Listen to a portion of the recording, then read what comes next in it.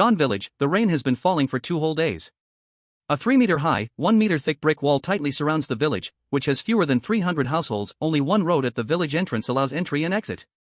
Beside the village gate, the brick house of the village guard, Zhou Dazhuang, is nailed to the only exit like a nail. In the thatched house less than 100 meters from the village gate, apart from a bed and a table, the place is chillingly empty.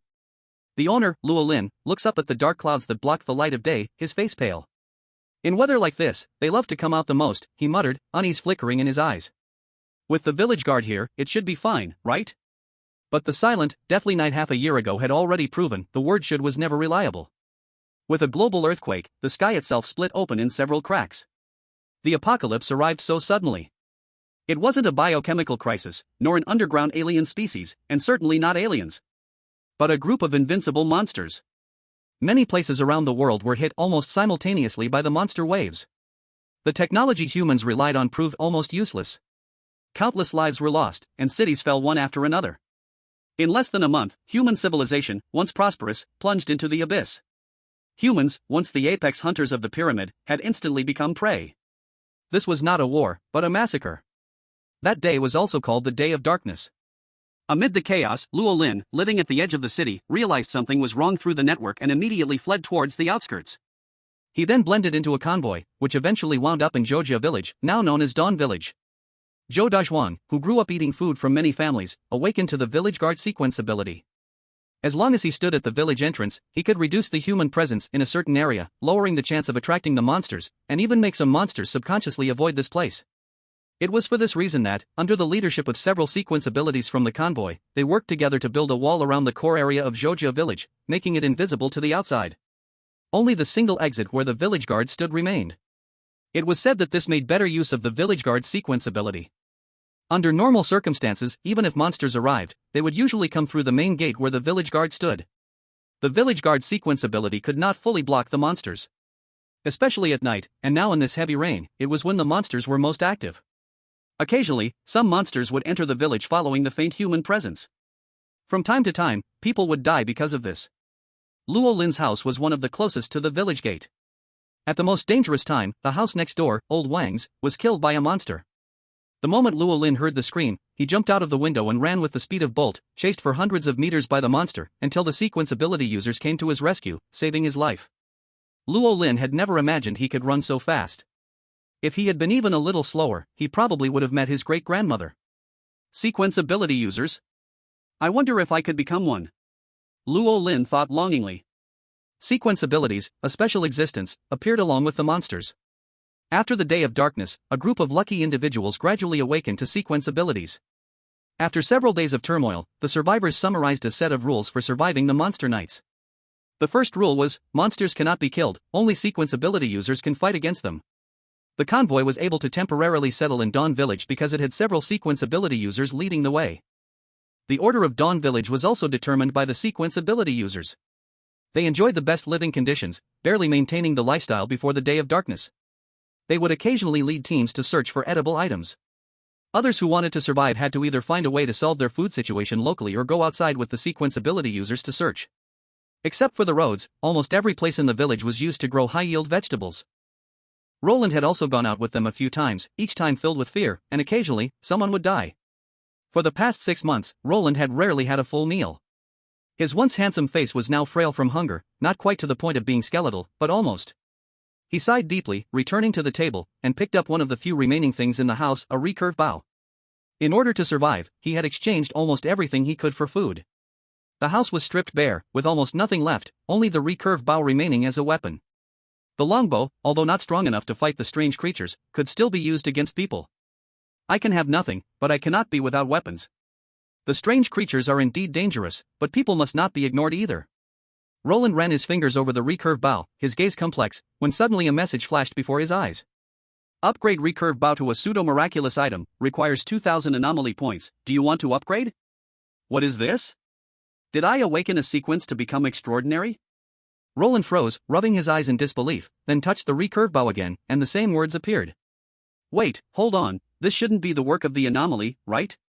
Roland scanned his surroundings cautiously, pressing his hands on the table, his body unconsciously leaning toward the window as he quietly gathered his strength, ready to flee at the first sign of danger. He had survived up until now not by luck, but by being careful, alert, and surviving with caution. As soon as there was a slight change in the wind, he would run like a rabbit.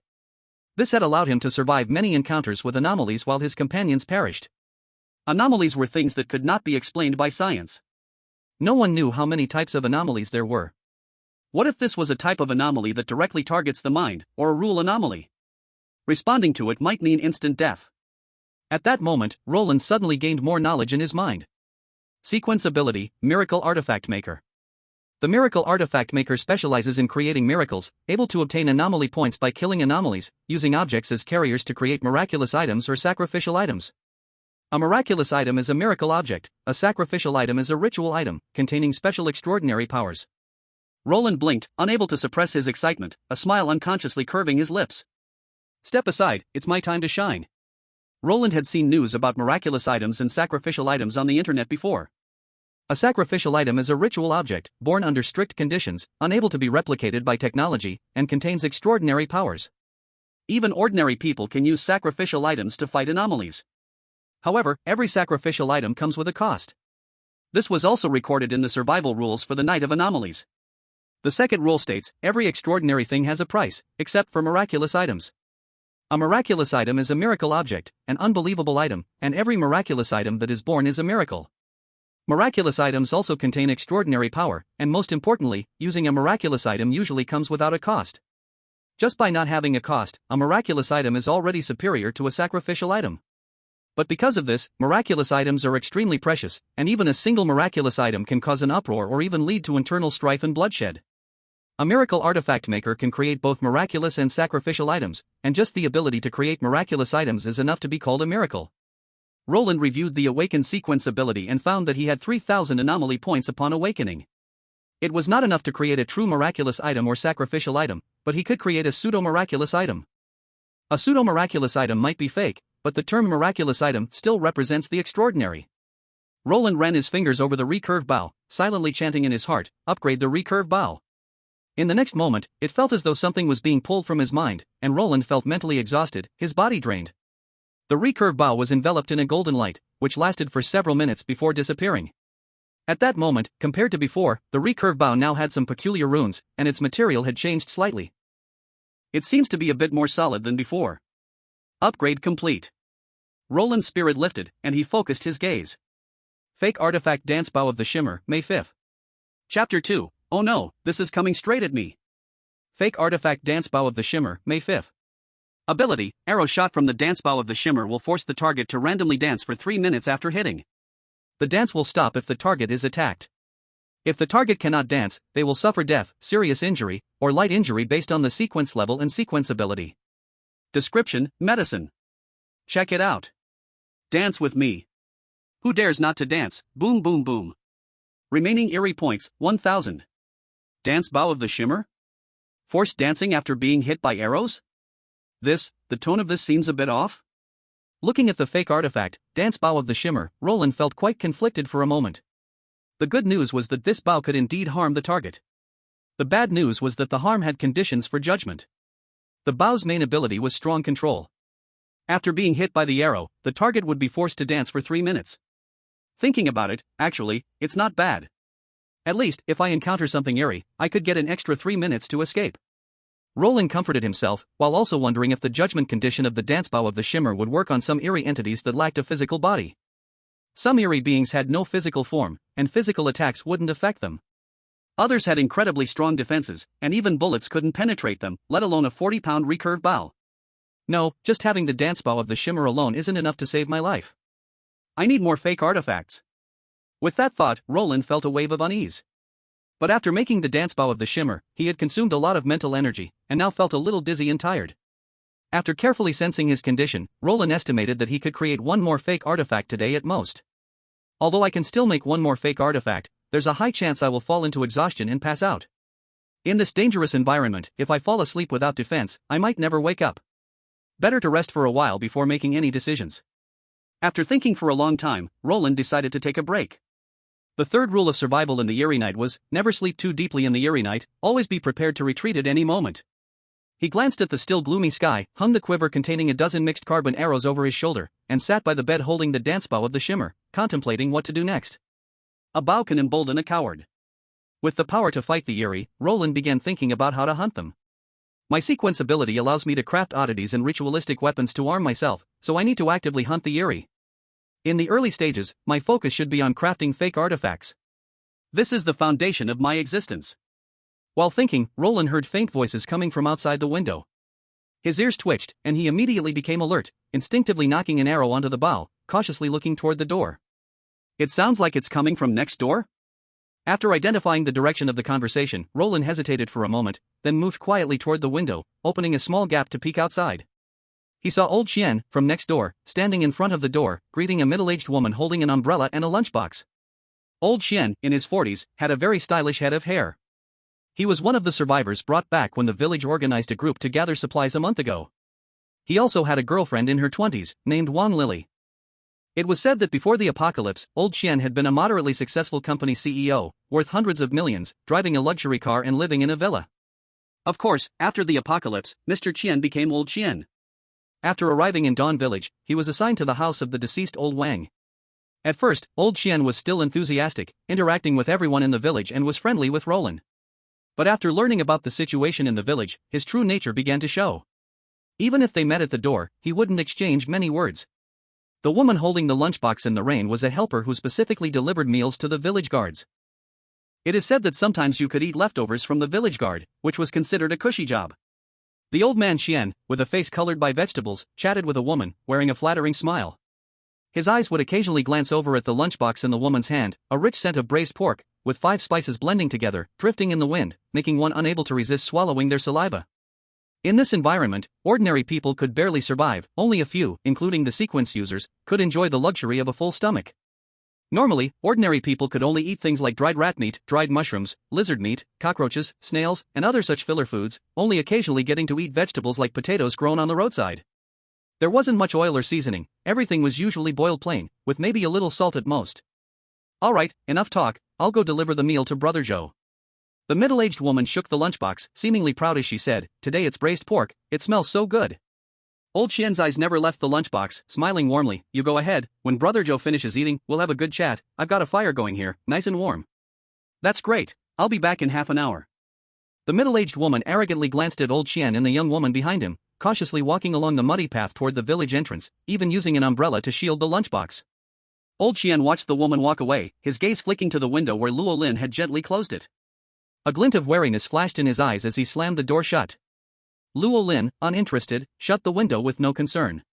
He understood old Qian's aim, he wanted some leftover fat from the braised pork. Even without the meat, dipping something else in the fat would still make for a delicious meal. Not that Luo Lin, even before becoming a sequence user, would ever eat scraps left by others. If he wanted, he could go to the village center right now, find the other sequence users, and trade his dazzling dance bow for a ton of supplies. But for now, this equipment was his only means of self-defense, and he would wait until his strength grew before considering a trade. "Let's have a good meal today, the good days are yet to come." Luo Lin pulled out a box from under his bed, opening it to reveal several potatoes, half a bag of salt, some dried mushrooms, lizard meat, and wild vegetables. In addition, there was a can of beef, a nice find from his last trip when the team was out searching for supplies. Luo Lin wasn't lacking courage, just luck. His many trips with the team had yielded little in terms of supplies. It was to the point where he went hungry 3 times a day, barely scraping by each day with just enough to survive. He took out the can of beef and opened it, devouring it like a hungry beast. The last time he had tasted something like this felt like ages ago, and his memory of it was already fuzzy. A few minutes later, just as Luo Lin was about to rinse his empty can with some boiled rainwater and drink from it, there came a heavy knock at the door, followed by a cold female voice outside. Bang bang bang. "Is Luo Lin there? Do you want some meat?" Luo Lin was about to answer when something occurred to him, and he immediately realized something was wrong. A chill ran up his spine from his feet to the top of his head.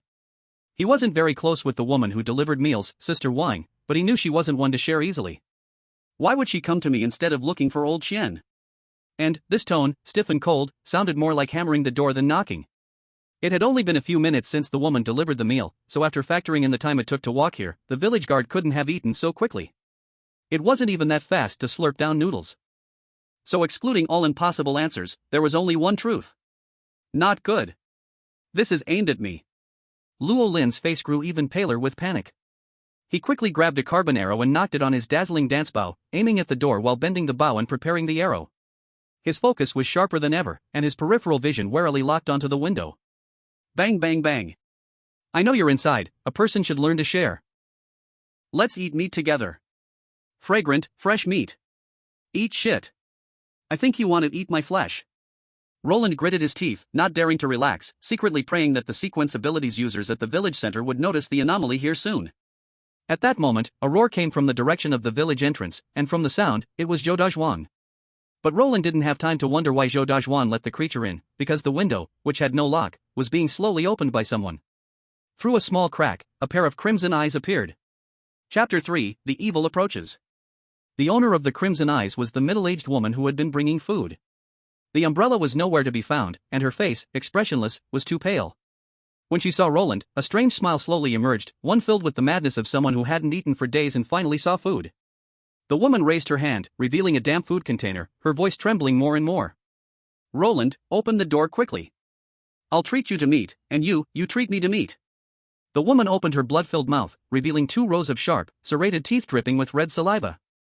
Her forked, long tongue was as agile as a snake. Sister Wang. Didn't you make an appointment with Mr. Qian?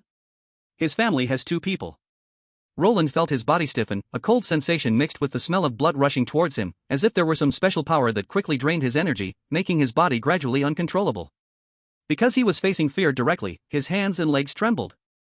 A mortal cannot fight against the eerie. Wait, I'm no longer a mortal, right?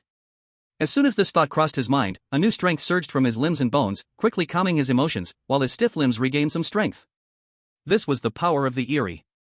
Even just direct eye contact could stir up deep fears and accelerate the loss of strength, making people feel as if they were suffering from the early stages of frozen disease, with only half their strength left, vulnerable to being slaughtered by the eerie. It was said that this was for the convenience of the eerie to feast. It allowed the eerie to torment and kill a person in despair and fear, while they were still alive. The flesh that emanates fear is the most suitable for the eerie's appetite. Only sequence abilities users, after awakening, could use a special force born within them to resist this power and also harm the eerie. If another ordinary person were locked in such close range, with no eerie weapon or magical object, it would be a certain death, and at this moment, Sister Wang had already squeezed half of her body into the window. She didn't step in like a normal person, instead, it was like a puddle of flowing mud squeezing in. Her face was facing upwards, with a strange smile, and her crimson eyes fixed on Roland. Eat meat, let's eat meat together. Don't come over. Don't come, please. Although his physical condition improved, he still lost a little energy. And because this was his first time facing an eerie so closely, Roland, who had always been an ordinary person, still couldn't suppress his fear of the eerie deep inside. Seeing that Sister Wang was about to fully enter, Roland's trembling body suddenly shook violently. Damn it! Why did it target me? You made an agreement with old Qian and them, why do you have to find me? Roland's eyes flashed with sharpness, releasing the bowstring, and the arrow shot into the forehead of the muddy Sister Wang. Accompanied by a flash of white light, Sister Wang seemed to have seen her nemesis and panicked, retreating with a speed far beyond her previous entrance. Then, her entire aura changed. With the arrow stuck in her head, Sister Wang tiptoed, her legs together, and assumed the starting pose of a ballet dancer. At this moment, she instantly transformed from a hungry eerie into a ballet master, skillfully practiced for decades. Without music, without rhythm, Sister Wang was dancing ballet beside the road, as if no one else was around. The arrow stuck in her head didn't affect her performance at all, it seemed like the most sacred of performances. Roland kept taking deep breaths, his tense and fearful emotions slowly calming down. Looking at the ghost dancing outside the door, the expression gradually relaxed. Truly a strange object, even if it's a fake strange object, it can easily control a ghost. But the priority now is to escape. Roland didn't think that such an ordinary ghost could sneak in under Zhou Dazhuang's watch, there was probably a bigger creature behind it. Without any hesitation, Roland grabbed the glowing dance bow, quickly opened the door, and ran toward the village center. Bang! Roland must be dead, right? Next door, Old Qian and Wang Lily huddled together, standing behind the door in terror, too scared to move. They saw Sister Wang stiffly approaching through the crack in the door, but thankfully, Sister Wang seemed to have forgotten their agreement and instead went to Roland's house, which was closer to her. After Sister Wang opened Roland's window, they dared not watch anymore because, based on past experiences, there was no chance of survival for Roland when a ghost stared at him from such a close distance. Wait for the scream, then we immediately open the door and run to the village center. No, we can't do that. At that time, we run straight to the sequence ability users, it's best to sneak onto a car. The ghost that entered the village is definitely not the only one. If the village defenders die, Dawn Village will probably be attacked by a large number of ghosts. Only by relying on sequence ability users will we have a chance to escape. No matter what, we must grab a car with gasoline. Old Qian's thoughts were complicated. Beads of sweat as big as beans rolled down his forehead, so hot that he instinctively grabbed his overly neat hair and pulled it down, revealing a bald scalp. Wang Lili nodded repeatedly, forcing a smile and praising, "You're so smart, Mr. Qian. Mr. Qian, you must take me with you, no matter where we go, I'll always follow you. Let's survive together." Of course.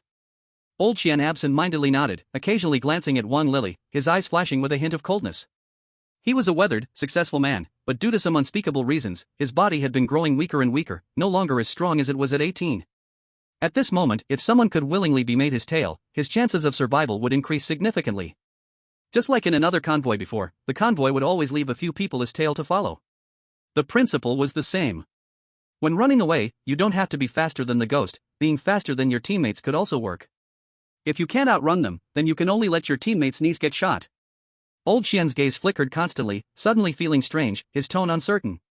"Did you hear a scream?" "I don't think so." Wang Lili also said uncertainly. "What's going on?" Old Qian hesitated. Usually, when a soft mud ghost eats, there is always a scream. They like to feast while it's hot. The louder the scream, the stronger the desire to eat, and the better the appetite. Could Roland have killed himself? Thinking of this, Old Qian immediately felt uneasy. If Roland was dead, what would they do? How could you be so selfish? Can't you sacrifice yourself to create a survival opportunity for others? Old Qian cautiously opened the window crack and looked outside. When he saw Roland's house, he froze. In the continuous light rain, Sister Wang had an arrow stuck in her forehead and was joyfully dancing in the middle of the road. The most shocking thing was that the plump Sister Wang actually looked quite graceful while dancing. This poise, this dance, this confident smile, even more focused and elegant than professional dancers at a performance.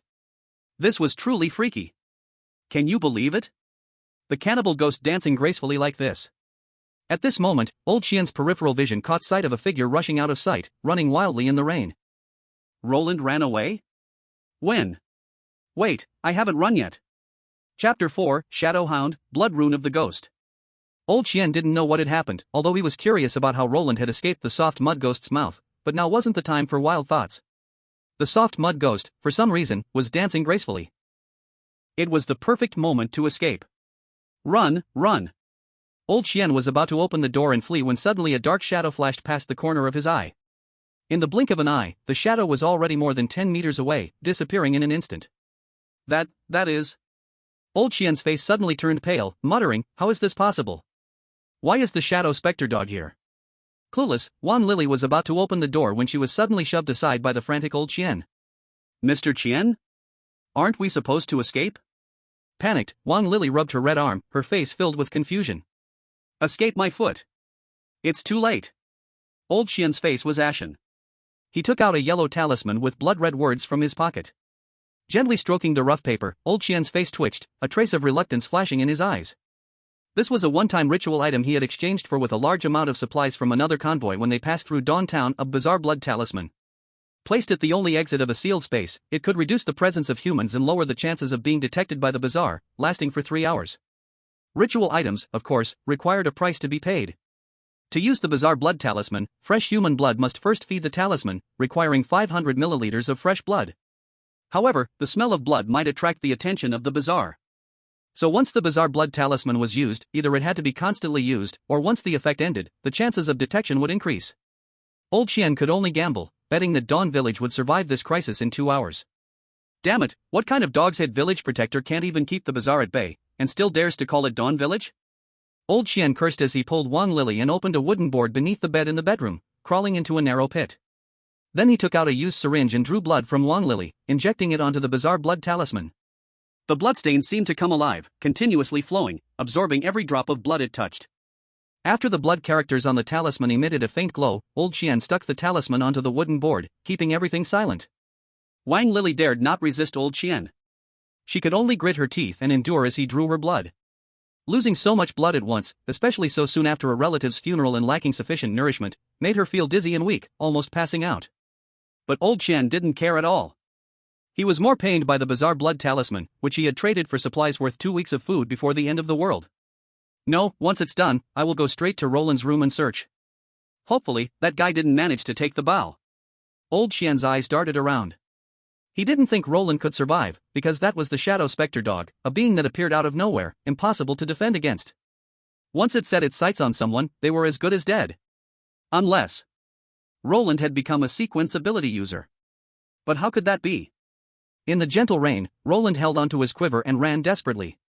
He had already seen the sequence ability users coming towards him not far away. The leader was a little girl, no older than 10, riding a large, fat white goose. The white goose was about 60 centimeters tall, flapping its little wings, stretching its neck, and running at full speed. The little girl could only desperately hold onto the goose's neck, bending her head down. And beside her were 4 medium-sized dogs, a yellow and a gray Shiba Inu, a black husky, and a white unknown dog. Behind her was an old man riding a tricycle, wielding a red spear. In the distance, the blurry outline of an off-road vehicle could be seen. The two groups were less than 50 meters apart. The sequence superhumans have arrived, we made it. Roland felt a little relief, but then he saw the little girl ahead shouting. Watch out! Oh no! Roland instinctively took out a carbon arrow and notched it onto his bowstring.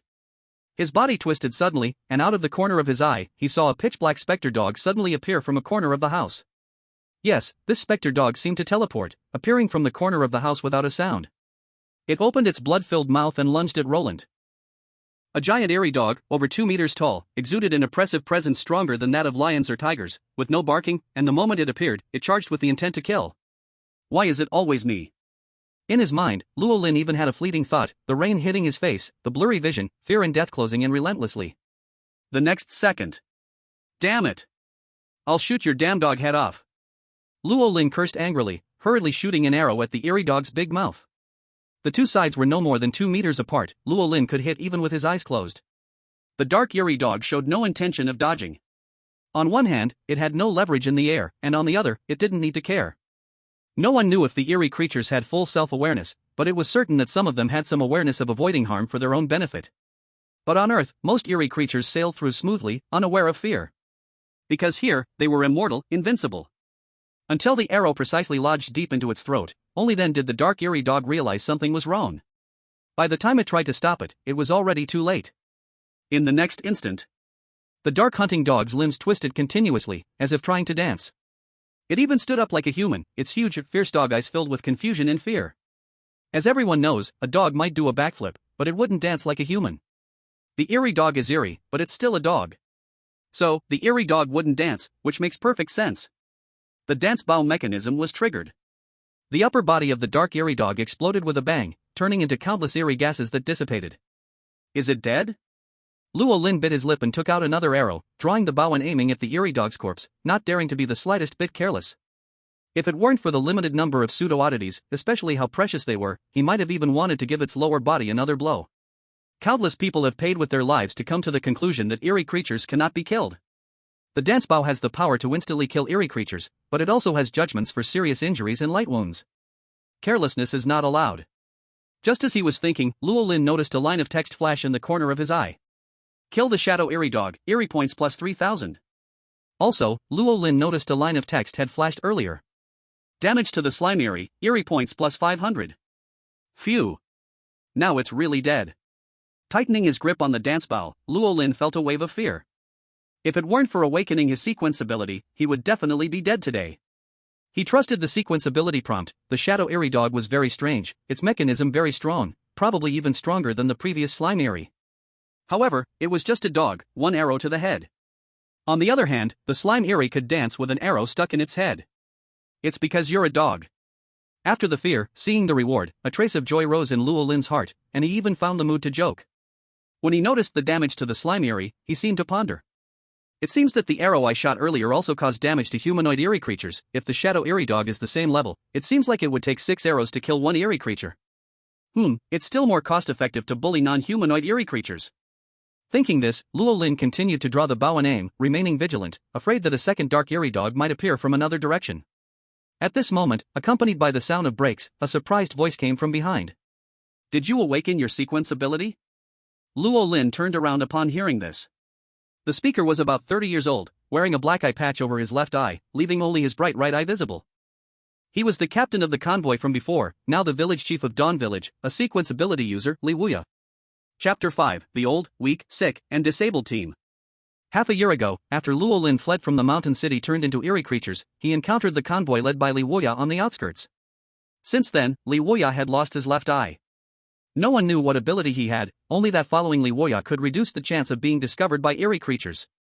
Later, the convoy gradually accepted other sequence ability users and ordinary people, and after half a year, they settled in Dawn Village. Although Li Wuya's sequence ability didn't seem to be combat-oriented, he was respected by everyone, including other sequence ability users. Without Li Wuya, the hundreds of people in the convoy were already beyond saving. It could be said that Li Wuya was undoubtedly the most important figure in Li Ming Village. Ordinary people like Luo Lin, in the past, wouldn't even have had the chance to interact with him. For most common people, sequence ability users were too mysterious. This led to the strange situation where, although they lived in the same village, it felt like they were from completely different worlds. Previously, Luo Lin would have never had the opportunity to talk face-to-face with a big shot like Li Wuya. But now, after calming down, Luo Lin nodded and said, "It awakened about 10 minutes ago." "Ah, that's great." Li Wuya exchanged looks with the others around him, smiling as he extended his hand. "Let me formally introduce myself. I'm Li Wuya, and my sequence ability is fortune-telling. Congratulations on mastering the power to fight against the Guai. By the way, may I ask what your sequence ability is?" Luo Lin also extended his hand to shake Li Wuya's. "I'm Luo Lin, my sequence ability is a prop master." After a brief moment of thought, Luo Lin decided to keep a secret. This was an instinctive behavior cultivated in a dark environment. Although he wasn't sure how powerful other sequence abilities were, from the information he had, a miracle prop master was still too overpowered. He would observe Li Wuya and the other sequence users' personalities first, before considering whether or not to reveal everything. After all, in this society, Guai were humanity's great enemy, but people's hearts were unpredictable. Luo Lin had survived until now not only because of facing murderous Guai, but also because of dealing with fellow humans who fought for resources. For survival, anything could happen. Who knew if his true abilities, once exposed, would lead to being exploited and reduced to a mere tool?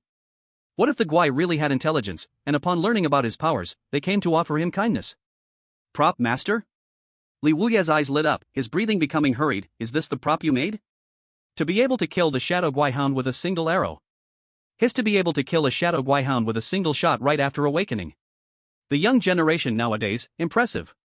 The thin, elderly man riding the tricycle also expressed surprise. The fine rain had soaked his clothes, but he seemed utterly unconcerned about catching a cold. Luo Lin noticed that the old man seemed frail but was full of spirit, still vigorous despite his age. Literally, he could even see the bulging muscles under the wet shirt. It made people wonder if this old man could punch through the chest of an adult who hadn't undergone systematic training. Luo Lin smiled modestly. Even though he had become a sequence ability user and gained the qualifications to join this circle, he was still very unfamiliar with these people. It was better to speak less before understanding their personalities. Li Wuya smiled and explained to Luo Lin, "This is Zhao Weigua. Don't be fooled by Zhao Lao's 85 years of age. He's our team's main C." "Hey, what's the point of main C and sub-C? As long as we're dealing with Guai, I'm in." Zhao Weigua waved his hand and looked towards the village entrance. "Let's deal with these Guai first." "Alright, business comes first." Li Wuya nodded, then turned to Luo Lin with a gentle tone. "Luo Lin, why don't you come with us? After we handle the trouble, we can have a good chat." Luo Lin hesitated for a moment. What if the Guai were too powerful, and they couldn't stop them? But when his gaze swept across the off-road vehicle, he then realized that if all the sequence users couldn't handle it, being alone would be just as dangerous. Instead, going with Li Wuya and the others, even if they couldn't stop the threat, at least he could ride in the vehicle and escape with them. Even though he had awakened his sequence ability, it was still necessary to be cautious in this world full of Guai. Thinking this, Luo Lin said with enthusiasm, "Alright, but I've just awakened my ability, so I'm still weak. I probably won't be of much help and will need you all to take care of me." Upon hearing this, everyone looked over at the Shadow Guai Hound that Luo Lin had killed and then disappeared, before looking at his seemingly fragile figure. Still gasping for breath, Roland couldn't help but twitch his mouth. "You call this weak strength?" Although the Shadow-Cursed Hound isn't one of the top-tier entities among the Sequence 9, its ability to blink in and out of existence is quite troublesome. If you're not prepared in advance and it locks onto you, it's easy to be ambushed and killed. Even they would rather face two other Sequence 9 creatures than be targeted by a Shadow-Cursed Hound. We aren't afraid of direct combat, but the Shadow-Cursed Hound is nearly impossible to defend against. It is one of the most troublesome entities among Sequence 9. Let's go quickly, my big white goose and the puppy squad are about to become drowned rats. The little girl riding the big white goose urged. Roland turned to look at her voice and discovered that the big white goose she was riding, along with the dogs around her, were just toys. Roland, get in the car, we need to hurry. Although there are guards in the village, it's best to handle this as soon as possible. If we delay, we might attract more entities from farther away. Li Wui picked up something from the ground and called out. Roland nodded and followed Li Wui into the off-road vehicle. He noticed a woman around 20 years old sitting in the back seat of the off-road car, with a curvy figure and long hair down to her waist, but she was sporting panda eyes, sleeping in the back. The noise Roland made when getting in the car disturbed her. The woman rubbed her sleepy panda eyes, glanced at Roland, and then continued to sleep. Li Wui, sitting in the front passenger seat, chuckled. She's Su Jiyu, a Xuanwu sequence ability user. Due to the side effect of her sequence ability, she's extremely sleepy. Don't mind her, just treat it like she has a sleep disorder. When battle happens, she's usually reliable. Li Wui's expression was a bit subtle when he said this. Roland's face became strange at hearing this. What does usually reliable mean? Does it mean she's unreliable when it's not usual? Soon, the off-road car arrived at the village entrance. Li Wui woke Su Jiyu up. Ha? We're here? So sleepy. Su Jiyu woke up groggily, not even looking at her surroundings. She hung her head, opened the car door, and stumbled out as if sleepwalking. Seeing her like that, Roland seriously doubted if Su Jiyu would just fall asleep while walking. Is this reliable? Roland scanned the surroundings and looked at Li Wui, the sleepy Su Jiyu, the elderly Zhao Weigui in his 80s, and the little girl riding the big white goose. Wait, these are the sequence ability users who have been guarding Dawn Village for months? So, it's just a group of old, weak, sick, and disabled? Chapter 6, Xuanwu Sequence, the cost of the sequence. At this moment, Roland's filter for these sequence ability users was gone. He also remembered that the village guard, Zhou Dazhuang, seemed to be mentally challenged. This isn't good. The sequence ability users don't seem as mysterious as imagined. Thinking of this, Roland had already prepared to retreat as soon as things went wrong. It's probably why Li Wui and the others were driving the off-road vehicle too, right? No wonder the off-road vehicle was almost packed with all kinds of supplies. But that's normal. Every time the Dawn Village faces a curse, everyone, including Roland, is always ready to run at any moment. In these quiet, abandoned buildings along the way, the survivors must have all prepared their bags, hidden behind doors and windows, quietly observing the situation. Anyone who was slow to escape would have died on the way here. Roland opened the car door, grabbed his bow, and stepped out, not bothering to close the door. He stood by the door, observing the situation. The little girl's big white goose didn't charge ahead, but the 4 toy dogs beside her rushed toward 2 slime entities first. Zhao Weigui, riding a tricycle and wielding a red spear, used the distraction of the toy dogs and the slime entities to slice off one of the slime entities' heads. But entities don't die that easily, especially slime entities. Their bodies are soft like mud, and even decapitating them won't kill them. Her body seemed like soft mud, trying to merge together, but it was torn apart by 2 toy dogs, shredded into pieces in less than a few seconds, vanishing into thin air. At this moment, the sleepwalking girl, Su Jiyu, faced off against another woman, Wang Jia, who had an arrow sticking out of her head. How should I put it? Roland always thought Su Jiyu was strange. Zhao Weigui had to be constantly careful to avoid the mud monster's attacks, even with the toy dogs. But Su Jiyu stood her ground against it, like a barbarian. The mud monster's attacks had no effect on Su Jiyu, but every time she was hit, her delicate face would scrunch up, as if enduring immense pain. Clearly unharmed, yet her movements were hesitant, creating a strong contrast that was hard to ignore. If you say she's weak, the mud monster can't even hurt her, like a heavy armored soldier with full armor. If you say she's strong, her movements are slow and cautious. She could easily smash the mud monster's head with a punch, creating a hole, but she still didn't dare get too close. At this moment, Li Wei, who was standing next to Roland by the open car door, took out a cigarette, lit it, and handed it to Roland. Roland waved his hand to refuse. He didn't smoke, and even the smell of smoke made him uncomfortable. Even in the current high-pressure environment, he still didn't smoke, partly because he didn't like it, and partly because he couldn't afford it. Li Wei didn't insist and began smoking alone, exhaling clouds of smoke while speaking. Doesn't it look out of place? Actually, Su Jiyu's sequence ability is very strong. She's the black tortoise from myth and legend. Su Jiyu has an extraordinary defense, even surpassing the giant sequence, and her strength is also quite impressive. Although she's sequence 9, she can still contend with the bizarre beings of sequence 8. When it comes to sequence potential, Su Jiyu is the best among us. Other bases and convoys are all fighting to recruit her. Since you've awakened your sequence ability, you must know that every sequence ability comes with a price. A price? Does it? Roland's mind stirred as he thought about his situation. He hadn't noticed any price yet. Wait, that's not right. The price does exist, but the bizarre beings paid for it, he thought to himself. Creating pseudo-miraculous items requires some mental power and points from the bizarre beings. But mental power can be replenished, so it doesn't really count as a price, right? Only the bizarre points are used up, and using a little means losing a little. Thinking about it this way, the bizarre beings are quite friendly. Holding an item made from killing bizarre beings, used to eliminate them. No wonder it's called a miracle item maker. Roland maintained a calm expression and nodded in agreement. He glanced at Li Yue's eye patch and wondered if this was also the price of awakening his sequence ability. Li Yue didn't notice anything unusual, he just casually mentioned this, as it was common knowledge among those with sequence abilities. He never would have imagined that the price of using sequence abilities could actually be transferred to the bizarre beings. You've seen it too. The price of my awakened sequence ability is that I lost an eye. I'm lucky though. Some people lose both their legs, some go blind in both eyes, and others have problems with their senses, thinking shit tastes like gourmet food. TSK. Li Yue said this with a bit of a schadenfreude tone, as if he didn't feel the pain of losing an eye at all. But then he shook his head in regret. Although Su Jiyue has great potential, her price is quite special. She suffers from narcolepsy, and her sensory nerves have become extremely sensitive, at least 10 times more sensitive than an average person. For us, a little bump may just cause a little pain, but for Su Jiyue, it feels like being stabbed with a knife. Even though her defense is so strong that she's almost never breached, the pain she feels is real. Can you imagine that feeling? She needs to sleep at least 18 hours a day, but her hypersensitive sensory nerves make it difficult to get a good night's sleep.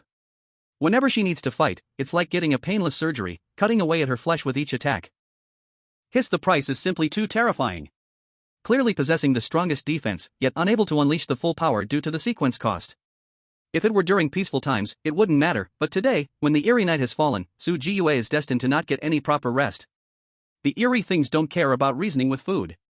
If Luo Lin were in the same position, forget about himself, even the so-called iron-blooded warwolves would eventually mentally collapse due to the cost. Li Yue deeply exhaled a puff of smoke and said slowly, "What a pity, if Su Jiyue's senses weren't so sharp, with the potential of the Xuanwu sequence, she could have definitely become one of humanity's hopes. But then again, if it weren't for Su Jiyue's severe sequence cost, we wouldn't have been able to keep her. She would have been snatched away long ago by those larger survivor bases and convoys." Luo Lin nodded in agreement, then thought of something and curiously asked, "Why don't we merge with other larger survivor bases? If sequence-powered individuals unite, wouldn't they be able to exert even greater strength?"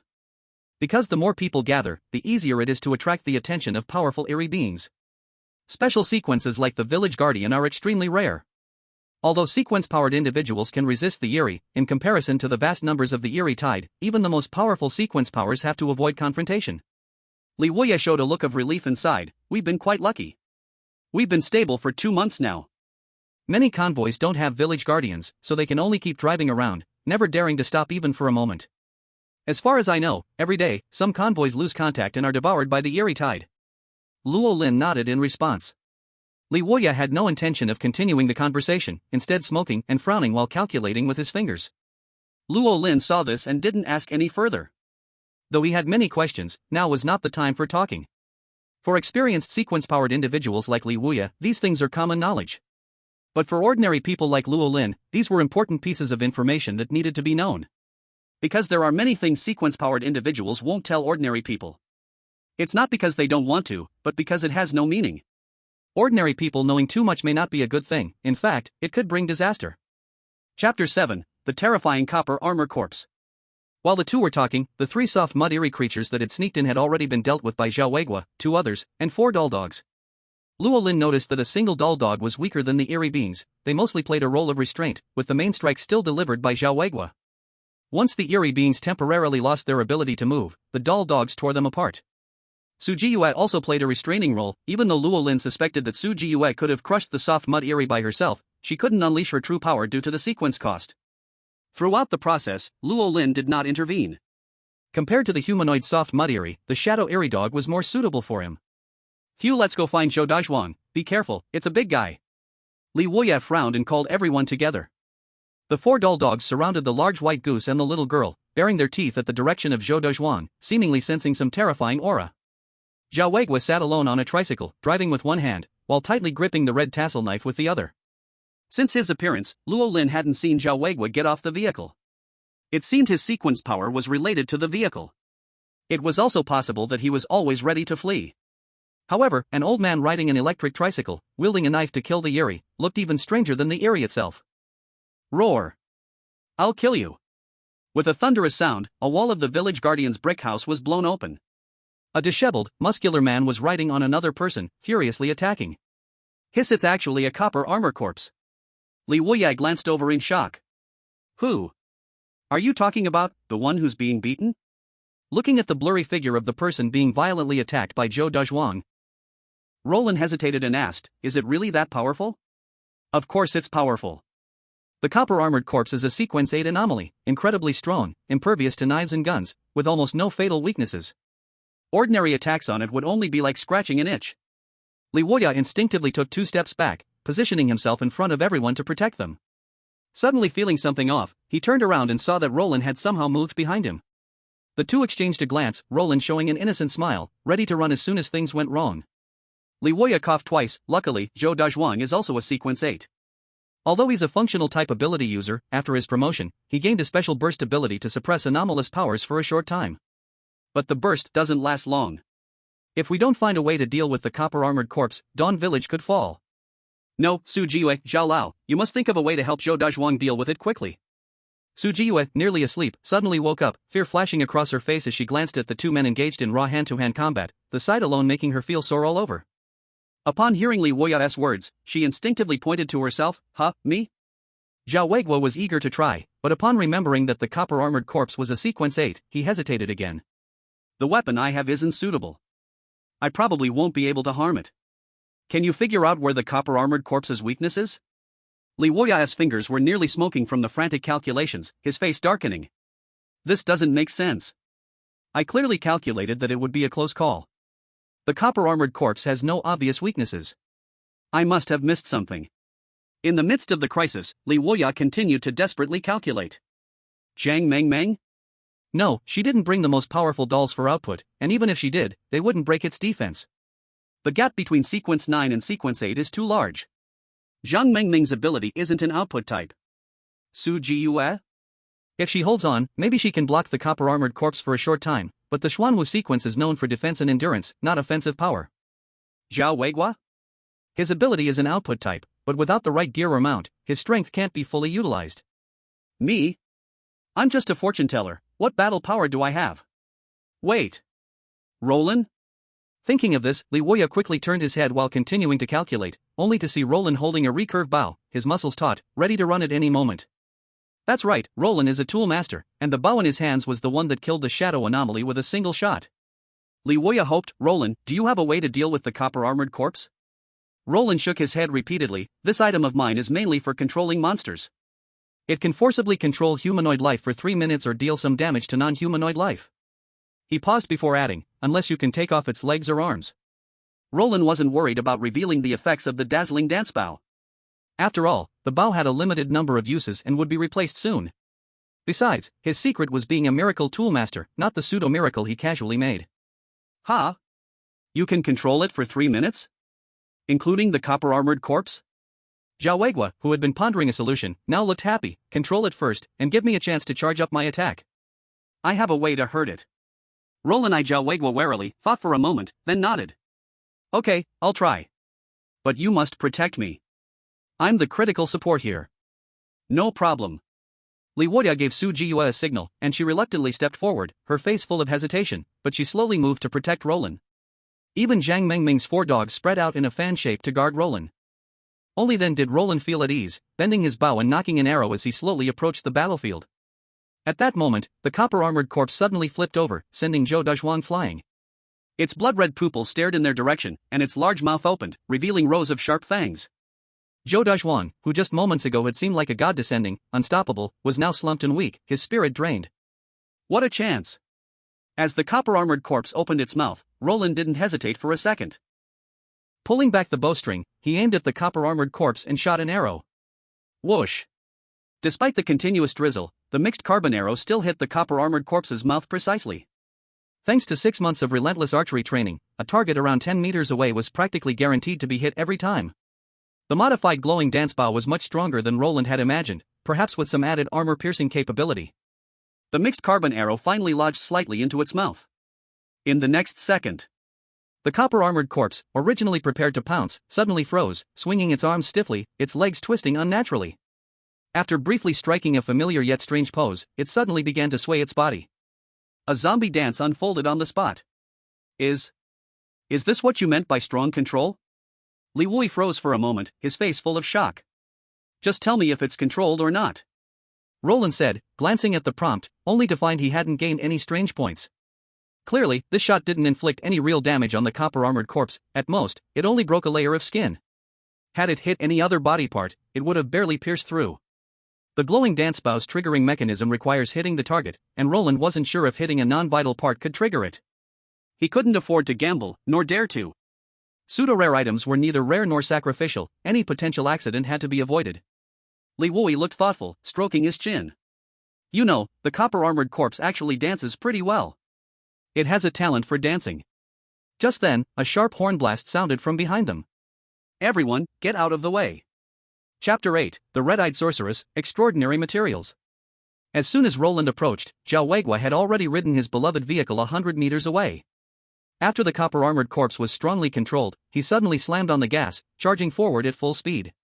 Zhao Weigua abandoned all defenses, relying on the strength boost from speed, and swung his red tassel knife with all his might. A bright flash of the blade passed by, and with a loud snap, the red tassel knife broke, while also severing the copper-armored corpse's neck. This strike seemed to have drained a lot of Zhao Weigua's energy, and he almost fell off his bike from unsteadiness. Exhausted, he even had blood dripping from his tiger mouth.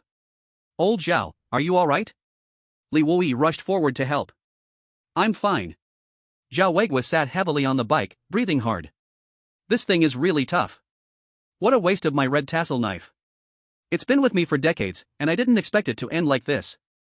Zhao Weigua's expression was complicated, not caring about his injuries, as he nostalgically caressed the broken knife. Damn, the copper-armored corpse isn't dead. As the group talked, Roland stared in surprise at the still wide-eyed, wildly spinning head. The headless torso was groping the ground aimlessly, trying to find its head. Even without a head, the headless copper-armored corpse was still about 1.8 meters tall, its sharp 10 fingers sharper than knives, looking terrifying in every way. Woof woof woof. Zhang Mengmeng controlled the woof woof team to charge forward, biting off the copper-armored corpse's head. The headless torso staggered to its feet, trying to chase after them. The group's faces were grim. No surprise, it was a Sequence 8 copper-armored corpse. Even with so many sequence-level abilities combined, it was difficult to kill. We have to find a way to deal with it. Old Zhou, can you still go? Li Wui shouted toward Zhou Dazhuang, who was resting nearby and catching his breath. Zhou Dazhuang, gritting his teeth, staggered to his feet, buzzing, no problem, I can fight it all day. Saying that, the seemingly slow-witted Zhou Dazhuang limped fearlessly toward the headless copper-armored corpse. Seeing Zhou Dazhuang struggling to even walk, Li Wui could only pin his hopes on others. If it's really impossible, just try to lead the copper-armored corpse away. It should have followed us here by scent when we were out gathering supplies earlier. Lead it a little further, take a detour, and come back. With Zhou Dazhuang here, it shouldn't accidentally come close. Zhao Weigua fixed his eyes on the headless copper-armored corpse. Though he wanted to play some tricks, his body wouldn't allow it. Unwillingly, he muttered, if I had a proper sacrificial item and mount, I could definitely take it down. Li Wui smiled bitterly and said, how can offerings be obtained so easily? Except in Dawn Town, where some sequence users can craft offerings, but the cost is too high, and the crafted offerings are never enough to share. Luo Lin pondered for a moment and asked, what if we can destroy the copper-armored corpse's head? Could we kill it? Li Wui's eyes flickered as he thought of something, and he immediately started calculating. After a while, Li Wui said excitedly, it's possible. The copper-armored corpse is not like the soft mudweird, as long as a part of its body is completely destroyed, it can be killed. Although Zhao Weigua had cut off the copper-armored corpse's head with one strike, the cost was significant. After the strike, the red tassel knife broke, and his stamina was severely depleted, leaving him unable to strike again. Su Jiyue was strong, but relying on fists alone couldn't crush the copper-armored corpse's head. This weird being, known for its defense, couldn't be killed unless its defense was broken. Everyone remembered the scene where Luo Lin had killed the shadow weird dog earlier. Could it be that Luo Lin's weapon also had an explosive effect? Zhang Mengmeng, have the Wang Wang team bring the head over, and I'll try shooting an arrow again. At this moment, Luo Lin felt a bit nervous.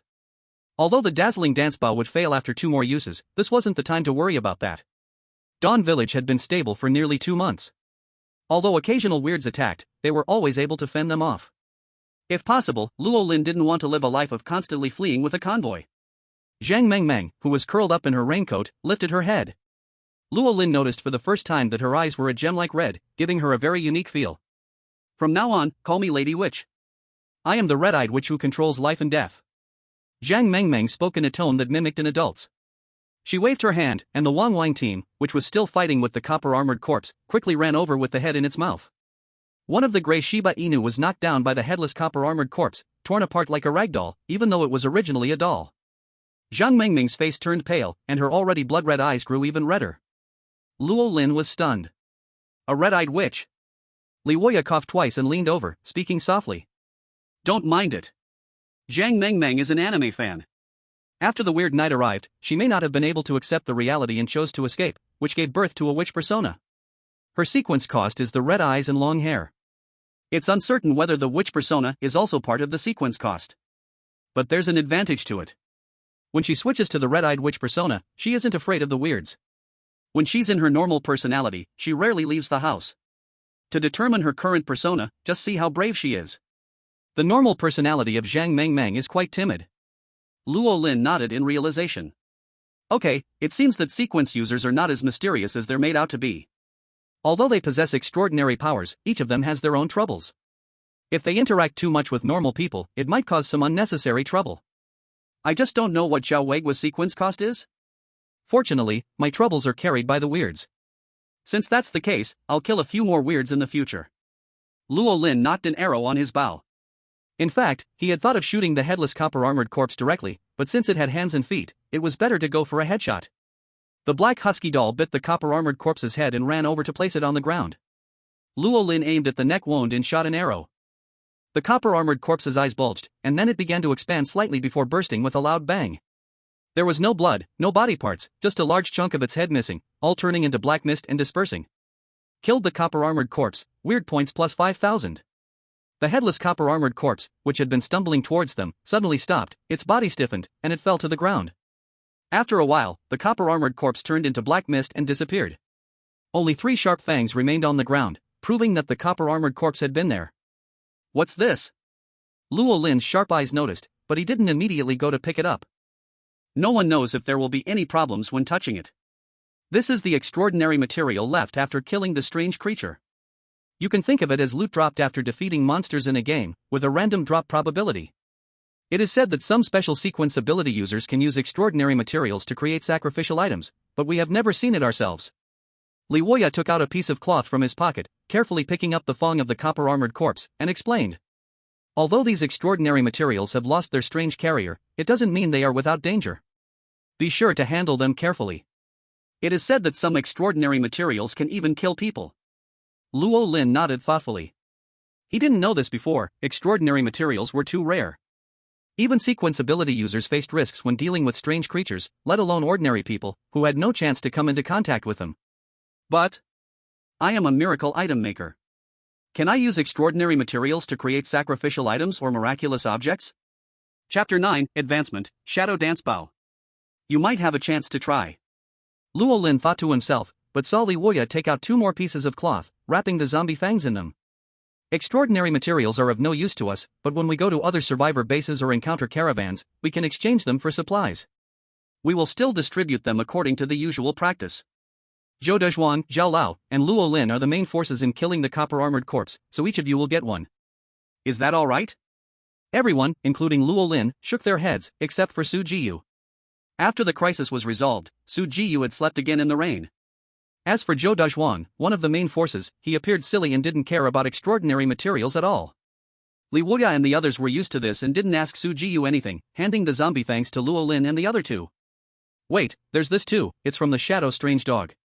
Li Woya took out another wrapped-up dog tooth and handed it to Luo Lin, speaking with deep meaning. I have to say, your luck is really good. You managed to survive the pursuit of the Shadow Strange Dog right after awakening your ability, and even fought back. You know, the Shadow Strange Dog is also known as the Strange Reconnaissance Scout. They can suddenly appear from any corner. For an ordinary person, if they find themselves targeted by a Shadow Strange Dog, the best option is to run to an open area, with no obstacles higher than a meter. But this will only barely evade the Shadow Strange Dog's pursuit because once it targets someone, the hunt will only end when one side is dead. It seems your sequence ability is very strong. Luo Lin took the dog tooth and the zombie fong, humbly saying, it's just good luck. Actually, I'm in the logistics sequence, not much combat power. Luoya rolled his eyes, not wanting to talk to Luo Lin anymore, and continued calculating with his right hand. There are no fish that got away. There won't be any strange creatures today. Let's head back. By the way, it won't rain tomorrow. It will be a rare sunny day. We'll gather in the morning and go out to collect supplies. Luoya said this obviously for Luo Lin's benefit, while the others seemed to already know and showed no surprise. For dinner in the afternoon, everyone come to my house to chat and get to know each other better. This way, we can cooperate better. Luo Lin nodded. Although he had become a sequence ability user, talking to the seniors was definitely beneficial. When they parted, Luo Lin noticed that Jiang Mengmeng had put the shredded doll Shiba Inu into a pocket and was holding it in her arms, looking a bit upset. But Luo Lin didn't disturb her, mainly because he felt Jiang Mengmeng was not that easy to get along with. Back at his familiar home, Luo Lin didn't pay attention to the wet marks left behind by the soft slime strange when it entered, but instead, he summarized his gains and thought about his series ability. After killing the shadow strange dog and copper armored corpse, he had gained a total of 8,500 strange points. Adding the 1,000 he had left, he now had 9,500, quite a harvest. In addition, he had a zombie fong and a shadow strange dog tooth. Miracle Item Creator. Do you know how many strange points are needed to create a mysterious item? Roland thought for a moment, then picked up the shimmering dance bow, which he had never let go of, and silently muttered, "Upgrade the mysterious item." To upgrade the shimmering dance bow to a mysterious item, 50,000 strange points are required. Do you want to upgrade? How much? 50,000? Glancing at the 9,500 strange points he had, Roland twitched his mouth. To get enough strange points for a mysterious item, he would need to kill 10 copper-armored zombies of Sequence 8 or 17 shadow trick dogs of Sequence 9. This is way too ridiculous. After thinking for a moment, Roland tried upgrading it to a ritual item. To upgrade the shimmering dance bow to a ritual item, 15,000 strange points are required. Do you want to upgrade? Forget it, forget it. After all this, I'm still a poor guy. Roland sighed helplessly. Although a miracle item creator could create miracles, it needed more strange brothers to sacrifice themselves. Looks like upgrading the shimmering dance bow is not an option. I wonder if I can fuse the bow with extraordinary materials. Thinking of this, Roland immediately grabbed the shadow trick dog's tooth and placed it next to the shimmering dance bow. This fusion will require 3,000 strange points. Do you want to fuse them? Roland hesitated for a moment, then gritted his teeth and decided to fuse them. A golden light enveloped the two materials. After about 10 minutes, the shimmering dance bow's shaft now had a very thin carving of the shadow trick dog, vivid and lifelike, as if it would jump out at any moment. Pseudo-miracle item, Shadow Dance Bow, 1 out of 5. Ability 1, arrow shot from the Shadow Dance Bow force the target to randomly dance for 3 minutes upon hitting. The dance will stop if the target takes a certain amount of damage. If the target cannot dance, they will suffer fatal, serious, or light injuries based on their sequence level and sequence abilities. Ability 2, arrow shot from the Shadow Dance Bow can bounce off nearby corners up to 3 times, attacking the target each time. The range after each bounce cannot exceed 50 meters. Description, hey. Check it out. Dance with me. Who dares to not dance? Boom boom boom. Remaining strange points, 6,500. Ha! Isn't this the ability of the shadow trick dog? Wow, this is a bit crazy. Roland clicked his tongue inwardly. It was a shame he only had one use left, otherwise, he would definitely want to test it. If it was as he thought, then arrows shot from the shadow dance bow would almost always hit, and the opponent would find it hard to predict the arrow's direction. I wonder if I can use strange points to restore its uses. Just as Roland thought this, he saw a message pop up. Restoring uses of the shadow dance bow requires 1,000 strange points. Do you want to restore it? As expected, it's possible. Roland was overjoyed and quickly spent the strange points to restore it. Although he only had 5,500 strange points left, looking at the 5/5 uses, Roland felt a wave of reassurance. He also noticed that fusing extraordinary materials consumed less mental energy than directly upgrading a pseudo-miracle item. It was about a third of the latter's energy. This might be the benefit of extraordinary materials. I still have a zombie tooth, should I fuse it? Remembering what happened earlier, Roland was worried that if the shadow dance bow couldn't break the target's defense, it might not trigger the mechanism. Then let's use the zombie tooth to fuse with the mixed carbon arrow.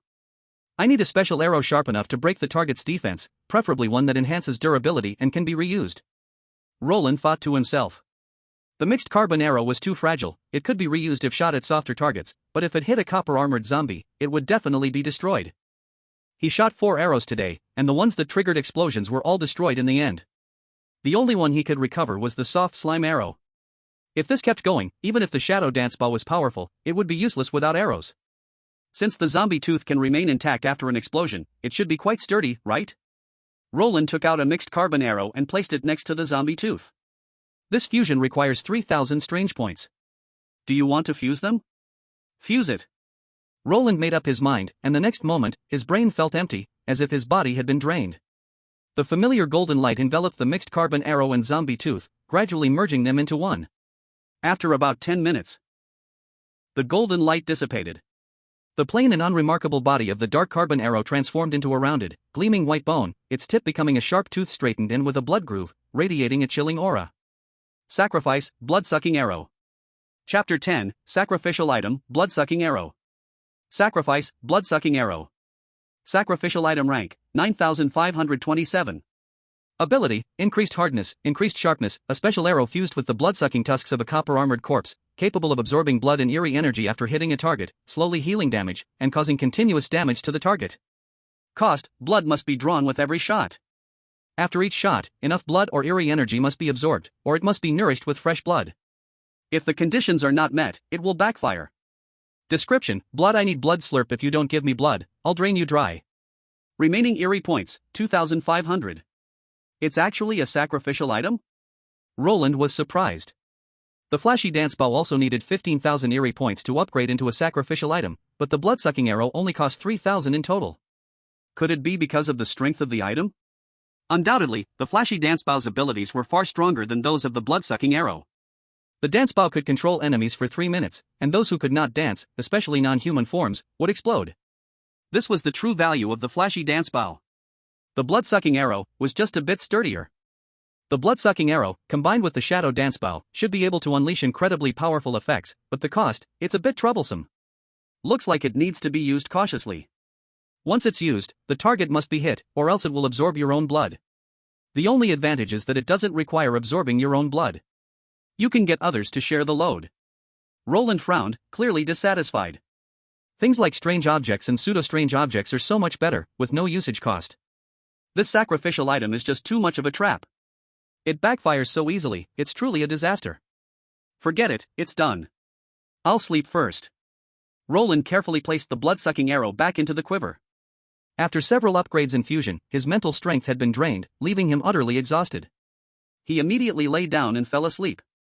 Occasionally, sounds from outside would wake Roland, and he would instantly be alert. This was a sleep habit that almost everyone in the eerie night world had to develop. No one dared to sleep too deeply. Once you fell into a deep sleep, you might never wake up again. Time passed, and it was around 5 p.m. Next door, at Old Xian's house.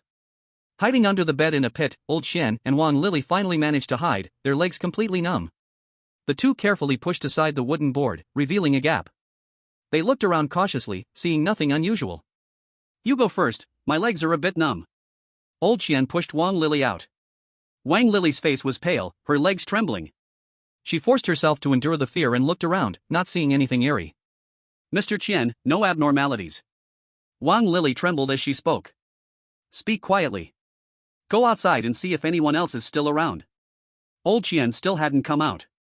After Wang Lili went out, he quickly closed the wooden board, leaving only his eyes exposed. Mr. Qian, I'm scared. Wang Lili, weak and dizzy from blood loss and fear, had a pale face. Don't be afraid. We haven't heard any screams, which means things aren't that bad.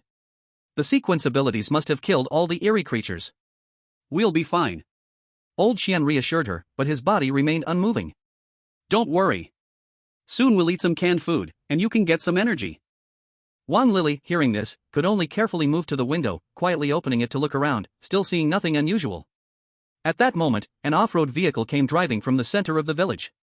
Mr. Qian, we're safe now. There's no problem. You can come out. Wang Lili let out a sigh of relief. The appearance of the off-road vehicle meant there were still living people. If the eerie creatures had really broken in, the villagers would have been dead by now. Old Qian also heard the sound of the off-road vehicle. He scrambled to climb out, opened the window, and looked. He saw the off-road vehicle parked outside Roland's door, and a man in glasses stepped down. He recognized the man. This was Ma Chongtian, the driver of the village chief, Li Wui. Normally, many things involving sequence abilities were handled by him. It was all conveyed to others by him. In Dawn Village, in this small plot of land, he held a high and powerful position. Looks like Roland is dead, too bad we didn't get the chance to ransack his room. Looking at Ma Chongtian knocking on Roland's door, old Qian sighed in regret. If I had come out a bit earlier, maybe I could have grabbed some food. Knock knock knock. Brother Roland, are you there? It's little Ma. Ma Chongtian knocked politely 3 times, no more, no less, standing outside respectfully, not even daring to speak loudly. Brother Roland? Little Ma? Old Qian's eyes bulged in shock. What's going on? Roland isn't dead? Seeing Ma Chongtian, who always looked down on others, bowing so low, old Qian was momentarily dazed. Am I seeing things because I'm starving? Old Qian shook his head repeatedly, denying the scene he saw. Seeing Ma Chongtian standing at the door, old Qian's eyes flickered, his mind started working quickly, and he hurriedly opened the door, trying to please Ma Chongtian by saying, Brother Ma, you're late. I saw Roland being chased by the Shadowhound this morning. He's dead, for sure. How about we open the door together and take a look? Old Qian wanted to open the door with Ma Chongtian to loot Roland's supplies. At worst, Ma Chongtian would take the bigger share. Having used a rare blood rune, old Qian was feeling the pain, but he could recover some of it here. Roland may be dead, but the living still need to survive. If Roland knew that the supplies he left behind could help others live better, he would surely feel comforted in the afterlife. Old Qian didn't think Ma Chongtian would refuse him, but unexpectedly, upon hearing this, Ma Chongtian suddenly turned hostile, pointing at old Qian and cursing him. Are you crazy? How could Brother Roland be dead? Even if your whole family died, Brother Roland would still be fine. Brother Ma? I'm just speaking the truth. Old Qian didn't understand why Ma Chongtian reacted so strongly. He wasn't unaware of Roland's situation. Roland was just an ordinary, powerless survivor. No connections, no power, no background. Old Qian had asked around, and among those who knew Ma Chongtian, Roland had no ties to them. He was just a nobody. Ma Chongtian kept cursing while his peripheral vision swept toward Roland's door. Hearing soft footsteps, his tone suddenly rose even higher. Shut up. If you dare curse Brother Roland again, I'll have someone kick you out. Creak. Roland opened the door and stepped out, looking like he had just woken up, his voice groggy. Brother Ma, what's going on? Why the big fuss? Oh, good afternoon, Brother Roland, just call me Little Ma. Seeing Roland, Ma Chongtian immediately switched to a flattering smile, apologizing, I'm really sorry to disturb your sleep, Brother Roland. It's just that some fool was talking nonsense, and I couldn't help but raise my voice. By the way, Brotherly specifically asked me to come pick you up and discuss tomorrow's matter, and maybe grab a quick meal. Roland didn't ask about the details. He had been in a light sleep, waking up when the off-road vehicle got close. He could hear everything that happened outside clearly. Hearing this, Roland nodded and said, Okay, let's go. Thanks for the trouble. No trouble, no trouble, it's my duty to work for you, Brother Roland. Without a hero like Brother Roland protecting us, how could we have survived until now? Ma Chongtian eagerly opened the back seat door for Roland to the main driver's seat. Then he sat back in the driver's seat, turned the car around, and headed back. Before, Ma Chongtian used to keep a stiff face with everyone except those with special abilities, never smiling. But once Roland became an extraordinary being, Ma Chongtian seemed to completely change. Once someone becomes extraordinary, suddenly, everyone around them seems like a good person. No wonder some people were desperate to fight for power before the strange nights, craving this kind of superior feeling. Roland secretly sighed, glancing at old Qian and Wang Lily, who were left dumbfounded through the side window, then drove off. Clearly, there was only a thin layer of glass between them. But that few millimeters thick of glass felt like an impassable chasm. Without becoming extraordinary, everyone are ants. Chapter 11, Sequence Puppeteer. Impossible. Absolutely impossible. Old Qian was stunned, feeling like the world had turned upside down. How could Ma Chongtian be so respectful to Roland? With the Shadow Phantom hounds chasing, how could Roland survive? I must be dreaming. Yes, I'm dreaming. How could Ma Chongtian treat someone like this unless they are a sequence power user? Suddenly, it was as if a lightning bolt struck in his mind. No way. Wang Lily also thought of something and said softly, could it be that Roland awakened sequence powers? Roland? Oh, so now you're calling him Brother Roland? Old Qian glared with a twisted face, gritting his teeth, he could become a sequence power user? Him? Ha! If he is a sequence transcendent, then I am the king of the world. Old Qian's face and heart were torn apart by jealousy. He couldn't believe that the lowly person he had looked down on just a few days ago had suddenly transformed into a high-ranking sequence transcendent. Even Li Weiya's personal driver was treating him with the utmost respect, intentionally flattering him. Damn it, why isn't it me? Wan Lily shrank her head, not daring to speak any further. On the other side, Roland, guided by Ma Chongtian, quickly arrived at Li Huaya's house in the village center. Li Huaya lived in the best part of Dawn Village, a luxurious three-story villa, which was said to have been the former house of the village head from Zhoujia village before the Dark Night. At the same time, other sequence power users also lived in this villa. Ma Chongtian, on the other hand, usually lived in the nearest two-story house. It was only 5 p.m., and the electricity was already on. The faint light inside the villa's first floor was particularly noticeable in the dim sky. Not far away was a small pond where you could swim or fish. There were even 2 chairs with a large umbrella beside it. Compared to the silent houses they passed, this villa stood out like a crane among chickens, as if it had not been affected by the dark night and maintained the peaceful tranquility of the world before the end. A 4-wheel drive, a Wuling Hongguan, and a pickup truck were parked by the roadside. In the distance, there were also 2 buses. Currently, only sequence power users had relatively sufficient gasoline and diesel in the village. The others mostly relied on bicycles, human-powered tricycles, etc. Only a few still had cars. Cars not only required fuel, but they were also impossible to repair if broken, making them a luxury in the Dark Night apocalypse. Normally, the closer you were to a sequence power user, the safer you were, and it was easier to escape. So, the people of Dawn Village took pride in being closer to sequence power users, and their status was subtly higher. Of course, even the highest status was still that of an ordinary person. Sequence power users were the true class crossers, with the ability to protect themselves. Whether going to another convoy or a survivor base, they enjoyed high status, and no one would reject them. Brother Roland, please come in. I won't disturb you. Ma Chongtian stopped at the door, guiding Roland in. Roland nodded slightly, pushed open the door, and entered the living room. Li Huaya and the others were already sitting in a circle on the sofa. There was a plate of fruits and melons on the coffee table. The elderly Zhao Weiguo, in his 80s, kept picking up a beer bottle and drinking. Su Jiyue, as usual, was dozing off against the side of the sofa. Zhang Mengmeng was tightly hugging a large milk dragon, sitting on the sofa in a daze, with tear stains at the corner of her eyes, and beside her lay a somewhat damp big white goose. Next to her sat another woman, around 30, dressed in luxury brands, looking carefully styled, and appeared quite strong-willed. Li Huaya was deep in thought, munching on sunflower seeds. When Roland entered, Li Huaya smiled and stood up to greet him.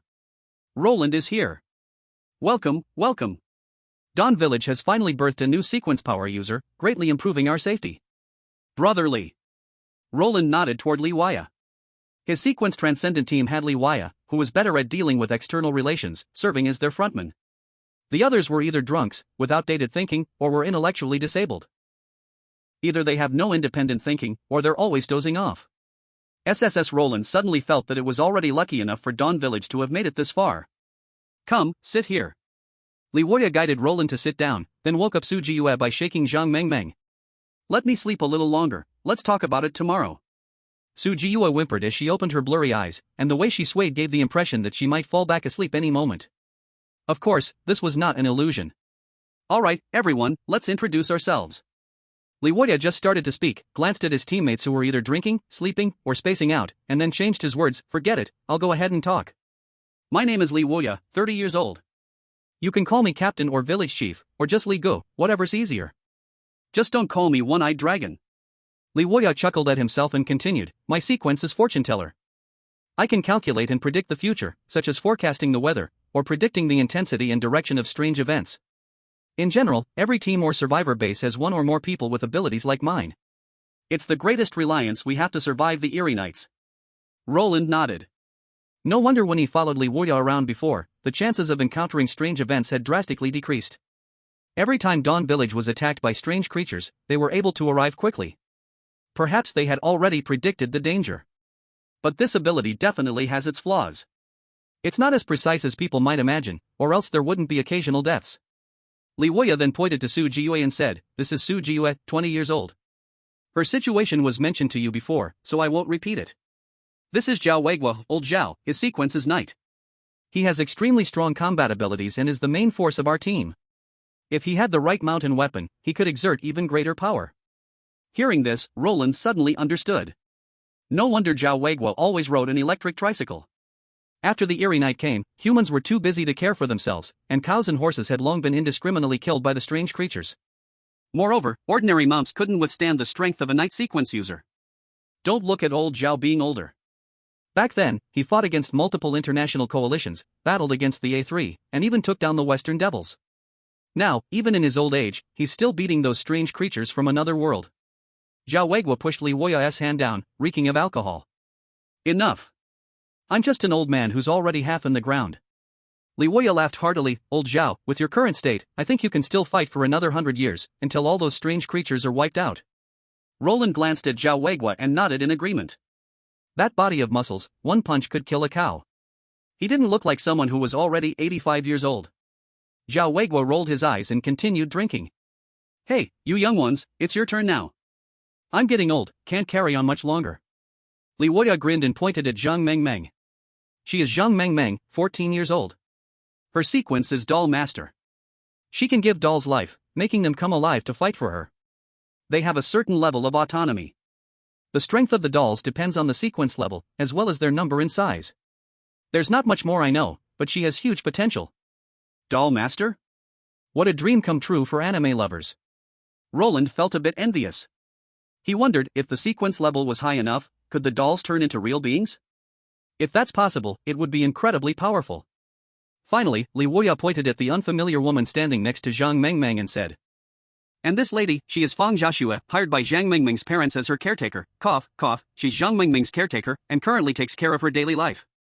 Roland looked over, and Fang Jiaxue smiled back at him, nodding. She gave the impression that she was more like a sequence user herself. Hello, I'm Roland, 23 years old, my sequence is Props Master. I can craft some special items, and I can even craft sacrificial objects. What? You can craft sacrificial objects? Chapter 12, The Cost of Crafting Sacrificial Objects. Lin's words stirred up a commotion. Even Zhao Weiguo, who had been drinking alone, now looked over with burning eyes. Can you help me repair the red tassel knife? It's been passed down from my grandfather's generation and has been with me for decades. I still rely on it to fight. Zhao Weiguo picked up the broken red tassel knife, clearly holding deep feelings for it. I'm an item crafter, not a repairman or artisan, but I can give it a try? Lin wasn't sure if his abilities could repair the equipment. If he could, then could things like electronics be fixed too? After the Eerie knife fell, only a few survivor bases still maintained some industrial capability. Most teams didn't even have time to run for their lives, let alone think about advancing their industries. Besides, advancing technology did nothing to fight the weirdness, and it was better to focus on leveling up the sequence. Hey, the red tassel knife is equipment, but it can also be considered an item, no difference. Zhao Weiguo eagerly handed over the red tassel knife, and Lin took it and tried to repair it. Repairing the red tassel knife requires 100 Eerie points. Do you want to repair it? Only 100 Eerie points? That's so little, Lin was surprised. But then again, the red tassel knife was just a normal piece of equipment, so it made sense. Meeting Zhao Weiguo's expectant gaze, Lin nodded. I can repair it, but I understand. Zhao Weiguo burst into hearty laughter. We'll do it by the rules. You repair the red tassel knife, and I'll give you 20 pounds of rice. How about that? Lin thought for a moment and then agreed, all right. An adult's basic metabolism requires 1,500 calories a day, and 100 grams of rice provides around 350 calories. In a situation with little or no oil, an adult could barely survive on 300 grams of rice a day, enough to last about a month. That was already quite a lot. To put it in perspective, most people in Dawn Village didn't even have this much food in reserve. Only sequence-level people could easily take out that much food. Wait a moment. Zhao Weiguo swiftly went up to the second floor, his steps light and quick, almost like a young person, effortlessly leaping up 3 steps at a time. Soon, Zhao Weiguo returned with a bag of white rice. Here, you can weigh it. Zhao Weiguo even thoughtfully brought an electronic scale. Lin waved his hand. No need. I trust you, Zhao Lao. While speaking, Lin carefully pressed the broken red tassel knife together and murmured, repair. With a flash of golden light, just a few seconds later, the red tassel knife was not only fully repaired with no visible cracks, but even the chip on the blade had been restored to its original state. The shiny blade glinted with cold light. No one would doubt it was freshly forged. Ah, your ability is amazing. Zhao Weiguo laughed out loud for the first time in a long while, fondly caressing the red tassel knife. But then he added with a hint of regret, it's just a pity it looks too new, there's no feeling of history. But the grip is still the same, so comfortable. Li Wui also clapped and smiled. Good, good, good. With Lin here, we don't have to worry about things breaking and no one being able to fix them. In this environment, many things break, and that's it. No industrial capacity to repair them.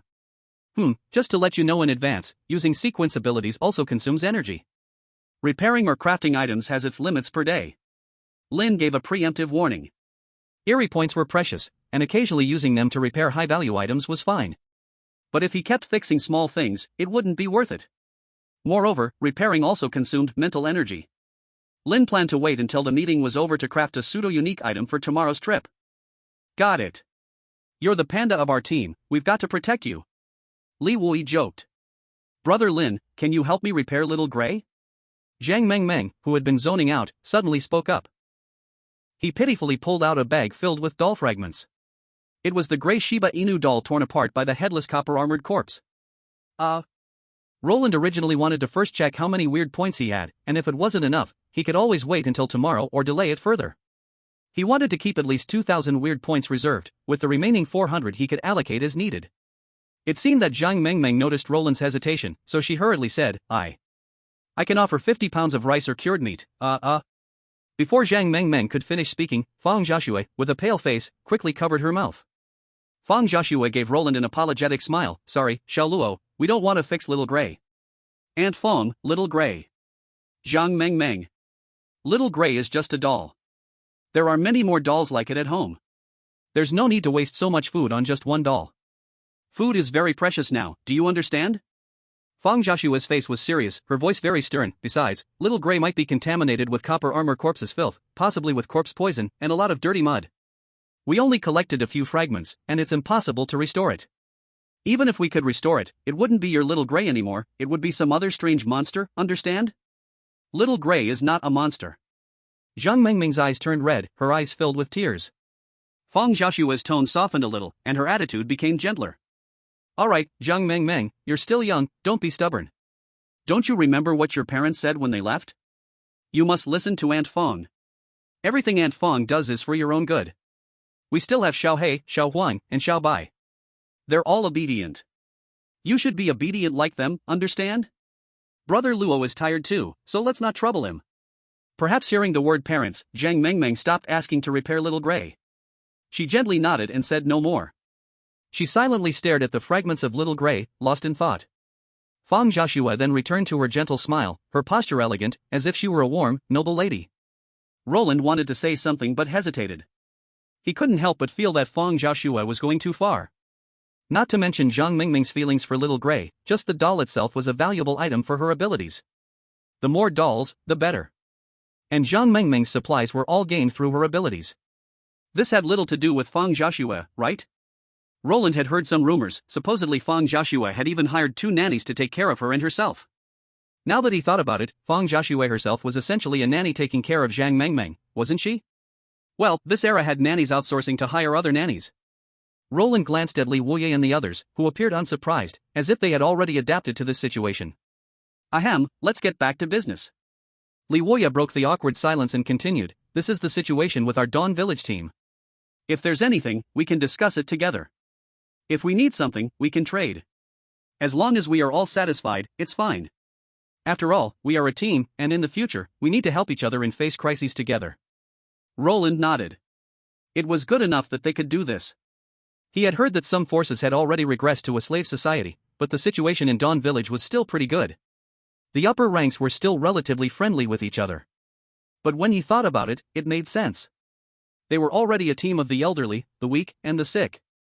If they caused trouble, no one would survive. They'd all happily go out together and deliver a GG to the weirdness. I have one thing to ask. Li Wuye looked at Roland seriously, you said you can craft ritual items. If we wanted to ask you to craft a ritual item, what would be the cost? Chapter 13, Li Wuye's Gift, Sequence Benefits. Zhao Weiguo also became serious upon hearing this. He wanted to enhance his old buddy. If it could become a ritual item, he would accept some cost. In this world, arming oneself was always the highest priority.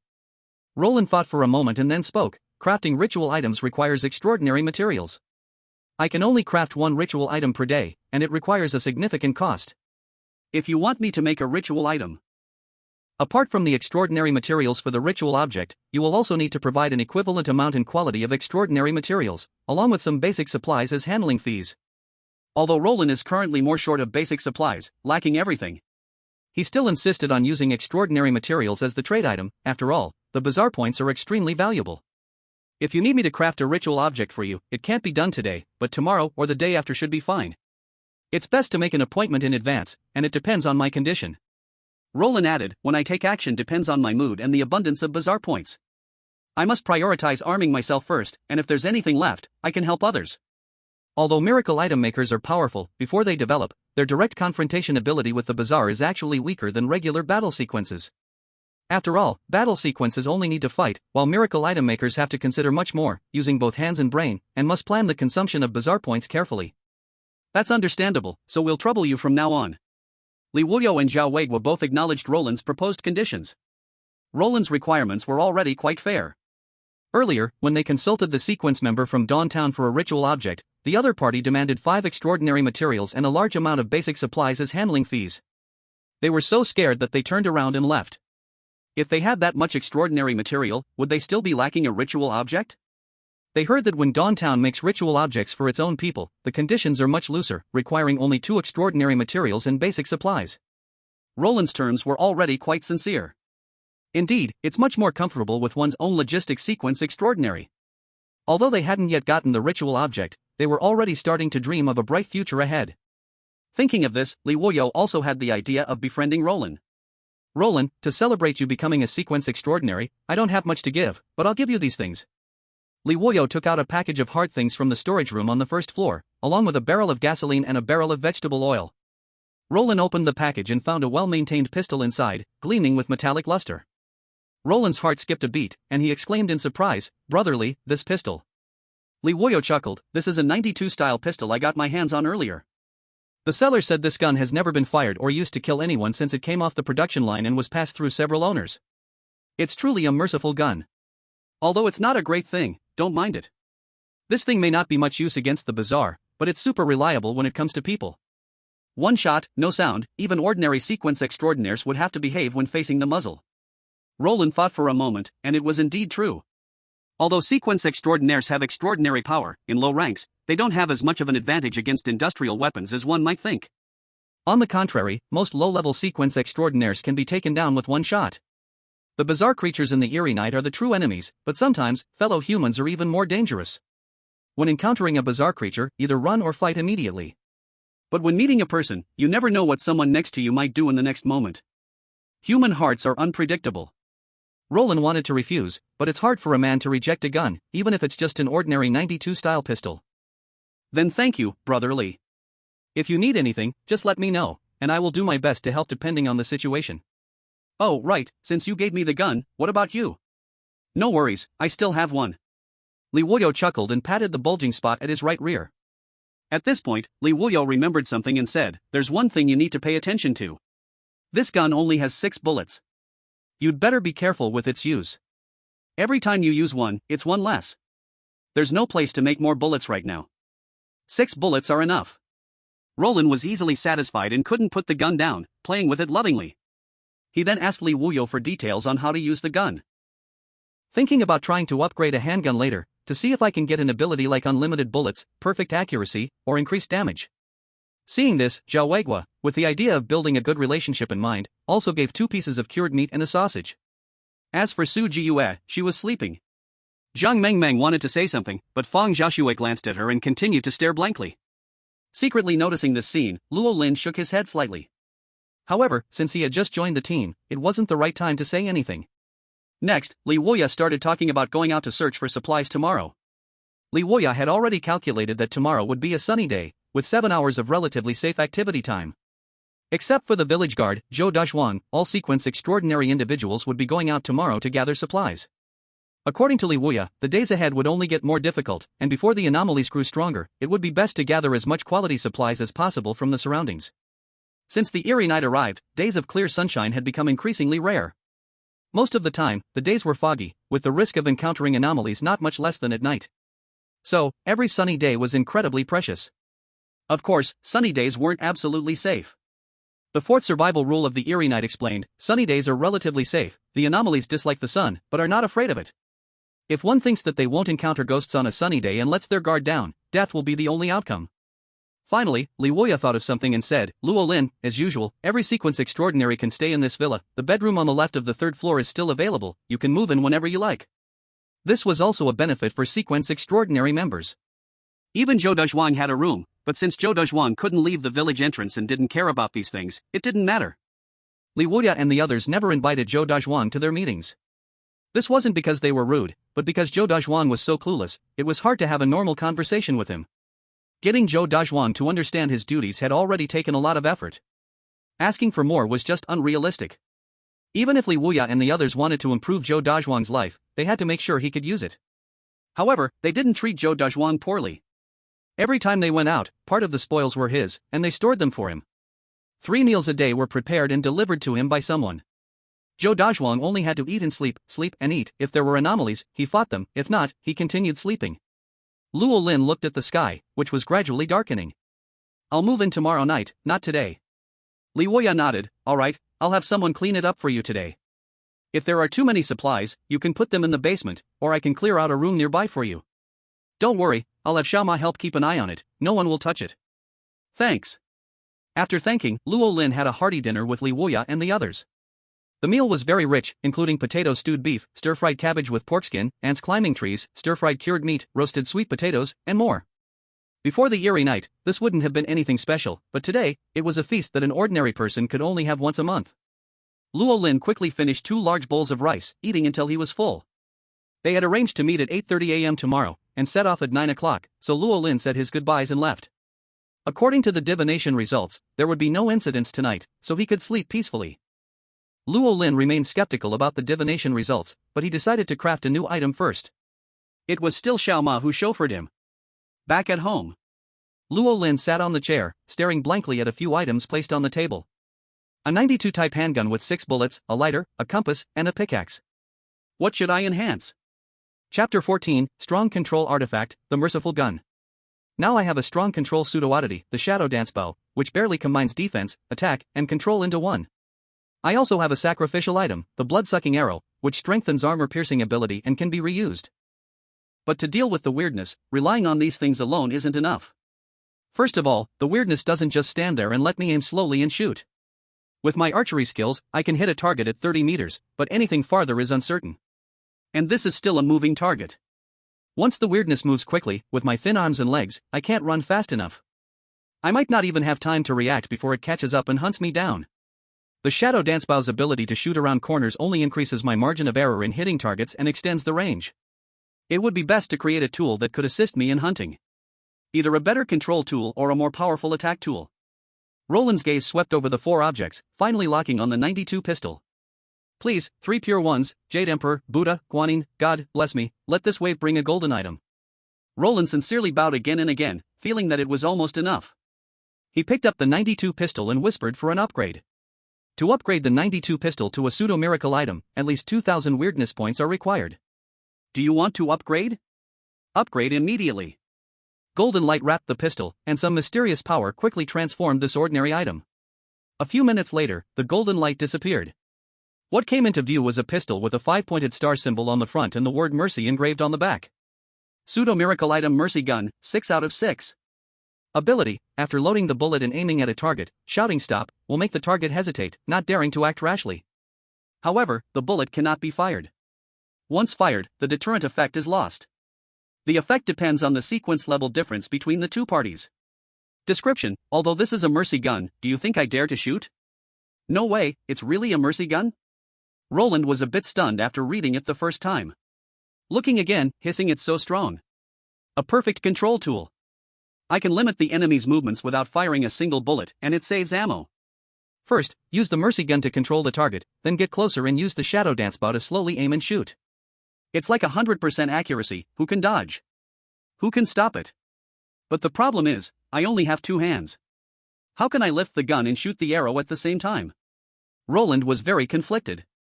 The tool effect was strong, but he couldn't use it alone. Maybe I could find someone absolutely reliable to help use the mercy gun for deterrence. Roland thought of Zhang Mengmeng. As a doll master, her ability to control multiple dolls at once would allow her to use even more tools. If I have the chance, I'll also create a doll or puppet that is absolutely loyal, otherwise when I have too many tools in the future, I wouldn't know how to use them. Roland shook his head, gently massaging his temple with his thumb. The part of his mental strength that had just recovered was again drained, and sleepiness took over. Forget it, it's come to this. I should sleep first. Before sleeping, he fixed the bell he got from Li Wuyo with a string and tied it to the window and door. Once any creature breaks in, he would be awakened immediately. It was one of the survival tricks for the weird night. Of course, not everyone had such a bell. Roland had exchanged 2 pounds of rice for the bell and enough string. The next morning, Roland had a light sleep the whole night, waking up before 5 o'clock. Then he just sat on the bed, waiting until it was completely bright outside. The 5th survival rule for the weird night: better sleep less than sleep too much. 6 hours of sleep a day is enough. The rest of the time, even if it's still dark, it's better to stay awake. If there's a sudden crisis, you can react faster than others and run away first. Behind every rule, there's a bloody tragedy. Especially for someone like Roland, living alone, the details of life must be carefully watched. Strictly following the survival rules of the weird night is the only way to survive longer.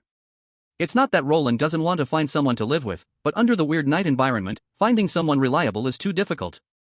You can know someone's face but not their heart. Even brothers and couples can turn against each other. How about strangers who are completely unfamiliar? Rather than finding a stranger who might abandon you at any moment, creating an opportunity for escape, it's better to be alone. Even if I die, so be it. The time reached 8 o'clock. He glanced at the dimly lit sky, then peered through the window to observe the surroundings, before inserting the mercy gun into his waistband, slinging the quiver, and taking the shadow dance bow as he stepped outside. Bang! Coincidentally, just as Roland stepped outside, old Qian next door also opened the door and came out. Upon seeing Roland, old Qian stopped, a complex, awkward smile spreading across his face as he moved his lips, but no sound came out. After a while, his expression finally turned respectful, and he slightly bowed, with a hint of flattery as he called out, "Brother Roland." "Good morning." Good."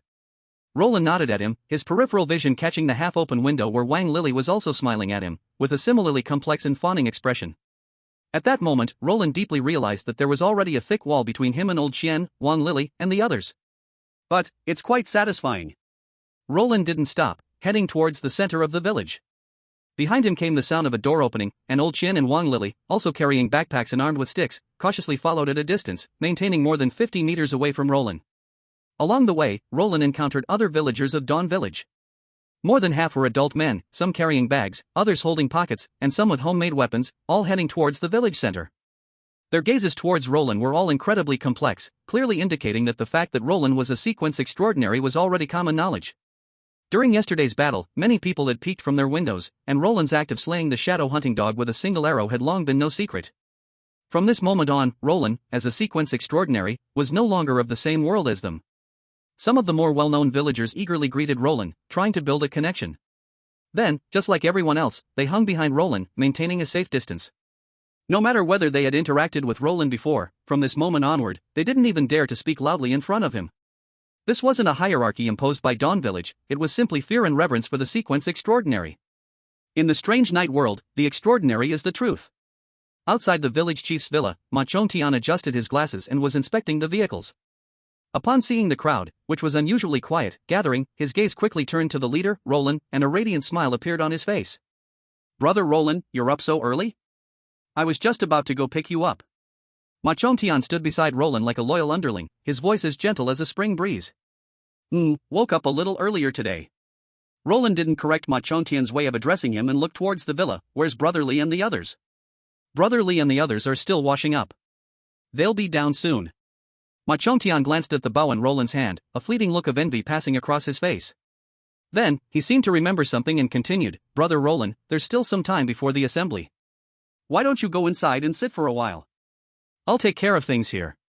I'll make sure to inspect all the vehicles." Then I'll trouble you." Roland nodded, not being polite, and walked towards the villa. "It's no trouble at all, the small thing is what we ordinary people are here for. It's all for humanity. Brother Roland is quite easy to talk to." Ma Chongtian watched Roland leave, and after his figure disappeared from view, he clicked his tongue, his face turning cold as he glanced at the crowd whispering to each other. He then continued directing people to check the vehicles. Half an hour later, Li Wuyo and Su Jiyue boarded the off-road vehicle, leading the way as the lead car. Zhang Mengmeng and Fang Jiaxue each carried large dolls and climbed into the Wuling Hongguang, taking the second spot. Zhao Weigua got into the pickup truck, with his beloved electric tricycle placed in the cargo bed. Meanwhile, Roland, holding a walkie-talkie, boarded the bus. This was to ensure that every vehicle would have a sequence extraordinary who could handle things on their own.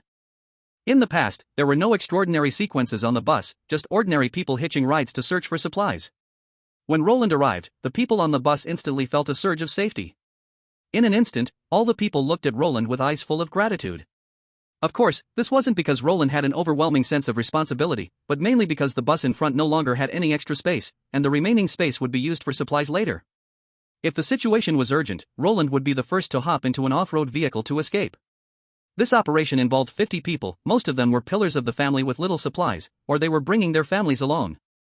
Every operation carried danger, but people still had to eat. The little space in Dawn Village couldn't grow enough food. Either starve to death, or go out and risk it all to find food for their wives and children. Anyway, it was better to live poorly than to die well. To survive was already luckier than 90% of people. If I get a chance, I'll also get myself a vehicle. A pickup truck or an off-road vehicle would be great. They're fast and durable, can be used in both winter and summer, and don't care about the road. It would be perfect if gasoline and diesel could be interchangeable. Roland greedily thought. In the future, gasoline and diesel would only become scarcer, and with the remaining industrial capacity, not only would it be impossible to refine standard gasoline and diesel, there would be no place to obtain oil. Cars, in fact, were quite delicate. Even if one could extract diesel or gasoline from used oil, for short-term use it was fine, but long-term use would cause the engine to break down. Roland thought about his sequence ability and got a new idea. Since I can repair the red feather blade, I wonder if I could upgrade a car that doesn't care about fuel? But then, Roland quickly suppressed this foolish thought. Rather than upgrade a car with the weird points, I might as well use them to strengthen my own gear. I can't lose sight of the main goal, spending a large number of weird points to strengthen something that doesn't even help me directly. There will always be chances to find a car on the side of the road, but it's not easy to find an airship in the sky. Four-wheel vehicles are everywhere on the ground. Well, maybe I can make a universal key-type item, to open anything I want. The speed of the car remained steady at around 50 miles per hour, and they had been driving for over an hour. Roland kept holding the walkie-talkie, resting his eyes. At that moment, the familiar noisy voice came through the walkie-talkie. This is Li Woye. We're about 10 kilometers from the target town. Please prepare yourselves. After a while, there's a gas station 5 kilometers away. We'll stop there and quickly refill the fuel.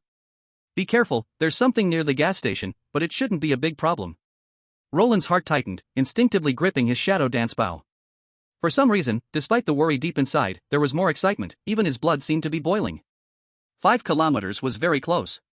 A few minutes later, an abandoned and dilapidated little gas station came into view. One of the gas pumps had been smashed by a large truck, fortunately without causing an explosion. Because it had been left unattended for a long time, dry yellow leaves piled up around the gas station. The area around the gas station was eerily silent. The convoy waited for a while, then slowly entered under the lead of Li Wuya. This is Li Wuya, Zhao Lao, and I will go find the independent power generator room. We need to start the backup power first. Roland, Su Jiyue, and Zhang Mengmeng, stay outside to keep watch. Be careful, don't flip the vehicle, those things might be inside the gas station or somewhere nearby. Roland first stayed in the car, scanning the surroundings. After confirming there was no anomaly, he got out and walked to the front of the off-road vehicle. Su Jiyue had just gotten out of the car and quickly swallowed several pills. Roland couldn't see clearly what they were, but he could vaguely make out that there were several different types. What are you taking? Roland asked curiously. Achoo, it's painkillers. Su Jiyue replied weakly. Roland was speechless for a moment. As Zhang Mengmeng opened the van door and stepped down, she carefully took each of the dolls out one by one. He noticed that when Zhang Mengmeng first got out of the car, her mood was still quite low, but after activating the dolls, she immediately entered her witch mode, exuding a very unique aura. This time, Zhang Mengmeng sent out a squad of only 3 remaining doll dogs, but instead of the big white goose, there was now a 1-meter-tall clumsy strawberry bear. It seemed that Zhang Mengmeng noticed Roland's gaze, and at that moment, switching to her red-eyed witch form, she proudly raised her head and said, "Look, this is my strawberry bear bodyguard, doesn't it look powerful?" Roland lowered his head and made eye contact with the strawberry bear, who was standing with its short hands on its hips and its head tilted up, trying to appear brave. Sorry, no matter how you looked at it, the words powerful just didn't fit. Compared to the doll dogs, the strawberry bear seemed even less capable of fighting. To avoid hurting Zhang Mengmeng's fragile heart, Roland could only nod and say, very good. Not getting a satisfactory response, Zhang Mengmeng pouted, humping twice. Humph, someone doubts the strength of my strawberry bear bodyguard? Let him see how strong you are later. I know, Lady Witch. The clumsy strawberry bear nodded seriously, but it always looked like it was overacting. Roland suspected this bear might be a northern type. Or maybe it sensed someone was watching. The strawberry bear skillfully scanned the surroundings with a vigilant look. Then, taking a step forward, it didn't notice the gap and frantically waved its little hands, falling to the ground. Roland and Zhang Mengmeng both looked at the bear in the pile of leaves, then glanced at each other. The red eyes blinked slightly, and the atmosphere became a bit awkward. The strawberry bear quickly got up, pretending nothing had happened, and continued to patrol with its hands on its hips, though some branches and leaves were still stuck to its belly. Zhang Mengmeng turned her head, covering her face. Roland quickly forgot about the little incident, glancing at Feng Xiaoshui, who was still sitting motionless in the Wuling Hongguang van, and then walked toward a corner. He hadn't forgotten the trouble that might be lurking around. Where is it? Roland placed his hand on the gun at his waist and looked around, checking every possible hiding spot. Li Wuya and Zhao Weiguo walked towards the gas station's generator room. Now, most gas stations rely on electrical systems to operate. Without power, the fuel pumps can't work properly. If the equipment in the generator room is taken, they would need to find a way to open the underground oil tank's inspection port and manually pump the fuel out, which would be very time-consuming. If someone specifically came to take the oil, the team would bring a generator set to start the power and then pump a large amount of fuel into barrels for storage. According to the unwritten rule, a convoy or survivor base passing a gas station would never take the generator, unless it was confirmed that the station's fuel was already depleted. But some people just don't follow the rules. As time passed, there was still no sign of the trouble Li Wuya had mentioned. With Li Wuya and the others successfully starting the generator, everyone began to get busy, and it seemed like everything was heading in a good direction. Just as everyone was gradually relaxing. Ah! There's something. A shrill scream suddenly rang out, but it was cut off abruptly. Something's wrong. Roland looked in the direction of the scream, which came from the gas station convenience store. He quickly drew his gun and exchanged a glance with Su Jiyu and Zhang Mengmeng, who was trying to keep herself awake. After a brief exchange of glances, the strawberry bear quietly approached the convenience store, with Su Jiyu following behind with a bitter face, looking like she was sneaking around to steal something. Only Roland and Zhang Mengmeng stayed together. He looked back in horror, but all he saw was a shadow flash by. Before anyone could react, a cut appeared on the person's neck, blood gushing out, emitting desperate gasps. The person even staggered forward a few steps, then tilted their head, almost falling to the ground. With one strike, only a layer of skin remained connected. So fast. Roland's face darkened, he could barely catch the other's speed with his naked eye, but his body couldn't keep up. The shadow stopped, crouching on the decapitated head, mocking the panicked crowd. It was a strange cat, elegantly licking its sharp right claws, with faint blood stains still on them, clearly from the claw that had killed that person. It seemed in no rush to attack, playing with its prey like a cat with a mouse. Roland was first shocked, then overjoyed. It was a strange cat, not a strange person. I've got this. Hakim Strange, watch my strawberry bear guard's power. With a howl, the strawberry bear lunged forward, its short arms reaching out in a hugging gesture, aiming to give the strange cat a little bear hug.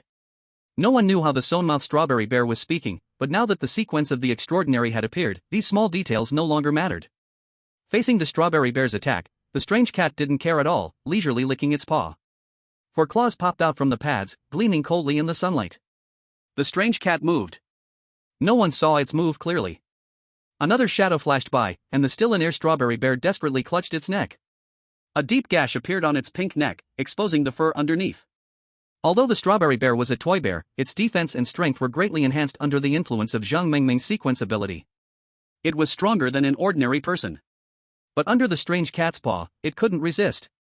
The strawberry bear, imitating the previous person's sound, let out a desperate cry, I'm going to die. I can't speak anymore. Wait. The strawberry bear suddenly realized something, touched its white fur, I'm not dead?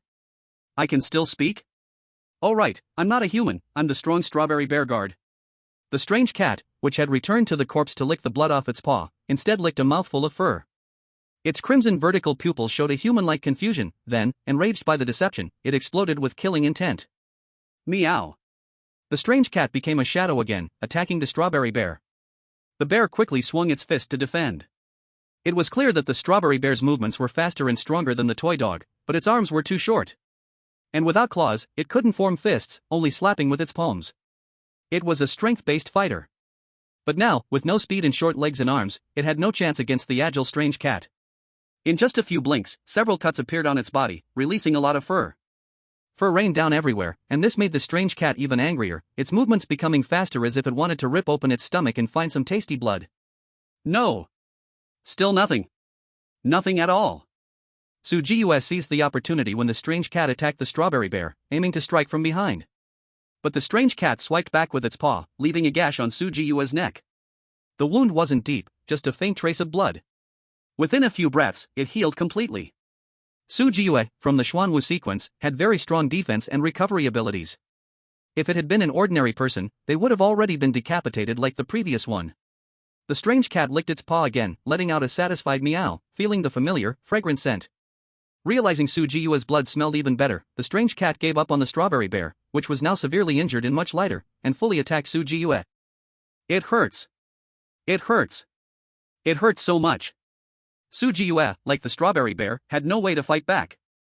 While defending, she screamed in agony. Her 10 times heightened senses made it almost impossible for her to keep a clear mind. Her attacks became more and more disorganized. Even after taking painkillers in advance, it was unbearable. It almost exceeded the limits of what the human body could endure. Or perhaps due to the sequence ability, no matter how much pain Su Jiu felt, she could not trigger the body's protective mechanism to fall into a deep sleep. She could only endure the beating while crying in pain. It can't go on like this, Su Jiu can't hold on much longer. Roland had already given up on using the Shadow Dance Bow and instead drew out the Mercy Spear. Zhang Mengmeng, have the Wang Wang team join in, control the Phantom Cat, even if it's just for 1 second. Call me Lady Red-Eyed Sorceress. Zhang Mengmeng corrected, not happy, and then commanded the Wang Wang team, go, Wang Wang team, obey the will of this sorceress, punish the darkness of this world. Woof woof woof. 3 dogs rushed forward to assist, and though the Phantom Cat was fast, facing the joint assault of several doll creatures and Su Jiu, it lost its previous freedom. Its attack frequency dropped noticeably, and it spent more time dodging. Roland kept his gun raised, focusing on the battlefield. When the Phantom Cat lightly leapt off the battlefield, preparing to launch another attack, Roland aimed at the Phantom Cat and shouted, "Stop!" Ha! Zhang Mengmeng, who was nearby, was stunned, blinking her bright red eyes and tilting her head. Did you just say stop to the Phantom Cat? Did I hear that wrong? The Phantom Cat is not human. But something surprising happened. The Phantom Cat heard the voice and looked over, and when it saw the dark gun barrel, a shiver ran through it, its fear deepened, as if it would die the next second if it moved. A Sequence Transcendent could fight against the Phantom, even kill it, but no one dared to say the Phantom would definitely die. Perhaps the Sequence Transcendent couldn't truly kill the Phantom. However, in front of the Mercy Spear, even the death-defying Phantom Cat mysteriously dared not move. How did you do that? New equipment? That's amazing. Zhang Mengmeng couldn't contain her curiosity and quickly asked. Roland did not respond but kept his gun raised, focusing entirely on the Phantom Cat, not even daring to blink. Hurry up, it won't attack as long as I'm aiming at it. Try to cripple its 4 legs. Upon hearing this, Zhang Mengmeng and Su Jiu reacted. The strawberry bear, enraged by the 100 wounds, charged over, giving the Phantom Cat a bear hug, and they began to wrestle. Seeing the strawberry bear blocking the gun's line of fire, Roland inwardly cursed. Sure enough, without facing the Mercy Spear, the Phantom Cat, no longer under threat, regained its mobility. But because the strawberry bear was holding it down tightly, the Phantom Cat couldn't escape for a moment. Su Jiu, Zhang Mengmeng, you must control it. Roland shouted while putting the Mercy Spear into his pocket and quickly pulling out arrows, running toward the Phantom Cat. Su Jiu, with tears streaming down her face, and the strawberry bear, together held the Phantom Cat down. They worked together to restrain it. Lacking effective attack methods, and knowing part of the Shadow Dance Bow's effect, they dared not loosen their grip, leaving the fatal blow to Roland. Dare to fight back? Watch me strangle you. The strawberry bear hugged the Phantom Cat's neck from behind, tightly choking it, with a fierce look on its face, similar to a nearby teddy bear. Though it was small, it was incredibly strong. Roland quickly arrived, bent his bow, and aimed an arrow at the Phantom Cat from close range. Run, are you not going to run? Roland almost pressed the bowstring against the Phantom Cat's belly and released the arrow. Whoosh! The arrow left the bow, hitting the soft abdomen of the Phantom Cat, its eyes bulged, and it began to twitch, the whole cat acting strangely. Chapter 17, Xuanwu Sequence Potential, New Equipment Ideas. Retreat! Roland shouted and quickly backed up. Su Jiu and the strawberry bear immediately let go and ran. The Phantom Cat's body stiffened, its limbs twisted as it tried to dance. But such a horrible dance, no talent for dancing at all. Roland commented with interest, and just as the words fell, the Phantom Cat exploded with a loud bang, turning into countless black mist. Killed Phantom Cat, strange points plus 4,000. Phew, it's over, but too bad no transcendent materials. Roland took a deep breath. This Phantom Cat was still Sequence 9, but relied on its speed to be nearly unstoppable. Perhaps it couldn't teleport like the shadow phantom dogs. But its terrifying speed is not any slower than teleportation. Especially in small-scale battles, it's even more overwhelming. In comparison, the slime demon at Sequence 9 is nothing more than a roadside stray. No, it's even worse than a dog. The shadow demon dog is also quite fierce. After the death of the demon cat, Roland did not relax immediately, still staying alert to his surroundings. Zhang Mengmeng walked in front of Strawberry Bear and looked at its injured body with great sadness. Crimson-eyed sorceress, I'm so sorry, I'm useless, I couldn't defeat the demon cat, my body's ruined, I'm afraid I can't protect you anymore. Strawberry Bear sat down on the ground, continuously picking up the fur scattered around and stuffing it into its belly. It had lost a lot of fur, and its once plump body looked much slimmer now. One of its legs was hanging limply. Even its short tail, no one knew when, had been sliced off by the demon cat's claw, leaving just a hole. Fortunately, it was a stuffed bear. If it were a human, the huge wound on its belly alone would have been enough to cause fatal blood loss. Zhang Mengmeng was in her sorceress state at that moment. Hearing this, though she did not cry, her mood was still very low. It's okay, I'll make sure to heal you. I have needles. When the time comes, I'll sew your fur back in. Strawberry Bear first felt a little hope, but then it seemed to remember something, shook its head, and said, then just let me die. I don't want to become a patched-up bear. It's so ugly. Hearing the conversation between the human and the bear, Roland shook his head and walked away, looking for Su Jiyue. Su Jiyue, are you alright? Su Jiyue did not answer. Roland took a closer look. Well, after just a short while, Su Jiyue was nearly falling asleep again. There were a few slashes on her clothes, with faint bloodstains still visible, but the wounds had already healed, and a pearl hung from the corner of her eye, standing there in the sunlight taking a nap. After a long pause, Roland couldn't help but envy, as expected of the Black Tortoise sequence. Not to mention how strong her combat power is, but her body. Her recovery and defense are just top-notch. If it weren't for the excessive cost of sealing most of the Black Tortoise sequence's power, Roland would almost believe that a fully powered Black Tortoise sequence could easily smash the ghostly cat to death. You can hurt me 1,000 times, but as long as I hit you once, it's over. Roland, did the demon die? Inside the off-road vehicle, Ma Chontian stuck his head out the driver's window and shouted from a distance. It's fine now, just continue with your work. Understood. Ma Chontian immediately turned to shout at the people on the bus, a few of you, get off and keep working. The 3 most diligent people will be exempt from today's share of collected supplies. After this, several brave individuals rushed towards the gas pump and got busy. Some were moving oil barrels, some were refueling, it looked like a bustling scene. But no one dared to go to the convenience store to loot anymore. This time, the ordinary people didn't drive their own vehicles. Those who did, seeing Roland board the bus, followed and squeezed in. Whether they were driving or not was secondary, the main thing was safety. Because no matter whether one drove or not, in the end, everyone had to hand in part of the collected supplies. Usually about 30%, as a tax or protection fee. Of course, everyone gave it. You could choose not to, but the sequence users wouldn't force it. However, the sequence users might not remember who gave, but they would definitely know who didn't. Roland continued to inspect the surroundings. Seeing nothing amiss, he simply decided to go check out the convenience store and also take the fire axe from the corpse at the door. He tried swinging the axe and found it felt pretty good. He nodded in satisfaction, not bad. At this moment, Li Waya and Zhao Weigua quickly walked over. After glancing at the corpse at the convenience store, their expressions were numb. When they swept over the shabby Strawberry Bear in the standing, sleeping Su Jiyue covered in wounds, they seemed quite surprised. Ma Chontian, with good insight, approached and explained what had just happened. When they heard that Roland had pointed a gun at the demon cat and shouted, causing it to not dare to move, Li Waya was incredibly shocked. His eyes frequently swept over Roland's waist, burning with intensity. Could it be a sacrifice? I'll definitely ask Roland to prepare one for me next time. Although his gun was also quite good, the offering was even more tempting. Roland did not notice Li Wuyan's gaze. When he entered the convenience store, he found that all the shelves were empty, and there was a warm woman's corpse lying at the door of one of the cubicles. It was probably the same fate as the man who had died. Through the light, he could vaguely see some boxes on the cubicle shelf, but wasn't sure what they were. After hesitating for a while, Roland did not continue into the dark cubicle but turned and left.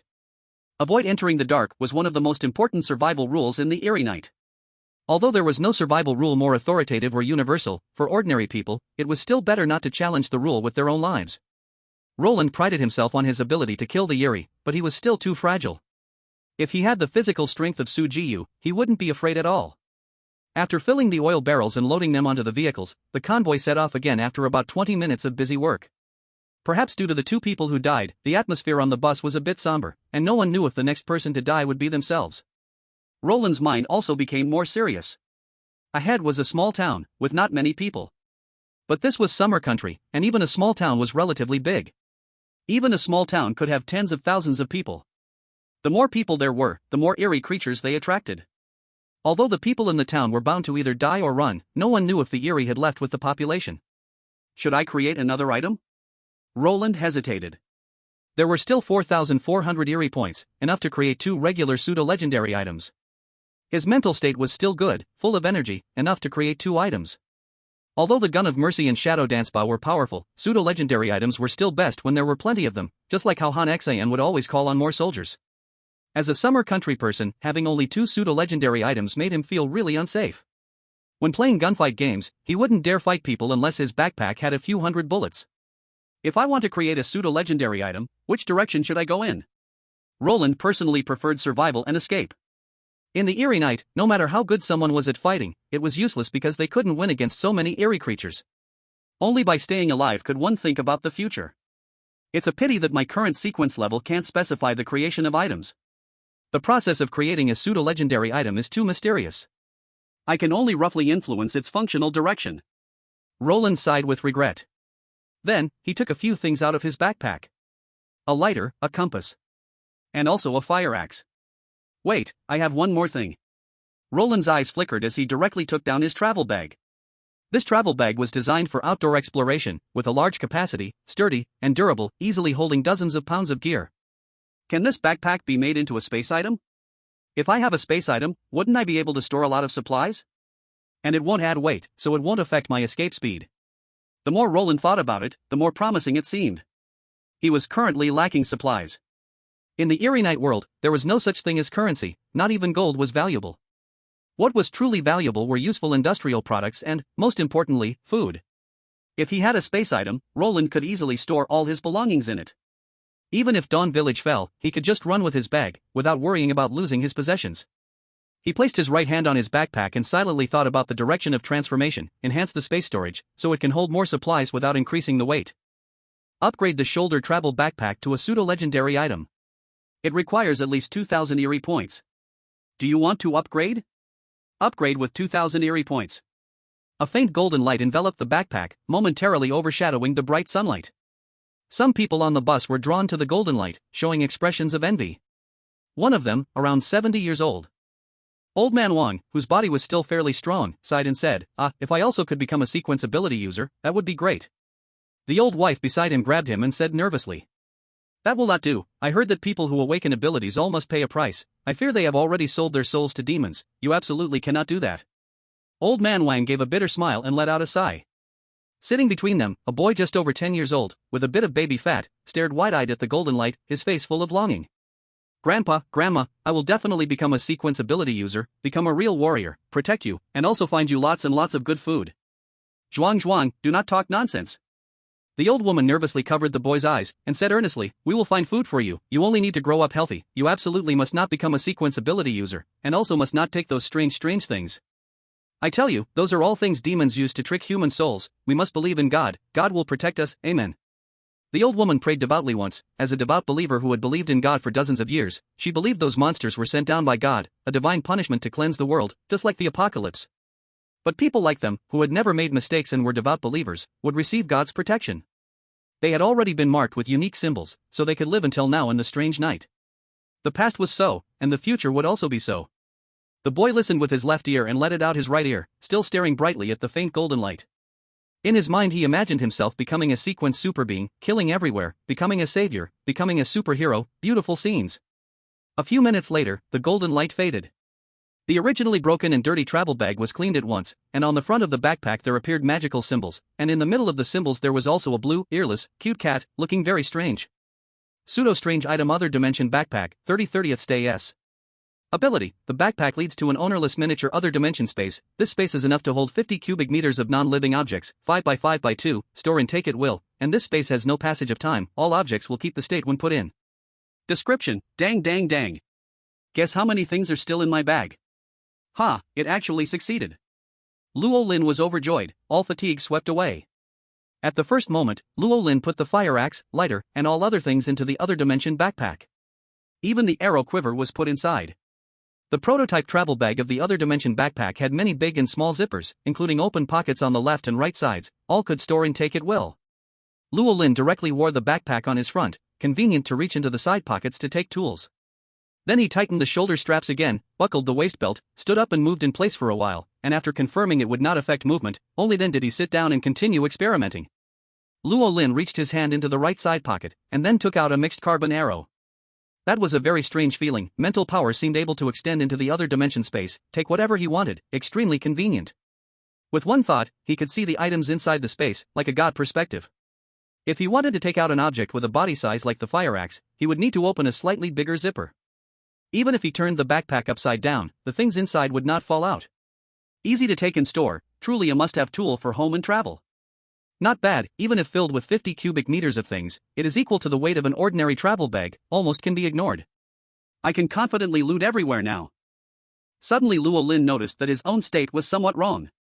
My current mental state seems much better than when I first made the dazzling dance bow. Could it be that after consuming mental power, the upper limit can also slowly grow? Or is it related to killing strange beings? Luo Lin had asked about how sequence levels grow. Li Wuxia replied that by using them again and again and becoming skilled, they would improve. Maybe it's monster killing and leveling up, or maybe it's just getting better with practice. Anyway, so far, there is no unified answer. The strange night has lasted for half a year, and everyone is still slowly exploring. It's not a game, so there's no straightforward upgrade system to check. The only level 8 sequence extraordinary in Dawn Village, Zhou Dazhuang, is still an idiot. Asking is pointless. At my current state, even if I make another item, it won't affect my mobility. How about making another one? The consciousness swept through the other dimensional space, pulling out the compass. This is the only item that might be used to make an escape tool. In some mysterious way, Luo Lin has a very special feeling that the function of the tool is related to the properties of the item being made. So shoes are also an option.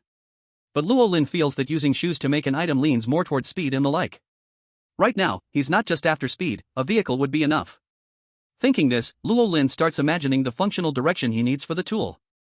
I need something that can help me avoid danger in advance, increase my survival ability, and assist my movements. Luo Lin isn't sure how far 2000 weird points can go, so he can only sketch a direction and let the golden finger do its thing. You are already a mature cheat, you should understand the master's needs on your own. To upgrade the compass to a pseudo-rare item, at least 2000 weird points are needed. Do you want to upgrade? Confirm. The familiar golden light appeared again, enveloping the compass. Luo Lin's vision blurred for a moment, then returned to normal. This was due to the excessive consumption of mental energy. There wasn't enough mental energy left to make another item. At most, he could repair some common things. At this moment, the convoy had already slowed down outside the town, and after all the vehicles turned around, they finally stopped. Li Wuyo and the others got out of the car one by one. Luo Lin casually put the evolving compass into his bag, leaving only the mercy spear and shadow dance bow on him. Amidst everyone's awe, Luo Lin calmly checked the surroundings first, confirming safety before getting out of the car first. Seeing Luo Lin walking over, Li Wuyo nodded, then looked toward the direction of the town. This town, which had witnessed the brilliance of human civilization, had in such a short time also witnessed the decline of humanity. In just half a year, flowers and weeds had overrun the town, even the roads were overtaken by the tenacious, unknown wild grasses.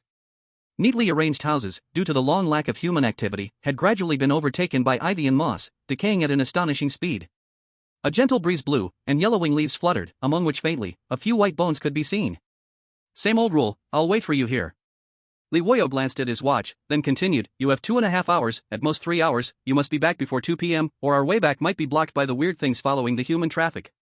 We need to leave enough time to deal with unexpected troubles. Zhao Weigua took a can of beer and gulped down a big mouthful, then casually crushed it and threw it away, the crisp sound of impact clear and distinct.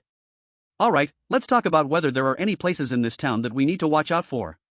Li Wuyo had been calculating nonstop since he got out of the car. Speaking seriously, the hospital, school, and church in the town should not be approached. They all sound like places with a lot of people. Luo Lin frowned, thinking that he should avoid areas with larger crowds. Li Wuyo nodded, yes, the more people there are, the more and stronger the weird things are attracted, those things have a keen sense of smell. Luo Lin, hearing this, pondered and said, so, factories and office buildings should also be avoided? Yes, but there are no such buildings in this town. Even if there are factories, they're small ones, so there generally won't be problems. Li Wuya helplessly said, moreover, these places have little profit, yet they are high-risk areas. Don't approach unless absolutely necessary, exploring here is not worth the loss. At this moment, Fang Jiaxue suddenly spoke, are there any other precautions? This is too vague. Can you calculate which houses nearby have strange occurrences and which don't? Li Wuya looked up at her, slightly furrowing his brows and said, I am a fortune teller, not a prophet or a seer. Anyway, this mission isn't very dangerous, but still, be cautious. My divination abilities cannot be fully trusted, sometimes there will be errors. It all depends on how you perform on the spot. Fang Jiaxue nodded without worry, not asking further questions, appearing serious and listening attentively. Luo Lin suspected she was just trying to make her presence felt, not really concerned about this mission at all. Because Fang Jiaxue had changed into a luxurious red floor-length gown, wearing a dazzling gemstone necklace and pearl earrings. She wasn't carrying anything like a backpack, making her look nothing like someone here to search for supplies, but more like a tourist. Instead, the two women with her in the same car were dressed in comfortable sportswear, each carrying a bag on their back, holding a toy in their arms. One was a big white goose, the other a patched-up strawberry bear. They were Fang Jiaxue's maids, hired to serve her in Zhang Mengmeng. For a moment, it made people wonder if Fang Jiaxue was the real mistress of the group. Stop wasting time, let's go. Luo Lin checked the compass with his mental power, the modification was nearly complete, but he had no idea what the outcome would be. I'll go ahead. Contact me via the walkie-talkie if anything happens. Zhao Weigua took the lead, driving the three-wheeled electric scooter towards the town. Zhang Mengmeng controlled the three toy dogs, walking with the two maids. Fang Jiaxue solemnly said to one of the maids, don't forget what I told you, if you find any luxury clothing stores, bring me back something beautiful. Luo Lin shook his head upon seeing this, took out a mixed carbon arrow, knocked it onto his bow, and followed. As for Su Jiyue, she was standing, sleeping. Li Wuya, unbothered, shook Su Jiyue awake. What a warm sun, this is the perfect time for a nap. Su Jiyue woke up slowly, and when she saw everyone looking at her, her face flushed, oh, have we left already? Then I'll go too. Su Jiyue mustered her energy and walked towards the town. Once the backs of the sequence members were nearly out of sight, the ordinary people surged forward, silently exploring along the road. Upon entering the town, Luo Lin originally planned to find a convenience store or a supermarket in a well-lit area. However, once inside, he realized that both sides of the street were lined with noodle shops, auto repair shops, hardware stores, and the like. Zhao Weigua and Zhang Mengmeng were still heading deeper into the town. After confirming there was no immediate danger in the surroundings, Luo Lin took out the compass. Fake oddity lucky compass, 3/3. Ability, it can point the holder towards hidden good luck. Description, listen, that's the echo of destiny. The ability is simple and clear. Holding the compass, Luo Lin felt as if he could see the breeze lifting the hem of Lady Luck's skirt, a grin gradually spreading across his face.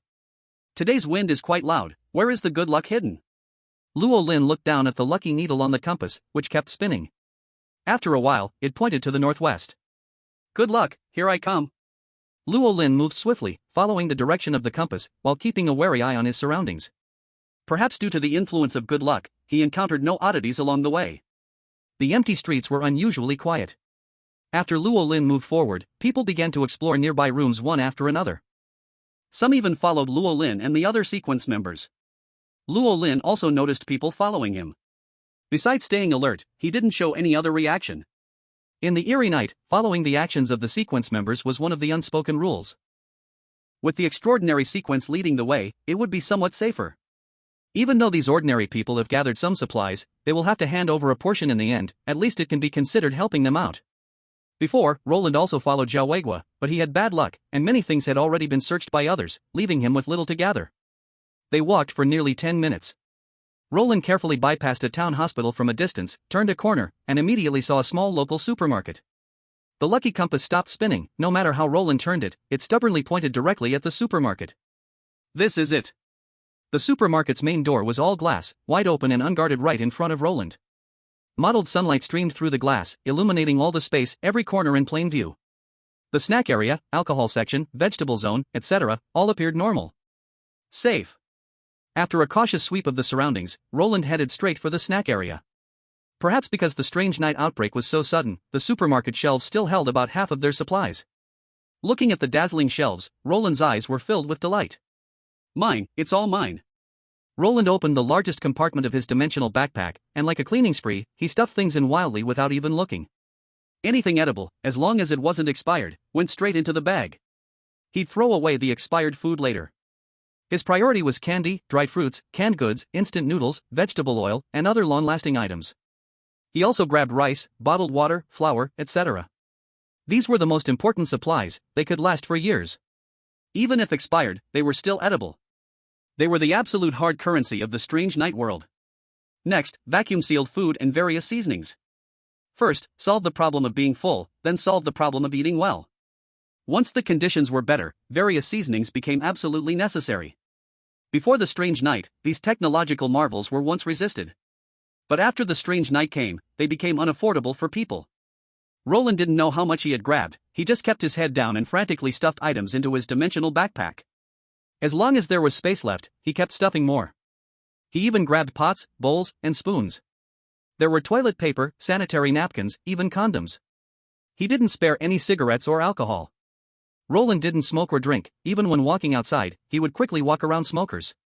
Even after the strange night arrived, under great pressure, he never thought about smoking or drinking. But in some people's eyes, these were extremely precious. He could avoid smoking and drinking, but he could definitely trade them for other supplies with others. Sometimes, high-proof liquor could even be used to make gas bottles as burning fuel. Roland casually grabbed a bunch of odd things, including small dolls, water guns, toy guns, mirrors, and so on. Anyway, there was still plenty of space, who knows when he might need them in the future.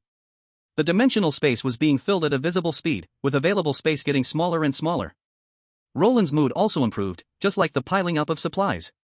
I've struck it rich. Chapter 20, The Madness of Sanity and the Human-Faced Spider. Not sure how much time passed, Roland stood up, glanced around, and smiled slightly, feeling like he had become a billionaire.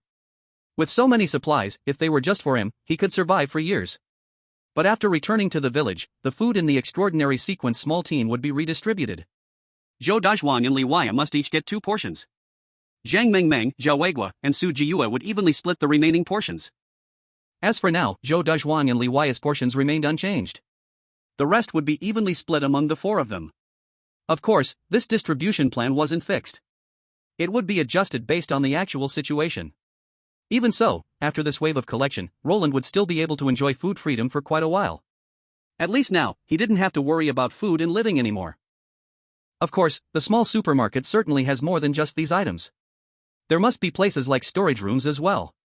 For example, rice. Roland remembered that there were only a few 50-pound bags and a dozen 10-pound and 20-pound bags on the shelves, but in the warehouse, there were at least dozens of bags. In addition, there must be large quantities of flour, instant noodles, and other supplies. It's just that places like warehouses are usually either in dark compartments or on the basement floor, where there's no light. If there's a garage, it's even more dangerous. No need to take risks to search. There are also some scattered flour, rice, and other items. Roland hadn't yet gotten around to grabbing a bag to fill. But it's fine, being incredibly rich, he didn't really care about these things right now. Besides, these things had been exposed to the air, and who knows how much dust they had collected. Eating a bit of dust is fine, but he feared consuming food that might have been contaminated with strange energy. At that point, he'd just get rid of it all. If he's not careful, he could pick up some dangerous stuff and that would be troublesome. "Grandma, it's here, I just saw the person with the bow come over." A voice from outside the door rang out. Looking towards the sound, a thin boy with glasses was pulling along a woman in her 60s into the supermarket. Upon seeing the abundant supplies inside the supermarket, the elderly woman's face lit up with joy. What Roland had no interest in, she seemed to have been hit by a surprise. "Ah, we're rich, we're rich."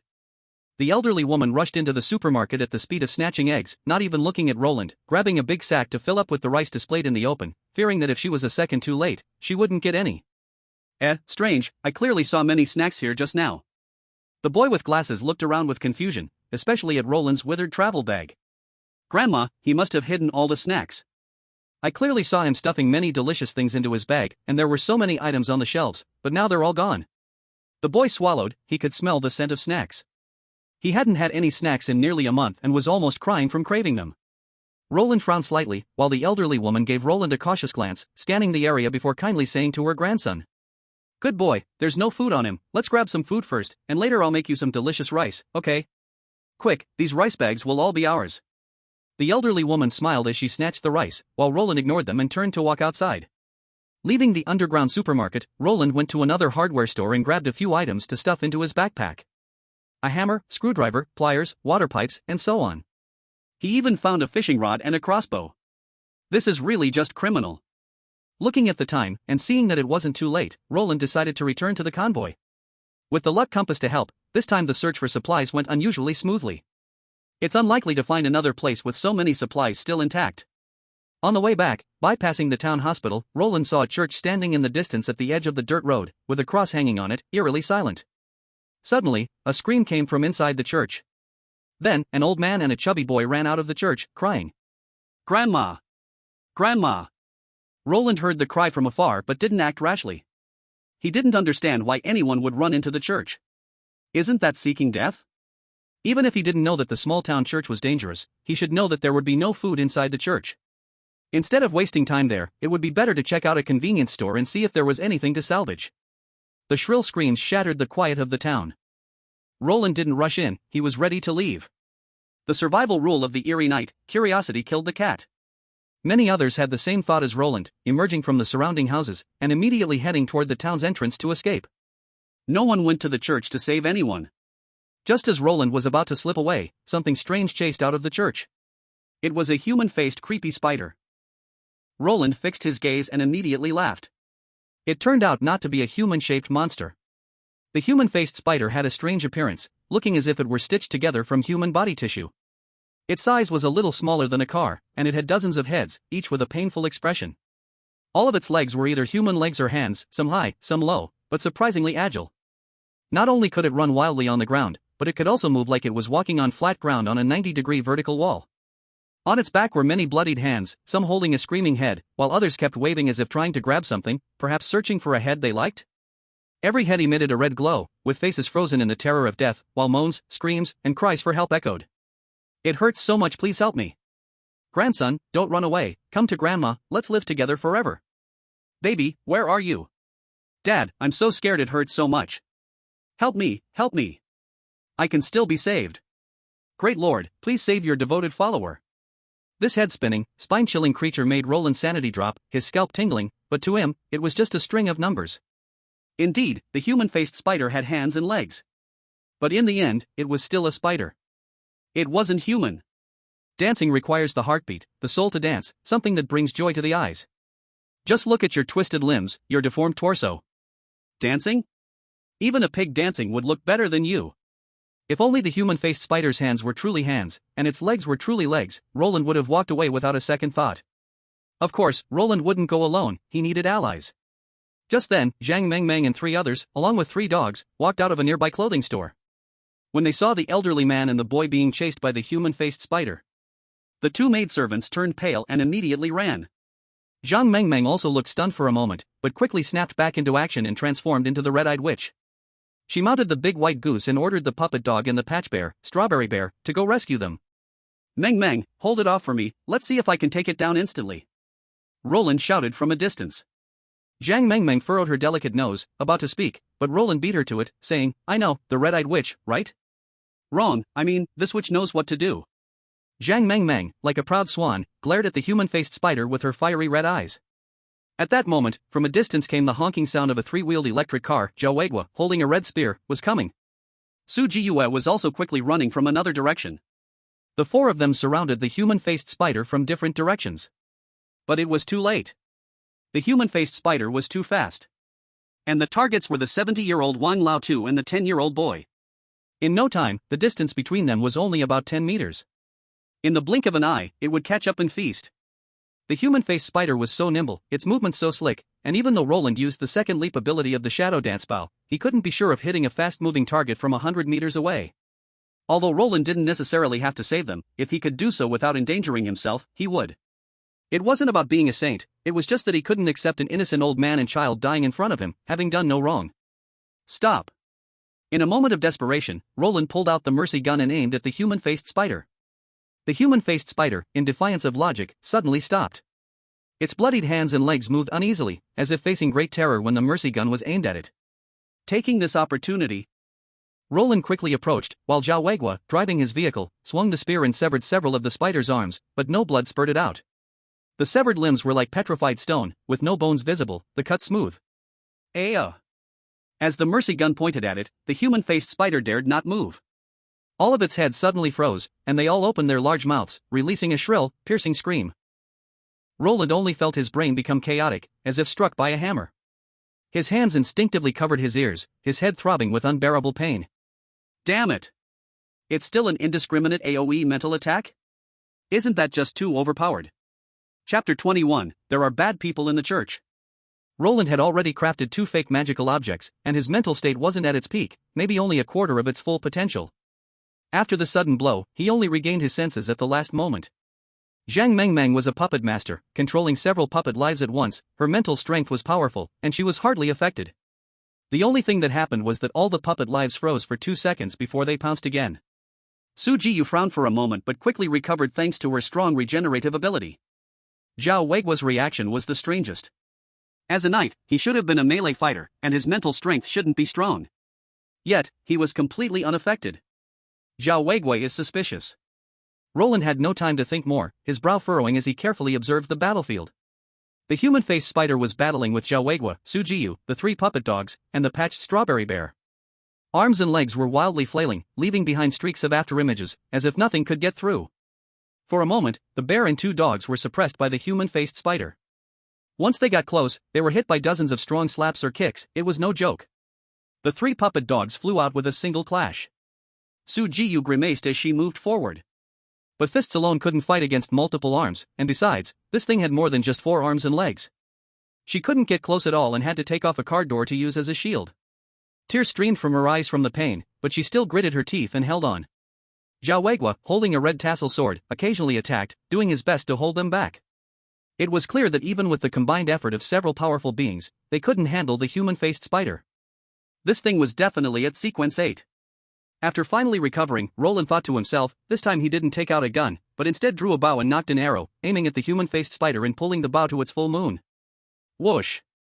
The arrow hit the air wall without piercing through and was immediately shattered into several pieces by the chaotic flailing of the human-faced spider's limbs, which had already sensed the attack. Roland saw many of the spider's heads staring at his direction, seemingly realizing that Roland's methods were strange, and consciously using Zhao Weiguo and the others to block his line of sight. Seeing this, Roland gritted his teeth and took out a blood-sucking arrow. Come on, at least the material is the teeth of a Sequence 8 copper-armored corpse. Roland drew the bow again. He was curious, would the copper-armored corpse's teeth be stronger or weaker than the human-faced spider's petrified body? Whoosh! This time, Roland didn't aim directly at the human-faced spider, but instead, using Zhao Weiguo's back as cover, he released the string. The blood-sucking arrow disappeared the moment it left the bowstring. The next moment, it reappeared from behind the human-faced spider, coming from around the corner. This sudden event caught everyone off guard, and Zhao Weiguo almost thought Roland was coordinating with him, thinking not to rush to the side. But the arrow, it could jump through space? The human-faced spider had many heads, and there were even 2 behind it watching intently. Though it reacted quickly and sent out many limbs to try to replicate the previous scene, it couldn't catch the arrow in time. Once again, the glowing white bone blood-sucking arrow disappeared and reappeared, this time coming from the right side of the human-faced spider, bursting through the afterimages with lightning speed and piercing deep into its back, crazily absorbing its eerie energy. The human-faced spider trembled as if electrocuted, and its chaotic limbs, pieced together in strange ways, seemed to have a mind of their own, beginning their dance. All the heads of the human-faced spider showed astonishment, then shifted to confident smiles like dancers, finally turning into expressions of terror. Its face kept changing, and its hands and feet kept struggling on the fleshy mass, trying to separate. Bang! Perhaps the human-faced spider was dancing too awkwardly.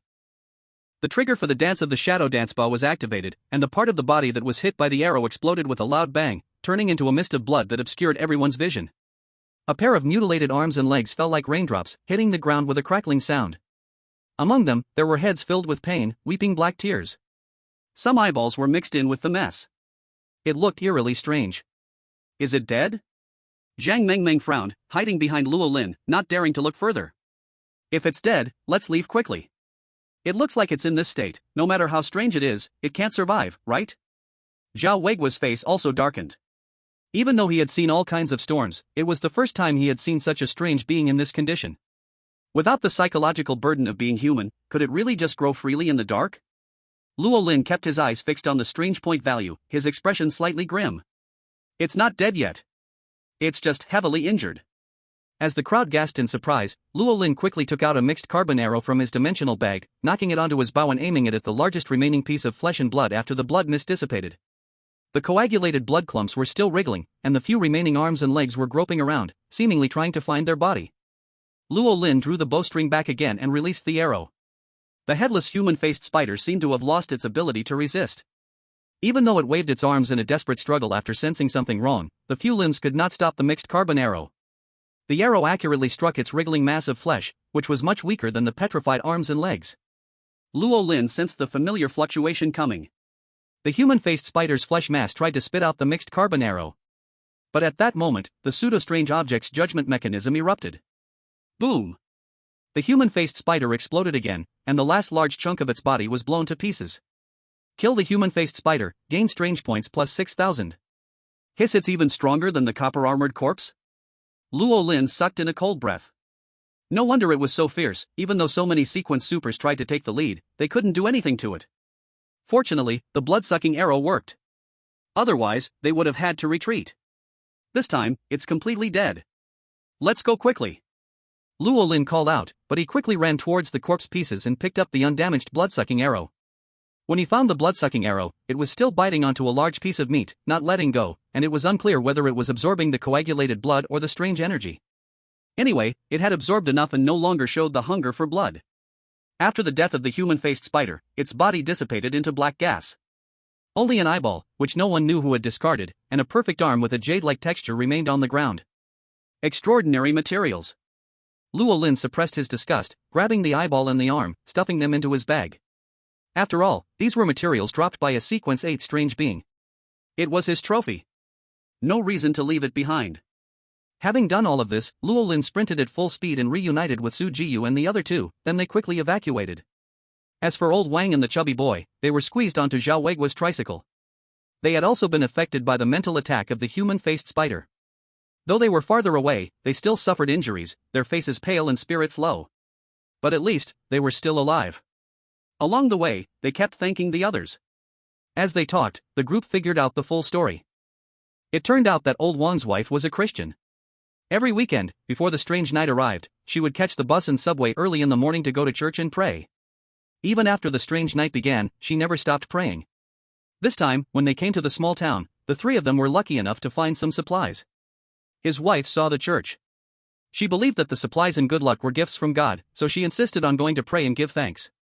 But she didn't expect that there were bad people in the church.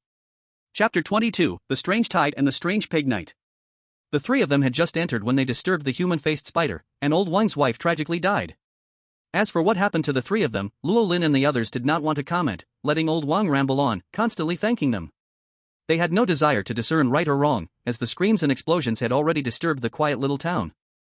Behind them, strange creatures were following, drawn by the sounds and the crowd's presence. There were cats, dogs, and many strange mud-like creatures, along with some things whose names couldn't even be uttered. These creatures knew how to hide in the town, but now they were all drawn by the commotion, hungry for a buffet. Luckily, there were no ghostly cats or shadowy dogs, otherwise, the four would have had to deal with them before escaping. The four were chased by a horde of strange creatures for 2 full streets. As they were about to leave the town, they saw several mutilated bodies lying at the town's entrance. A row of low houses had collapsed, bricks scattered everywhere, and the ground was dotted with small craters, as if something had burrowed beneath it. Not far off, Li Wuya was locked in a fierce battle with a pitch-black pig-like creature, its tusks a meter long. To be precise, he was being chased by the strange pig. Li Wuya used his left hand to cast a divination, his brain spinning at high speed, while his right hand gripped a machete to strike fear into his opponent. Then, he was shoved around by the strange pig's snout, desperately dodging left and right. The strange pig was even larger than the human-faced spider from before, nearly the size of a big truck. Each step it took sent a minor tremor through the ground, and with a single thrust of its snout, it could snap a large tree in half. It was hard to imagine how anyone could withstand such a monstrous creature charging at 80 miles per hour. Even an infantry fighting vehicle would be flipped over. Zhao Weigua glanced over, sighing, "This guy's pretty sturdy. Maybe becoming a wild boar knight wouldn't be so bad?" After speaking, Zhao Weigua hit the throttle, speeding off. "Thank goodness you finally arrived. Help me kill this thing." Li Wuya, barely dodging the pig's charge with a clumsy roll, saw Luo Lin and the others inside in relief, his face lighting up with a smile of relief. For a moment, he relaxed, but his legs felt as heavy as lead, his muscles aching all over. The diviner Sequence wasn't good at fighting. Without any ritual tools, he couldn't harm the pig. He had to rely on his brain and divination to predict the pig's attacks and dodge them in advance. His brain was almost on fire. But Luo Lin and the others were silent, their heads down as they ran, straight past Li Wuya. Zhao Weigua shouted, "Run!" "What?" Li Wuya was stunned, following their gaze and his face turned pale. Damn it, you guys led the creatures here? Liwuya no longer felt tired, his body was filled with strength as he scrambled up and started running. Behind him, the heavy steps and the harsh breathing could still be heard. He seemed to have figured something out, gritting his teeth, rolling again to narrowly dodge the pig's charge, not daring to stop, scrambling up to keep running. We need to find a way to deal with this thing. It can burst out faster than a car. If it follows us, we won't escape. Liwuya was desperately swinging his legs, wishing he had more of them. Oh no, he needed 4 more legs, the strange pig had 4 legs too. Luolin and Su Jiyue could only rely on their legs, running full speed without the time to care. Zhao Weiguo's tricycle had clearly disabled the speed limiter, but there were too many people, and he couldn't see what was behind them. Meanwhile, Zhang Mengmeng was riding her big white goose, dragging a pudding strawberry bear in her hands, with 3 toy dogs following her. The strawberry bear had short legs and couldn't run fast. She looked back at the strange pig, her face pale, her voice trembling. This pig is at least sequence 8. We can't beat it head on. No, Xiao Luo should be able to. Zhao Weiguo called back without turning, he shot 2 arrows to blow up a spider. Luo Lin didn't respond immediately. In order to escape, he only kept his mercy spear, putting everything else in his backpack.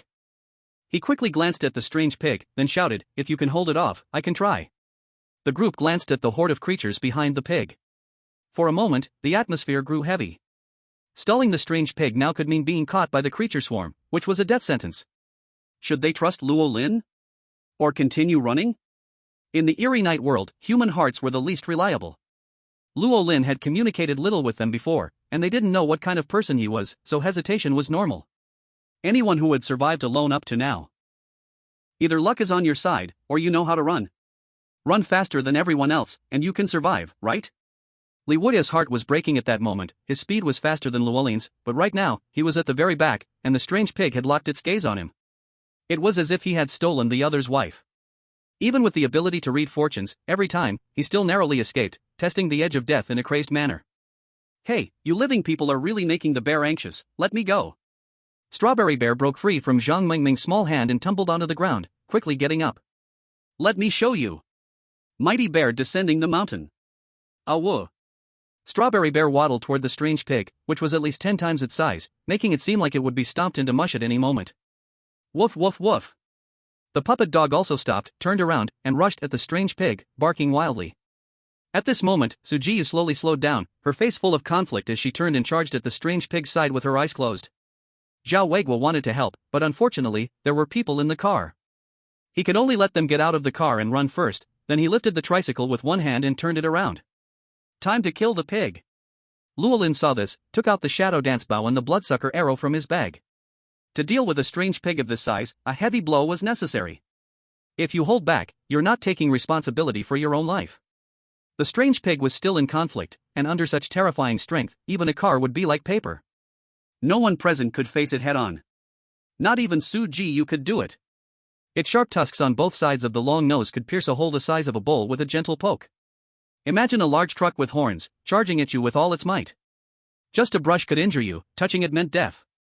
The 3 puppet dogs were faster, overtaking the short-legged strawberry bear, and rushing forward. However, being the size of medium dogs, they had the activated characteristic, but still, they were puppets at heart. One confrontation, and they were sent flying. One of the puppet dogs had its leg crushed, while another had a big hole in its body. Luckily, they were puppets. If they were real dogs, they might have been torn apart. Zhang Mengmeng anxiously watched the puppets, clenched her little fists, cheering them on. At this moment, Zhao Weiguo and Su Jiyu caught up. Taking advantage of the strange pig's wild charge, they stepped forward and landed 2 heavy punches. The wild boar staggered, while Su Jiyu was already in tears, punching while shouting in pain. Su Jiyu wasn't weak, her punches made the strange pig's eyes turn red with pain. It had already set its eyes on her. Zhao Weiguo struck with a knife, barely breaking the skin of the strange pig, feeling as if he had struck a rock. If it weren't for his immense strength, an ordinary person using this regular red tassel knife wouldn't even have been able to break the skin. Hurry up and make a move. Zhao Weiguo shouted angrily. Luolin held his breath, focused, and quickly aimed before releasing the bowstring. Let's get this party started. Whoosh. The bloodsucker arrow flew, accurately striking the strange pig's most vulnerable and largest target, its belly. The bloodsucker arrow barely pierced in a single arrow's length. In comparison to the strange pig's massive body, this wound was nothing, like an ant bite to a human. But that was enough. The judgment mechanism started to activate. The strange pig went mad. The strange pig trembled. The strange pig exploded. Boom!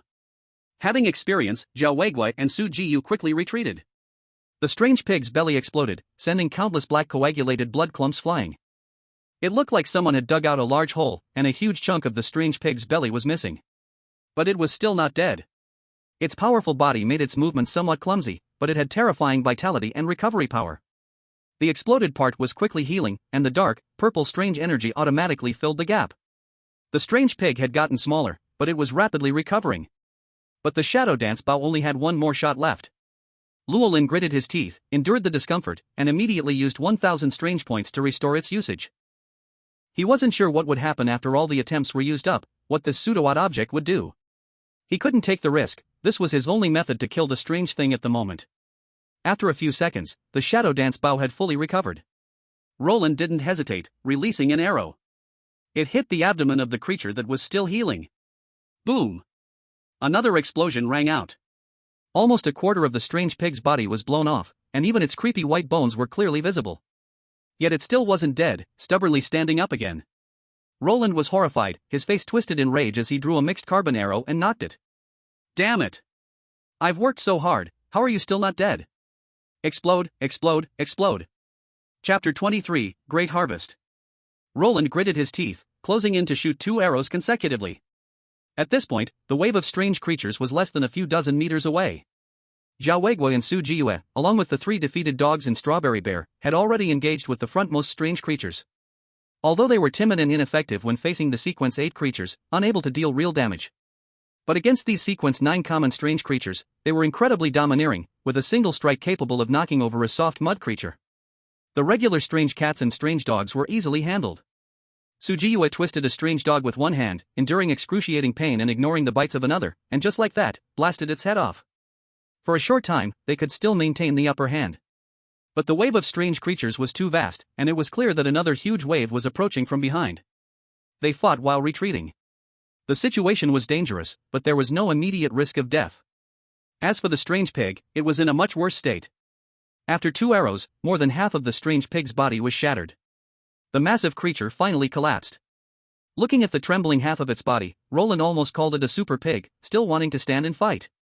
Fortunately, the strange pig finally died. Its body turned into black mist and dissipated. Kill the raging strange pig, plus 7,000 strange points. Run! Roland shouted, grabbing the strange pig's still beating gigantic heart and stuffing it into his backpack. From the size, it was at least half a meter tall. There were also 2 long tusks. Roland didn't have time to pack them into the bag, so he carried the tusks and ran.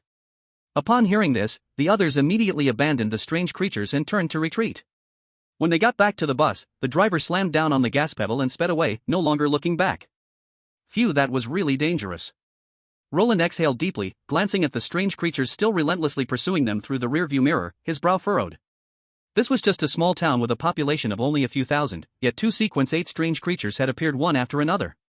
Behind them, the strange wave seemed to hold even more terrifying creatures that were approaching. Streams of black mist rushed into the sky, sending chills down one's spine just by looking at it. One could imagine just how dangerous the other parts of the world were. This is no place for humans. When will I ever get a peaceful night's sleep? Roland sighed, shaking his head and pushing aside the unrealistic thoughts, beginning to count his gains from this trip. Although this operation was very dangerous, the greater the danger, the more precious the fish, and the rewards were plentiful. He had enough food to last him for many years, more than he could ever consume. In addition, apart from the 1,000 strange points used to restore the Shadow Dance Bao's uses, he still had 12,400 strange points left. He also had 5 pieces of extraordinary materials, including an eyeball, an arm, a huge beating heart, and 2 tusks over a meter long. Thanks to the old friends for their generous contributions, I will definitely make good use of you all.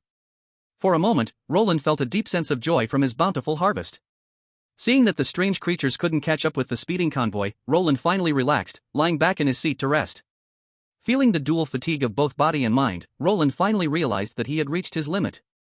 He had only managed to run for his life earlier because his adrenaline was roaring, so he didn't feel anything. Now that he had relaxed, his limbs ached, and he had no desire to move. Sleepiness crept up on him.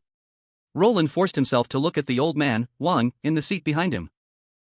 And a chubby boy, nicknamed Zhuang Zhuang, stood there. He instructed, "I'll sleep for a bit, if anything happens, wake me up immediately, understood?" "We got it, big brother, you sleep easy." Zhuang nodded repeatedly, and Old Wang also nodded in agreement. If it weren't for Luo Lin and the others, they would have long become part of the human-faced demon spider's many limbs along with his old partner. Just the thought of their 3 generations living together in another form made Old Wang feel terrified. The elderly face on the human-faced demon spider, it was his old partner's head. That horrifying, ugly look was something he couldn't get over. Luo Lin heard this and fell asleep with ease. Of course, even in this exhausted state, he couldn't enter deep sleep. Not knowing how long passed. The ground seemed to tremble for a moment, like an earthquake, and the source felt strong. After a while, the car seemed to have stopped. In a daze, Luo Lin heard footsteps and felt someone approaching him. Luo Lin cautiously opened his eyes, and a familiar yet strange scolding voice rang in his ears. "Stop it, what are you doing?" Luo Lin saw the boy with glasses from the supermarket earlier, trying to open the zipper of his backpack to peek inside. Zhuang immediately scolded the boy when he noticed. "What are you doing?" Luo Lin knew exactly what the boy was up to, his face darkened and his tone became cold. "I want some snacks, I saw you putting stuff into your bag." The boy with glasses stepped back 2 steps in fear, his eyes fixed on the deflated travel bag. "Give me some snacks, and I'll keep an eye on your bag." Luo Lin grunted, his peripheral vision catching the convoy stopping at an unfamiliar place. Li Wuya and the others seemed to be talking. Luo Lin didn't have time to argue with the boy in glasses, he walked straight towards the car door and pushed past the boy who was blocking his way. "Move.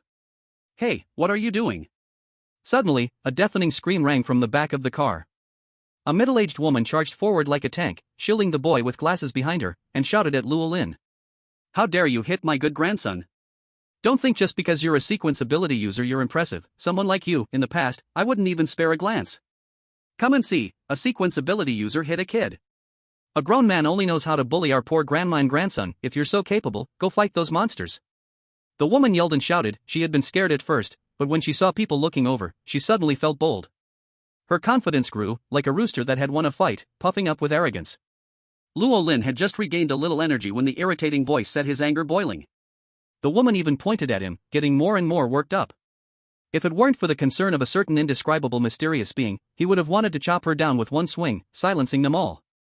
"Are you done talking?" Luo Lin's gaze grew darker. "What are you boasting about? Today you dare to hit such a small kid, does that mean tomorrow you'll dare to hit me? The day after, do you plan to kill someone? Come on, hit me. You dare hit me, kill me. So many people are watching, what do you think you're so great about?" The woman felt that she had the upper hand now, and the crowd that gathered behind her seemed to be on her side. It made her feel like it was the past again. As long as she could rally more people to crush the other side with sheer momentum, she could use her age and gender to bully them until they cried or ran off. She had tried it many times, and it was always successful. What if the monsters came? It would still be the same old people. She was still the battle goddess in an argument. "I'm telling you, if you don't bring out something that satisfies us today, you're not getting away with this. My good grandson is the country's treasure, the future of humanity. What if you hurt him?" At this moment, Zhuang gathered his courage and stood up, pointing at the boy with glasses, shouting, "It was your grandson who tried to steal from Big Brother while he was asleep." The woman opened her mouth and started cursing immediately. Which family's child hasn't been taught properly? Nonsense. My good grandson, Bang Gung, is the most obedient, never fights. How could he possibly steal something? Even if he did steal, you can't hit him. He's just a child. Not only Luo Lin, even the onlookers felt something was wrong, a strange anger rising in the air. "I know that kid, he often steals potatoes from the village and even tried to break into my house to steal." "What? I was wondering why the potatoes I planted kept disappearing. Turns out there's a thief in the village." The ant felt something was off as she listened, and was about to start making a fuss to cover up the situation.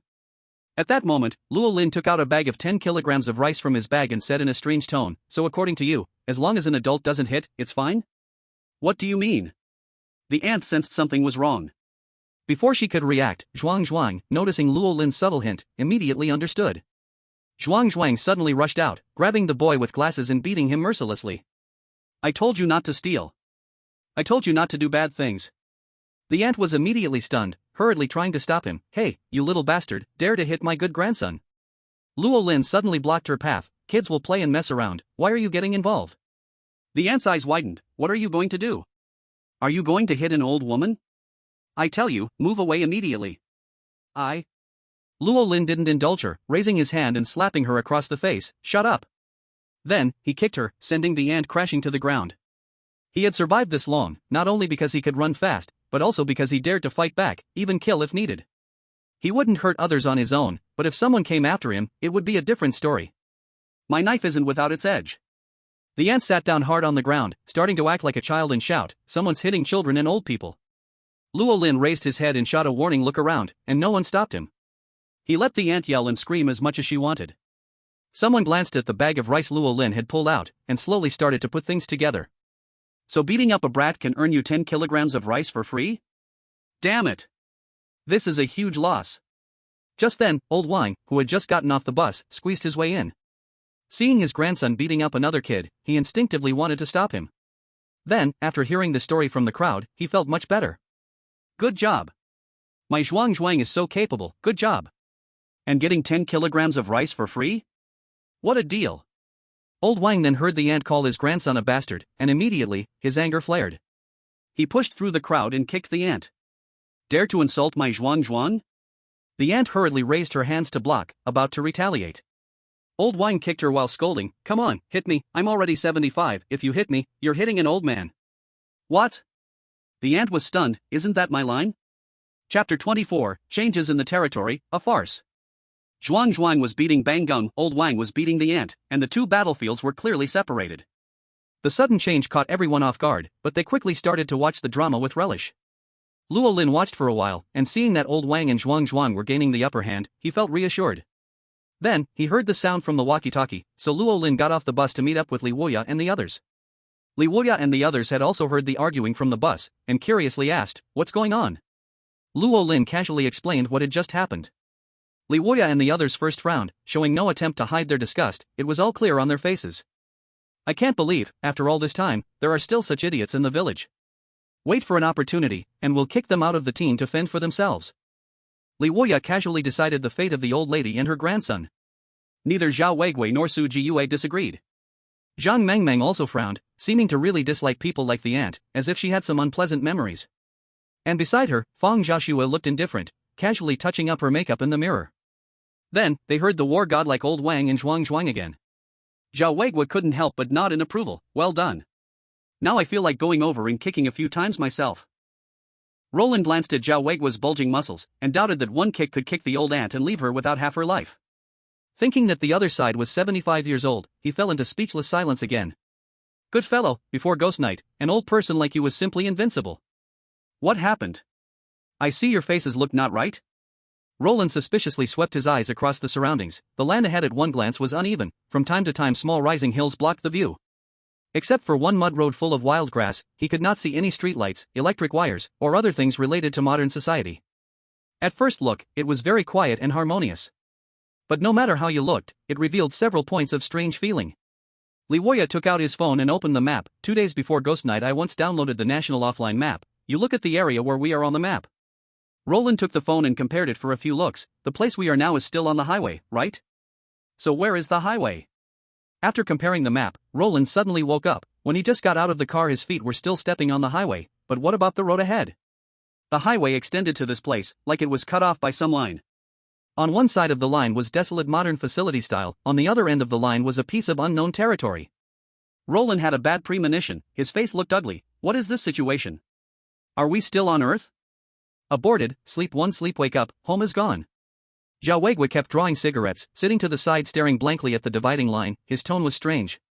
It should not be, how were two regions forcibly stitched together, and with no conflict at all? How was this done? Completely cannot see any clue. Li Wuya seemed to be thinking of something, while pinching his fingers to calculate, suddenly opened his mouth and said. I understand. Do you still remember that after the strange things arrived for a period of time, the global network suddenly cut off, even satellite signals were gone, and in the sky from time to time meteors passed by? Roland reacted, those meteors were satellites? Orbital satellites all fell down? Li Wuya nodded his head and continued to say, do you still remember that after Ghost Knight there was a period when earthquakes often broke out? And it was not long after the earthquakes appeared that all regions of the world completely lost contact, only using more primitive radios and such to listen to information. Roland of course knew this point, he remembered there was a radio in the villa. It was said that for a period before Ghost Knight the radio could still be used. Later on, no channel information could be heard anymore, and the radio also became waste. Li Wuya raised his head and looked at the sky with emotion and said, I was always very puzzled why human satellites would suddenly lose control, why the world would disconnect at the same time, until today I finally thought it through. In Roland's mind a terrifying thought flashed by, his voice low said, territory mutation? Territory mutation? Li Wuya was stunned for a moment, tasting the words and said, this term is not bad, it sounds very vivid, it seems you also guessed it. At the side Zhang Mengmeng and Fang Jiashui listened more and more confused, listened more and more blank. What are you talking about? How do I not understand? And Su Jiyue sleeping. Every day Su Jiyue only has 3 or 4 hours of relatively clear awake time. Normally she only wakes up to continue fighting when the situation is the most critical. Roland looked at Li Wuya waved his hand helplessly and said, you say it, actually I also cannot explain it clearly, mainly because this situation is too unbelievable, those things were mostly returned to the teacher. Little Roland, you say it. Zhao Weiguo also agreed and nodded, constantly grabbing his pale hair, no matter how he thought he could not figure it out. He of course did not understand these new things, he only had some guesses, but precisely because of this, he was even more confused and terrified. Roland slowly said, high school physics talked about the universal gravitation part, the orbital height of synchronous satellites is jointly decided according to Newton's law of universal gravitation and the centripetal force formula of circular motion. When satellites orbit the Earth doing uniform circular motion, universal gravitation provides the centripetal force. And this formula is GMM/R2 equals MW2R. Where G is the gravitational constant of the Earth, M is the Earth's mass, M is the satellite's mass, R is the distance from the satellite to the Earth's center, which is the altitude of the geosynchronous orbit, and W is the satellite's angular velocity.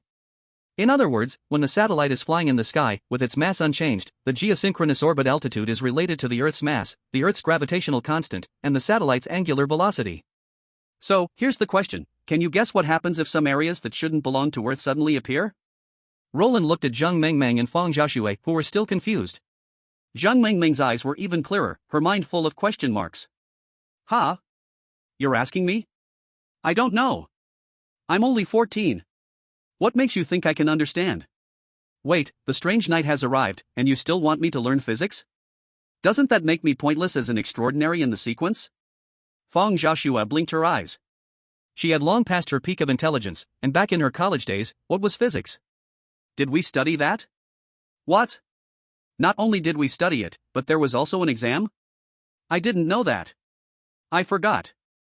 Oh right, in college, physics wasn't necessary for the exam. I got a 0. Otherwise, she wouldn't have ended up as Zhang Mengming's nanny. It wasn't her degree or grades, but her experience and beauty. Fang Jiashui blinked again and suddenly felt the overwhelming pressure of a failing student facing a top student, feeling nervous and said, what will happen? Roland saw this expression and knew it was all in vain. But it was normal, in fact, he was almost forgetting everything now. Going for the college entrance exam, one wouldn't even make it to a second-tier university. If the Earth suddenly has many areas that don't belong to Earth, it means our environment will become more hostile. We will face many completely unfamiliar regions, and at the same time, the Earth's mass will change, leading to a series of changes such as the gravitational constant, the geosynchronous orbit altitude, and so on. That's also why global geosynchronous satellites have fallen.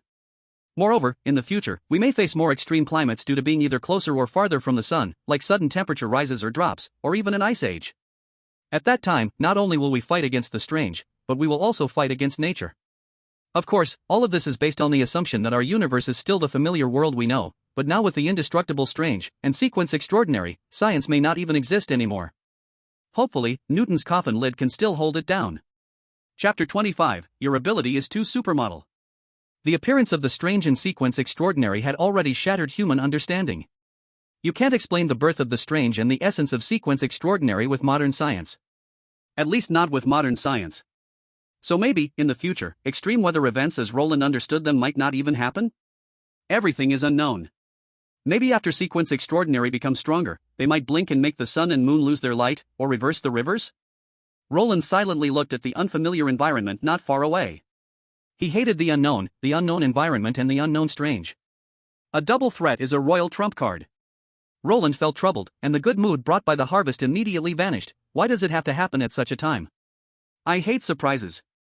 Zhang Mengmeng and Fang Jiashui exchanged a glance, vaguely grasping something, but in the end, they gave up. They felt like their brains were about to grow something. So, they just let it be. Alright, what do you say we do next? Forget it, leave the professional stuff to the professionals. Just follow along and finish things. The three of them looked at Li Wuya, without exception. Li Waya, who was continuously calculating with his fingers, froze for a moment. What are you looking at me for? You're the team leader, who else should we look at? Zhao Weiguo accepted the fact that he was the cannon fodder, not thinking about century-old problems that break human cognitive boundaries. Roland naturally said, isn't this your job as a fortune teller? Take a guess? Li Waya was speechless. I am a fortune teller, not a guide in the sequence. Alright, let me calculate. What else can I do, being a powerless fortune teller? Li Waya sighed and continued with his divination, his expression gradually turning darker, his brows furrowing higher and higher. This scared Feng Xiaoxue. Could it possibly be a dead end? Luo Lin saw this and wanted to take out the luck compass to try. This object is meant to guide the best direction for one's current fortune. It might point out a way forward. This is troublesome, there are tricks in this. Many tricks. Li Waya sighed deeply. Everyone, we need to be careful. This area is far more terrifying than the small town. Feng Xiaoxue cautiously asked, how about, we take a detour? Just don't go in? Li Waya shook his head. The scope of this altered domain is not that large. It's only about 100 kilometers straight through. But if we take a detour, get ready to spend 7 days in the wilderness. Feng Xiaoxue heard this and changed her words, then let's go straight through. It'll only take about 2 hours if we speed up. Luo Lin wasn't so optimistic. He glanced at the unfamiliar environment and pondered, the off-road vehicles and pickups are fine, but the minivans and buses have low clearance. Driving on these uncertain dirt roads could be dangerous. Feng Xiaoxue thought it made sense, and she looked at the pickup and off-road vehicles, considering switching vehicles. Li Waya nodded in agreement. Just to be safe, we shouldn't exceed 20 miles per hour. Don't go off-road, and definitely don't fall behind. We need to be prepared to spend the night here. We probably won't be able to leave today. Luo Lin's heart sank. He didn't expect to encounter a domain anomaly on the way back. It was already just after 1 p.m. now. By about 5 p.m., it would start getting dark. Before that, they had to find a safe enough area, with fewer anomalies, to set up camp. Once the eerie night fell, the dirt road would be pitch black, with nothing visible. It would be a small problem if they broke down halfway, but if they collided with a large anomaly, that would be a real shock. Not to mention, if they ran into that strange pig from before at night, the whole convoy would probably be wiped out, with only a few sequence power users surviving. During the day, the world might not belong to humans, but at night, it definitely belonged to the anomalies. Sigh, it's already like this.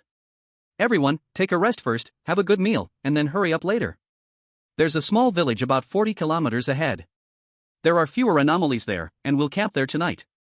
At the end, Li Waya added, by the way, don't mention any of this to others for now. Luo Lin thought it sounded strange. Was he overthinking it, or should they just eat well and hit the road? The convoy took a temporary rest at the border of the domain anomaly. Many people were confused by the sudden stop to eat. Isn't this the time to rush back? The eerie tide might still be chasing them. But no one dared to ask. Seeing that the sequence power users didn't leave them behind, everyone felt reassured and began preparing food. Despite 5 or 6 deaths on the way to the town, they had gained quite a lot. It was enough for them to eat for a while. When they got back to the village, they could eat well for a few more days and rest properly. For a moment, the atmosphere in the camp gradually improved. Except for an ant and the boy with glasses, who were being shunned and had injuries all over. They were cooking porridge, still wearing pig heads, waiting for their small eyes to glare angrily at everyone while constantly muttering curses. Old Wang and Zhuang were eating the spicy strips and rice that Luo Lin gave them, taking big bites. Zhao Weiguo didn't know what he was thinking, and went over to chat with them for a while, which made them extra excited. They secretly hated that they didn't hit harder just now. Luo Lin, on the other hand, sat with Li Wuya and the others. He took a sausage from his bag, cooked 2 packs of spicy beef noodles, and chugged down a bottle of water. Such is life. Suddenly, it got better. The rich fragrance made Li Wuya and the others glance at each other frequently. Finally, Zhang Mengmeng stared at Luo Lin's deflated travel bag, her expression hesitant, and voiced the confusion in everyone's hearts. What brand is this bag? How can it hold so much? This is my maid-dimensional backpack. It can hold some supplies, not much, about 50 cubic units. Luo Lin said casually, not worried that anyone would steal the bag. Because without him, the item would lose its special ability in a month. Hiss, is your sequence ability too overpowered? Li Wuya gasped. Everyone was a sequence extraordinary, but why is it that you're the only one doing something special? Once, you killed multiple strange creatures from Sequence 8 with Sequence 9's ability, and now you're making a magical item that can hold 50 cubic units of supplies. Is this reasonable? And looking at Luo Lin's relaxed demeanor, the cost doesn't seem too high? I envy you. Luo Lin smiled.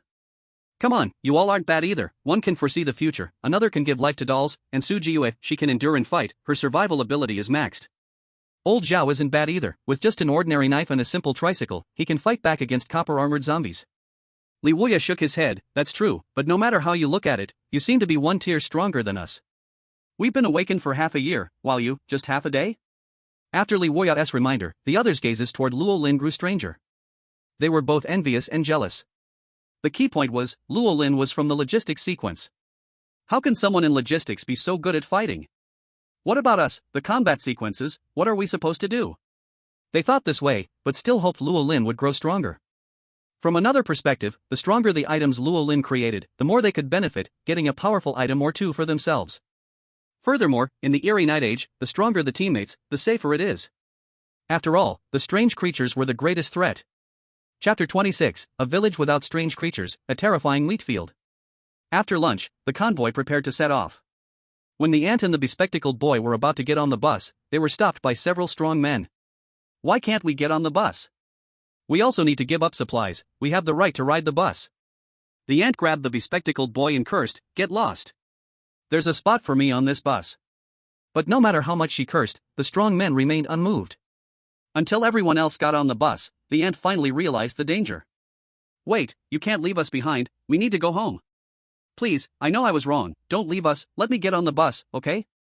I'll give all the supplies. The strong men exchanged glances, still cold-eyed. The supplies smelled good, but this madwoman dared to extort a sequence extraordinary. She was asking for death. One of them sneered, you don't know you're wrong, you know you're about to die. Get her off, we're getting on the bus. You bunch of bastards, let go of me. Let go of me, I want to get on the bus. Grandma. On the off-road vehicle, Li Wuya turned to Luo Lin, raising his eyebrows as if asking, what should we do? Luo Lin glanced at the rearview mirror, his face expressionless, let's go. Li Wuya smiled, clearly satisfied with this answer. Let's go, don't let those idiots spoil our mood. The eerie night world isn't a peaceful society, if you want to be an eccentric, you must first have the strength. If you're a sequence extraordinary, it's fine, you can be eccentric as you like, even cross-dressing, as long as you're willing to bear the cost. But if you have no strength and still dare to act arrogantly, even extorting a sequence extraordinary, such idiots should be as far away as possible, keeping them only brings harm to others. Soft-hearted? There's no such thing in the eerie night world. Li Wuya was quite worried Luo Lin would soften his heart for a moment, leaving an unstable element in the team was dangerous. Especially such a thorn that's bad for unity, it could explode at any time. Not sure if it was psychological, but the moment they crossed the boundary line, it felt like time rewound, back to thousands of years ago. Because they stepped into unfamiliar territory, the entire convoy was left with only the sound of engines. This time, Luo Lin, Zhang Mengmeng, and Fang Jiaxue squeezed into the back seat of the off-road vehicle. Along with Su Jiyu, the back seat was completely packed. Luo Lin packed all the supplies in the off-road vehicle into a travel backpack, which was also Li Wuya's request. They would take it out when they got back to Dawn Village. Worried about hitting obstacles or taking the wrong path, the convoy was driving very slowly, keeping a speed of 15 kilometers per hour. This made everyone even more tense. Slower speed also meant it was easier for the strange being to catch up. No one felt like talking anymore. Soon, neatly arranged golden fields of wheat appeared on both sides of the road ahead, swaying like waves in the breeze. These wheat must be fully ripe by now? Luo Lin looked at them with surprise, never expecting that such large wheat fields would exist in this unfamiliar land. If all these were harvested, who knows how many tons of grain they could reap? Su Jiyu, who didn't know when she had woken up, looked at the undulating wheat fields and couldn't help but part her lips, saying softly, so beautiful. Zhang Mengmeng nodded vigorously, agreeing with her. Fang Jiaxue glanced at the scene but no longer paid attention. Instead, she stared at the golden ring on her finger, thinking it was the most beautiful thing in the world. Li Wuya, gazing at the wheat fields, was deeply moved. He suggested, when we get to the village, if we have time, let's harvest some of these wheat. We could keep some as seeds and find a place to plant them ourselves. Luo Lin thought for a moment, feeling it was inappropriate. Forget it, this place is a bit strange. There's no need to take such a big risk. You're right. So much wheat growing here, yet no one comes to harvest it. Something definitely seems off. Su Jiyu agreed, also thinking of another concern, what if they got hurt while working? Wouldn't that be painful? Li Wuya clicked his tongue and instinctively started a divination. His face changed as he looked up, with a worried expression, you're right. Don't get close to the wheat field. There's something strange about it. The divination says it's a great disaster. So treacherous. The strange being might be hiding in the wheat field, waiting for people to take the bait. Upon hearing this, Lorin and Su Jiyu both looked at the wheat fields with wariness in their eyes. Beneath this seemingly beautiful scene was a hidden danger. The voice of Zhao Weigua came through the walkie-talkie. Are you guys coming to harvest the wheat? Let me tell you, I'm a pro at this. Grandpa Zhao, no. Zhang Mengmeng hurriedly tried to stop him. There's something strange in the wheat field. Ah, what a pity. Zhao Weigua's tone conveyed a sense of loss. When he saw the wheat fields, he thought of his lost youth. He still remembered when he was once the handsome young man in the area, with the village beauty, Xiao Chui, waiting for him for many years. I'll tell the people in the bus when we stop. Some of them might not be able to resist and go to harvest the wheat. When they see these wheat fields, my hands won't be able to stop either. Zhao Weigua said. Li Wuyo replied, just mention it. If they don't listen, it's their own fault. Oh no, look. There's someone in the wheat field. Zhang Mengmeng suddenly shouted, pointing towards the distant wheat field. Luolin looked in the direction she was pointing, and when the wheat bent down in one area, he vaguely saw a tall figure silently watching the convoy. Someone? Let me see what's going on. I have a high-precision telescope. It cost me 20 gene of grain to get it.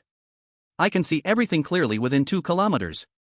Li Wuyo pulled out a telescope from somewhere and looked through it, his hands trembling. Damn, it's a scarecrow. No, wait. It's strange.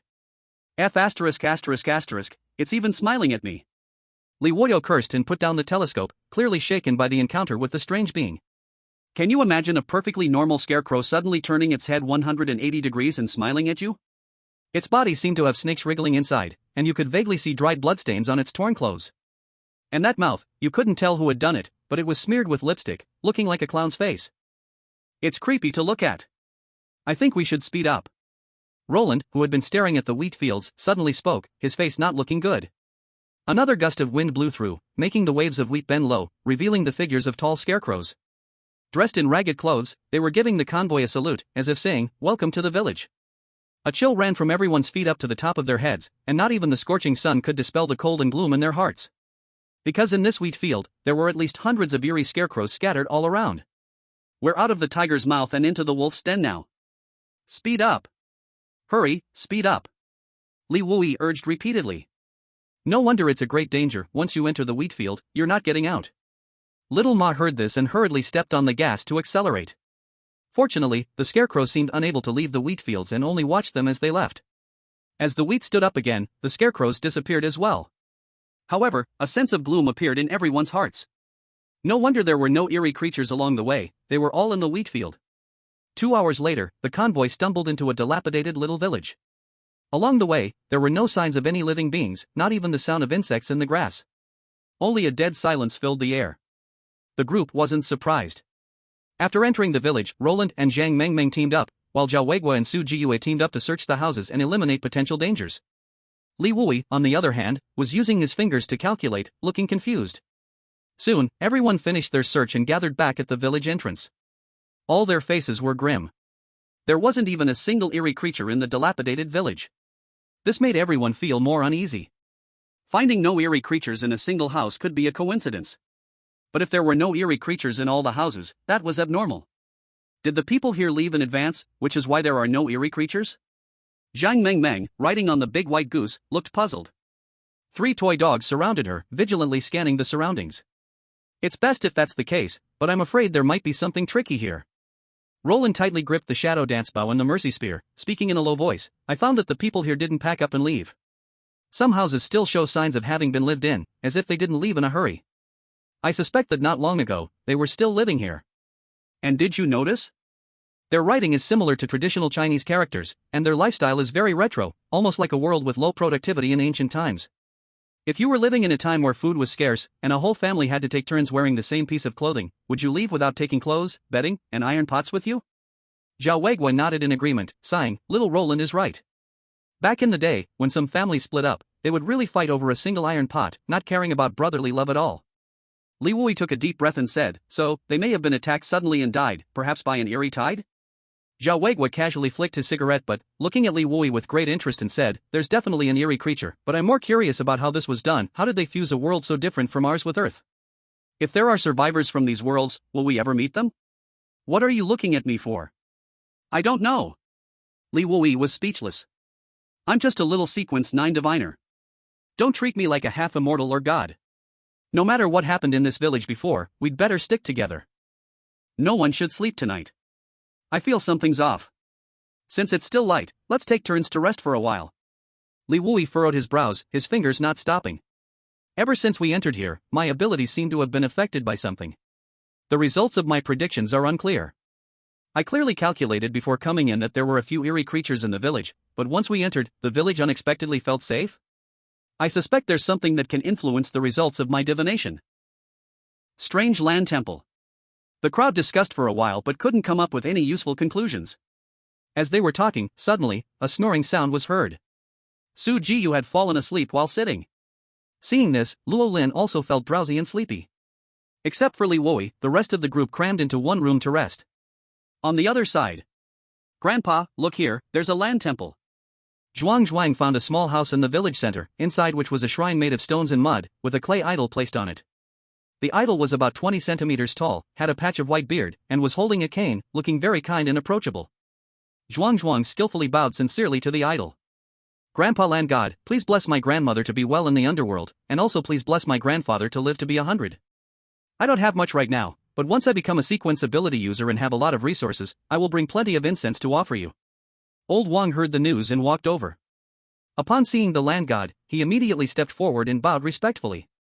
In the past, he didn't believe in gods, but now with strange occurrences happening, maybe gods really do exist?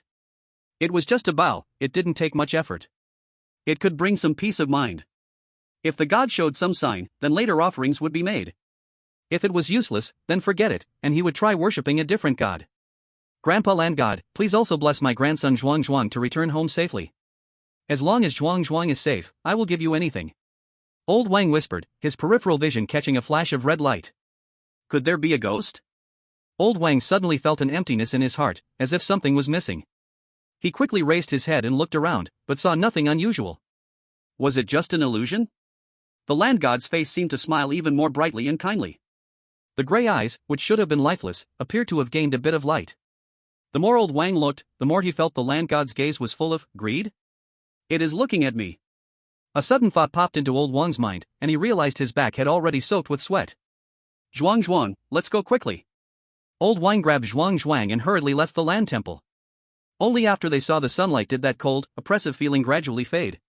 But he still felt as if there was a faint, lurking gaze upon him. What's wrong, Grandpa? Zhuang asked, confused. I haven't finished yet. Old Wang wiped the sweat from his forehead, feeling increasingly uneasy. It's nothing, we'll set up another land temple when we get home. Oh, Old Wang, what's wrong with you? It's broad daylight, and you've encountered something weird? Sweating so much? A teasing voice came from behind. Lao Qian, Wang Lily, and a few others passed by. None of your business, mind your language. Old Wang glared at Lao Qian and dragged Zhuang away. Lao Qian snorted, disapprovingly saying, it's just that I accidentally helped Brother Luo once. What's so great about it? I've been a neighbor to Brother Luo for a month, our relationship is solid. The others were surprised. Lao Qian, you and Brother Luo are that close? Of course. Lao Qian's expression turned a bit awkward, but he still confidently said, don't believe it? Yesterday, Brother Luo and I were out there killing crazily. You have no idea, Brother Luo shot an arrow right into the soft mud ghost's head, and then the ghost, right there, started doing ballet. At that moment, I was only a few meters away from that soft mud ghost. TSK, that scene, you guys have no chance of experiencing it. Another person flattered, Lao Qian, could you ask Brother Luo to make me a sacrificial object to play with? The reward is negotiable, maybe I can also become a powerful sequence superhuman. Yes, maybe next time, don't think Brother Luo just makes sacrificial objects easily, you think those things can be made just like that? Lao Qian found an excuse to avoid the request and stiffly changed the topic, by the way, this land temple, do you want to go inside and pray? A man named Li Si took out a pack of Tianzi cigarettes and grinned. Come on. I have a pack of cigarettes here, let's give the Lord of the Land something new. Time passed, second by second. When Luo Lin woke up again, he found himself alone in the room. Outside, the sunset was sinking, and the eerie night was about to fall. When Luo Lin walked out of the room, Li Wuyat and the others were gathered in the courtyard, making a fire. You're awake? Here, have some steamed buns, before the sun rises tomorrow, we probably won't have a chance to eat. Li Wuyat handed over 2 clean, white steamed buns. Luo Lin took a big bite, and the taste was pretty good. In the Yuri night, steamed buns were quite a good food. Ordinary people wouldn't have the chance to eat them. By the way, there's something I want to discuss with you. Li Wuya hesitated for a moment, then spoke, can you still craft a ritual item? Luo Lin's heart stirred. I can. As long as I maintain my current condition, I can make one at most. After 8 hours of recovery, Luo Lin could actually craft 2 items at his peak, but with tonight's situation, nobody knew what might happen. He had to maintain his current state. If the situation became dangerous, this one opportunity might be the last hope for survival. Li Wuye and the others showed a happy expression and continued, we want you to make a ritual item tailored for Su Jiyue, preferably something that can maximize her sequence ability. Of course, Su Jiyue will provide you with 2 extraordinary materials and 20 pounds of food. Luo Lin thought for a moment and nodded in agreement. No problem. But forget about preparing extraordinary materials. I'll take all the extraordinary materials dropped by the eerie pigs and the man-faced spiders, how about that? As for how Su Jiyue will compensate you later, you can discuss it among yourselves. In Dawn Village, the distribution of extraordinary materials depended on each person's contributions. If we divided the contributions of each effort into 10 parts, then, as a fortune teller, Li Wuyat and the village guard, Zhou Dezhuang, would each receive 1 share, whether they made a move or not. Their contribution wasn't in fighting but in the safety and stability brought by their sequence abilities. The village guard's shared contribution was unquestionable. Li Wuya could reduce the crises the convoy faced and lead the team to make the right decisions at critical moments. Without Li Wuya, the convoy could never have reached Dawn Village safely. As for Zhao Weiguo, Zhang Mengmeng, and Su Jiyue, even if they acted as a group, they definitely wouldn't have survived a week. When fighting the man-faced eerie spiders and the berserk eerie pigs, Luo Lin dealt full damage, contributing the most. But Zhang Mengmeng, Zhao Weiguo, and Su Jiyue also played a role in restraining the enemies. If it were just Luo Lin alone, not to mention killing eerie creatures, he wouldn't even have been able to escape. Without Luo Lin, Zhang Mengmeng and the others could never have killed the eerie creatures, they could only flee. So, the 3 of them each took 1 share, and Luo Lin took 5 shares of the contribution. The 2 eerie creatures contributed 5 shares of extraordinary materials, so Luo Lin could at least get 2.5 items. Now, he needed 5 items, so it was as if he had earned half an item more. Of course, this only applied to the distribution of extraordinary materials. As for the distribution of food and other resources, that was calculated differently. Li Wuya breathed a sigh of relief when he saw Luo Lin agree and smiled. Okay, without you, we wouldn't have had the chance to kill them. Even if we had killed them, we wouldn't have been able to take anything. The others had no objections either. Everyone was very clear about the situation just now. Without Luo Lin, they could only rescue the people and then run. They might even have to sacrifice the doll dog and strawberry bear. Considering that crafting a ritual item also required 1 extraordinary material, Luo Lin nodded when he heard this. Alright, I won't be polite then. But there's something I need to make clear, although I can craft a ritual item, I can't control its exact effects. No problem. Li Wuya seemed very understanding, as long as it can enhance Su Jiyue's strength, that's fine. It would be best if it's a weapon, so both Su Jiyue and Zhao Lao can use it. No problem. Luo Lin looked at Su Jiyue, thinking about her sequence ability, and after a moment of contemplation, he took out a fire axe from his dimensional backpack. This was one of his few melee weapons. Anyway, with the strength of Su Jiyue and Zhao Weiguo, don't mention just a fire axe, even a hammer would work. Then, Roland took out a wild boar tusk from his bag. At times like this, Roland also hoped his teammates would be as strong as possible. Only by working together could they survive better. Fighting alone wouldn't work. Moreover, he'd observed that Su Jiyue was actually quite reliable. When something happens, she really steps up. Zhang Mengmeng was the same way. Though only 14 years old, she always helped out immediately when facing strange situations. In these eerie nights, reliable teammates like this are rare. Over the past 6 months, he'd seen many kill their teammates over a day's worth of food or fight over a bicycle. He even witnessed someone push their own family down to delay time to survive. Human nature is hard to predict. Under everyone's expectant gaze, Roland placed the wild boar tusk and fire axe on top of each other, silently chanting his wish. Increase the axe's strength and sharpness, make it block pain, and be able to cause massive damage to the strange creatures. This fusion will cost 3,500 anomaly points, do you wish to fuse? Chapter 28, Su Jiyue's unique weapon, the Berserk Battle Axe. Fusion. Roland silently thought, as a large amount of mental energy was drained from him, and a force surged through him, enveloping both the fire axe and the wild boar tusk. The entire process lasted for 20 minutes. When the golden light dissipated, the fire axe had changed drastically. The wooden handle was replaced with a silver, high-strength alloy made from an unknown material. Mysterious runes were engraved on both sides of the axe head, now glowing a blood red, resembling fresh blood. The blade had become much sharper, gleaming with a bright, cold light. Overall, it was considerably heavier than before, and an ordinary person wouldn't be able to wield it for long. But compared to the axe's abilities, this flaw was nothing. Sacrifice, Berserk Battle Axe. Sacrifice ranking, 8888. Ability, enter a berserk state at the cost of some rationality, gaining immense strength in a short period of time.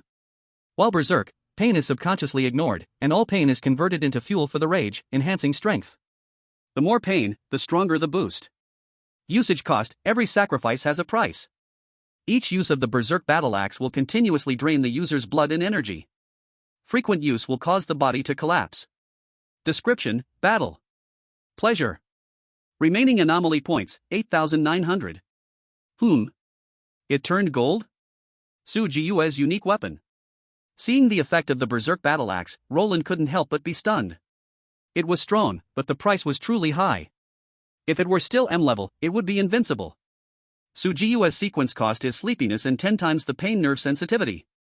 When using the Berserk Battle Axe, she not only ignores pain in the berserk state, but also turns pain into power, gaining even more terrifying strength. As for the continuous loss of blood and energy.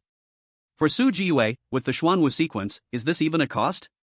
Roland had seen with his own eyes Su Jiyue's terrifying recovery ability when facing the strange cat. Lethal injuries could heal completely in just a few breaths. Collapse? Not possible. Unless she refuses to let go of the fire axe. The only thing to be cautious of is that rationality would decrease in berserk mode. But compared to the stats, this sacrifice is insignificant. How's the situation? Does it match with Su Jiyue? Noticing Roland's brief change in expression, Li Wui couldn't help but feel nervous. You guys take a look? Roland passed over the axe, and as soon as Li Wui grabbed it, he immediately saw its effect, gasping in awe and exclaiming, "Holy crap! What happened? What happened?" Zhang Mengmeng couldn't help but curiously snatch the axe, and her pupils immediately widened. "Oh my god." Zhao Weigua, who was wiping his red tassel knife, furrowed his brows and sneered, "What's so great about it? Let me see." He took the axe, glanced at it, and then immediately echoed Li Wui's exclamation, "Holy crap! How did you do it? It perfectly matches Su Yata's sequence ability." Zhao Weigua suddenly felt a little sour, and even his old partner in his hand didn't feel so good anymore. Not mentioning the sacrificial artifact ability, just looking at this axe, it's clear that it is incredibly sharp. Plucking a white hair and placing it on the axe's blade, it actually cuts the hair with ease, incredibly sharp. Holding this axe, he was confident he could gut the pig from earlier today. No, I must ask Roland to help me enhance my red ribbon knife when I get the chance. I want to get stronger too. Zhao Weigua was envious. He couldn't imagine how powerful Su Jiyue must be with the Berserk Battle Axe. Fang Jiaxue, drawn by the identical astonished expressions of the others, wanted to try playing with it. Mainly because she had the extraordinary materials obtained by Zhang Mengmeng, but had never touched a sacrificial artifact. She also wanted to become an extraordinary being of the sequence, not just an ordinary person. But Zhao Weigua didn't give her the axe. Instead, he woke Su Jiyue and handed it over. Fang Jiaxue's expression stiffened for a moment, then she casually glanced to the side before looking at Roland, her gaze shifting slightly. Su Jiyue, rubbing her sleepy eyes, took the axe, then blinked and took a look. At first, she didn't react, then suddenly she woke up with a start. "Mouth agape, huh? Whose axe is this? Can you give it to me? If I have it, I can give you anything." Su Jiyue stared intensely at the words "ignore the pain," her eyes shining. Her hands gripped the axe's handle tightly, unwilling to let go.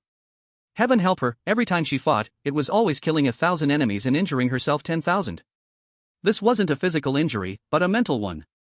She even doubted that if this continued, one day the pain would cause her to have mental problems. The appearance of the Berserk Battle Axe made her see hope for solving her problems. It turned out that the cost of the sequence could be solved with a sacrificial artifact.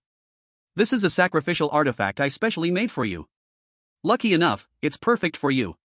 Roland smiled and said, "We already agreed, the materials from the human-faced Eerie Spider and the Berserk Eerie Pig belong to me, and this axe is yours." Su Jiyue felt embarrassed and said, "That's too much of a bargain for me.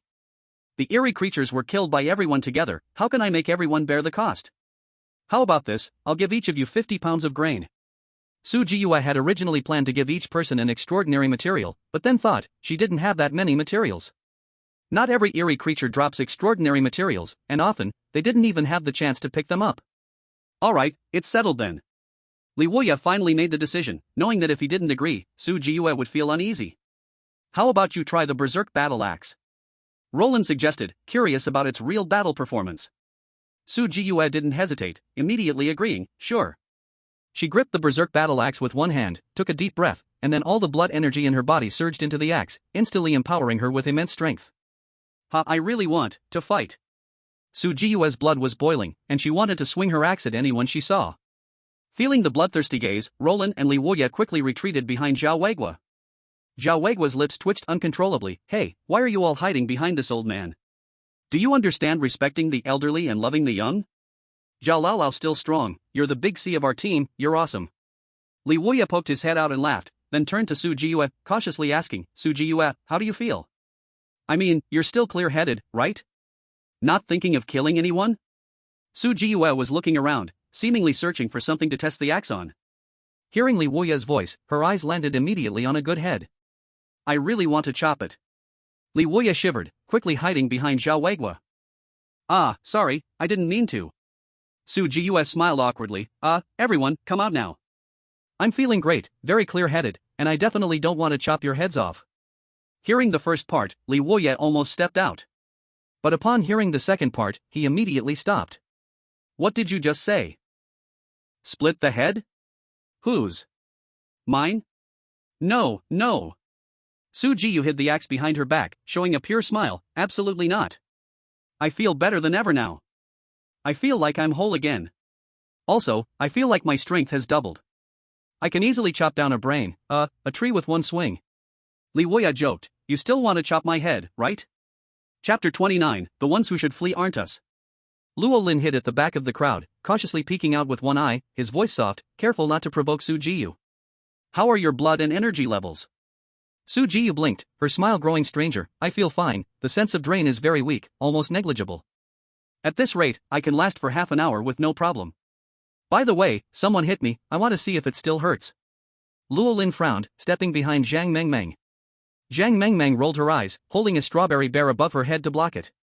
The strawberry bear flailed its little short arms in panic in midair. Seeing it couldn't escape, it simply covered its eyes with its hands, trembling all over. No one responded to Su Jiyue's request.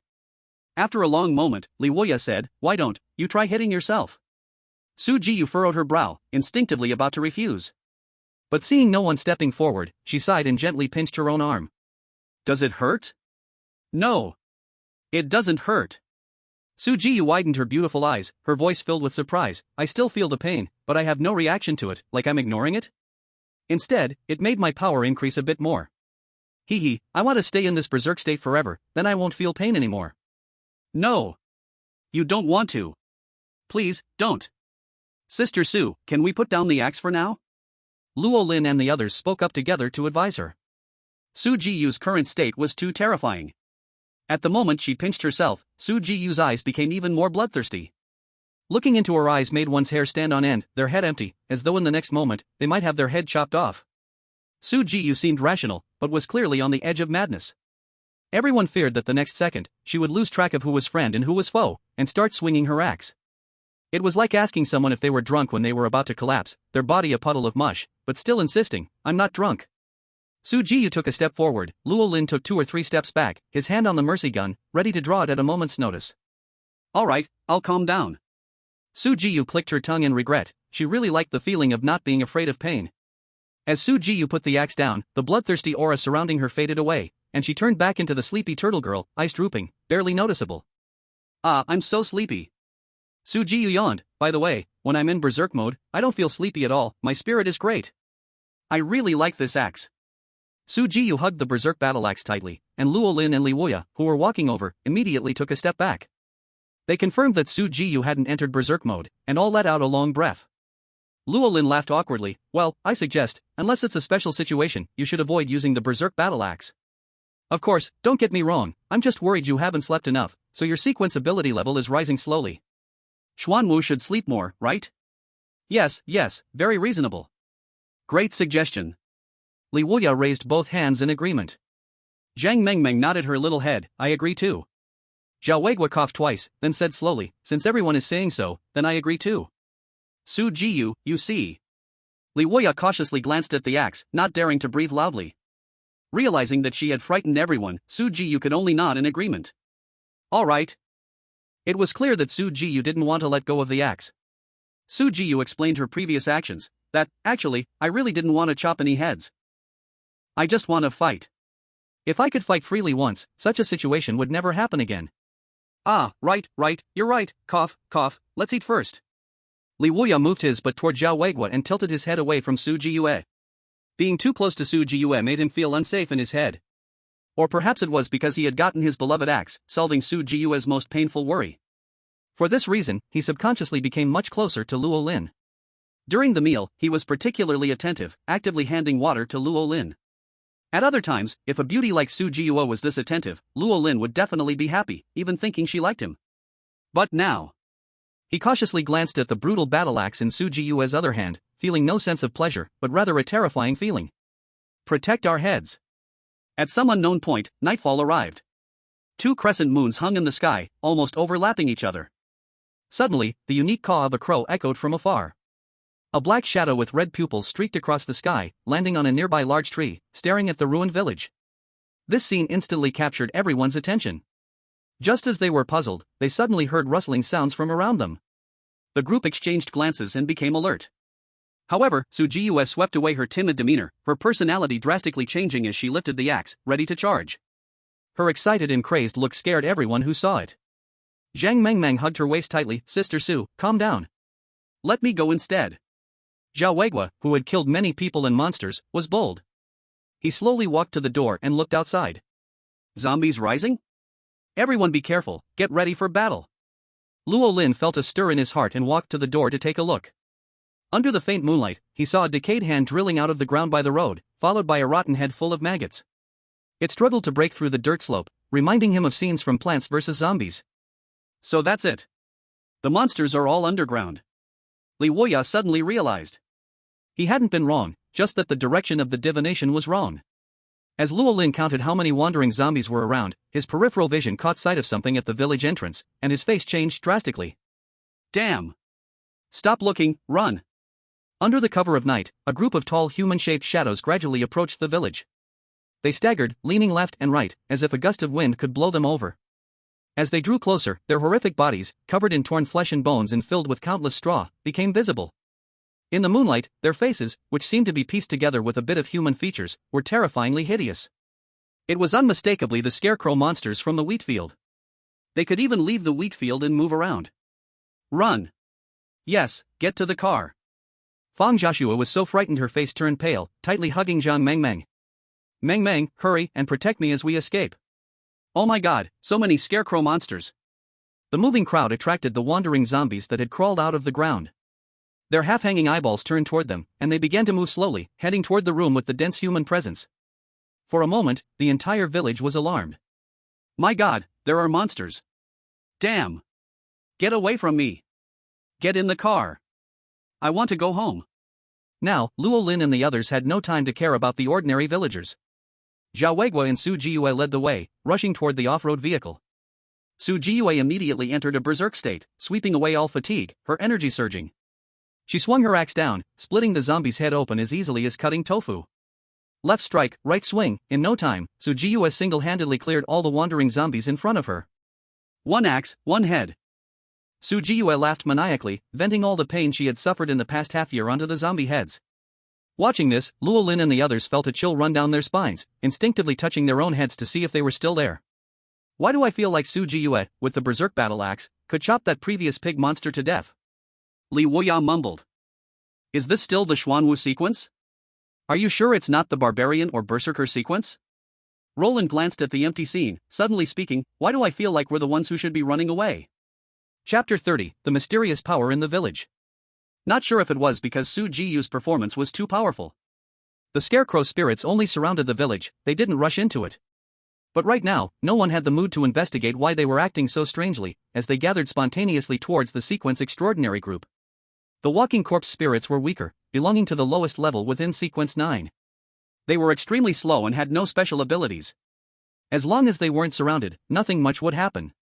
Only 2 unlucky souls were brutally killed by the walking corpse spirits. One of them had the sudden idea of climbing over the wall to escape but twisted their ankle when falling down.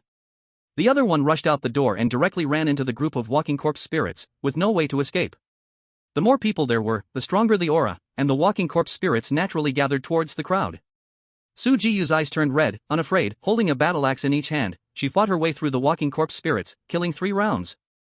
Dozens of revived walking corpse spirits all fell to the ground. Except for Zhao Weiguo, who killed a few, the rest were all eliminated by Su Jiyu. Holy shit, I always thought the Xuanwu sequence had a bright future, but I didn't expect a Xuanwu sequence without any cost could be this terrifying. Li Wuyo thought about how powerless he was, and a wave of emotions flooded him. Why, as Sequence Extraordinary, was the gap between them so huge, even more so than between humans and dogs? Suddenly, Li Wuyo turned his gaze to Roland, who also hadn't made a move, and his remaining gaze was extremely eager. Since Roland could craft such a powerful sacrificial item, he must be able to craft a second artifact. If he had one too, wouldn't he be able to transform into a war god? Of course, he subconsciously ignored the difference in foundation between himself and Su Jiyu. So what if he was from the fortune teller sequence? The foundation wasn't that much different, right? Why are you looking at me? I'm telling you, I'm not into men. Roland felt uncomfortable under Li Wuyo's heated gaze, almost thinking the other was like Brother Jia from the past. Brother Roland, can I call you Brother Roland? Li Wuyo grabbed Roland's hand and pleaded, please, when you have a chance, make me an artifact too, okay? I want to get stronger, I want to kill those spirits too. Roland quickly shook off Li Wuyo and said irritably, aren't you a fortune teller? Just stick to that, killing spirits is not for you. Why not? Who doesn't have a dream of becoming the main character? Li Wuyo patted his chest, looked at the sky at a 45-degree angle, and said with a face full of sorrow, back in the day, I was the king of the canyon, always dominating, every season a winner. Roland patted Li Wuyo's shoulder seriously and said, in dreams, anything is possible, just go get a good rest. Zhao Weiguo chuckled, one brother Roland, so which one of you is really the brother? Li Wuyo casually waved his hand, that's simple, we each have our own definition. Brother Roland, you have to help me. I've prepared everything, whether I can carry the whole team depends on you. Roland rolled his eyes and didn't take it seriously. The brutal battle axe was completely a coincidence. He had no confidence in making a sacrificial item that could make a fortune teller soar. Moreover, Su Jiyu's improvement wasn't as terrifying as it seemed, it was all in contrast. The walking corpse spirits were really weak. Slow speed, dull reactions, weak abilities, and even their strength was slightly weaker than ordinary people. Roland suspected that killing a walking corpse spirit would only give a few hundred strange points. Not even enough to restore the Shadow Dance Bow's consumption.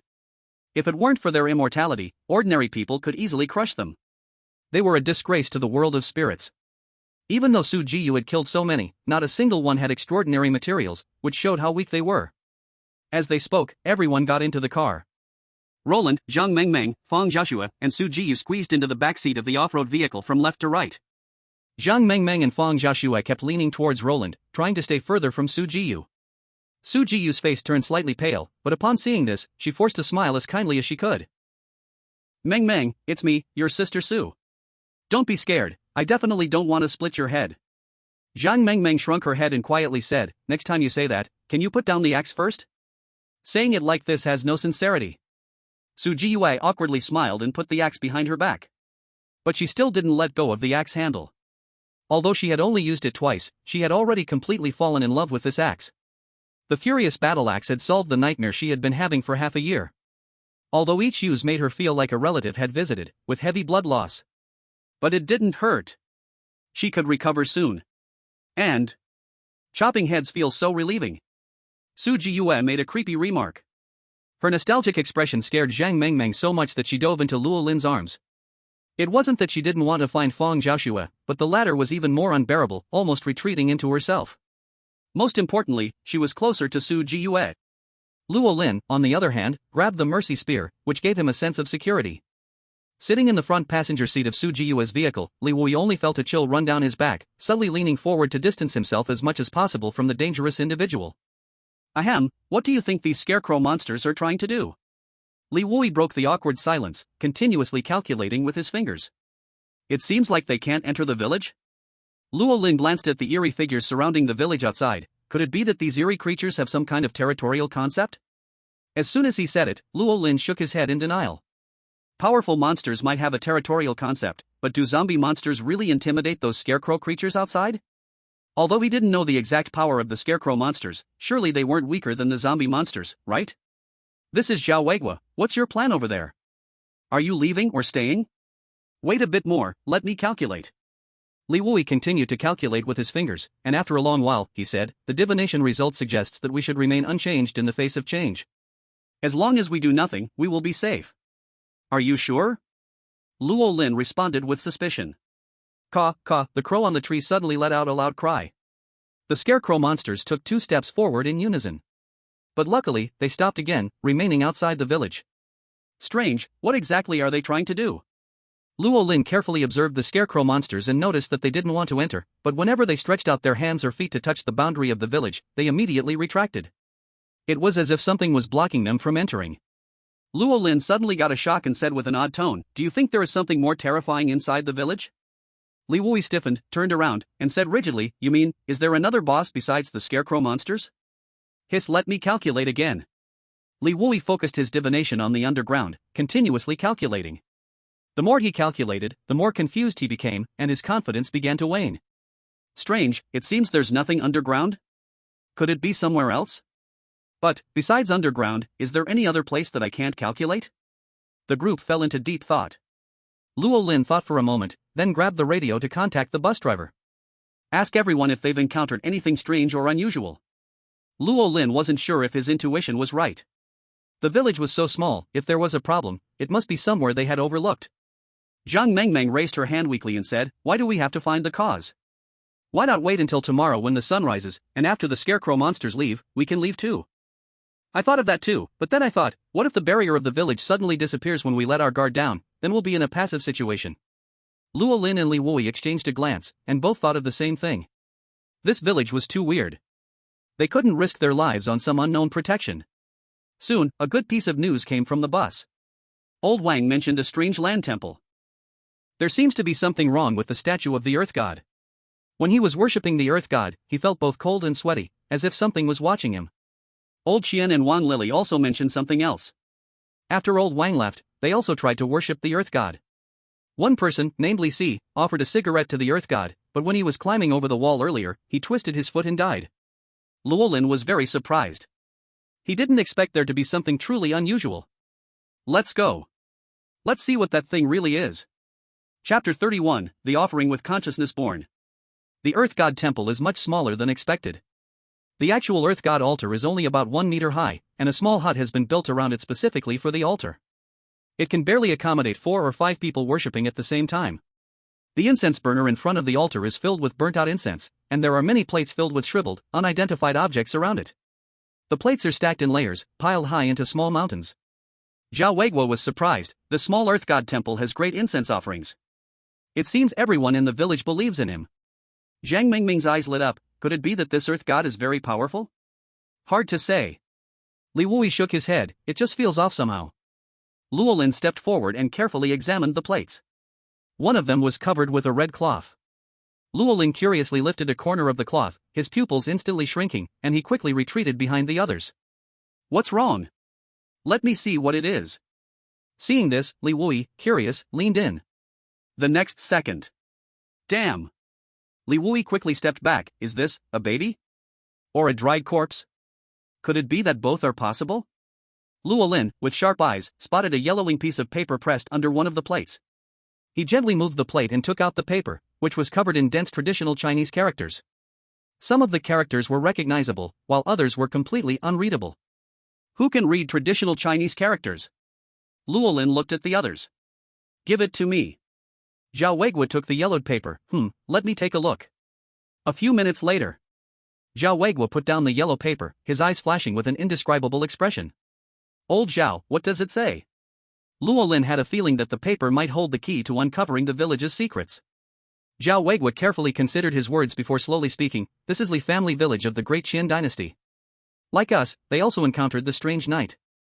After the strange night arrived, the scarecrow monsters revived. They disguised themselves as scarecrows in the fields, and anyone who entered the fields would be attacked by the scarecrow monsters. They would cruelly kill the victims, eat their hearts, and then fill their bodies with straw, transforming them into new scarecrow monsters. As time passed, the scarecrow monsters grew in number, from just 1 to over 100. But they were lucky. A protector of the village appeared. At the same time, the Earth God statue, which had been worshipped for hundreds of years in the village, became an offering after the strange night arrived. By making sacrifices, the wishes of the worshippers could be fulfilled. Depending on the type of offering, the wishes that could be granted were different. They used the Earth God statue and the Protector sequence to resist the Scarecrow monster's invasion of the village. But ordinary offerings couldn't unlock the power of the offering statue. The Protector could not perfectly safeguard the village or ensure the safety of those who ventured out. So later, someone proposed an idea: sacrifice the bodies. At this point, the group felt a sudden chill inside the Earth God temple. It seemed as though the Earth God statue had come to life. A faint, almost imperceptible gaze seemed to linger on them. Lorin quietly became alert. Zhao Weiguo continued. At first, they used the bodies of the dead as offerings to the Earth God. The results were better than any other offerings before. They successfully repelled one Scarecrow monster invasion and drove them away. But later, as the number of Scarecrow monsters increased, their attacks on the village became more frequent. Many bodies were transformed by the Scarecrow monsters. What to do when there aren't enough bodies? At this moment, someone suggested using the seriously injured or terminally ill as sacrifices. As expected, the benefits of sacrificing a living person far outweighed those of offering a corpse. The land god statue erected a barrier to drive away evil spirits, lasting for 3 whole days. When Zhao Weiguo reached this point, his tone slightly changed. Luo Lin's expression darkened. A living person could protect an entire area for 3 days. 120 people would protect it for a year. 1,200 people would protect it for 10 years. 10,000 people would protect it for 100 years. If this thing fell into the hands of some people with no moral limits, the consequences would be unimaginable. They would ruthlessly sacrifice their own useless people. Then, they would deceive and trick outside survivors, turning into a monster wearing human skin. It wasn't just Luo Lin who thought of this. Li Woya and Su Jiyue also had the same thoughts. The group's faces suddenly shifted, exchanging glances, their expressions constantly changing, and some even began to harbor suspicions towards each other. Fang Xiaoshue's gaze flickered slightly, seemingly tempted. The village guardian sequence was effective, but the land god statue's ghost-driving barrier was clearly more practical. The Scarecrow monster was outside the village, watching tempting food but not daring to step past the boundary. The village guardian sequence couldn't do that. It wasn't hard to imagine the kind of choice the people of Li Family Village would make after realizing this. Sure enough, as Zhao Weiguo continued speaking, Li Family Village, as expected, began using living sacrifices. At first, the people of Li Family Village sacrificed the elderly, sick, and newly born infants without resistance to gain a rare period of peace. Later, they began offering the weak and women as tributes. The people of Li Family Village became fewer and fewer. They did not realize that, as the number of living sacrifices increased, the land god statue also became more and more bizarre, seemingly developing its own consciousness. Eventually, the land god statue no longer passively accepted sacrifices, it would actively seek targets. Anyone who made a wish in front of it, even if it was only a silent thought, would be seen as part of the sacrificial ritual. On one occasion, during the usual land temple ceremony, everyone gathered in front of the land temple and silently made their wishes in their hearts. It was that day that the temple caretaker, the orphan who had been picked up and raised by Li Family Village, who was also a member of the village guardian sequence, desperately discovered this. But it was too late. In despair, the village guardian wrote down everything, and then did the last thing for this village he loved deeply. He sacrificed himself to the land god statue, offering his flesh, blood, and soul as an extraordinary sequence, in exchange for the village's eternal peace and tranquility, protecting the villagers from the Scarecrow monster's harm. Whether villagers or outsiders who accidentally entered the village, all would be protected. His life was given by Li Family Village, and now, he returned his life to Li Family Village.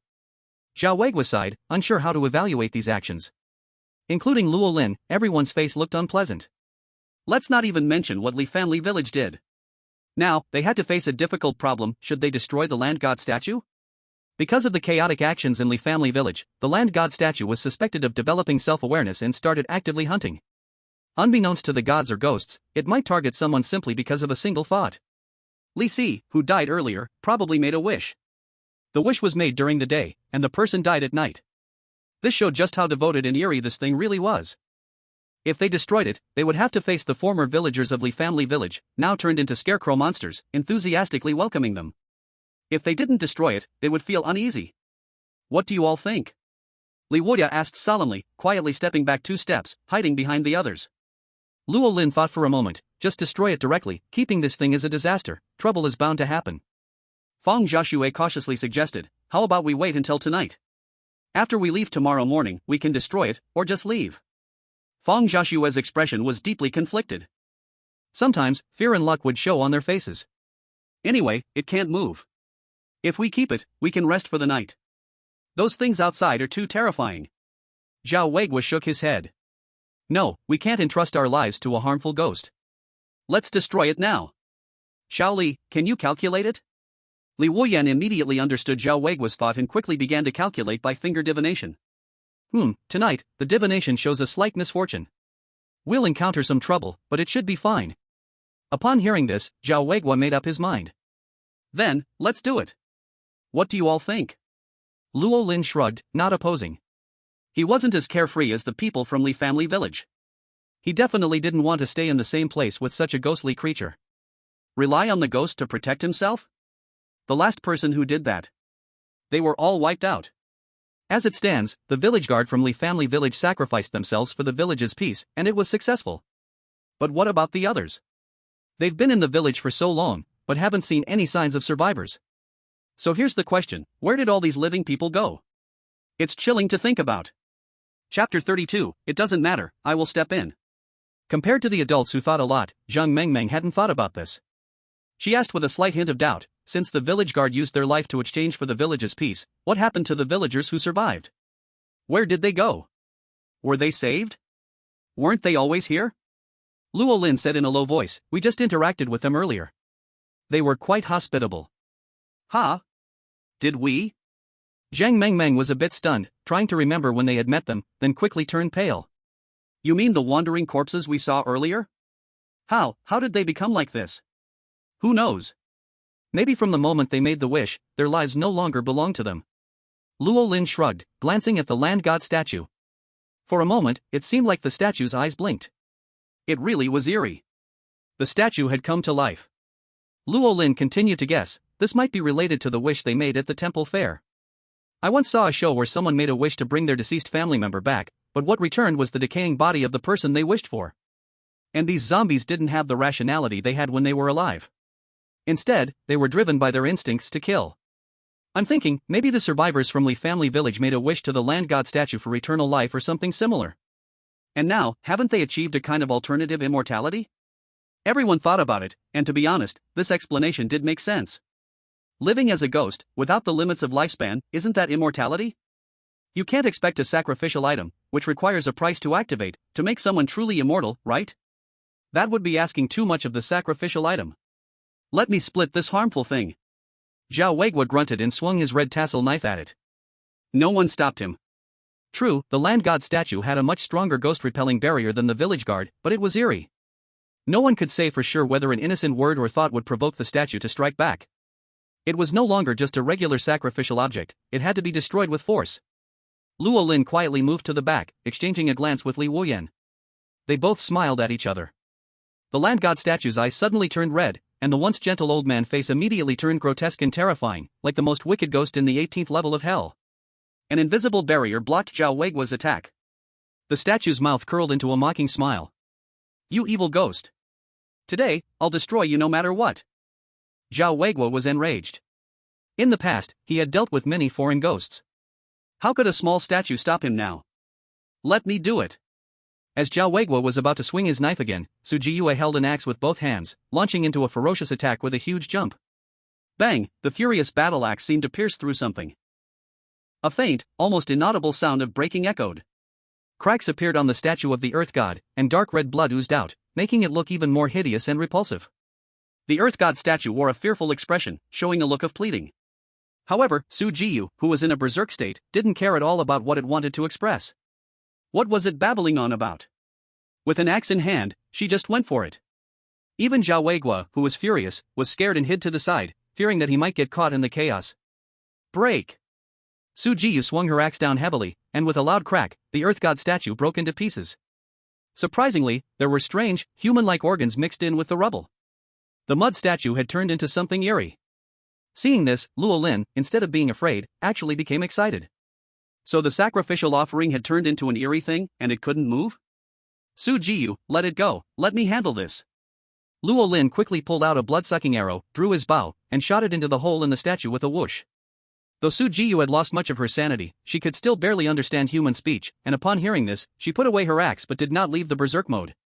The Earth God statue, hit by the arrow, suddenly changed from a fearful expression to one of confusion and shock.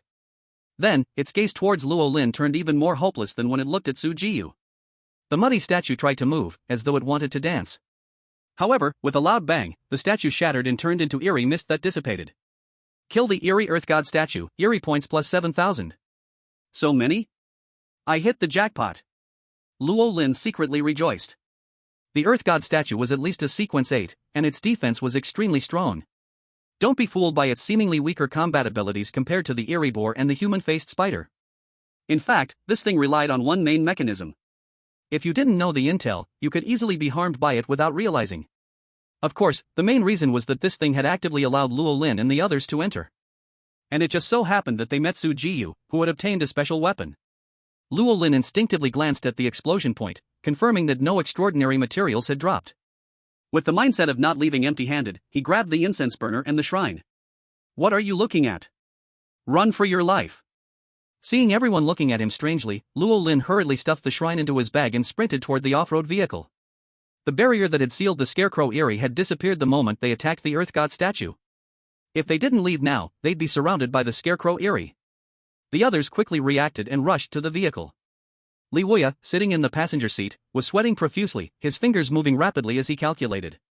Turn left. Full speed ahead. Just drive, leave the rest to us.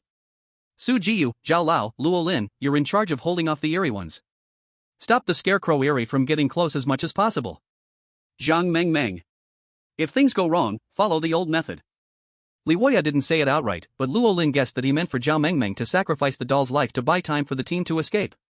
Zhang Mengmeng nodded seriously and switched to her red-eyed witch form. She and Fang Xiaoxue each held a doll dog, ready to throw them out at any moment. Li Wuya gave his orders calmly, not panicking, clearly having been through similar situations before.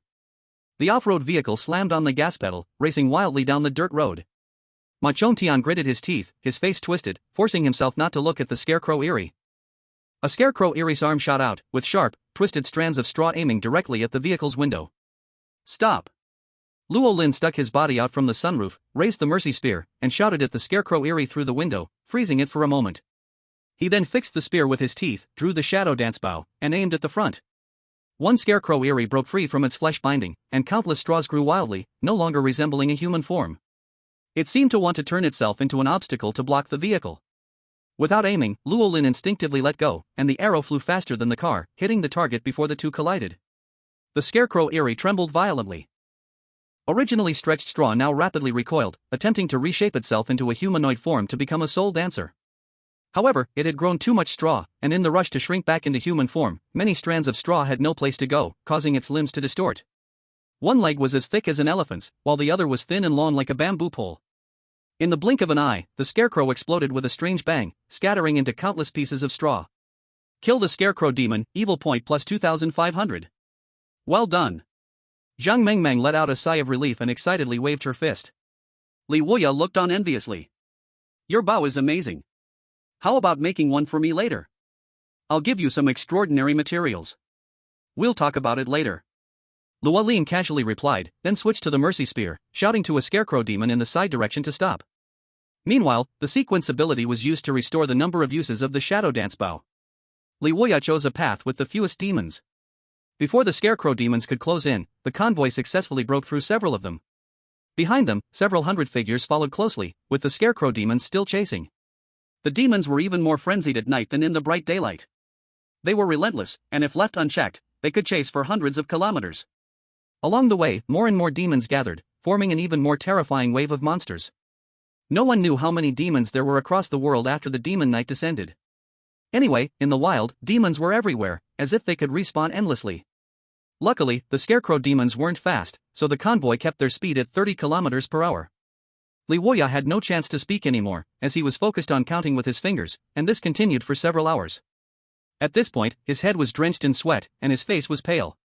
It wasn't just about avoiding the demons, but also anticipating obstacles for the convoy. Especially for the buses and vans with low chassis, they needed extra caution on this long-forgotten dirt road. Perhaps a single large stone could spell disaster for the convoy. Along the way, the convoy had slowed down several times to avoid danger, and the others were almost at their limits. Meanwhile, Luo Lin quietly restored the Mercy Spear's uses. Due to the heavy mental strain, his head felt a bit heavy, but he dared not relax. He gripped his gun and bowed tightly, his nerves still tense. He even took out the lucky compass, wondering whether to try it. Li Wuya, the fortune teller, wasn't invincible. Using his sequence ability frequently was also a huge burden on his body. He had to calculate both the demons and the road, and his brain was working at high speed, almost ready to burn out. But the convoy couldn't stop, and the demons were still trailing behind. Li Ji, are you okay? Ma Chongtian asked nervously. A man can't say it's impossible. Li Woya gritted his teeth and said, we just need to wait until dawn, I'm fine. However, Li Woya's appearance, on the verge of collapse, made it hard for anyone to feel confident. If Li Woya couldn't hold on until dawn, the convoy would likely come to a stop. What should we do if Li Woya falls? Fang Xiaoxue said worriedly. She had thought that following the convoy would offer more safety, considering the many sequence powers. But there was only one village guardian, Zhou Dazhuang, who was a fool, so she didn't feel at ease. She hadn't expected this trip to be so dangerous, with the convoy constantly being chased by demon waves. Zhang Mengmeng instinctively looked towards Luolin. For some reason, she now found herself hoping that Luolin would bring out a new, unknown item. Feeling Zhang Mengmeng's eager gaze, Luolin knew that the real trouble had arrived. But it doesn't matter, I'll take action. Chapter 33, A Narrow Escape, The Demon Bug Wave. So far, the lucky compass had only been used once, finding supplies for Luolin. It had resolved the immediate problem. However, Luolin wasn't very familiar with this item, so he could only try to silently repeat his needs. Goddess of Luck, please guide me, guide the convoy to a safe route back to Dawn Village. The lucky compass spun continuously, eventually pointing steadily straight ahead. Suddenly, it tilted slightly to the left. What does this mean? Roland was puzzled, when suddenly Li Woya spoke up, pay attention. There's an obstacle ahead, slow down and drive to the left. With his mind always alert, Ma Chongtian immediately followed Li Woya's advice, and in the faint car lights, a wooden cart blocking half of the dirt path appeared not far ahead. The off-road vehicle carefully brushed past it, and the good luck compass once again pointed straight ahead. Roland was greatly surprised, not expecting the pseudo-odd item to be so magical. If this is a pseudo-odd item, how powerful must the real ones be? Roland could hardly imagine. After that, the compass again matched the results of Li Wuya's finger divination. Roland completely let go of his worries and spoke up, brotherly, you should rest for a while, I have a way to guide us. Li Wuya was stunned for a moment, his right hand never stopping, turning his head to show a tired expression. You didn't create some special equipment again, did you? Roland raised the good luck compass. This is something I made earlier, it can guide us. Li Wuya's face was full of hesitation. Really? Roland didn't explain further, but directly let the facts speak for themselves. Next, drive towards the right. Ma Chongtian instinctively glanced at Li Wuya, who furrowed his brows and calculated with his fingers, large beads of sweat rolling down his face. Suddenly, at a certain moment, he suddenly looked up at Roland, his face full of disbelief. Li Wuya clicked his tongue and slowly said, slow down, drive towards the right. Zhang Mengmeng and Fang Xiaoxue couldn't hide their astonishment, staring at the good luck compass in Roland's hand, as if trying to see magic happen. So amazing, Zhang Mengmeng muttered softly, her mouth slightly open. Ma Chongtian was also quite surprised, his hands still steering the wheel. At this point, everyone noticed a large rock had rolled onto the left path. Your item crafting sequence is too versatile, isn't it? Li Wuya smelled a hint of vinegar in the air.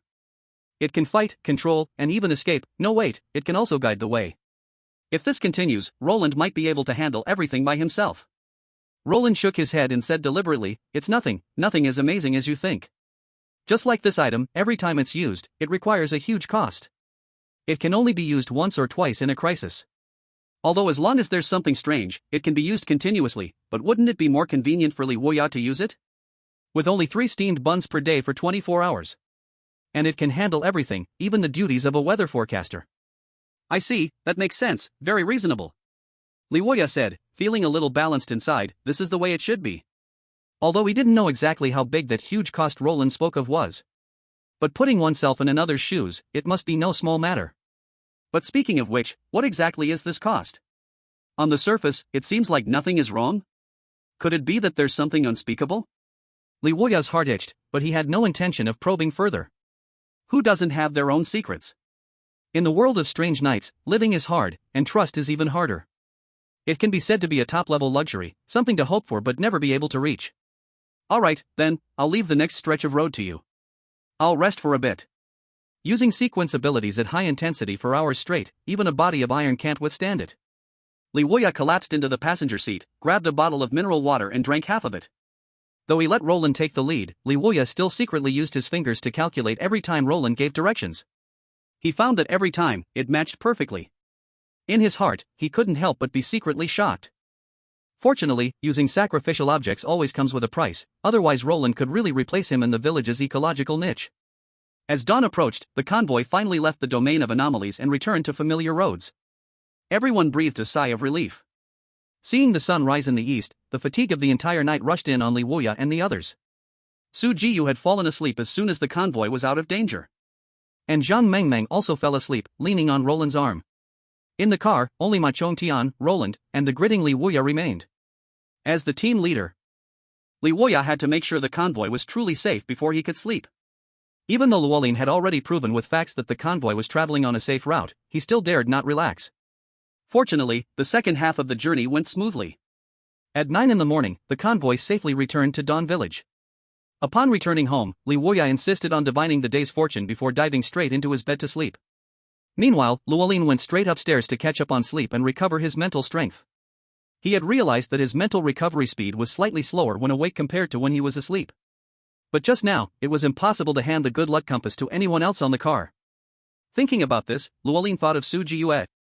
Luckily, it was with the old, weak, and sick team. If it were another team, I'm afraid life wouldn't be as comfortable. But this is fine, at least it shows that the upper class in Dawn Village is still quite friendly. Before sleeping, Luolin placed his gun under his pillow and his bow at the head of the bed. He made sure that he could grab them as soon as he woke up. Time passed, and it was already 2 in the afternoon.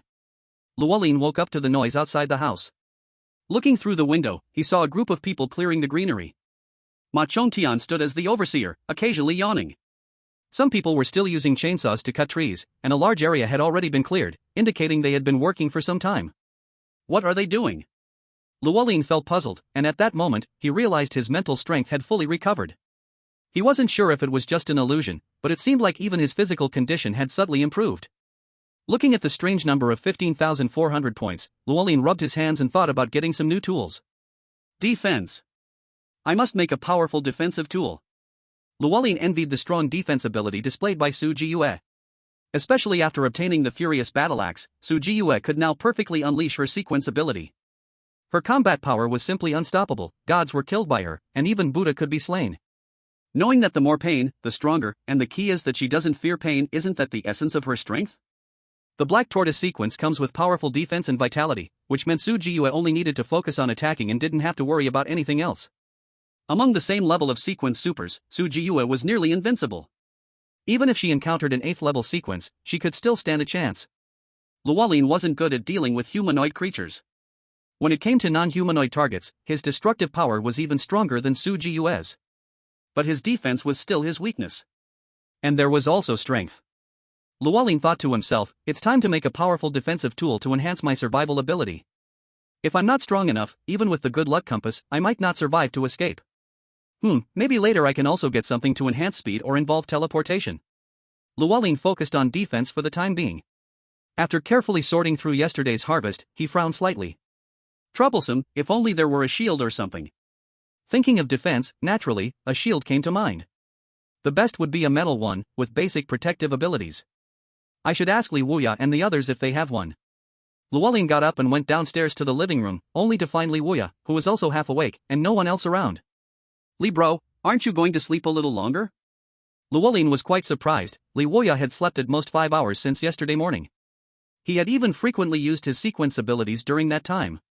Could there be other costs for using a sequence?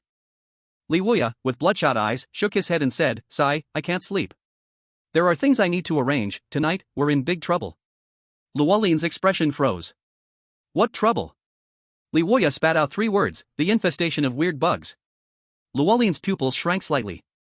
Infestation of weird bugs? Chapter 34, The Terrifying Infestation of Weird Bugs. Luolin's face gradually became serious. Li bro, you're not joking, right? Is the weird bug infestation happening in our area? Li Wuya gave a bitter laugh. I wish it were fake, but the divination result says so, and I can't do anything about it. Luolin felt something was off.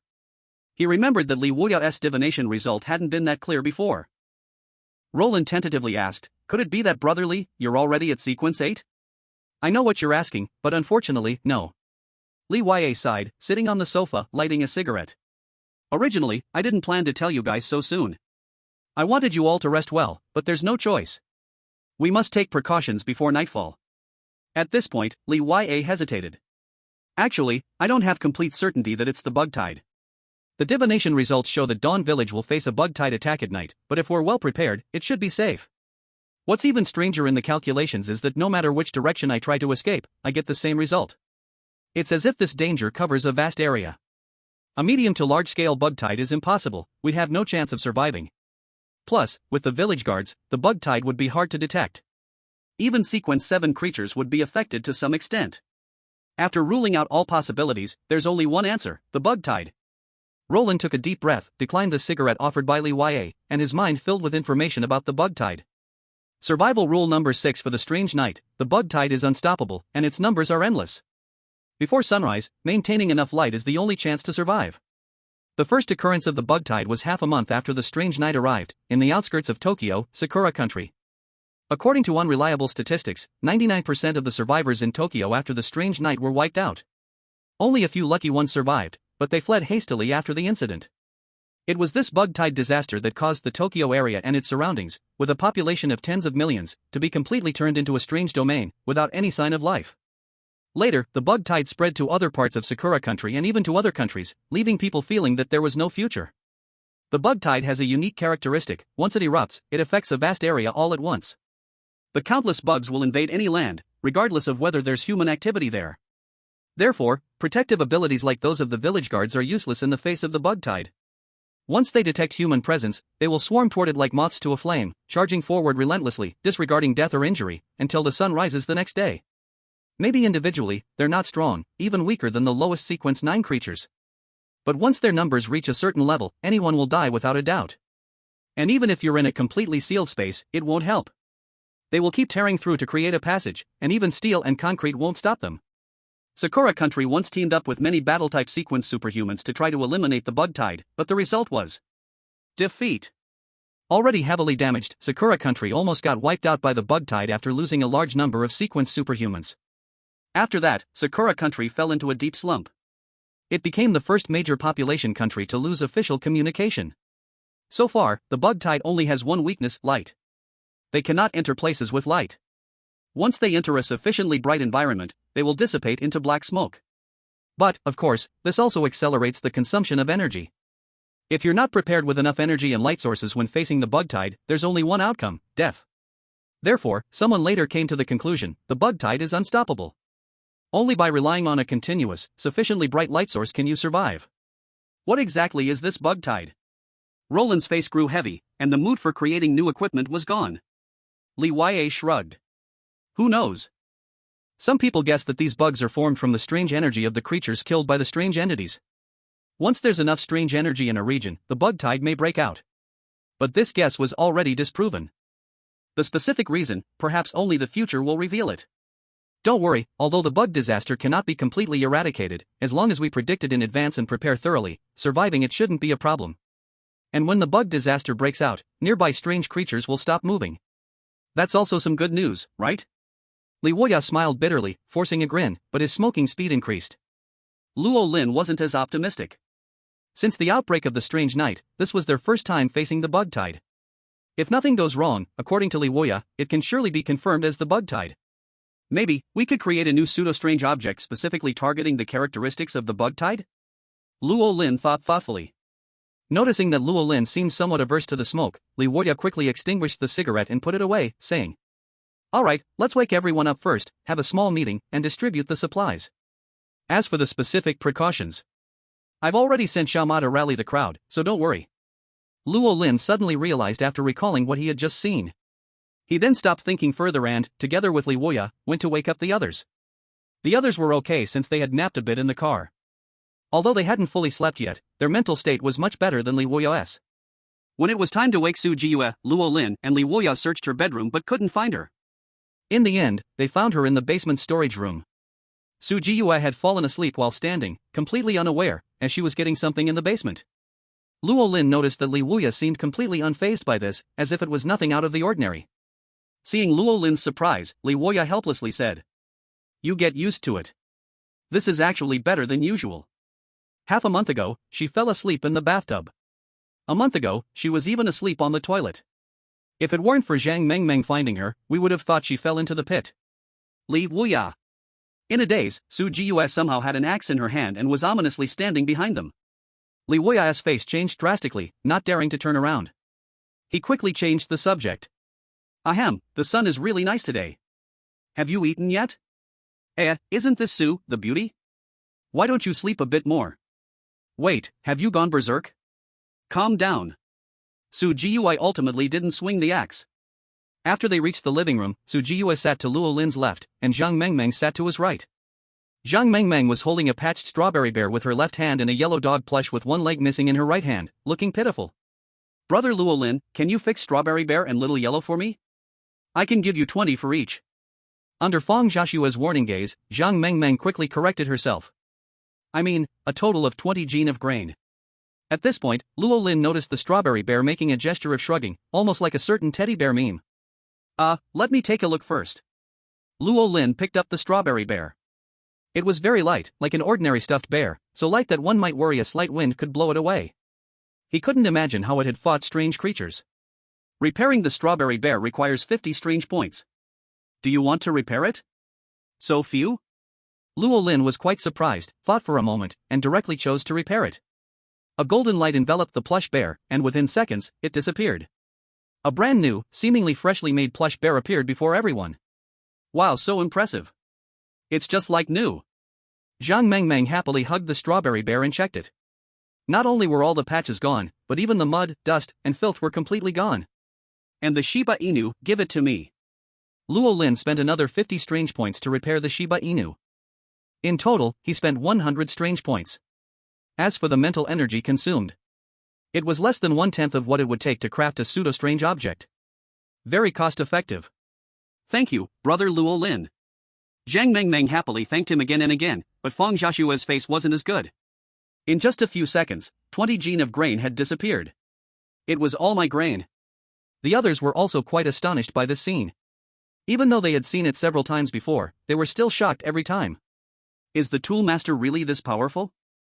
Zhao Weigui instinctively touched his red spear and glanced at Su Jiu's axe, feeling quite envious. Li Waya clicked his tongue. Alright, let's put everything else aside for now. Let's talk about the first thing. Resource allocation. Chapter 35, Resource Allocation. First was Zhao Weigui. He had already prepared 2 large backpacks. One of them, when opened, contained some alcohol, cigarettes, and a few snacks and seasonings. Zhao Weigui opened a can of beer and began drinking. We were in a rush this time and didn't gather much. We only found a smoke shop that had already been swept through and a small convenience store with very little stock. There's not much food. He opened another travel bag, unzipped it, and inside were 3 20-pound bags of rice, a bag of flour, 2 packages of salt, a large bundle of sausages, and several pieces of cured meat. I scavenged this from a residential house. It's barely enough to get by, but it wasn't a wasted trip. Li Waya nodded. It's pretty good. Meat is getting rarer these days. Looks like we'll be able to have a nice sausage meal tonight. Let's divide it like before. Zhou Dazhuang and I will each take 2 portions. The rest you guys divide, is that alright? As he spoke, his gaze turned toward Luo Lin. No problem. Luo Lin didn't care much. The grain and supplies were important, but not that important. What really mattered were the extraordinary items. As long as he wanted, he could always use offerings to trade for a large amount of supplies. Alright, since Luo Lin joined, you guys will also get 2 portions. Li Waya organized the distribution, and everyone received some sausages, 10 pounds of rice, some flour, and a piece of cured meat. Zhou Dazhuang's share was placed in the basement. Next was Su Jiue.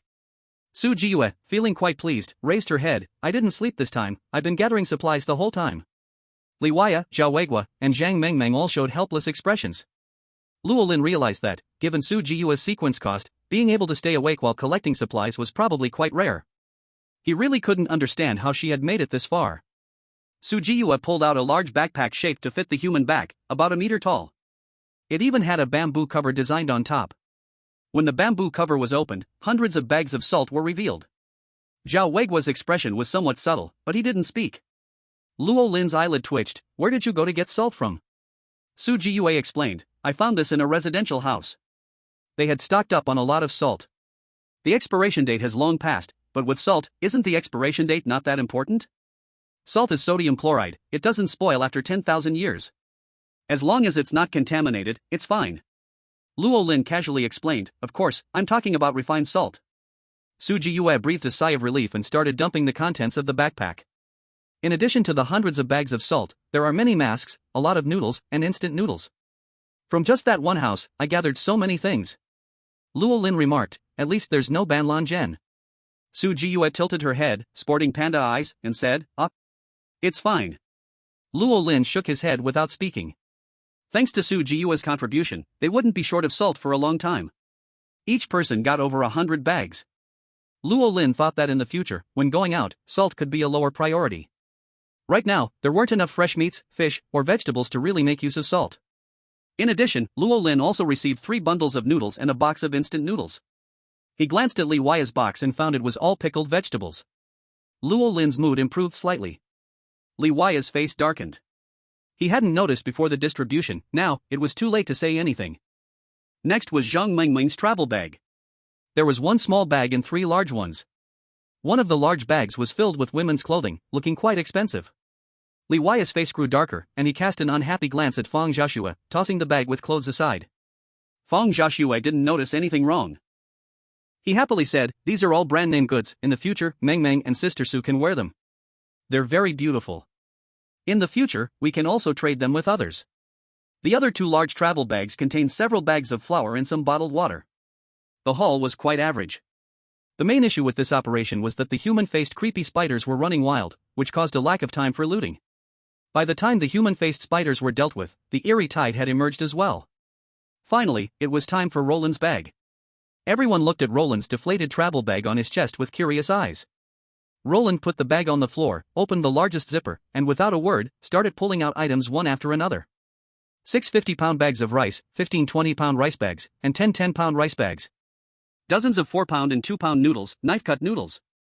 Self-heating rice, various canned goods in dozens. Various 5-pack instant noodles, more than 10 bundles, dozens of loose instant noodle packs. Various snacks, seasonings, alcohol, laogan sugar, melon seeds, peanuts, and other dried fruits and goods. A mountain of various supplies piled up thickly. Zhang Mengmeng and Su Jiyu's mouths opened wide, so much, so amazing. Zhao Weiguo and Li Huiya were silent, not even noticing when the cigarette in their mouths fell. Fang Xiaoxue's eyes turned green, filled with nothing but food and drink. Damn, did you empty a small supermarket? Li Huiya swallowed, this much supply would be quite affluent even in the eerie night. Roland sadly said, it was a small supermarket, but most of the supplies were taken, only these relatively clean ones are left. I originally wanted to invite you to see the storage room of the supermarket, the supplies there are definitely more. No worries, we'll go again another time. You're really something. Li Huiya took a deep breath. To get so many supplies in one operation, that was already quite generous. Of course, what mattered more to him was Roland's spatial backpack. The mountain of supplies didn't even come close to matching a spatial backpack. By the way, apart from these, there are also some tools I packed casually, like pots, pans, bowls, and such. Let's see how to divide them. Roland remained silent again, continuing to pull things out of the bag. The only sounds left in the living room were hurried breathing and the crisp clink of items being placed down. Li Huiya and Zhao Weiguo exchanged glances and said, given Roland's special situation, I personally suggest he takes 40% of the supplies, and we divide the rest evenly.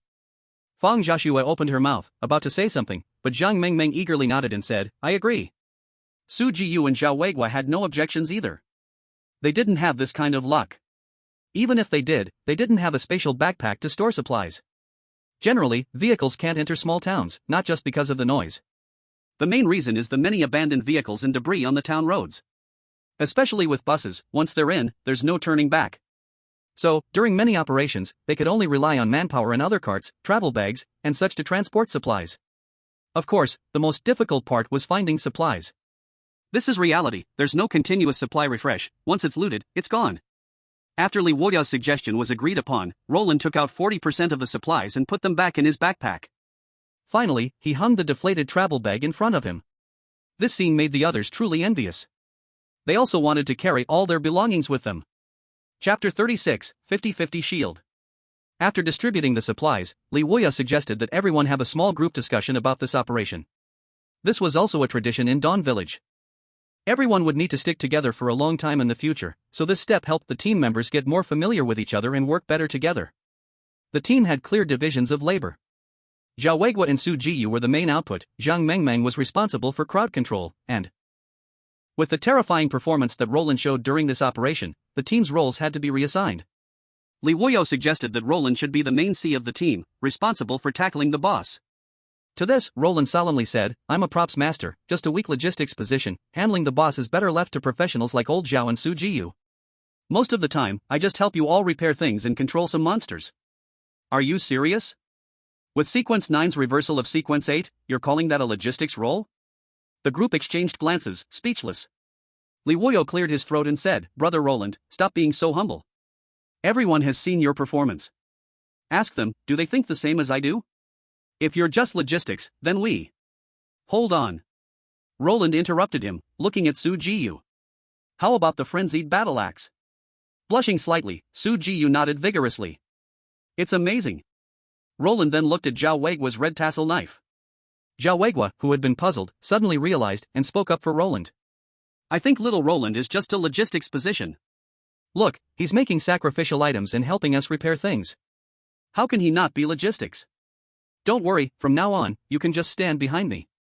Don't let my age fool you, I can still eat 3 big bowls of rice in one sitting. Before I die, you youngsters won't be stepping up. Zhao Weigua patted his chest and guaranteed, but in his mind, he was thinking about what extraordinary materials to use to strengthen the red tassel knife. Though he was old, he wasn't foolish. For an old friend, he could also lie with his eyes open. Zhang Mengmeng nodded repeatedly. Yeah, Brother Roland even healed my big bear. Seeing that everyone disagreed, what else could Li Wuyo do? He could only choose to turn a blind eye. Alright, if you're a logistics position, then we'll proceed with the plan. Su Jiyu as the main C, Old Zhao as secondary C, Zhang Mengmeng and Brother Roland as rear supports, and I'll provide intel. Li Wuyo had initially planned a 3-support-1 setup, Roland as the main C, with Su Jiyu, Zhao Weigua, and Zhang Mengmeng as the supports. Even with Su Jiyu's frenzied battle axe, her single target damage still couldn't match Roland's. This was a result of hard, real combat. As for the fact that Su Jiyu single-handedly wiped out the Wandering Corpse School, that wasn't as impressive. Let's just say that when it came to bullying weak enemies, Su Jiyu was stronger than Roland. The group then began a heated discussion about the new combat formation. While talking, Roland felt something was off. Strange, something seems wrong somewhere? Looking around, Roland's gaze swept across Zhang Mengmeng, Su Jiyu, Li Wuyo, and others. Su Jiyu, you activated Frenzy again? Roland realized that Su Jiyu's energy seemed too much, almost like a completely different person. Roland quickly moved aside and took cover near Zhang Mengmeng. The others were stunned for a moment, their eyes falling on Su Jiyu's axe, and their faces changed dramatically. They quickly stood up and moved away. Seeing this, Su Jiyu hurriedly placed her axe behind her and explained, I just thought we should discuss things properly, and don't worry, I'm doing fine right now. Looking at the bloodshot veins in Su Jiyu's eyes and the overly eager, even fiery gaze she had, Li Wuyo shuddered and quickly said, I know, so can you put the axe down? Forget it, why don't you just sleep for now? We have a big problem tonight. In the past, everyone had hoped that Su Jiyu would stay awake longer. Now, they wished she could sleep longer. In frenzied state, it could sacrifice rationality. If she mistook someone's round head for an enemy and couldn't resist swinging her axe, it would be a real disaster. Su Jiyu desperately tried to prove she was safe and reliable, but even Roland, the creator of sacrificial items, was against it. Let alone others. In the end, Su Jiyu could only choose to put down the furious battle axe. Soon, she fell into a deep sleep. Whew. Li Wuyo let out a sigh of relief. Alright, now we begin the most important issue, the strange insect tide. Half an hour later. The meeting ended, and all the survivors began to get busy. First, a group of strong young men, armed with various tools, under the leadership of Zhao Weigua and Zhang Mengmeng, went outside the village to gather dry firewood. The elderly, fathers and daughters, and children stayed in the village to collect anything that could be used as fuel. Li Wuyo, along with a group of survivors skilled in electricity and mechanics, began inspecting the stockpiled generators, batteries, and other equipment. At the same time, they cleared away obstacles around the villa that could block the light source. They cleaned up all the greenery, even cutting down the trees one by one. They then brought out large quantities of stored gasoline, alcohol, and other flammable materials, preparing many Molotov cocktails as reserves. Meanwhile, Luo Lin used a pack of soft cigarettes to trade with Li Wuyo for a metal shield, adorned with a 5-pointed star symbol, which was a perfect 1-to-1 replica of Captain America's shield. In addition, there were several blast shields, but Luo Lin disliked their bulkiness and didn't take them. Instead, he chose the 60 centimeters diameter, small shield, which could be strapped to his back or held with his hand, lighter and more convenient. Luo Lin held the shield in his hands, lost in thought, starting to brainstorm ways to enhance it. I need to improve the defensive capability of this shield, preferably by activating its subjectivity, allowing it to actively block attacks for me. While thinking, he activated his sequence ability. Upgrade metal round shield to pseudo-legendary object, requires at least 2,000 odd points. Do you want to upgrade? Luo Lin instinctively wanted to upgrade, but then he hesitated. If a pseudo-legendary object with 2,000 odd points is already so powerful, wouldn't it be even stronger if he spent more odd points? After a long while, Luo Lin gritted his teeth and decided to splurge. Upgrade it for me using 5,000 odd points. As the words fell, a dense golden light enveloped the shield. Luo Lin felt as though half of his mental energy had been drained. This consumption is huge. Luo Lin breathed a sigh of relief. It seems that the more odd points spent on upgrading a pseudo-legendary object, the more mental energy is required. I'll have to pay more attention next time when upgrading pseudo-legendary objects. The enhancement lasted for more than 10 minutes. When the golden light dissipated, the surface of the metal shield became brighter, especially the inner side, which had changed from silver-white to gold, looking incredibly luxurious. But Luo Lin paid more attention to the item's abilities. When he touched the shield, he felt a familiar fluctuation. Pseudo-legendary object 50-50 shield, 3/3.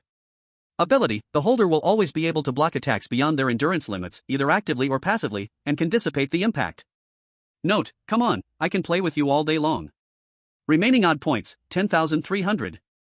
50-50 shield? Luo Lin felt like his eyes were blinded by the golden light. This effect is too terrifying. It's like having 3 lives. No wonder it's a legendary object. Even if it's a pseudo-legendary object, it has incredible power.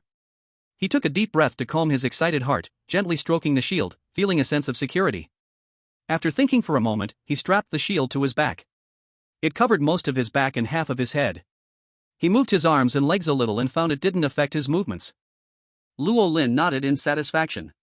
With this, I don't have to worry about someone sneaking up on me from behind. Most deadly attacks can be perfectly blocked.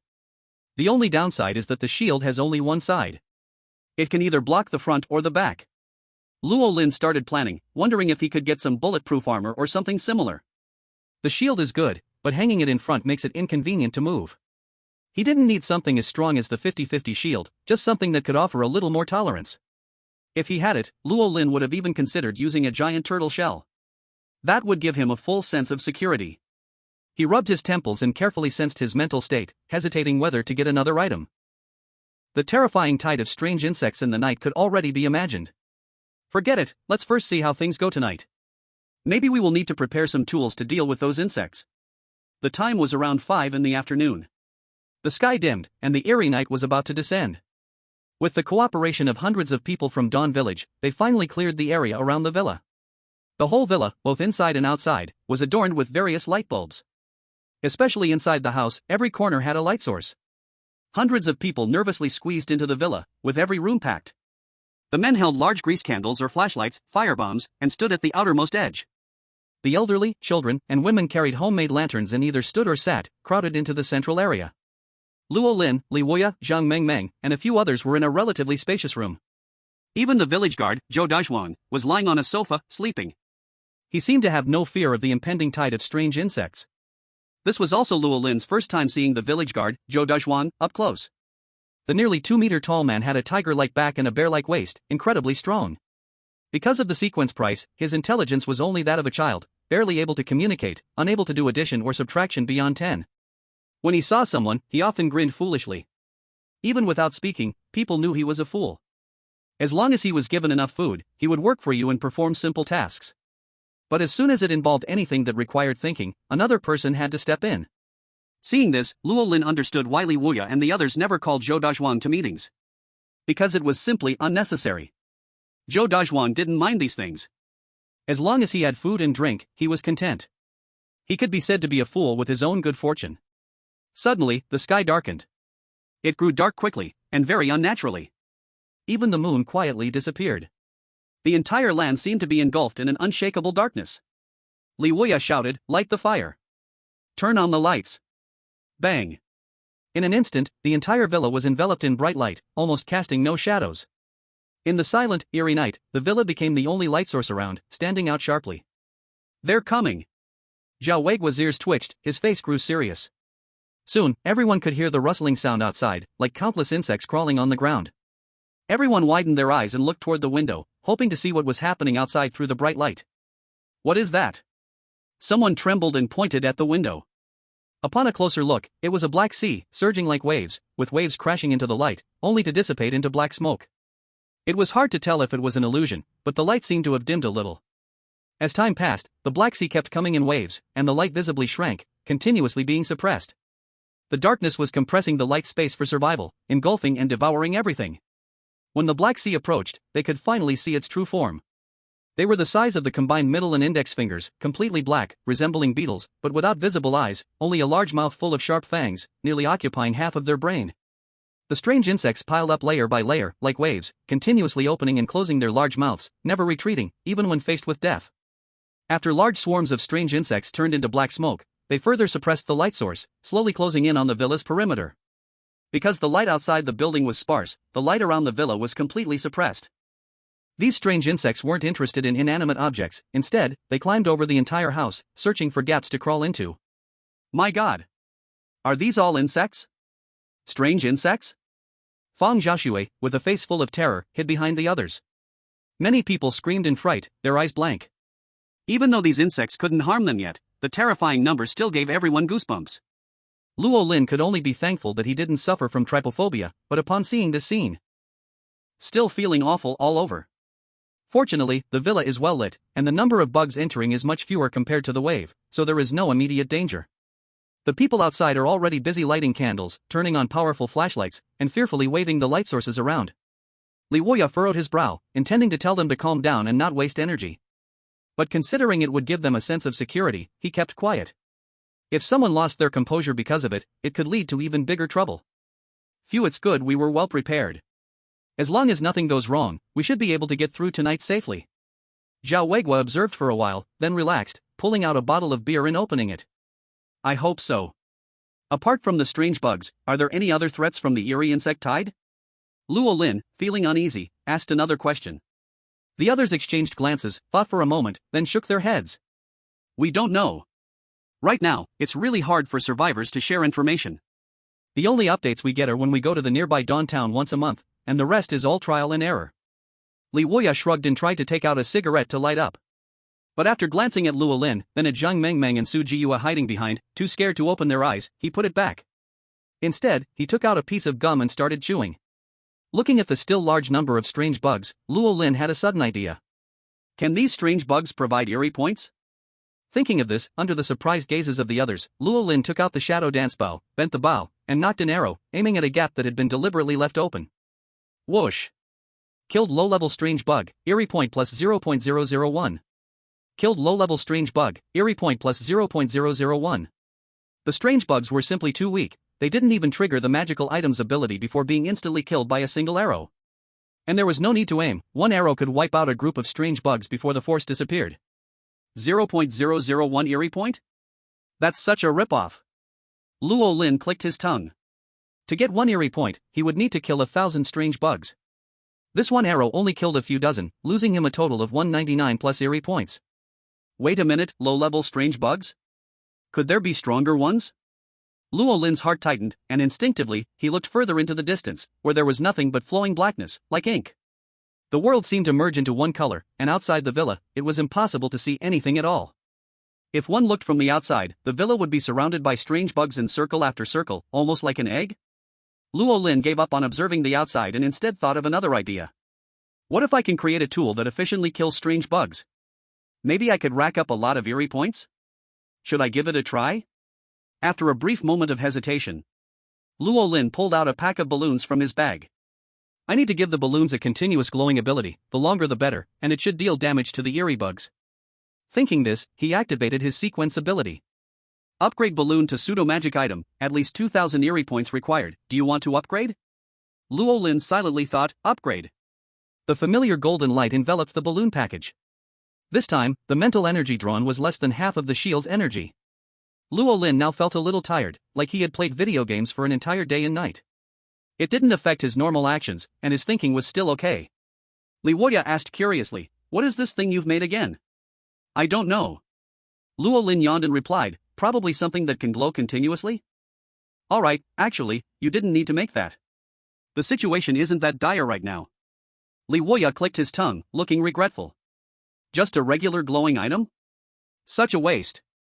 Had he known, he would have asked Luo Lin to make a ritual item first. He wanted to experience the feeling of carrying the entire team too. Ahem, little Luo, look at this. Zhao Weiguo also turned his gaze over, constantly signaling with his eyes about the red crescent knife. Though he was already 85 years old, asking someone for help was still too much of a challenge for the old man.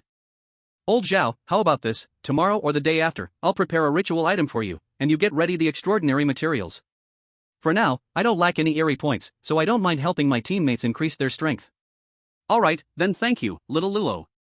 Zhao Weiguo, satisfied, took another large sip of beer, making Li Wuye beside him grit his teeth in envy. He quickly spoke up, Brother Luo, my brother, what about mine? I have the extraordinary materials.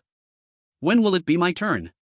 Seeing this, Luo Lin couldn't help but laugh and said, yours will be later, don't worry, it will definitely come, I promise. It's fine, you just rest up well, and when you're fully recovered, we'll talk about it again. Li Wuye, hearing this, didn't feel discouraged. Only a few people are qualified to entrust Luo Lin to make ritual items, so it will definitely be his turn eventually. Fang Jiaxue, who had been listening to their conversation, wanted to say something but hesitated. She didn't dare to open her eyes due to the countless eerie insects around them. She could only secretly tug at Zhang Mengmeng's sleeve. Who's pulling me? Su Jiyue, also with her eyes closed and too scared to look, spoke up. Fang Jiaxue felt embarrassed for a moment, cleared her throat, and apologized, I'm so nervous, sorry. Oh. Su Jiyue replied, then fell silent again. Luo Lin didn't notice the small incident happening behind him. This time, the enhancement effect quickly ended. As the golden light dissipated, he immediately grabbed the balloon and took a quick look. Pseudo-eerie object, Sunshine Bomb. Ability, after expanding, it releases a tremendous human aura that attracts surrounding eerie creatures, then bursts out with dazzling sunlight that can harm the eerie. Description, now, all eerie eyes, look at me. Remaining eerie points, 8,300. It's still a great treasure. Luo Lin raised his brow, his face lighting up with joy. Although it wasn't the continuous glowing effect he had envisioned, it still came with a mocking plus damaging effect. Lure the eerie in to kill them. The only concern is, how much damage can the Sunshine Bomb cause? Practice reveals the truth, let's try a Sunshine Bomb first. A package of balloons contained 10. Luo Lin took one and inflated it. He found that the more the balloon expanded, the stronger the human aura became. There was even a faint red halo around the surface. After thinking for a moment, he tied the balloon to a piece of iron with a string. The eerie insects outside seemed to go mad, wildly pushing towards Luo Lin, only to turn into black gas and dissipate. What's going on with them? Why do they all seem to have gone crazy? Zhao Weiguo, shocked by the change, took a step back, then felt embarrassed and turned on a strong flashlight, stepping forward to kill the insects. Li Wuye, looking thoughtfully at the glowing balloon in Luo Lin's hand, vaguely sensed something and his expression shifted slightly with joy. Luo Lin walked towards the glass window with the balloon in hand. Can you do me a favor? I want to open the window to test the new item. Can you guys focus all the light on this side of the window? Okay, be careful. Li Wuye didn't ask why, but grabbed an oversized flashlight and pressed the button, dimming even the lights inside the room. Outside the window, the insects immediately evaporated by the thousands, making a sizzling sound. In a short time, a path to the outside world was opened. Before the insects could fill the gap, Luo Lin seized the opportunity and threw the balloon out. It flew in a parabolic arc toward the distance. Countless insects, sensing the strong human aura released by the Sunshine Bomb, rained down like raindrops, all crawling in the opposite direction, completely ignoring the people inside the house. It seems that the human aura released by the Sunshine Bomb is even greater than the combined human aura of hundreds of people. Luo Lin nodded inwardly, the mocking effect of this thing exceeded his expectations. What was that thing you threw? The eerie insects all left? Zhao Weiguo clicked his tongue in surprise. Before Luo Lin could answer, the balloon he threw exploded with a flash of blinding light after the first insect bit it. In the pitch-black night, it shone like a small sun, lighting up the entire town. It was like daylight. It lasted for several seconds. Zzz. Thousands of insects were instantly evaporated by the sunlight, turning into a vast expanse of black mist. Killed low-level strange insects, obtained plus 0.001 bizarre points. Roland saw countless notifications flickering before him. He glanced at the remaining bizarre points, 13,300. Previously, it was 8,300 bizarre points, an increase of 5,000. Each strange insect provides 0.001 bizarre point. So, 5,000 means 5 million strange insects. Roland gasped in shock. The efficiency was terrifying. It completely wiped out all the strange insects visible from this wall. However, to the massive tide of strange insects, it was nothing more than a drop in the ocean. More strange insects from the distance quickly filled the gap, rushing forward relentlessly. Seeing this, Roland continued blowing up the balloon, trying to make it as big as possible. Suddenly, "What's that?" Su Jiu saw a fleeting shadow of a dark figure and quickly signaled Li Woya to direct the light source toward it.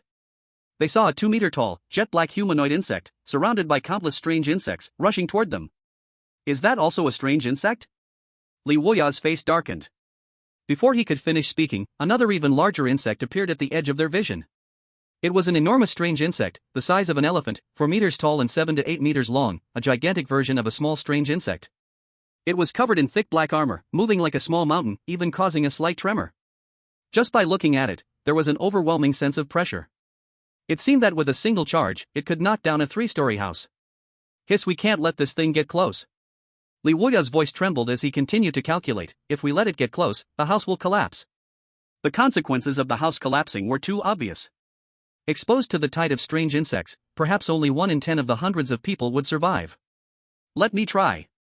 Roland furrowed his brow, tying another sunlight bomb and an iron wrench together before throwing it hard toward the giant strange insect. Both the humanoid and giant strange insects were madly charging toward the balloon, crushing countless smaller strange insects in their path. The villa's light source shone on them, and although there was the sound of sizzling, it did not cause significant harm. "Everyone, pay attention, close your eyes," Roland reminded them, and soon, a blazing light erupted in the distance. The air was filled with a series of sizzling sounds as many small strange insects were evaporated. Even the insect-human figure had no resistance. Only the giant strange insect, under the explosion of the sunlight bomb, shrank by 1/10 of its size, but it stubbornly endured. And it was quickly recovering by merging with the surrounding small strange insects. Roland glanced at it and immediately produced another sunlight bomb, throwing it towards the giant strange insect. Li Woya and the others didn't just watch. They took out homemade Molotov cocktails, lit them, and threw them with all their might.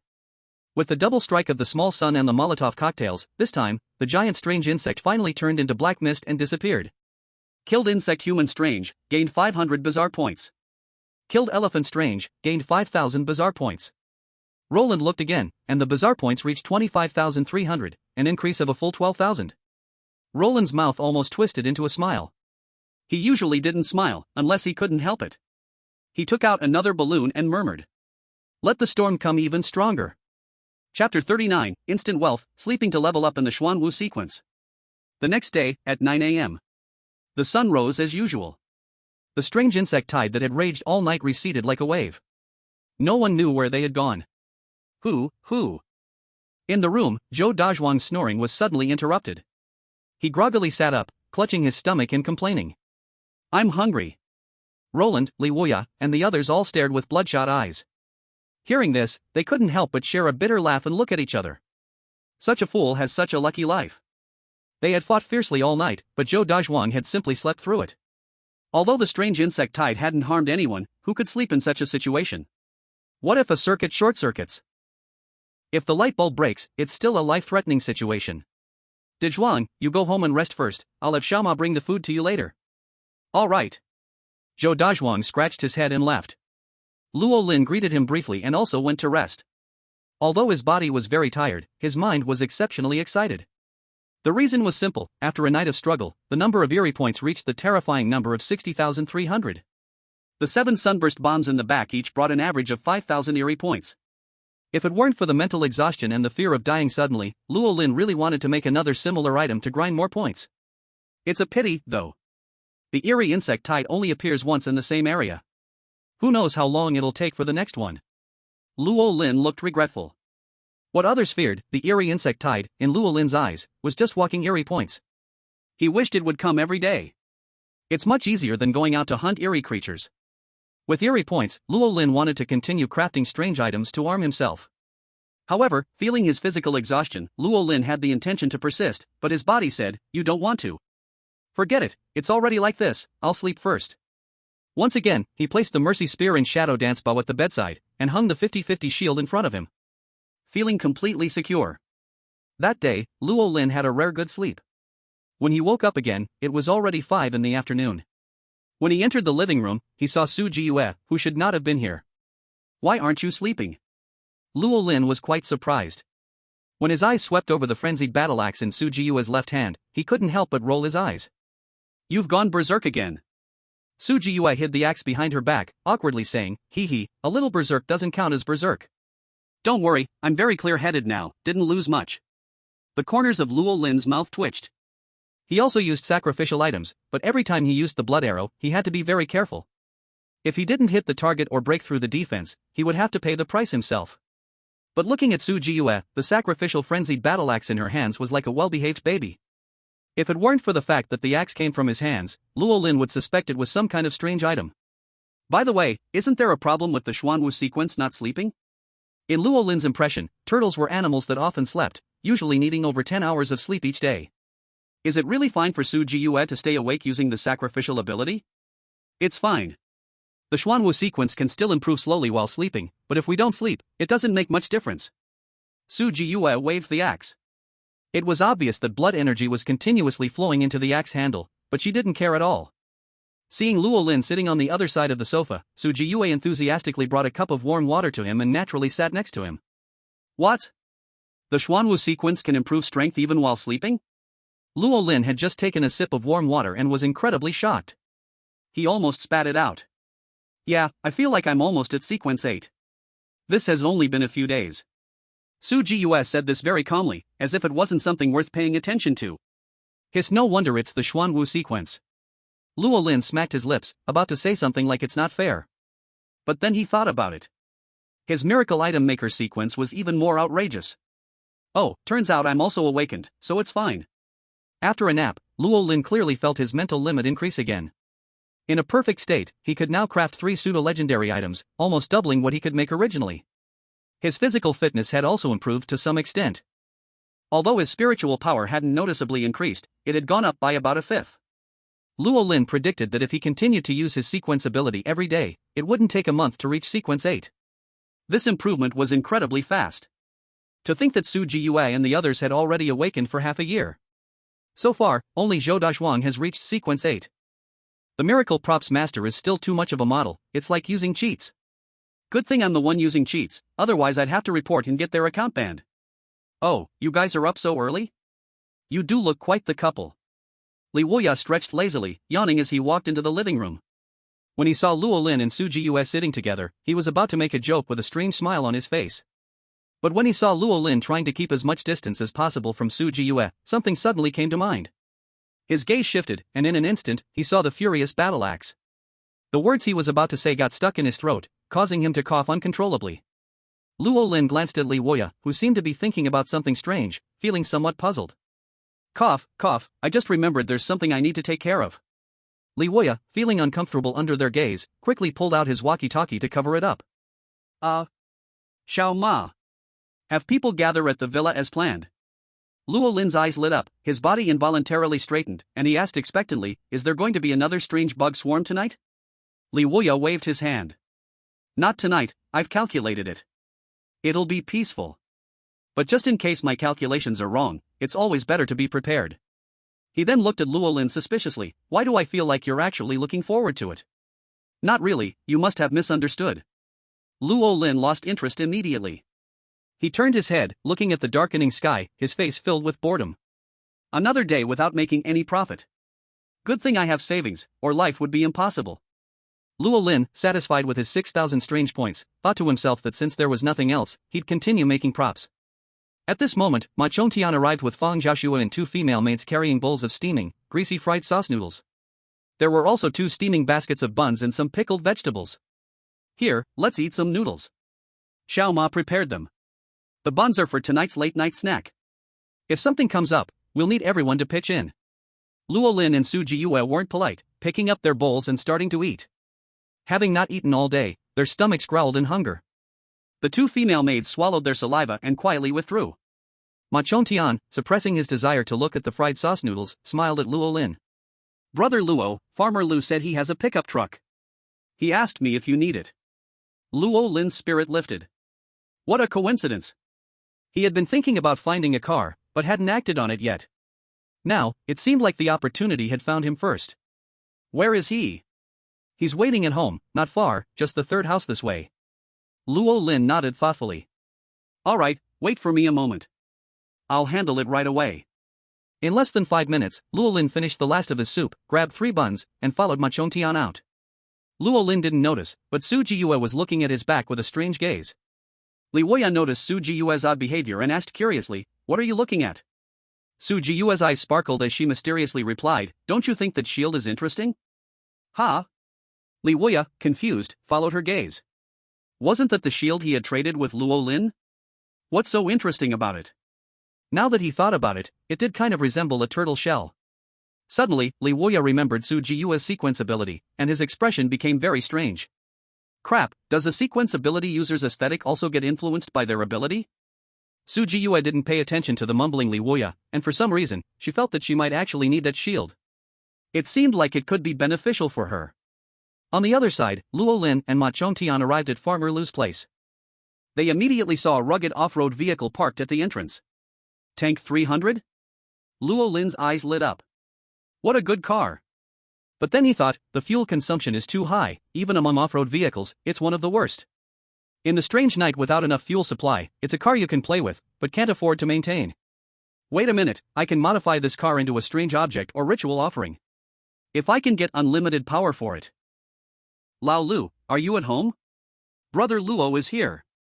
Ma Chongtian saw that Luo Lin was very interested and shouted loudly towards the house, showing great insight. Coming, coming. A loud voice came from inside, and a middle-aged man with a big belly, full of energy, ran out with a smile on his face.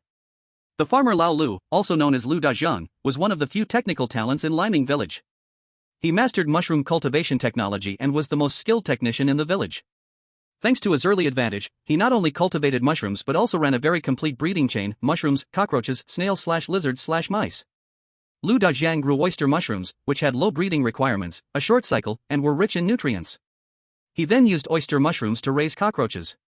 Cockroaches are high in protein, and they reproduce quickly and survive in harsh conditions. Even on the eerie nights, cockroaches didn't completely disappear. Currently, many people in the village trade mushrooms and cockroaches with Lu Dajiang, as they are cheap when bought in large quantities. Then, cockroaches and mushroom scraps are used to feed snails, rats, lizards, and other creatures. Especially snails, which breed quickly, require minimal care, are hard to escape, and provide rich protein and fat. As for lizard meat and rat meat, they are relatively more luxurious. It was precisely through his solid breeding techniques that Lu Dajiang became successful in Liming Village. Just by looking at his location, it was clear that his status in Liming Village was second only to extraordinary figures and the mid-level core people like Ma Chongtian, who served the extraordinary figures. Even people like Li Weiya held such technical talents in high regard. Of course, no matter how strong an ordinary person is, there is still an unbridgeable gap between them and the extraordinary figures. Hello, Brother Luo, I'm Lu Dajiang. You can just call me Little Lu, or like others, call me Lu Oyster Mushroom or Lu Snail, it's all fine. Lu Dajiang casually called out Brother Luo with no trace of awkwardness in his tone. Luo Lin, on the other hand, felt a little uneasy. It was odd for a middle-aged man in his 40s or 50s to call a 23-year-old young man Brother Luo, and to call himself Little Lu too. There was an entire generation gap between them. And looking at Lu Dajiang's physique, it didn't seem to match with Little in any way. That said, being able to maintain a plump figure even in eerie nights was still a sign of exceptional ability. Lao Lu, no need to be so formal. Actually, I did ask you for breeding tips back in the day. Unfortunately, I didn't have the skill. My mind understood, but my hands couldn't do it. Seeing the off-road vehicle, Luo Lin spoke kindly. Is that so? Lu Dajiang was stunned for a moment, but soon remembered that this did indeed happen. At the beginning, many people had asked him for breeding techniques, but 9 out of 10 failed in the end. There were many twists and turns, and aside from the experience, proper breeding equipment was also crucial. Moreover, there were several key points that were essential. As the saying goes, a true heir only needs a word, while the family passes down thousands of books. What he taught was, of course, just the most basic knowledge. If the luck was good, it could work, but the yield would be unstable. It would only fill a person's stomach barely. After a brief pause, Lu Dajiang quickly recovered. Hey, breeding is hard if you want it to be, and easy if you don't. Actually, you just need some professional breeding equipment, otherwise, you definitely could succeed. Besides, growing mushrooms is a job for us farmers, but you're a big shot, no need to waste precious time on these things. After speaking, Lu Dajiang stiffly changed the subject, giving the cabin cover a gentle pat, clearly reluctant to part with it. Brother Luo, what do you think of this car? Does it meet your expectations? I heard from Brother Ma that you need a car, and I immediately thought of this off-road vehicle I just got not long ago. Although it's a bit high on fuel consumption, other than that, it's all advantages. Luo Lin unexpectedly glanced at Ma Chongtian, not expecting him to be so perceptive. Feeling the gaze of Roland, Ma Chongtian's smile became even brighter, without any intention of showing off his achievements. Before the strange night, he had been a secretary to a leader, and after the strange night, he was still the leader's secretary. In fact, it was just the environment that changed, but his identity remained the same, not much different. He always believed in one saying, the leader's intention is your intention, the leader's view is your view, and the people around the leader are equivalent to the leader themselves. First, worry about the leader's concerns, and later, enjoy the leader's happiness. As long as the task is done well and the leader remembers it, you are safer than anyone else. Old Lu, let's get straight to the point. I really like this car. What do you want? After a quick check of the vehicle, Roland spoke directly. Lu Dajiang rubbed his hands. He had heard from others about Roland's sequence abilities. Although he didn't know the specifics, he knew it had something to do with equipment. In fact, he really wanted to get a sacrificial item, something that could provide some resistance when encountering strange events. But he also knew that just for a Jeep, to get a sacrificial item was just a dream. Even the extraordinary people above didn't all have one each, how could it be his turn? As for buying one from the outside, that was even more impossible. The bastards outside were basically sucking him dry. Even if they drained him, they wouldn't be able to get him one. Lu Dajiang gritted his teeth, took out the key, and placed it on the hood, daringly saying, Brother Roland, I don't want anything from this car. From today, it belongs to you. Roland raised an eyebrow, shook his head, and said, if that's the case, I'd rather not take it. Human favors are the most expensive. He would rather trade 200 kilograms of rice for it. Of course, there were plenty of cars on the streets outside, but only a few cars caught his eye. And with modern vehicles, even if you started without the key, you still can't drive it. The steering lock and engine lock are worth considering. At this moment, Ma Chongtian leaned over and whispered a few words. Roland slowly nodded, unsurprised, and said, you want a sacrificial item? A car can't compare to one. Lu Dajiang smiled bitterly and said, I know. After thinking for a moment, Roland spoke up, how about this, the car is mine, and as long as you can get me 2 extraordinary materials, I can help you get a sacrificial item, with random quality and abilities. How does that sound? Lu Dajiang was overjoyed, that's great. Thank you, Brother Roland. Ma Chongtian, who was standing aside, also wore a face full of envy. Lu Mushroom was really lucky. He knew Roland's asking price, but that was for people like Li Woya and other extraordinary beings. For ordinary people, could it be the same? Little Ma, I also promise you the same thing. You've done well this time. Noticing Ma Chongtian's change, Roland also made a promise. The promise is made, but whether they could get the extraordinary materials was another matter. Ma Chongtian was overjoyed upon hearing this and thanked him repeatedly. Roland waved his hand and casually tossed them a steamed bun. Alright, seeing that you haven't eaten, have some steamed buns first. Thank you, Brother Roland, this steamed bun is really fragrant. Ma Chongtian took big bites, feeling happy, and everything tasted great. This steamed bun is so delicious. Lu Dajiang took the steamed bun, took a bite, and nodded repeatedly in agreement. Alright, it's just a steamed bun. Roland chuckled and shook his head, then thought of something and asked, by the way, is this car diesel or gasoline? Upon hearing the question, Lu Dajiang quickly replied, it's a diesel version, with fuel consumption around 7 liters per 100 kilometers. The fuel tank is 78 liters, theoretically it can go 1,000 kilometers. Not bad. Roland nodded in satisfaction as he picked up the key. The diesel version was good, as it had better range than the gasoline version. But let's reinforce it first. Roland inserted the key into the ignition, silently thinking, upgrade the pseudo-odd item, mainly to enhance range, defense, and speed. A diesel-gasoline hybrid would be even better, and of course, infinite power would be ideal. Roland wasn't proficient with using his sequence abilities yet. Now, he just added enhancements wherever he could think of. The rest was up to the golden finger to play its part. Upgrading the off-road vehicle tank 300 to a pseudo-odd item requires at least 2,000 strange points. Do you want to upgrade? Upgrade with 2,000 strange points. Roland immediately agreed. Under the envious and admiring gazes of Ma Chongtian and Lu Dajiang, a faint golden light enveloped the entire off-road vehicle. A few minutes later, as the golden light dissipated, the off-road vehicle still looked the same, but its material seemed to have changed. The most important change was in its energy source. Pseudo-Wonder Object Mantu Off-Road Vehicle 3/3 days. Ability 1, consumes 1 Mantu per 100 kilometers. Feeding 2 Mantus at once activates acceleration mode, increasing speed by 100 km per hour, with each additional Mantu adding 50 km per hour. Ability 2, can run without Mantus, using gasoline or diesel. After each start, no need to refuel for up to 3 days. Ability 3, eating Mantus doesn't consume uses. Note, Mantu, how delicious it is. I really want to eat. Chapter 41, How did you know I made a perpetual motion machine? An off-road vehicle that wants to eat Mantus? Is this considered a cost? Roland was completely confused. Did a pseudo-wonder object turn into a ritual offering? Then he looked at ability 2, it can run without Mantus. Ability 3, eating Mantus doesn't consume uses. Good grief, are even off-road vehicles desperately hinting at me these days? Wait. Roland was still struggling with whether this counted as a ritual offering or a pseudo-wonder object, but then thought about it. Consuming 1 Mantu every 100 kilometers, is that really a cost? It doesn't count at all. Even if you make someone ride a bicycle, they'd still need to consume 3 large mantas every 100 kilometers. This isn't a pseudo-wonder object, it's obviously a wonder object. The Eerie Night has indeed greatly increased the risk of acquiring supplies, but it doesn't mean there's a shortage of flour. Just find a small supermarket, and the flour you get can be turned into thousands of Mantus in minutes. A brand new car, from factory to scrapping, even if it's 600,000 kilometers, would only use up about 6,000 Mantus for its fuel consumption. At most, it would take 1,000 pounds of flour to get that done. It's practically a blood profit. And his otherworldly backpack could easily hold tens of thousands of Mantus without issue. With plenty of Mantus prepared ahead of time, he didn't need to worry about running out of fuel on the road. Though he didn't know how the off-road vehicle's design had gone so awry, Roland was even more satisfied. What a good treasure. If only other pseudo-wonder objects could save me some trouble like this. Roland patted the steering wheel, looking at it more and more fondly, more and more satisfied. What a pity, if only you had self-driving functions, how wonderful that would be. When evolving, you should have been more proactive. Roland greedily thought to himself. With a car, of course, a reliable driver is needed.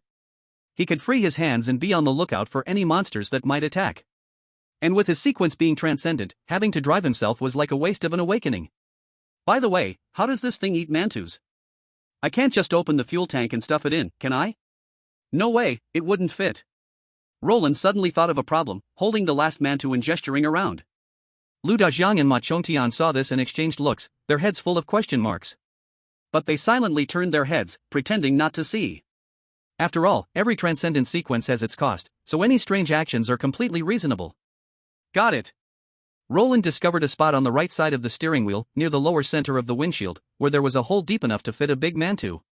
When he stuffed the Mantu into the hole, the off-road vehicle automatically ignited, the engine roared loudly, and the whole car trembled slightly. Roland even had the illusion of merging with the car, the feedback. Pleasant? As the creator of the pseudo-wonder object, Roland was sure the emotional feedback was not an illusion, and his expression became strange. Is it really this delicious? You're really hungry. Forget it, 1 Manta per 100 kilometers, who needs a bicycle? Don't worry, follow me, and you'll never be short of Mantus, I'll make sure you're full. Roland eagerly spoke, then turned to look at the stunned Ma Chongtian and Lu Dajiang. You guys keep eating, I'll go play for a while. In a state of shock, Lu Dajiang uncertainly asked, did you just see Brother Luo start the car? He only put in a steamed bun? And then the car started moving? Lu Dajiang didn't know how to describe it, gesturing with his hands while desperately trying to organize his words. No matter how he thought about it, it seemed utterly absurd. Ma Chongtian also nodded, bewildered. I think I even heard that it consumes 1 steamed bun per 100 kilometers? Lu Dajiang numbly nodded. The two of them stiffly turned their heads, watching the tank 300 leave like a happy husky, running freely. Both Ma Chongtian and Lu Dajiang felt their noses getting a bit red. The clown turned out to be me? For a moment, they stood frozen like statues, their worldviews completely shattered. The sequence of transcendence is just too unreasonable. No, to be precise, Brother Luo is just too much of a supermodel. Having just obtained his big toy, Luo Lin drove the tank 300 back and forth on the only cement road for a whole half hour. As the sky began to darken, he reluctantly returned to the villa. He parked the car near the entrance and entered the living room, where over 100 people were squeezed into various corners of the first floor rooms. Under the awestruck and envious gazes of everyone, Luo Lin walked straight into the deepest room. Li Wuye, Su Jiyue, and the others were chatting around a pile of supplies that looked like a small mountain. Among them, Zhao Weiguo looked slightly pale, as if he hadn't rested well. Oh, everyone's here? Luo Lin looked around, happily greeting them. Li Wuye looked up, about to speak, but Luo Lin was surprised, saying, how did you know I got a tank 300 that only consumes 1 steamed bun per 100 kilometers? Huh? What do I know? Did I even ask you? Li Wuye froze for a moment, quickly realizing. Wait a minute? 1 steamed bun for 100 kilometers? Tank 300? Li Wuye's remaining right eye grew wide, his face filled with disbelief. Don't tell me you've turned that car into a perpetual motion machine? Hey, how could that be? Luo Lin waved his hand, humbly saying, it still needs to eat one steamed bun to work. I don't even know what's so special about steamed buns. They come out in batches of dozens, tasteless, lacking nutrition, and they're prone to indigestion. Honestly, this car is not bad for me, it's cheap. Wow, you're really pushing it, aren't you? Not only Li Wuye, even Su Jiyue and Zhao Weiguo gave strange looks. You can't hide the murderous intent in their eyes. Li Wuye's teeth clenched. Alright, if you're going to say it like that, then let's trade cars. I'll take a loss. That Formula Leopard worth over 400,000 is definitely more fitting for someone like you, brother Luo. Well, forget it, I can't take someone else's favorite. Luo Lin plopped down next to Su Jiyue, ignoring Li Wuye's repeated eye rolls.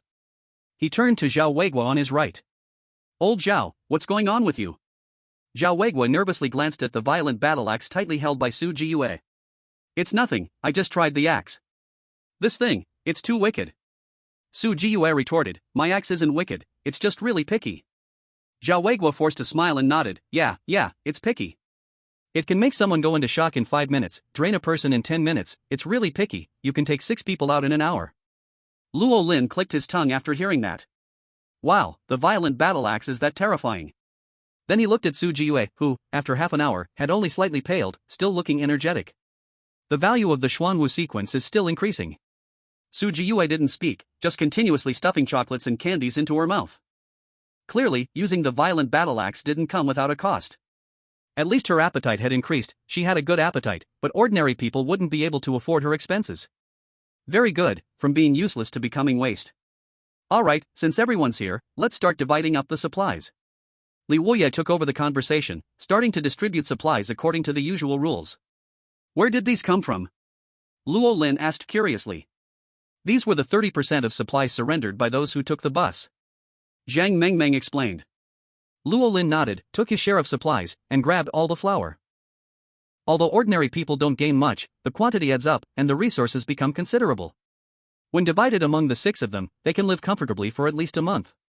It's a pity, though, the basement space is a bit small. I'll look for an opportunity to see if we can expand it. Li Wuye sighed as he looked at the supplies, troubled. Zhao Weiguo, annoyed, took a large gulp of beer and then said, if it were up to me, I'd expand the basement to fit hundreds of people. Next time a bug wave comes, we'd be able to resist it better. Even if there are big bugs, we wouldn't have to worry about the house being destroyed or people dying. Su Jiyu nodded in agreement, that's a good idea. How about we organize some people to start working? Li Wuye shook his head, forget it. With just a few shovels and hose, who knows how long it would take to dig out that much space? Plus, the consumption of materials is a huge issue. There's no way we can finish this project with the current conditions in the village. Luo Lin didn't care about this and didn't say anything. He couldn't exactly say that he liked the bug waves, could he? Noticing the atmosphere shifting, Luo Lin decided to fulfill his promise and turned to Zhao Weiguo, saying, Old Zhao, is everything ready? Zhao Weiguo paused for a moment, then recalled last night's events. All his frustration disappeared in an instant. He smiled, everything's already prepared. Here, these are the zombie fangs from the copper-armored corpse, and this is the strange skin. Zhao Weiguo took out 2 items. The strange skin had many scales on it, which seemed to have fallen off some creature. But the texture was unexpectedly tough. When cut with a knife, it didn't even show a mark, not even a white streak. Don't waste your effort. I got this from a strange snake. It's impenetrable by knives or guns, almost like it's turning into a flood dragon. We struggled a lot, but with Zhou Dazhuang's abilities, we barely managed to kill it. Zhao Weiguo recalled that scene, a hint of lingering fear flashing in his eyes. The others also seemed to remember, and their moods became heavy. What kind of ritual item do you want? I'll do my best to meet your request, but as for the exact cost, I can't guarantee it. Luo Lin gave a warning in advance. The Berserk battle axe was an accident, perfectly fitting for Su Jiyu. He couldn't guarantee he could make a similar weapon for Zhao Weiguo. Besides, there seemed to be some secrets with Zhao Weiguo. His sequence ability was not as simple as it appeared. Understood, my request isn't high, just 2 things, as hard and sharp as possible. Zhao Weiguo had suffered enough from weapons that weren't strong enough. Ordinary strange creatures were fine, but when facing monsters known for their defense, even if he had enough strength, the weapons just weren't hard enough. If they couldn't break the defense, how could they fight? Luo Lin nodded, thought for a moment, then placed the strange snake skin into his dimensional backpack and picked up the zombie fawn and the red tassel blade. The zombie fawn was like an old friend. The blood-sucking arrow he held in his hand was also a contribution from the copper-armored corpse. Let's go with the blood-sucking arrow approach. Focus on hardness and sharpness. As long as it can break defense, the ritual item won't backfire. On the other hand, if it can't break defense, don't even think about worrying about the ritual item's backlash. Luo Lin was quite satisfied with the blood-sucking arrow. It could withstand the explosion of the Shadow Dance Bow and had repeatedly broken through defenses, making it a true hardworker. Unfortunately, it was a ritual item, and Luo Lin didn't want to use it too much. Fusion now requires 3,000 strange points. Proceed with fusion? Fusion. Luo Lin effortlessly infused his mental power and strange points into the items. The rich golden light enveloped the zombie fawn and the red tassel blade. The whole process lasted nearly 10 minutes. When the golden light dissipated, a powerful weapon with the gleam of bone and a blood slot appeared. Ritual blood-sucking big knife. Ritual item rank, 9666. Abilities, significantly enhanced hardness, significantly increased sharpness, a special large knife fused with the blood-sucking tusks of the copper-armored corpse, with a powerful armor-piercing effect. It can also absorb blood and strange energy to repair damage after breaking through armor. Cost of use, must draw blood when the blade is used. Each time it is used, it must absorb blood or strange energy, otherwise it must be nourished with fresh blood, or it will backfire. Luo Lin noticed that the blood-sucking arrow ranks slightly higher than the blood-sucking saber, though other sacrificial items have emerged, lowering its rank. However, this also shows that even slight differences in focus can influence the power of a sacrificial item. The blood-sucking arrow's armor-piercing ability is slightly worse than the blood-sucking saber, but it has the ability to continuously drain blood and release a mysterious, bloodletting aura. In this aspect, the blood-sucking saber falls short, focusing more on armor-piercing. However, when Roland uses the blood-sucking arrow, he relies more on the Shadow Dance Bow's abilities, not fully exploiting the arrow's unique characteristics. What do you think? Roland handed over the blood-sucking saber, and Zhao Weiguo, who had been eager, took it. He caressed the snow-white bone blade gently, as if stroking a lover, the touch tender and revealing. An 85-year-old muscular man making such a gesture sends shivers down anyone's spine. Roland, unfazed, shifted slightly to the side but quickly realized something was wrong. He turned his head and locked eyes with Su Jiyue, who had already entered her berserk state. Her red eyes sent a chill down his spine. Oh no, trapped in the middle with no way out. My old buddy, let me see how strong you've become. Zhao Weiguo could see the power feedback of the sacrificial item and was a bit intoxicated, a joy swelling in his heart that words couldn't describe. He suddenly understood how Su Jiyue felt the first time she got the axe, the urge to chop everything in sight. If this were outside, not a single blade of grass would survive. Zhao Weiguo couldn't hold back any longer, and with the blood-sucking saber in hand, he swung it to the left and right. He cleaved a wooden table effortlessly in half with one stroke, as smoothly as slicing tofu, the cut clean and terrifying. This table was over a centimeter thick, with a hollow, tough carbon steel base. No matter how large the bullet, it might not pierce it. Still not satisfied, Zhao Weiguo looked at the floor and gripped the handle with both hands to make a downward chop. Half of the blade sank into the floor, still without feeling much resistance. Haha, I feel like I could fight for another 100 years. Oh no. Zhao Weiguo was laughing wildly when suddenly, his smile stopped abruptly. Why does chopping a few pieces of wood and stone make me suck blood? Roland, who had unknowingly sat between Zhang Mengmeng and Li Wui, said with a faint smile, what do you think? Feels good, right? Well then, why wait? Let your old buddy suck a few drops. Zhao Weiguo grimaced in pain. He had only tried the berserk battle axe just now under Su Jiyue's vigilant, hostile gaze, draining over 1,000 milliliters of blood. If it weren't for being a knight with thick skin and plenty of energy, able to withstand the drain, most ordinary 80-year-olds would probably collapse from this. Now, he's been fed the battle axe and now the blood-sucking saber as well. I'm really going to die here. Li Wui, standing aside with no sacrificial item, chuckled at his misfortune. Zhao old man, just go ahead. If it's too much for you, find someone else to pay the price. Your old buddy can't possibly be exclusive to you, right? Zhao Weiguo thought for a moment, that makes sense. I can find someone else. Isn't Su Jiyue's recovery ability pretty strong? He then looked at Su Jiyue, whose eyes were bloodshot, and her axe glowing red, as if it was about to explode at any moment. Zhao Weiguo silently shifted his gaze and grabbed a bag of rice to leave. Once Zhao Weiguo left, Roland became the center of everyone's attention. Not to mention how tragic Zhao Weiguo was, but the blood-sucking saber's overwhelming armor-piercing power had been witnessed by all. They all wanted to experience that kind of tragic encounter. Li Wui, with a shameless grin, pulled out a bottle of good white wine and some candy from his supplies. In this eerie night, these were good things. Here, brother Roland, try some milk candy and have a little drink. You've worked hard. Roland rolled his eyes. Li Gu, what are you doing? Li Wui laughed awkwardly. You see about that thing of mine. Don't worry, tomorrow or the day after, I'll take care of it for you. Roland looked up and down at him, his gaze lingering on Li Wui's black left eye patch. He thought about the eye he obtained from the strange spider-faced man and mused, maybe I can try to restore the light to your left eye. Chapter 43, Trade, the Powerful Dawn Town. What? You really can heal my left eye? Li Wuya instinctively reached for his left eye, his face full of disbelief. Beside him, Su Jiyue was surprised, saying, the cost of the sequence can be restored? But I heard some sequence extraordinaires in the healing field conducted experiments, only to prove this is irreversible? Upon hearing this, Li Wuya's right eye darkened. Though he had long been used to squinting with one eye, if the light could be restored, that would be great. Not to mention, the visual range of two eyes is almost one-third greater than just one eye. Li Wuya waved his hand, saying, you're right, but if you're planning to make a restoration-type sacrificial object to fix my eye, forget it. Luolin had never heard of this idea, but he wasn't planning to make a restoration-type sacrificial object either. Even using sacrificial objects requires a cost, how could he expect this thing to heal someone? When did I say I was going to make a restoration-type sacrificial object? Luolin shook his head and thought, I was thinking, could I make an eye-type sacrificial object directly?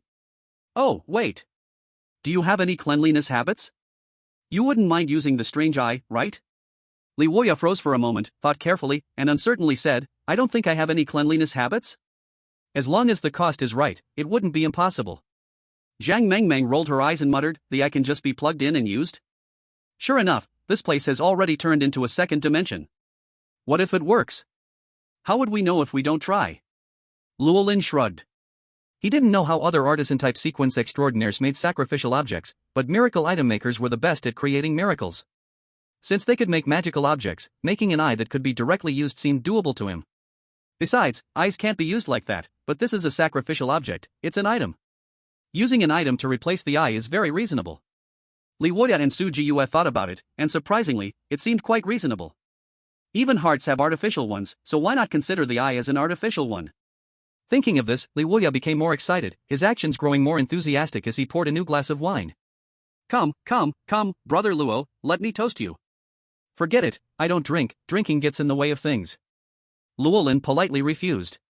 The pressure in the strange night was heavy, and it was normal to smoke or drink a little, no one knew when they might die. But now, he had awakened as a miracle item maker with a bright future ahead, so there was no need to drown himself in wine and dreams. Ha, I understand. Come, let's toast with tea instead of wine. This is the finest Wui Mountain De Hong Pao, supposedly a special supply version, not sold to the public, so we only have a little bit. Li Wuya casually set the wine aside and seriously took out a beautifully packaged De Hong Pao. Luolin was skeptical, but after brewing and tasting it, he was pleasantly surprised at how good it tasted. Even he, someone who rarely drank tea, thought it was decent, meaning this De Hong Pao was at least not the cheap kind sold for a few bucks online. By the way, does anyone have extra arrows? Luolin thought about how he didn't have many mixed carbon arrows left, and though the Shadow Dance Bow was great, it used a lot of arrows. After 2 days, there were only 7 or 8 arrows left. This made Luolin, who had a severe case of firepower shortage, feel uneasy. Without enough firepower, how could he claim to be a 10-year veteran? Arrows? Li Wuya fell into thought when he heard. Zhang Mengmeng looked at Fang Jiaxue, who directly shook her head, we don't have any, what do you need arrows for? It's better to get some gold. Su Jiyue also shook her head, indicating they didn't have any. Luolin felt a little disappointed, but he could understand. Women not liking bows and arrows was quite normal. Even if they saw some, they probably wouldn't instinctively collect them. Just then, Li Wuya raised his head and said with certainty, I think I have some, but not many, and they seem to be carbon arrows? More fragile than your mixed carbon arrows. Roland was overjoyed when he heard this. I want it. As long as it's an arrow, I want it. Carbon arrows are great. Though they're expensive, they are more accurate. Although his understanding of archery had gradually developed after the eerie night, he also knew that mixed carbon arrows were suitable for beginners, affordable and effective. As for carbon arrows, they were expensive and more suitable for professionals. As for the downside of carbon arrows being easy to break, that didn't matter to Roland. What a joke. I treat them as disposable, why would I care if they break? In the end, it all leads to the same outcome. Wait a moment, I'll go find them for you. Seeing that he could help Roland, Li Wuyo immediately got up and walked toward the basement. After a while, Zhao Weiguo walked in holding the blood-sucking saber, the bag of 20 pounds of rice was gone. Is it solved? Roland glanced at the blood-sucking saber and vaguely saw a red gleam vanish. Zhao Weiguo nodded, glancing at Su Jiyue, proudly saying, my old buddy is easy to take care of. Just 500 milliliters of blood at a time. Su Jiyue, holding an axe, glanced at him without speaking, as if she hadn't heard him. However, the blood on her body grew thicker, almost turning into something tangible. This time, it was Zhao Weiguo's turn to fall silent. He quietly sat down, wiping the blade, then took out a cloth from somewhere and wrapped it around the blade. These young people nowadays, none of them respect their elders or care for the young. Zhao Weiguo shook his head quietly, his eyes scanning the wine glass Li Wuyo had left behind. He sniffed and his eyes lit up, reaching out to grab it and took a sip. This taste is amazing. Roland, seeing this, asked curiously, "Old Zhao, does your sequence cost involve drinking a lot of wine?" "What? There's such a good thing?" Zhao Weiguo shook his head in denial, then took another sip, smacking his lips and saying, "This wine, it's something good. The more you drink, the better it tastes, the more energized you feel. Since I joined the army, I've never stopped. Every time before heading to the battlefield, I make sure to have a sip. Especially when I went to the north to be stationed, we lacked everything, and the only thing that could warm us was wine." Roland, hearing this, didn't ask any further questions. It reminded him of his grandfather, who, when transitioning from the military to a factory manager decades ago, ended up drinking excessively and not focusing on work. In the end, of course, the factory went bankrupt and he had to leave. That was also one of the reasons why he and his parents didn't drink alcohol. So, Roland had always kept a respectful distance from alcohol, avoiding it whenever possible. 20 minutes later, Li Wuyo came in, carrying a bundle of arrows. "Here, 30 of them." As Roland took the arrows, Li Wuyo spoke up beforehand, "I don't need anything else. Just consider these arrows as part of my advance payment for the job. The extraordinary materials, I'll provide as much as needed." "Alright, I won't be polite." Roland didn't hesitate this time, not bothering to be courteous with Li Wuyo. Worst case, he would just make more offerings later. Besides, arrows were of little use to Li Wuyo, far less valuable than food. "This is all I have for now. If it's not enough, we can go to Dawntown in a couple of days. They have more complete goods there, but you'd better bring some tradable items," Li Wuyo reminded him. "Dawntown? It's already time to go there again. Time flies so fast." Zhao Weiguo murmured, then smiled, "Not bad, we've lived another month. It's worth celebrating, so let's reward ourselves with a couple more drinks today." Fang Jiaxue's eyes lit up, "Meng Meng, don't you want a doll? When we go there, I'll find you some even better ones, okay?" Zhang Meng Meng, hugging her strawberry bear, nodded repeatedly, "Okay." Everyone was full of anticipation for the trip to Dawntown. Only Roland was lost in thought. As one of the veterans, he of course knew that every month, Dawn Village made a trip to Dawntown. However, this had nothing to do with most ordinary survivors. There were no material exchanges either. Only those with extraordinary sequences, or those with abundant supplies, or those dissatisfied with Dawn Village and wanting to move elsewhere, would go to Dawntown. Before this, he had never been there. All the knowledge about Dawntown is limited to what people talk about it. If we really want to go to Dawntown, it's essential to learn about it beforehand and prepare what to trade. It's likely we'll need to get some more powerful tools, or even ritual offerings. "Brotherly, what exactly is Dawntown?" Luo Lin asked humbly. Li Wuyo sighed and said with admiration, "Dawntown is the largest survivor base around our mountain city. It was established 4 months ago, gathering thousands of people, and there are at least 20 extraordinary sequences." "At least 20? Luo Lin gasped, "No wonder they could gather so many people, there must really be strength behind it." You should know, before Luo Lin's awakening, Dawn Village only had 5 people, and they were all old, weak, sick, or disabled. Li Wuyo continued, "Dawntown is very strong, incredibly strong. Let me put it this way, 2 days ago, when we went there, we were just ordinary extraordinary sequences, and we weren't taken seriously at all. There, just in logistics sequences, there are several. They have the Talisman Master Sequence, Blacksmith Sequence, and Butcher Sequence.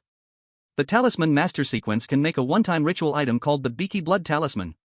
It only needs to absorb 500 milliliters of fresh blood to reduce the popularity of a closed space for 3 hours, making it one of Dawntown's specialties.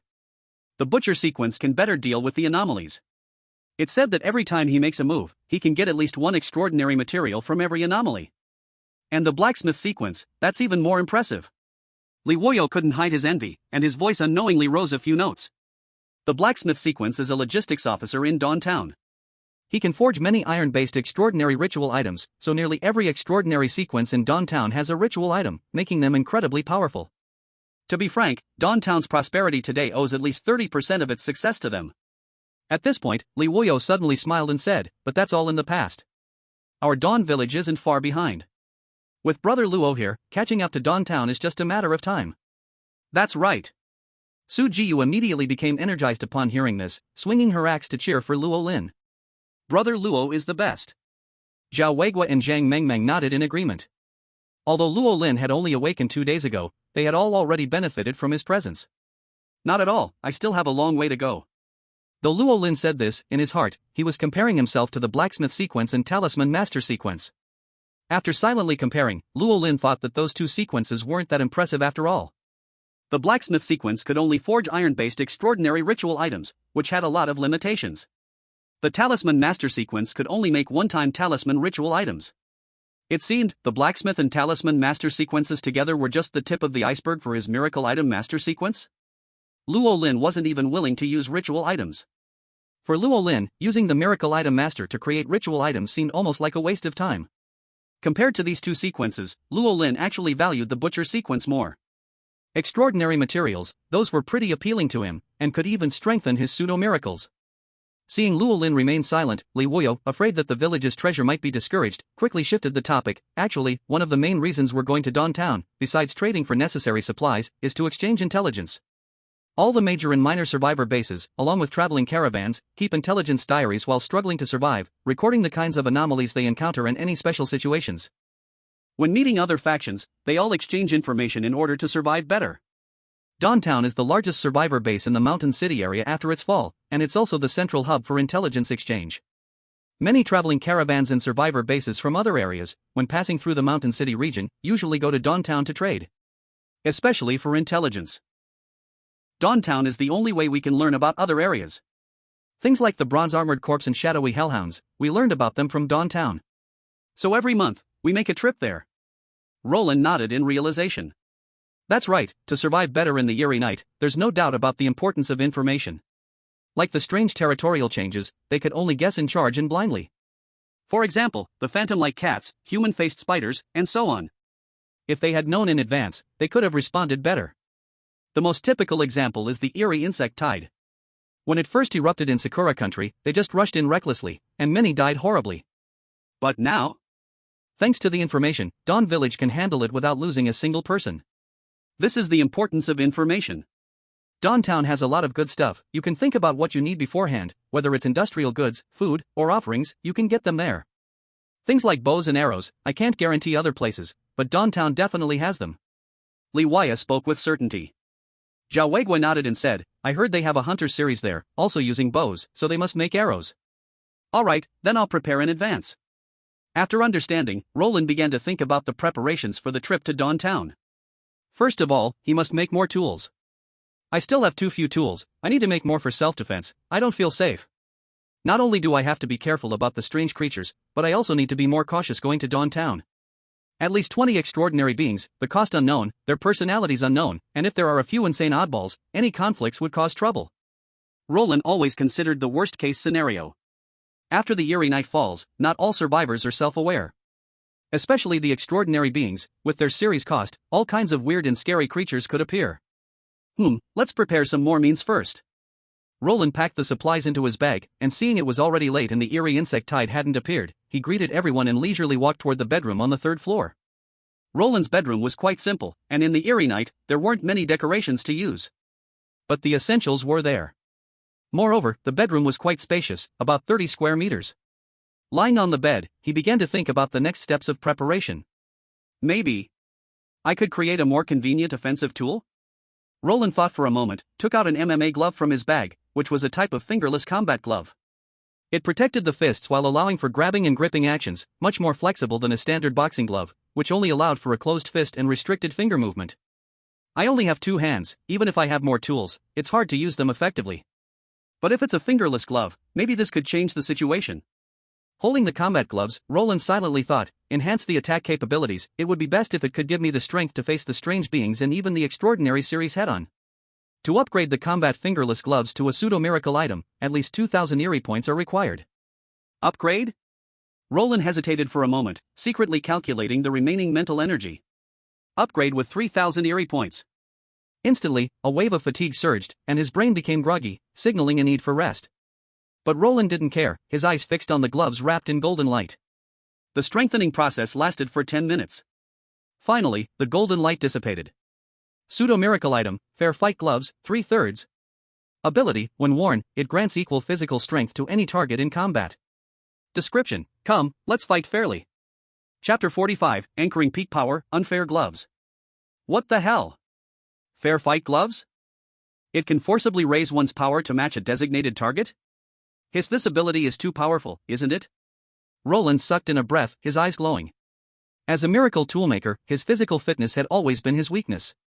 With this item, he no longer had to worry about being turned into a meat pancake by any strange creature or extraordinary being passing by with a single punch. Taking the gloves into his hands, he sized them up. Not to mention, the enhanced combat finger gloves looked different. A scale appeared on the smooth black surface, with a blurry human figure on the left, and the right side empty. Roland felt a sense of something, waiting for the designated target, and another figure would appear on the right side. Wait, this item didn't specify how long it lasts. Could it be? A bold thought surged to his mind. Roland suppressed his excitement and quickly put on the gloves, not bothering to rest, rushing down the stairs. Bang! Roland pushed open the door and saw that Su Jiyu and Zhao Weiguo hadn't left yet, and he let out a sigh of relief. The others were startled by Roland's sudden action. After a while, Li Woya asked curiously, what happened? Nothing. Roland's eyes were burning as he looked at Su Jiyu, then swept over Zhao Weiguo. I have a question, who is stronger, Su Jiyu or old Zhao? Su Jiyu and Zhao Weiguo exchanged looks, both with confused expressions. It should be old Zhao, right? After all, he's from the Night series. Li Woya said uncertainly. He really hadn't studied this issue. Although Su Jiyu was puzzled, she still explained. It's definitely old Zhao. The Xuanwu sequence focuses on vitality and defense, while the Night sequence emphasizes strength. Zhao Weiguo shook his head and countered, I'm just an ordinary Night sequence, while you're from the legendary Myth series. Clearly, your strength is greater than mine. Even in legends, Xuanwu was a powerful creature known far and wide. As for the Night, they're just ordinary humans. Even though Xuanwu isn't particularly strong, it's not something an ordinary Knight could match. Roland thought for a moment. Su Jiyu was about to advance to Sequence 8, so he would look for her later. For now, he would start with Zhao Weiguo. Not to mention anything else, but looking at Zhao Weiguo's bulging muscles, it was clear that his body contained terrifying power. Old Zhao, I want to arm wrestle with you. Before Zhao Weiguo could refuse, Roland went straight to him. You? Arm wrestle with me? Zhao Weiguo paused in his motion of drinking and stared wide-eyed at Roland, inspecting his thin frame from top to bottom. The corners of his mouth twitched as he politely said, Little Roland, sequences are different. I'm from the battle sequence, but why don't you try with Little Li instead? Roland was 1.8 meters tall and weighed 70 kilograms, and that was after losing weight when the strange night came. He certainly couldn't be considered weak. But compared to Zhao Weiguo, who was 1.7 meters tall and 85 years old, he really did seem frail. That solid muscle could really crush someone with a punch. In battle, he would ride a several hundred-kilogram electric tricycle. Afterward, he would single-handedly lift the tricycle onto a pickup truck. Even if the king of the world came, he'd have to bow down. Li Wuda's eyelids twitched upon hearing this, and he quickly walked over to stop him. Brother Roland, don't be impulsive, calm down. Zhang Mengmeng also ran over to stop him. Brother Roland, don't do anything crazy. I saw with my own eyes when Grandpa Zhao flipped a car over, his strength is huge. Zhao Weiguo nodded and his voice remained gentle. Little Roland, I definitely won't hurt you, but you must know, sometimes too much strength isn't easy to control. What if I hurt you? What are you all thinking? Roland said impatiently, didn't expect to be seen as so brave in your eyes? Li Wuda and Zhang Mengmeng were stunned upon hearing this. The former thought of how Roland often shielded everyone in front of him, while the latter remembered when they were in Li family village, Roland actually hid behind her to avoid Su Jiyu. Oh right, when did I get the idea that Roland was so brave? So, what does this mean? Li Wuya asked, slightly hesitant. Nothing, just trying out a new item. Come on, old Zhao, let's have some fun. Roland sat down at the table, and Zhao Weiguo, seeing this, still wasn't fully at ease, but he walked to the opposite side and sat down. So, let's try it. I'll be as gentle as I can. Zhao Weiguo was really worried that if he used too much force, just crush Roland's hand. It's fine. Roland casually said, gripping tightly with Zhao Weiguo, activating the fair combat gloves. Target, Zhao Weiguo. Suddenly, a terrifying force surged into every limb and bone, crazily transforming Roland's body. In the blink of an eye, Roland went from a weak ordinary person to a strong figure with 8-pack abs, his body built like someone who had trained for years in the gym. And his muscles weren't dead muscles, nor were they the distorted muscles gained from various drugs. His muscle lines were perfect, containing an incredibly terrifying strength. Now, I'm terrifyingly strong. One punch and I could definitely kill a cow. Roland could clearly feel the entire process of his strength transformation, understanding why Zhao Weiguo was so worried about hurting him. This had surpassed the human limits, truly entering the ranks of the superhuman. He suspected that even with a steel rod in his hand, he could bend it. Zhao Weiguo, sitting across from him, narrowed his eyes, scanning Roland suspiciously. Was it just an illusion, or did Roland's physique change a bit? And this hand, the strength is huge.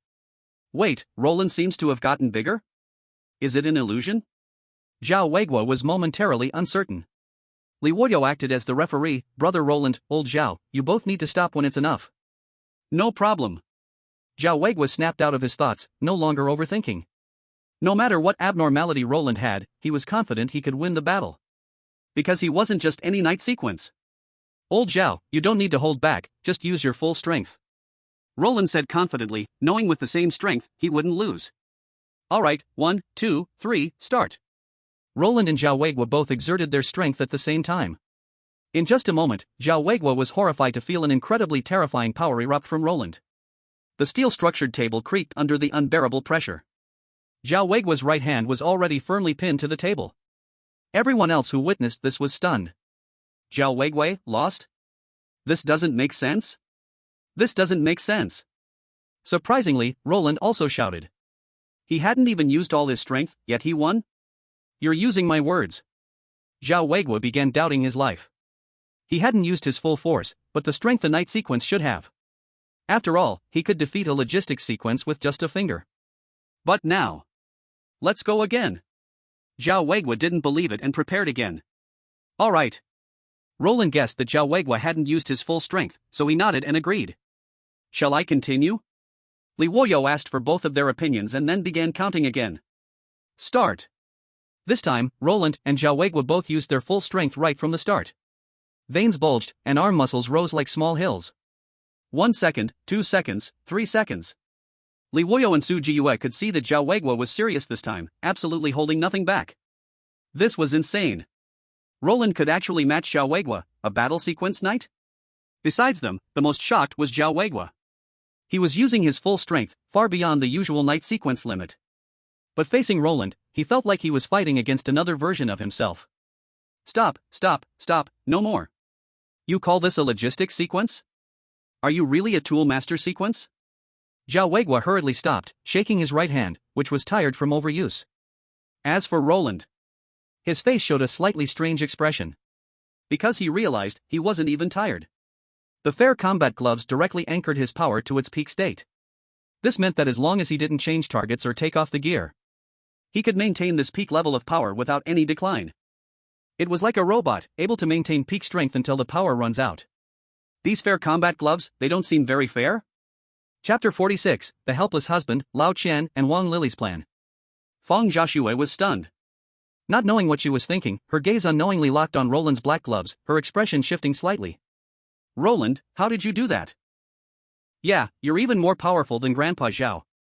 Zhang Mingming's mouth dropped open in shock, completely stunned by Luo Lin's strength.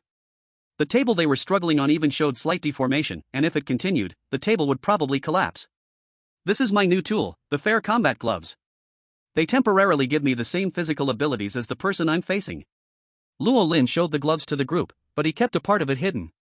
The effect of the fair combat gloves is temporary, but it only changes when switching targets. As long as they aren't taken off, the strength level will remain unchanged, never decreasing. Luo Lin was determined he wouldn't wash his hands again. Having experienced such extraordinary physical strength, returning to his previous weak body was unbearable, that emptiness was too much to bear. The miracle item master may rely on everything, but there's no rule saying that power can't be achieved through tools. Pervert. This is too overpowered. Li Wuya froze for a moment, his gaze burning as he looked at Luo Lin's hand, tears of longing flowing down his face. The next second, Li Wuya suddenly stepped forward and grabbed Luo Lin. Bro, my real brother, I think I'm really suited for this thing. Let me try it, please? Just once. Whatever you ask for, I promise I'll agree. As long as you give this thing to me, I'll give you my 180 pounds. Eh? Su Jiyu, as if thinking of something, took 2 or 3 steps back, looking at Li Wuya like it was the first time she had seen him. Luo Lin also reacted, his face slightly changing as he broke free from Li Wuya. Li bro, to be honest, are you from Mountain City? Don't tell me you're from the next door? Ahem. Li Woya's expression became subtle, don't mind these small details, we were all one family 100 years ago. Luo Lin's face changed drastically, I just remembered I have something to do, I'll take my leave. Under Li Woya's reluctant gaze, Luo Lin immediately turned and ran. Ah, what a pity. Li Woya smacked his lips and looked towards Zhao Weigua. Zhao Weigua also stood up in shock and stepped back, I'm already 85 years old. Old Zhao, don't look at people with those colored glasses, I really. Old man, I'm going to bed now, you all talk. Zhao Weigua hurriedly left, not even taking his beloved alcohol with him. However, as soon as he stepped outside, Zhao Weigua immediately calmed down. Thinking about what had just happened, he mumbled, I remember there was a night series in Dawntown too. Oh no, old man, I can't keep this hidden anymore. Sai, how did Xiao Luo get this thing? Even if I wanted to hide it, it's no use. I hope he doesn't notice. Forget it, it's too late now. I'll sleep first. Zhao Weigui yawned, turned around, and went upstairs. The room was left with Li Woya, Su Jiyu, Zhang Mengmeng, and Fang Xiaoxue. Li Woya felt it necessary to restore his reputation as the team leader, so he spoke, I say, I'm a real man, do you believe me? Ha! Su Jiyu, carrying an axe, left. Zhang Mengmeng and Fang Xiaoxue exchanged confused glances, shaking their heads as they left. The empty room was left with only Li Woya. It's over, my lifetime reputation. After leaving, Luo Lin went straight to Ma Chongtian. He had him call a few people who knew how to make steamed buns, and took out all the flour, yeast, and sugar from his bag. In the next few days, you all make steamed buns for me. Each person will get 2 pounds of food a day. A middle-aged woman cautiously asked, Luo. Luo bro, how big should the steamed buns be?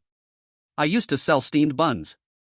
Big buns are 100 grams each, standard buns are around 70 to 80 grams, and small ones are 50 grams each. Luo Lin thought for a moment, the buns for the off-road car only needed to be big enough to eat one, no need to make them too big. Anyway, there's no rule about how big a bun should be. How about? Do you have smaller ones? Ha! Ma Chongtian vaguely guessed why Luo Lin wanted to make the buns, his eyes burning with excitement. He patted his chest and promised, Luo bro, don't worry, I'll definitely take good care of them. Alright, I'll leave it to you. Once the buns are done, send them over to me right away. Luo Lin felt reassured and left the task to Ma Chongtian. He gently patted his shoulder and said, Shama, I have high hopes for you, give it your best. Thinking of the possibility of having a sacrificial offering in the future, Ma Chongtian felt pumped up as if he had just been injected with energy, and he responded excitedly, okay, brother Luo. Luo Lin nodded in satisfaction and left. On the way, he saw Lao Qian and Wang Lili, who were occasionally glancing over at him. Although the strange insect tide didn't come tonight, because it was night, many people were too scared to go home so late. Except for some who were close by, following Zhou Dazhuang, most people stayed in the villa, finding places to sit or lie down. Lao Qian and Wang Lili were among them. Luo Lin just glanced at them and was ready to leave. Lao Qian suddenly pulled Wang Lili. Wang Lili bit her lip, her face pale from blood loss and lack of nutrition, forcing a stiff smile. She casually brushed her hair by her ear, revealing a face that had clearly been carefully made up. She was also dressed relatively lightly. Admiration appeared in her eyes as she quickly walked up and whispered, Brother Luo. Luo Lin furrowed his brow, glanced at Wang Lili, and then swept his eyes over Lao Qian, who was wearing a flattering smile. His voice was cold, is there something? Wang Lili suitably revealed a hint of blush and embarrassment, nervously playing with her hair. Brother Luo, I've been feeling a bit unwell recently, could you come to my house and help me check it out? Luo Lin furrowed his brows even more, wondering what was going on this time. So he looked at Lao Qian. Lao Qian coughed and said, well, I've caught the flu recently, it's contagious, how about you check Wang Lili, and I'll go to your room and make do for the night? Seeing Luo Lin's frown deepening, Lao Qian quickly added, no, I can sleep on the floor, it won't be a problem. Wang Lili continued to look at Luo Lin with admiration, a glimmer of expectation flashing in her eyes.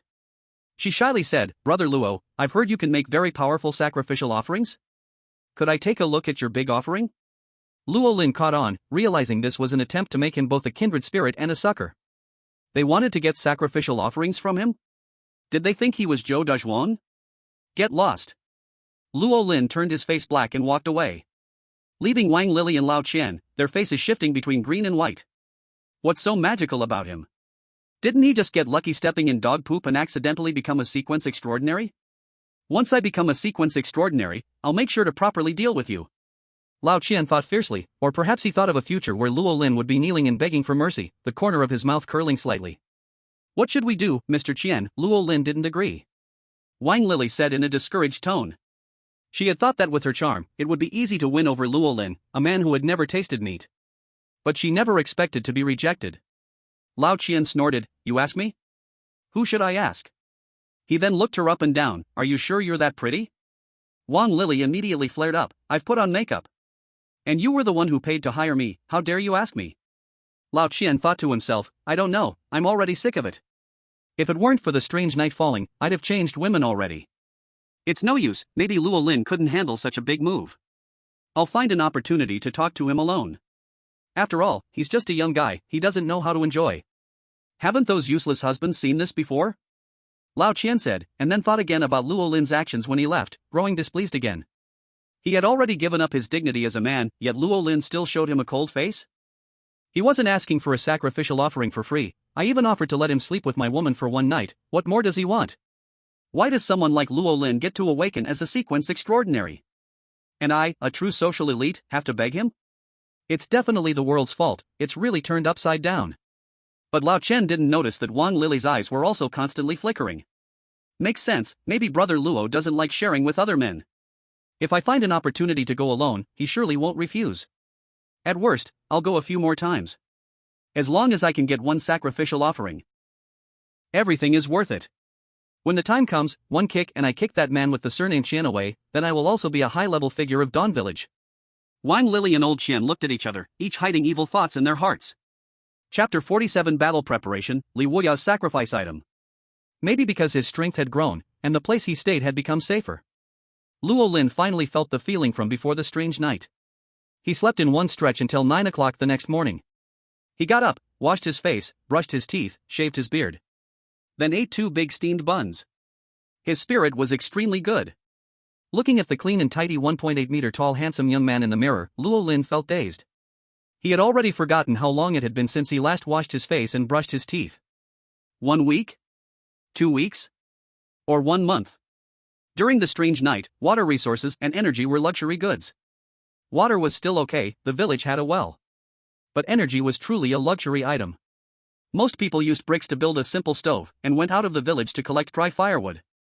They used pressure cookers or iron pots to boil water and cook food. Although Dawn Village was relatively safe, once it involved leaving the village, even moving nearby meant taking huge risks. If one ran into dense forest, it was even extremely dangerous. After too many people died, do not enter forests when you see them became one of the survival rules of the strange night. So unless someone truly had a cleanliness obsession, most people avoided washing if they could, and clothes were rarely washed, just worn as they were. So some people had a sour smell on their bodies. Using cold water directly? Who knows which one would be dirtier? After the strange night arrived, water sources were also affected to some extent. If water was not boiled before use, ordinary people would 100% get diarrhea, and might even die. Who would have thought that now, after becoming a sequence superhuman and moving into a villa? There was sufficient hot water and electricity supply 24 hours a day. There were several solar panels on the roof, maintaining basic energy consumption. There was also a fairly sufficient supply of fuel for generators. This kind of life was not much worse than before the strange night. The only thing was that there was no internet. But offline games could still be played. Li Wuya had downloaded tens of thousands of offline games in advance, as well as all kinds of movies and TV series resources. They were more than enough to kill time. This is what life should be. After being dazed for a long while, Luo Lin shook his head. Huff still a bit not used to it. He changed into another short-sleeved shirt that was convenient for movement. Because his physical quality had been strengthened, the short-sleeved shirt that used to fit just right was now a bit tight, clinging closely to his skin, faintly showing bulging muscles. Now even brushing his teeth and changing clothes required Luo Lin to be very careful. His strength had suddenly increased and he was not used to it. After organizing and putting on his equipment, he went downstairs and found that except for Su Jiyue and Fang Jiaxue, Li Wuya and the others had already arrived in the living room. Among them, Zhao Weiguo looked at him with a strange gaze. Although he quickly moved his eyes away and drank his small wine by himself, Luo Lin still noticed something unusual. Yo, look who's here, isn't this our handsome Luo? TSK, couldn't tell before, with just a little dressing up, you look 10 years younger. Hiss these muscle lines, this sense of power, even those models can't compare to you. Li Wuya clicked his tongue in praise and directly gave a comment. You have 80% of my style back then, this face, you're only a tiny bit worse than me. I was almost about to lose my title as the most handsome man in this villa. No, how many men are even in this villa? Most handsome? Bullying Zhao Weigua for being old and weak, right? While Luo Lin was still complaining in his heart and hadn't spoken yet, Zhang Mengmeng, who was dazzled by the sight, couldn't hold back and opened her mouth with a critical hit. Uncle Li, accept reality, brother Luo's looks beat you by 8 streets. What? Uncle? Me? Li Wuya was numb, you went straight for my face. I'm only 30 years old. I'm 14, is there a problem? No, wait, Luo Lin is already 23. Li Wuya was still trying to argue. Zhang Mengmeng, that's only 9 years older than me, we are the same generation, and you are the uncle generation. Li Wuya opened his mouth wanting to argue, but in the end could only cover his chest and sigh. It hurt too much. But speaking of that, isn't Zhang Mengmeng a hardcore two-dimensional fan? Why did her personality suddenly change today? He glanced at Zhang Mengmeng and found her eyes shining with light. He kept staring at Roland. Alright, the case is solved. A true fan of beautiful faces. Under Zhang Mengmeng's gaze, Roland felt quite uncomfortable as he sat on the couch. At this moment, Fang Xiaoxue also walked out, with a facial mask still on her face, and as soon as she saw Roland, she couldn't take her eyes off him. With a warm smile, she said, "Isn't this brother Roland? Good morning." Good morning. Roland twitched his mouth. It was true that being handsome had its perks. Even someone like Fang Xiaoxue, with whom his relationship was just average, greeted him first. From the look in her eyes, if there weren't any outsiders, she probably would have reached out to touch him. Li Wuyang felt a bit jealous. Obviously, my looks aren't bad either, okay? When I went to another place back then, people used to call me a handsome guy. Alright, now that most people are here, let's talk about today's arrangements. We won't wait for Su Jiyue, let her continue sleeping. Li Wuyang cleared his throat, breaking the odd atmosphere. Roland nodded in agreement. If they woke Su Jiyue up, she would definitely grab her rage battle axe. Although he knew she remained rational even when in a state of rage, there was always this strange feeling. His head felt chilly. Little Li, is there something going on today? Zhao Weigua spoke up. Li Wuyang nodded, his expression serious. This afternoon, we're highly likely to encounter a convoy. Zhao Weigua's previously lazy posture immediately disappeared. He sat up straight, his body hunched, his eyes sharp, and he solemnly said, "What's the situation? Is it a convoy wandering around, or is it a merchant convoy from another base?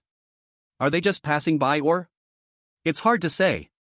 Li Wuyang smiled bitterly, "I'm just a lowly Sequence 9, it's impossible to accurately predict people, not to mention they probably have sequence abilities similar to ours. I can only be sure that they will definitely discover our presence." Roland's heart sank as he figured out what was going on and said in a low voice, "Then should we prepare in advance?" Since the arrival of the strange night until now, more than 90% of humanity had perished. In today's ever-expanding Earth, encountering other living humans in the wild was not necessarily a good thing. Especially when running into absurd convoys. Don't be fooled by the fact that Dawn Village is small and run down, even lacking its own pillar industries. Most people go hungry for 3 out of every 9 meals, never fully fed or clothed properly. But at least, in this strange night, they managed to hold on. The Sequence Supernaturals even lived relatively comfortable lives. But those without the like of the village protector Sequence, who could only drive around in convoys, were different. They were like ancient nomads, carrying everything with them, taking whatever they lacked by force. If they set their eyes on the relatively peaceful Dawn Village, hey, if they were weak, it wouldn't matter, but if they were strong, they wouldn't hesitate to take over. After all, always being chased by the strange things, never able to settle down, how could that compare to life in Dawn Village?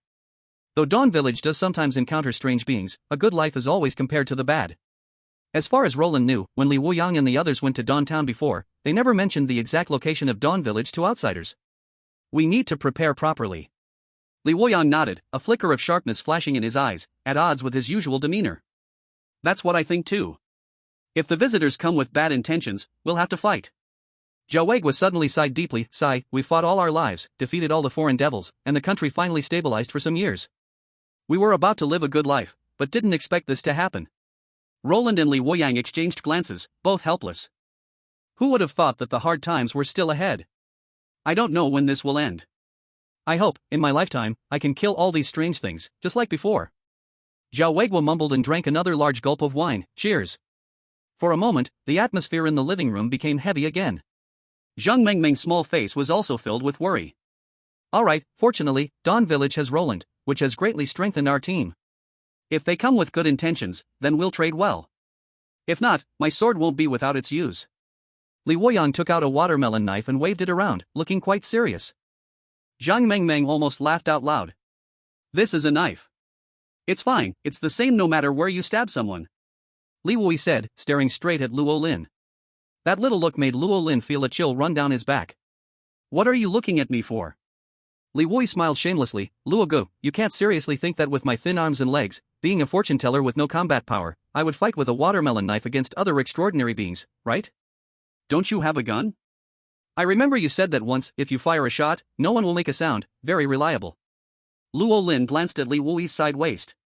Li Wui, like him, was never without a gun. Li Wui chuckled, that's different, the gun only has a few bullets, in the end, it doesn't have a sacrifice to make people feel at ease. Besides, there's often a strange tide following behind the convoy, a gun can deal with people, but it's useless against the strange. Alright, stop with that look, I'll give it to you, okay? Chapter 48, Sacrifice Petrifying Strange Eye. Luo Lin felt his scalp tingle from the look Li Wui gave him, and he stretched out his hand. Where is it? I knew Luo Gu would keep his word.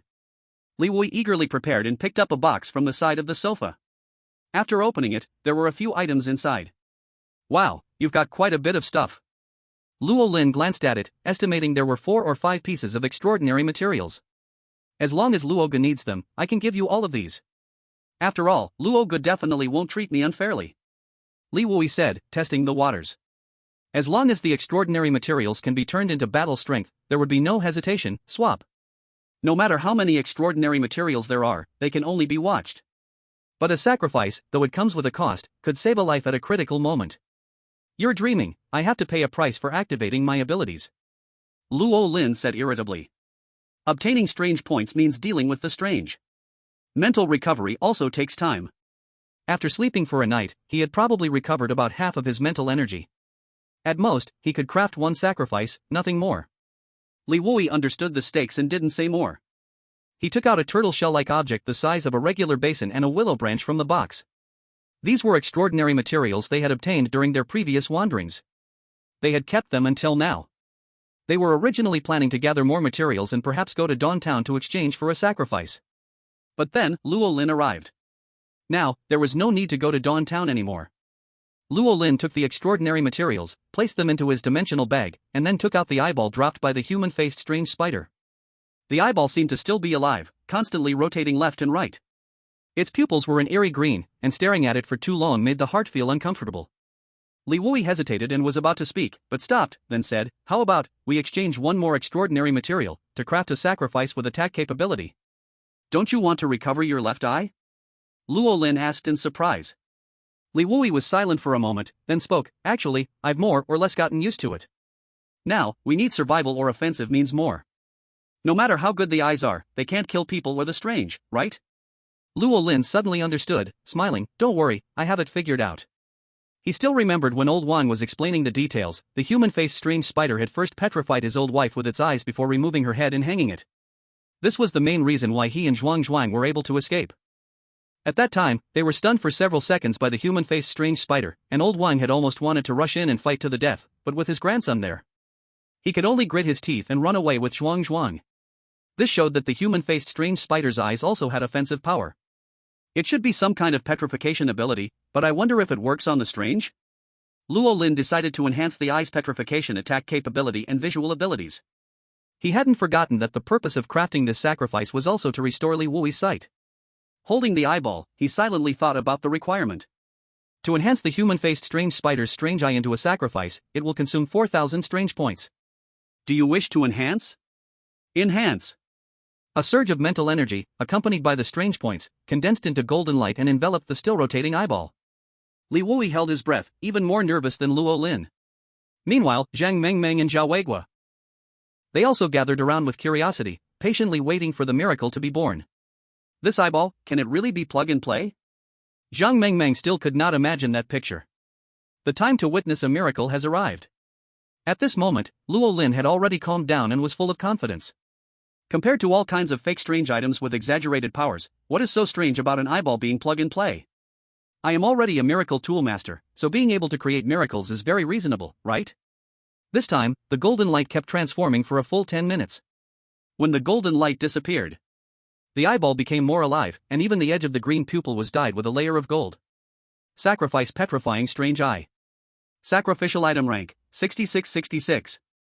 Ability 1, can see the distribution of human aura and strange aura within 1 kilometer, and has night vision ability. Ability 2, use the petrifying strange eye to stare at the target for 5 seconds to gradually petrify the target. The petrification effect is related to the mental strength of both sides. Ability 3, enhances a certain level of mental resistance. Usage cost, plug and play. You must first dig out the original eye before use. Every use of the petrification ability will consume a huge amount of mental power and physical strength. Description, little baby, I have already seen you. Hiss, this effect is a bit strong. After reading it, Luo Lin was quite shocked. There were actually 3 abilities, and all of them were very practical. If the cost were not too harsh, he would have wanted to switch it on himself. However, for Li Weiyuan, it was absolutely a divine artifact. It was equivalent to a strange item. Brotherly, how strong is your mental power? Luo Lin suddenly asked. Li Weiyuan, who was anxious to reach out but did not dare to, hurriedly said after hearing this, so, I guess a bit stronger than the combat sequence. Then you are really blessed. Luo Lin directly threw the eyeball over. Then go on, I'm afraid I'll regret it. Li Weiyuan hurriedly caught it, and the next moment, he almost jumped up. Holy crap! This is too strong. When Brother Luo makes a move, it must be a top-quality product. Li Weiyuan's face was almost split by his smile, and he even started to speak incoherently. Bro, my dear bro, you are simply my idol. This exaggerated appearance made Zhao Weiguo, Zhang Mengmeng, and Fang Jiaxue very curious. What ability is it exactly? Why so excited? Could it be stronger than the Berserk Battle Axe? He. Li Weiyuan let out a silly laugh, his tone full of confidence. What Berserk Battle Axe? In front of my petrifying strange eye, it's simply just a roadside dog. He was swelling up. Li Weiyuan looked like he could punch Su Jiyue and kick Zhao Weiguo at the same time. Let me see? Zhang Mengmeng became even more curious and wanted to take a look. Li Weiyuan dodged to the side like he was guarding against thieves. In front of everyone, he took off the eye patch, stuffed the strange eye into his dark pupil, and pressed it in again. The eerie green pupil with a golden rim vividly rolled around. Ha. I can see. But, why is it red? Li Weiyuan rubbed his eyes. The world I see, is blood red? He turned to the other side again. So much red, hiss, and so much black aura. The sky is full of black aura, almost condensed into substance. Could this be human aura and strange aura? Luo Lin guessed. Possible. But although this sacrificial item is good, the world it sees is different from the right eye. I'm afraid I'll still have to wear an eye patch in the future. Li Weiyuan felt both joy and regret. From his left eye's perspective, it was usually black and white, and when there was human aura, blood red would appear. The black and white view could also see objects clearly, but it was very different from the right eye and hard to get used to. How about wearing sunglasses? It can hide the eye, surprise people when you strike, and also let both eyes get used to the current view more easily. Luo Lin put forward an idea. Sounds good, I'll try it later. Li Weiyuan nodded thoughtfully and put the eye patch back on. This is still more comfortable. I feel explosively strong right now, ha. Chapter 49, The Eavesdropper, Foreign Enemies Peeping. You damn girl. Did you forget what I told you before? On the second floor of the villa, Fang Jiaxue pointed at Zhang Mengmeng with a look of frustration and scolded in a low voice, sacrificial items. We also need sacrificial items. Now in the team, except for that idiot. It's just that we don't have a sacrifice, do you understand? Zhang Mengmeng pouted, speaking timidly, but I don't need a sacrifice. I have lots of dolls. And, using a sacrifice requires a price, some even need blood, which is very painful. Looking at the weak Zhang Mengmeng, Fang Jiaxue's eyes flashed with a trace of anger. You are an extraordinary, of course, you can take it or leave it. But what about me? This damn girl only cares about herself, doesn't she care about me? Just because I'm an ordinary person, you think I'm unworthy of a sacrifice? I've been taking care of you before. Fang Jiaxue quickly glanced at the door, trying to control her voice, suppressing her anger, and showing a kind and gentle smile.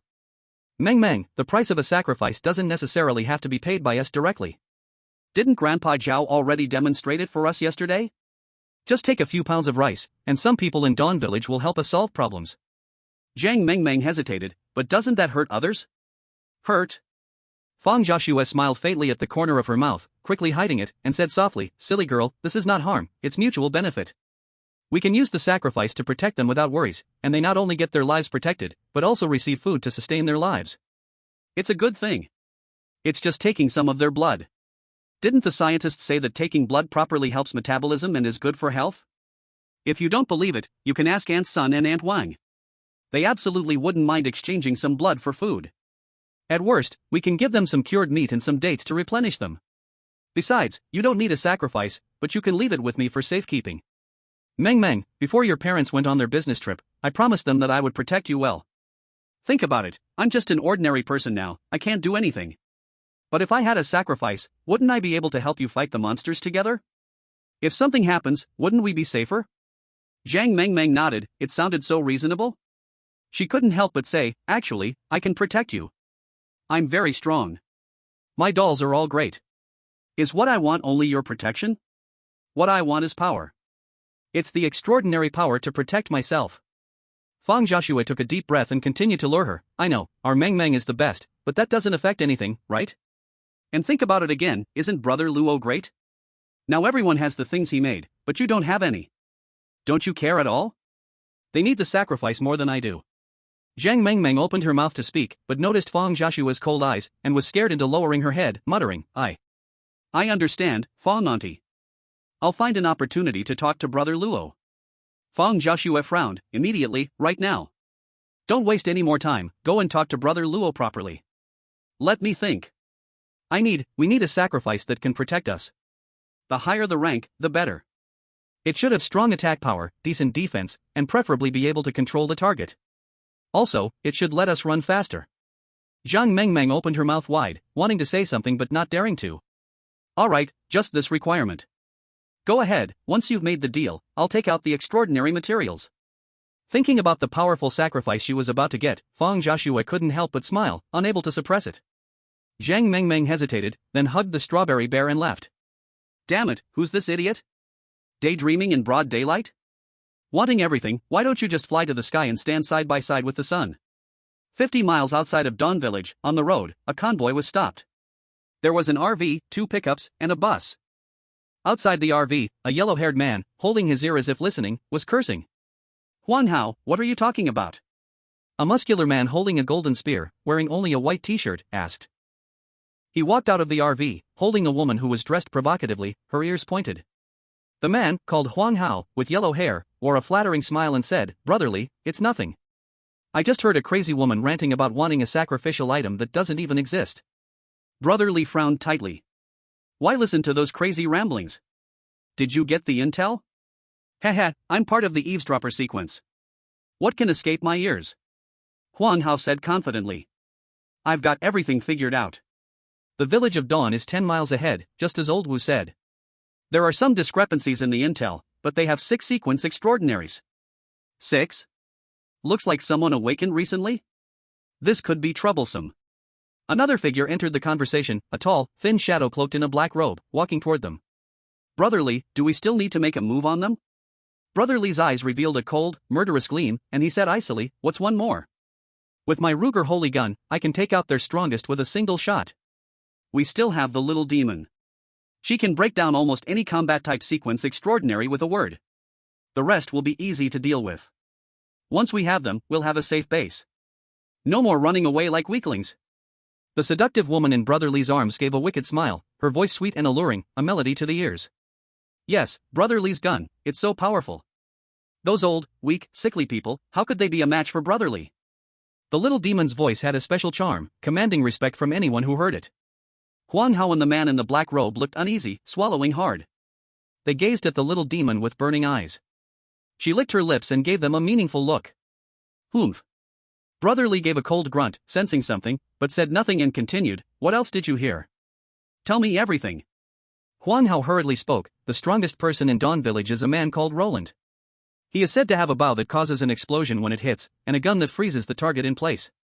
In addition, he has a backpack that might be some kind of storage item. Oh, and some speculate that Roland's gun can't fire bullets. Sounds like some valuable items. Brotherly's eyes gleamed with interest, his mouth watering. 3 powerful sacrificial items, these treasures deserve a more suitable master. There's one more thing. Huang Hao said cautiously, this Roland seems to be an artisan sequence extraordinary. He can craft sacrificial items. Should we? Exactly because he's an artisan sequence, he must die. No one survives, except for the village defenders. Chapter 50, Vampire Sequence and Sea Demon Sequence. Brotherly hesitated only briefly before decisively saying, he has too many sacrificial items. We can't let someone who could threaten us anytime live. What if one day he creates an extremely powerful sacrificial item? We'll be the ones in danger. The little demon's eyes lit up as her snake-like form twisted, her voice sweet and seductive. How about you leave him to me? I have ways to make him completely harmless, and he'll happily work for us. Brotherly was slightly tempted. Although he was the strongest in the convoy, the little demon was not his personal possession, she belonged to everyone, including the women. The little demon was of the sea demon sequence, capable of producing hypnotic sounds. At night, she transformed into a hideous sea demon form, but her body was perfect.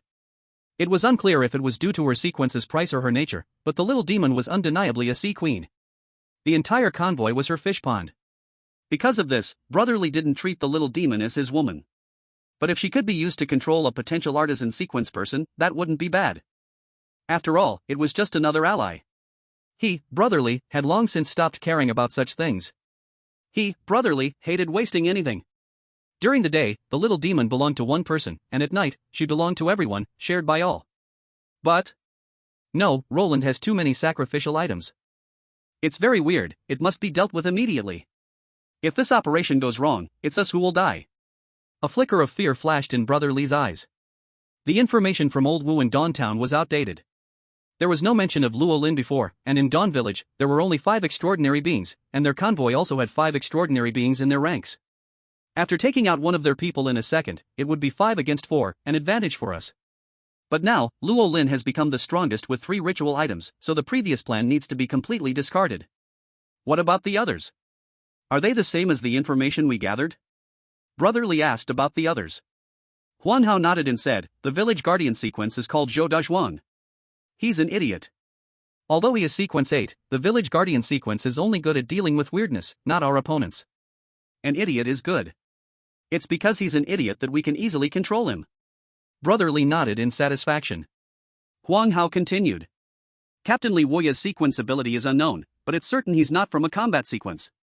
His strength is the weakest, not worth worrying about. Zhao Weigui is from the night sequence. As long as we have the barbarian attack, we can easily tie him down. Lastly, Su Jiyue. Although she's from the Xuanwu sequence, she's extremely sleepy and scared of pain. The strength she can display is less than half. Upon hearing Xuanwu sequence, a hint of fear flashed in Brotherly's eyes. According to the original plan, he should have eliminated Su Jiyue immediately. She was from the mythical sequence and the special sequences. Each one has a strength far beyond ordinary extraordinary sequences. He paid a considerable price to find out Su Jiyue's weakness from Old Wu in Dawntown, which allowed him to breathe easier. Although the Xuanwu sequence is strong, it's such a severe sequence cost that she's practically useless. That's true. If Su Jiyue were really that special, Dawntown wouldn't just leave the Xuanwu sequence alone. Looks like today, we have a chance to slay a god. Brotherly laughed loudly. Brotherly, make sure to leave Su Jiyue to me. A black-robed person beside him spoke, I'm really looking forward to the blood of a mythical sequence. How different can it be from ordinary people? As long as I can have a taste, even if I die, it'll be worth it. Brotherly's eyes flickered slightly, nodding, yes, of course. It seems that, as a vampire sequence, today you'll be promoted to sequence 8. Heh, even if I'm promoted to sequence 8, in front of you, Brotherly, I'm still just a little bat. After all, you're a weapon master. The black-robed person flattered him. Brotherly smiled faintly, alright, everyone rest well, have a good meal, and we won't eat in the afternoon. Tonight, we'll check into Dawn Village and host a grand celebration banquet. Unlimited smoke and alcohol. Long live Brotherly. Meanwhile, in Dawn Village, Luolin stood in an empty area near a villa, staring at several bags of 50-kilo rice, lost in thought. How powerful is Zhao Weigui? Why does it feel off? Just now, he conducted an experiment by placing 6 bags of rice on a board, and he could easily lift them with one hand. And he had also privately found Su Jiyue. Su Jiyue, as a Xuanwu sequence, also had considerable strength. Don't be fooled by her being a little girl just under 1.7 meters tall, she was truly a powerful woman who could carry hundreds of kilograms and sprint 100 meters without even panting. According to Li Wuye, Su Jiyue's strength was definitely not weaker than an ordinary combat sequence. However, in an arm wrestling match, Luolin easily defeated normal Su Jiyue and only lost to the enraged Su Jiyue. Moreover, he only barely lost after Su Jiyue had increased her strength by 50%. When he recalled the mental attack against the human-faced weird spider earlier, Zhao Weigui was unaffected. Something's wrong. Zhao Weigui is definitely not just a simple night sequence. He should be from a special sequence, and related to the night sequence. Maybe he's from an advanced sequence? Luo Lin had a faint suspicion. The average knight sequence, and the warrior sequence, the swordsman sequence, and others, can all be grouped into the ordinary sequence. The sequence abilities are average and steady. But the Xuanwu sequence, and his Miracle Tool Master sequence, are special sequences. Among them, the Xuanwu sequence is still a myth sequence. As for the Miracle Tool Master, at present there is no similar sequence extraordinary existence, it is an undefined special sequence. Looks like, not only I alone have secrets. Although Luo Lin sensed something strange, he did not think about exposing it. Zhao Weigui is a real old soldier who protected the home and the country for decades, his character can be trusted, and when something happens he will really step forward. There is no reason for him to hide anything about sequence abilities. Unless his sequence ability has some kind of hidden danger. Something not convenient to be known by others. Luo Lin sensed something, suddenly raised his head to look at the villa, and met eyes with Zhao Weigui who was in front of the third-floor window. Zhao Weigui raised a Shancheng beer to signal, then closed the window again. Hee, interesting, but it does not matter, your secrets are absolutely not more exaggerated than my secrets. Luo Lin quickly threw this matter to the back of his head. At this time, old Qian happened to pass by the villa. Brother Luo, what a coincidence, you are also here. Luo Lin's eyebrows slightly frowned. This old Qian still did not give up? Old Qian shamelessly leaned over, took out a small box with the 4 big words learning materials written on it, showing a smile that men all understand. Brother Luo, I have some good stuff here, you can look at it later, I guarantee it will open your eyes. Before Luo Lin could speak, old Qian stuffed the thing over, then turned around and left. He also did not mention any other matter. Luo Lin curiously opened it and took a look, inside there was only one U-disc. No one knows where old Qian got it from. Brother Luo, what a coincidence. You are also exercising? Another familiar voice sounded. The upper body wore a pink small vest, the lower body wore yoga pants. Wang Lily wiped the sweat on her forehead, and smiled while waving at Luo Lin. Wang Lily casually lifted her hair, slightly turned her body, the corner of her mouth carried a proud smile. With a little young man like you, this big sister me, can easily control you. However, Luo Lin only lightly glanced at her, nodded, then looked toward another direction. That was a girl with long hair reaching the waist, with red pupils. She hugged a strawberry bear, blankly looked at Luo Lin, her face carried a bit of confusion and helplessness, and also a tiny bit of hesitation. Meng Meng, are you looking for me for something? Luo Lin walked toward her and asked. Zhang Meng Meng timidly swept a glance at Wang Lily whose smile slightly stiffened. No need to care about her, if you have something, say it directly. Luo Lin did not pay attention to Wang Lily. This made Wang Lily purse her lips, forced a smile and said, Brother Luo, since you have something to do, then I will not disturb you, see you next time. Wang Lily swept a glance at Zhang Meng Meng, her heart carrying a bit of doubt. Could it be that Luo Lin really likes the pure and innocent type? Looks like next time I come, I need to change into a pure JK outfit, and wear a pair of black frame glasses. Chapter 51. Who exactly is the villain? Looking at Luo Lin's gentle face, and then thinking of what Feng Jiaxue said. Zhang Meng Meng blinked her red amber-like big eyes, her hands unconsciously used strength, tightly grabbing the strawberry bear. For a moment she found it hard to speak. That. Right, I suddenly remembered you still do not have a sacrifice item. If you have any ideas, you can first think about the requirements. In 2 days I will also get one for you. Seeing Zhang Meng Meng too embarrassed to speak, Luo Lin took the initiative to say. Zhang Meng Meng suddenly widened her eyes, shocked and said, You, how did you know? Ah no, I mean. Is this hard to guess? Your thoughts are all written on your face. Feng Jiaxue asked you to come, right? Although he had not been in contact with Zhang Meng Meng for long, Luo Lin had already seen through her personality.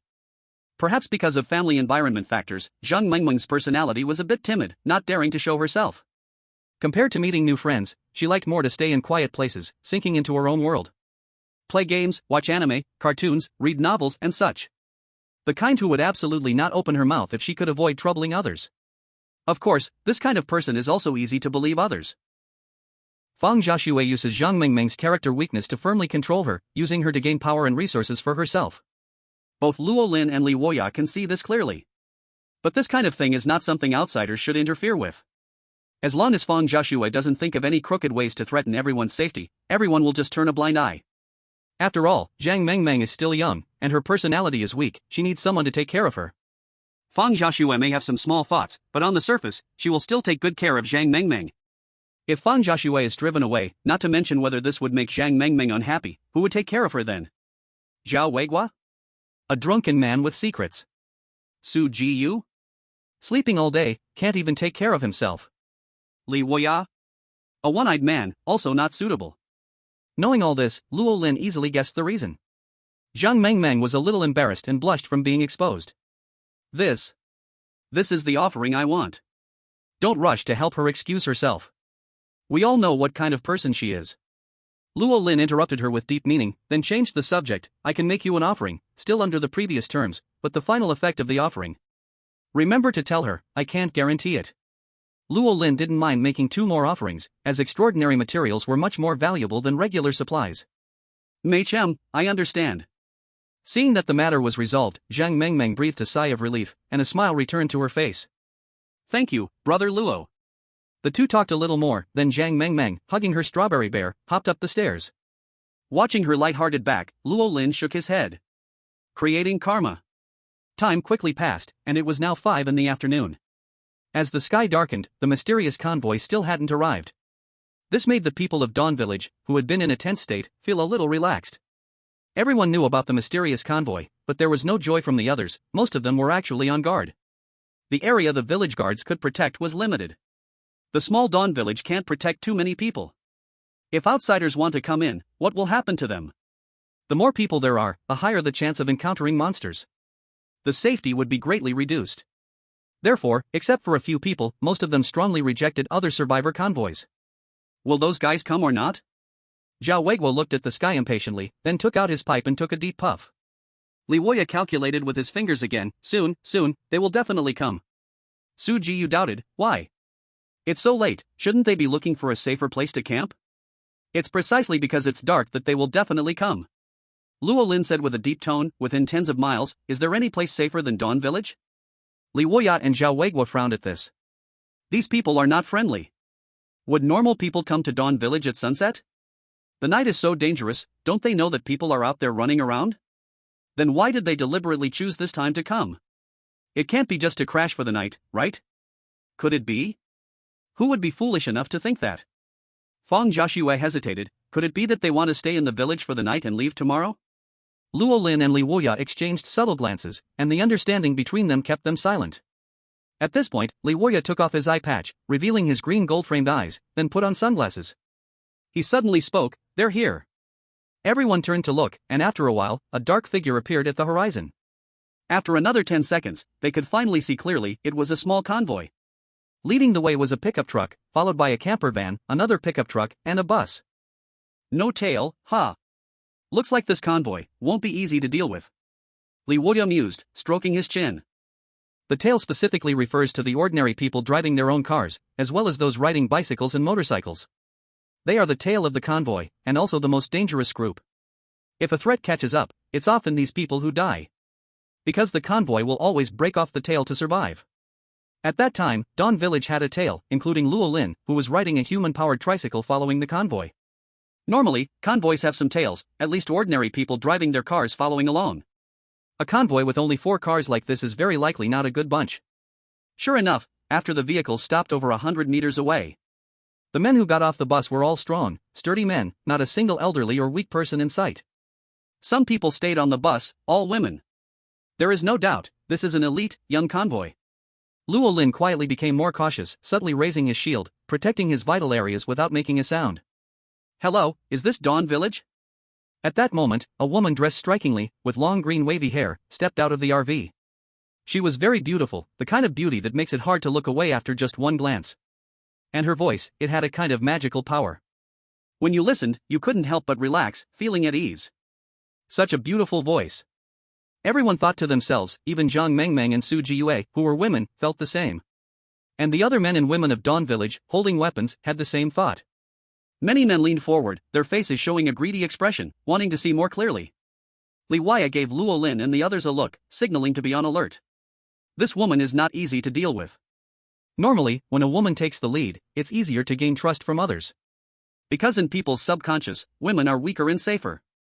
Especially beautiful women, they come with a halo of goodwill, often given privileges. However, in the strange night, being a woman and being weak are not synonymous. This is Dawn Village, I'm Village Chief Li Woya. Li Woya didn't step forward, still standing in place without moving. Ah, so you're Village Chief Li. Hello? I've heard of your great name from Brother Wu in Dawn Town. They say Dawn Village has developed very well under your leadership.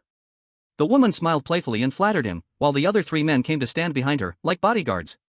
Especially the leader of them, who was bare-chested and wore loose shorts, standing over 2 meters tall with a broad back and massive muscles, as solid as steel.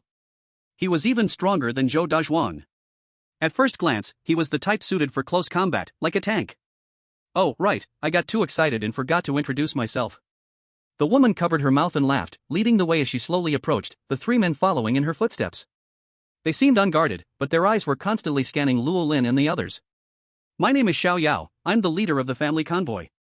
These are my companions, my most beloved family. In our convoy, everyone is like a family, helping each other, caring for one another, living harmoniously. Xiao Yao's voice was very pleasant, and as she smiled happily, she seemed to think of something.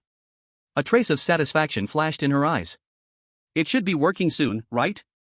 Under the magic of my beautiful voice, anyone will let down their guard and follow my commands. Especially those ordinary people, and those with weak mental strength and willpower in the combat sequence. This trick has always worked for me. It doesn't have much effect on the strange creatures, but on people, it always works. Li Ge, the one holding the shield is Luo Lin. Huang Mao whispered. The man with the gun slightly nodded, locking his sights on Luo Lin. When he saw the shield in Luo Lin's hand, the same one as Captain America's, a mocking smile appeared on his face. Idiot, does he really think that holding a toy shield makes him Captain America? Under my holy gun, even a sacrifice would shatter. The little demon's ears twitched slightly, and in a pitiful tone, she said, Brotherly, can our convoy stay in Dawn Village for the night? The wilderness is too dangerous. I'm so scared. As long as you agree, we can give you absolutely satisfactory compensation, including extraordinary materials, even ritual offerings, of course, and other things. The little demon twisted her body. She wanted to lead the convoy into the village and then launch a sudden attack. This was Plan A. Something's wrong, get ready to act. Roland felt an unsettling sensation, and after strengthening his mental power several times, his perception became sharper, allowing him to sense the malicious gaze directed at him. Li Wuyin and the others tensed up upon hearing this, their eyes meeting those of the little demon. With sunglasses covering their faces, the little demon and her companions didn't notice anything wrong. Especially the little demon, who licked her lips and gazed deeply into Li Wuyin's eyes. The affectionate look made it hard to resist. Li Wuyin silently switched to another person. He felt that his mental power might not be as strong as the opponent's. In the end, he focused on the seemingly easiest target, the yellow-haired one. The yellow-haired one happened to glance over, a little confused. 1 second, 2 seconds, 3 seconds. Brotherly, how about it? Do you agree? The little demon asked eagerly. It sounds pretty good. Li Wuyin pretended to be ready to act, but just when the little demon thought her plan had succeeded, he suddenly changed his tone. Bullshit. Attack. The petrification eye ability activated. The yellow-haired man and the others were still stunned, but in the next second, Huang Hao felt as if his mind had been struck by a hammer, and his entire body became stiff. In just 3 seconds, the yellow-haired man turned into a petrified statue. Beside him, the little demon, Li Ge, and the others stood in shock. Then, rage surged in them. Damn it! We haven't even moved yet, how can you act first? Who is the villain here? Damn it! Everyone, attack! Chapter 52, The Recurve Magic Spear, 100% accuracy, the first blood. Die for me. The man holding the spear turned red-faced, raising the long spear. After a brief charge, he suddenly threw it at Roland's chest. His face was twisted and ferocious, accompanied by a cruel laugh. He then drew out another long knife and charged ahead. As a weapon master of the extraordinary sequence, he was naturally able to perfectly control any weapon. He easily achieved the level of weapon unity, something others could not do in their entire lifetime. Even if he were holding an ordinary knife, he could instantly transform into a master assassin. Moreover, when using weapon-type ritual items, the cost he had to pay was less than that of ordinary people. Now, as a Sequence 8, the cost was only 40% of an ordinary person's, and the power would increase by 30%. It could be said that all weapons longed for a weapon master sequence as their owner. They would automatically adapt and serve them. This was the terrifying nature of the special sequences. To make himself stronger, he used all the extraordinary materials to purchase a ritual item called the Recurve Magic Spear. It had 3 main features: 100% accuracy, automatic return, bloodthirsty consumption. The bloodthirsty consumption feature was also the cost of using this ritual item, as each use would absorb a certain amount of blood from the user. For every 100 milliliters above 500 milliliters, the power would increase by 10%. Normally, a person would go into shock after losing 800,1000 milliliters of blood at once. Losing more than 30% could be life-threatening. But as a Sequence 8 weapon master, his physical fitness was exceptionally strong, with a blood loss limit twice that of ordinary people. That was 1600 to 2000 milliliters. Additionally, with the weapon master sequence ability, if he went all out, the Recurve magic spear would explode with at least 3 times its original power. With this special skill, he had once killed a Sequence 8 monster and even a Sequence 8 combat extraordinary in an instant. A mere logistics sequence was obviously not qualified to make him use his full strength. 1000 milliliters would be enough. That's 1.8 times the damage. Who can block this? Facing this rushing attack, Roland remained calm, raising his shield, the 50-50 shield. The spear-wielding man's peripheral vision swept over. He snorted coldly, "You overestimate yourself." He had already foreseen the scene where Roland and the shield would be pierced through the chest. Even though the shield was a powerful defensive artifact, Roland would still be severely injured by the immense impact from this strike. However, boom! The Recurve magic spear struck the shield with overwhelming force, then lightly fell to the ground. Roland couldn't say it was without effect, because fearing further attacks, he proactively stepped back 2 steps. What the hell? The man widened his eyes, stunned. Impossible. Absolutely impossible. This strike, even a regular Sequence 8 abomination wouldn't handle it well. How are you still unharmed?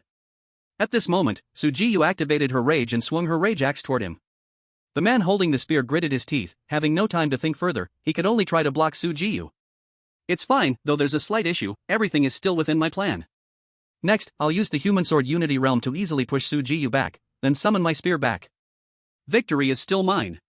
In his eyes, Sujiyu was full of flaws, with no technique at all. Though the sword was just a regular sword, he was Sequence 8. Using Sequence 8 to counter Sequence 9, wouldn't that be easy? He was planning to show off, using pure power and skill to disarm the axe, then give Sujiyu a brutal blow. But in the next moment, Sujiyu let out a loud shout, swinging her sword with one hand. With terrifying power, she instantly shattered the large sword. Then, with a fearful look in the spear-wielding man's eyes, she chopped off his right arm with one strike. Damn! This is the defensive famous Xuanwu sequence? Are you sure it's not the Titan sequence? The man quickly retreated, rushing to summon his Recurve magic spear back. The power Sujiyu unleashed actually surpassed that of his Sequence 8 special combat sequence. Wu, you bastard, you've killed me. Don't hold back anymore, go all out. A dark figure appeared in the sky, a man in a black robe with a pair of giant bat wings on his back, descending from above. Straight towards Roland, he came, aiming to kill him. Roland remained calm, looking at the man holding the spear, and with one hand, he aimed the mercy spear at his target. Stop! The vampire sequence, a transcendent being, froze midair, unable to advance or retreat. A sense of dread told him that if he moved, he would die. But the vampire wasn't panicked, and even found time to mock him. Such a strange artifact, but do you dare shoot? He pointed to his chest, come on, shoot me. Roland's gaze hardened, as you wish. Bang! The gunshot rang out. The vampire Sequence Transcendence expression froze as he looked down at the bullet hole in his chest. You idiot with yellow hair. Who the hell said he can't shoot? Like a bird hit by a bullet, the vampire fell straight from the sky. After hitting his target with one shot, Roland didn't relax. He quickly retracted the gun and raised his shield in one smooth motion. Honestly, it was the first time he'd seen someone so arrogant while being aimed at with a gun. Even asking him to shoot. What could he say? Of course, he fulfilled the request. The Mercy Spear was a powerful control artifact, but the description also hinted that the gun could indeed be fired. It was just that, it wouldn't be very effective against abominations, and firing it would lose its deterrent effect. But against humans? Do you think I'd dare shoot? After succeeding with the shot, Roland didn't forget to shout out to the others. Be careful, this guy's probably a vampire, maybe not dead, look for a chance to finish him off.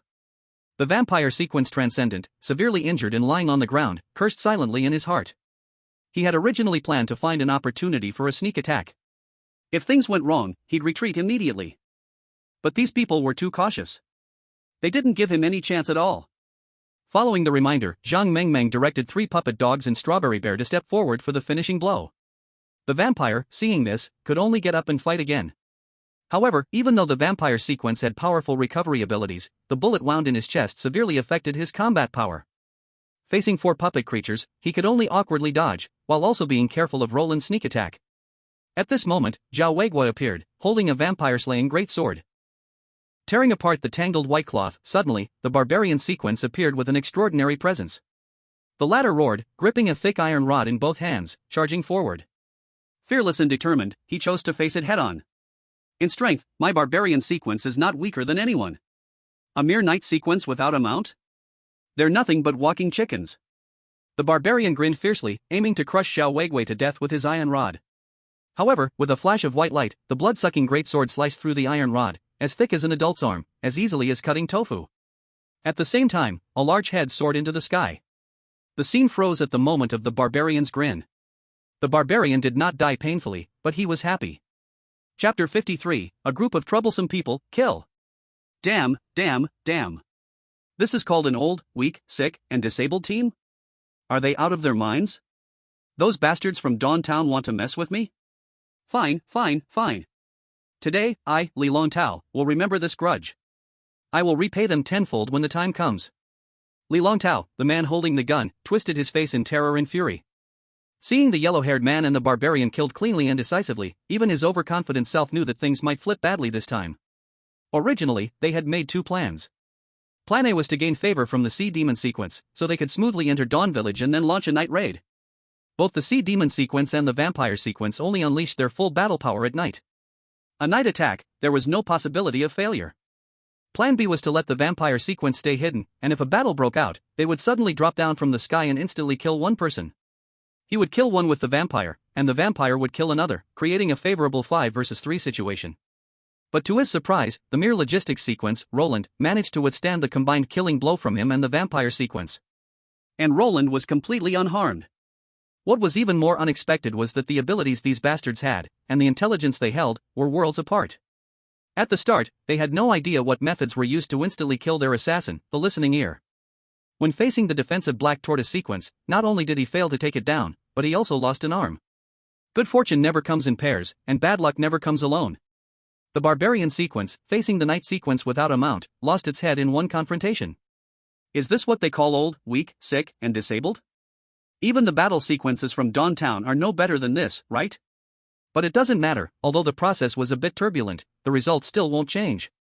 Victory still belongs to me. Li Longtao held the gun with one hand, looking down on the whole scene, a cruel smile creeping up the corner of his mouth. It's dark. Little demon, vampire, don't delay, start now. With Li Longtao's loud shout. The two who were initially considering running away hesitated for a moment. Li Longtao almost laughed in anger, roaring, fools. Yellow hair is already dead, even if you run, do you think you can survive tonight? Without sequences like fortune tellers or listening ear leading the way. Even if more sequence supers rush out together, it's still a dead end. It could be said that once the listening ear sequence was instantly killed, this situation could not end well. It's now a fight to the death.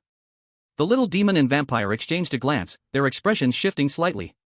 Then, their gazes became firm, as if a certain decision had been made. Kill. The vampire sequence grabbed the black robe and tore it violently, revealing a pale-faced man underneath. His mouth showed sharp fangs, and his pupils turned green in a flash. His physique visibly grew stronger. Whoosh! Suddenly, an arrow flew from a distance. The vampire sequence, like a ghost, became a blur and dodged it.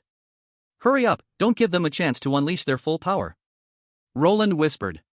Su Jiyue and Zhao Weigua acted at the same time. The former charged towards Li Longtao, while the latter went after the little demon. Zhang Mengmeng directed the puppets to swarm the vampire. After dodging, the vampire didn't pick a fight with anyone, but instead rushed toward the dead barbarian's location. He wanted to feed, he wanted to grow stronger. Only by becoming Sequence 8 could he possibly turn the tide of battle. Roland still stood there, unmoving, holding the gun of mercy in vigilance. Everyone, listen to my command, kill them. The little demon, not sure when, changed from a beautiful young woman into a creature with green skin, a perfect human S-shaped body, but with the head of a bird. Her voice was still pleasant, each note capable of tugging at one's heartstrings. It made one unable to resist wanting to obey. The commoners of Dawn Village stirred. Because they were far enough, the influence could still be controlled. But the group of young, strong men brought by the little demon, after months of training, had completely transformed into the shape of the little demon. Hearing the little demon's order, their faces burned with zeal. Without fear, they raised knives, swords, axes, and other weapons, charging towards the sequence of transcendence that had once terrified them. Zhao Weigua was the first to face the attack of 4 or 50 armed adults, momentarily feeling a bit restrained. It wasn't because he feared that a random punch would accidentally kill the old master. With Zhao Weigua's strength, even if an ancient overlord were to descend, they couldn't withstand 3 of his punches. He was truly a 100-man enemy.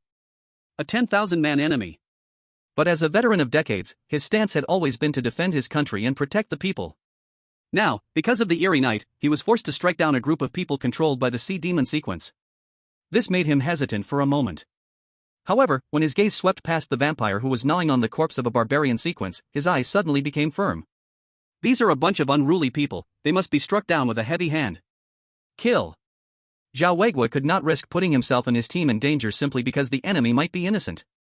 Furthermore, he hadn't forgotten how these people looked when they first came down, their whole bodies radiating murderous intent. Those who have killed know that the gaze of one who has killed is different from one who has not. And these people, clearly, were not harmless. Swish! The flash of a blade, and Zhao Weigua cleaved several people and their weapons together.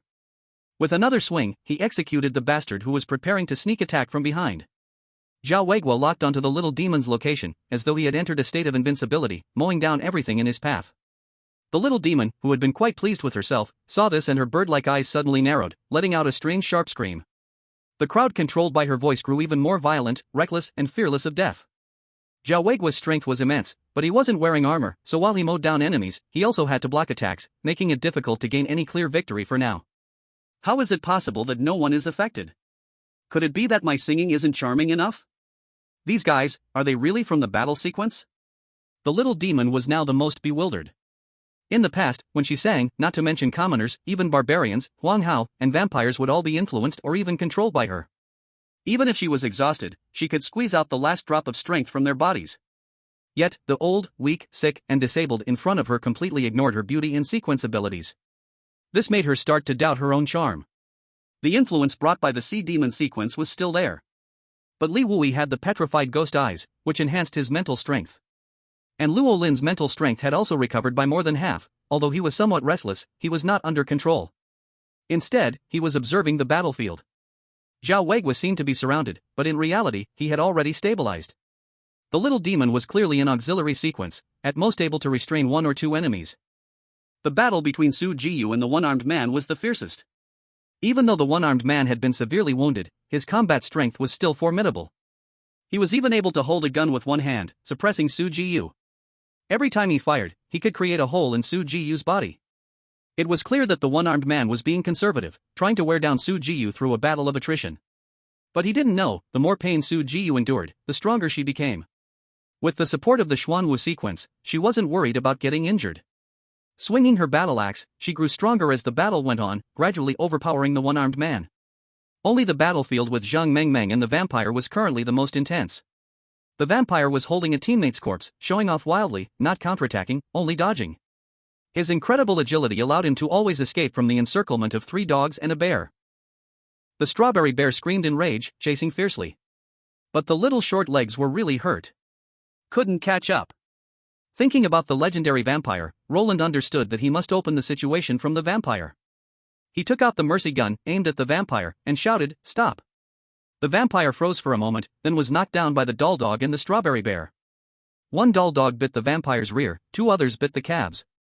The strawberry bear leapt high, hugged the vampire's neck, and pounded small fists like raindrops. "I'll kill you. I'll hit. Get the hell off me." The vampire and the strawberry bear, along with the doll dog, were tangled together. "You bite me, I bite you. Ah, pft. It's all fur." Chapter 54, Mom, the whole Dawn village is full of monsters.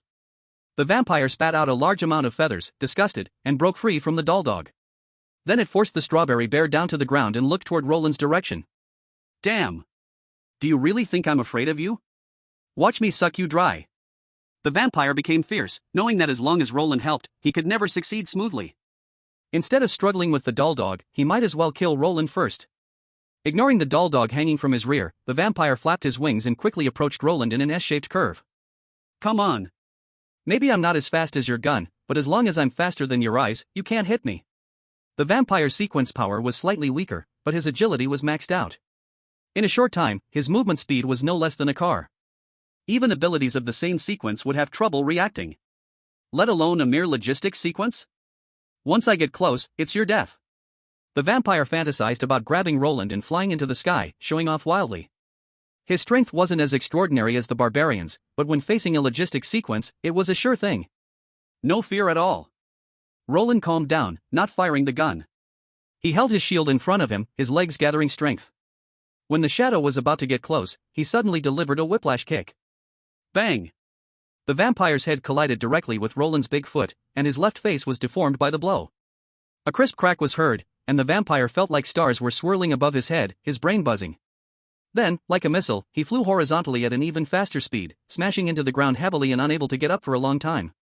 The vampire was really dazed. You call this a logistics sequence? Damn, this strength is even more terrifying than the barbarians. The vampire subconsciously knew danger had arrived, but his skull cracked and his brain scattered. Even 3 of his sharp fangs fell out, leaving only 1. His mouth was full of blood, and his head was squashed flat, looking miserable. Even with the vampire sequence's recovery power, he couldn't move for a while. He wanted to move his hands, but his brain couldn't catch up. Faintly, he heard something approaching. He tried to struggle to get up, but only felt the sound of wind. It's over. A pair of size 40+ feet heavily stomped down. Bang! The last bit of the vampire's consciousness scattered. Roland frowned as he looked at the vampire's skull crushed under his foot. Should be dead, right? Not good, better stomp a few more times. After all, it's a vampire. What if it can still come back? Then we won't sleep tonight. Muttering, Roland stomped a few more times to make sure the vampire was truly dead. No strange points? Well, it's not strange. What a pity. Roland shook his head in disappointment and wiped his hands on the grass. He looked up to meet Zhang Mengming's surprised eyes. You saw everything? Roland's heart skipped a beat. Was the scene just a bit too violent and bloody? Zhang Mengming nodded, her eyes full of a strange mix of awe and admiration. Ahem, let's go help old Zhao and Su Jiyu, we can't let anyone escape. Roland awkwardly blocked the vampire's head with his foot, pulling Zhang Mengming away.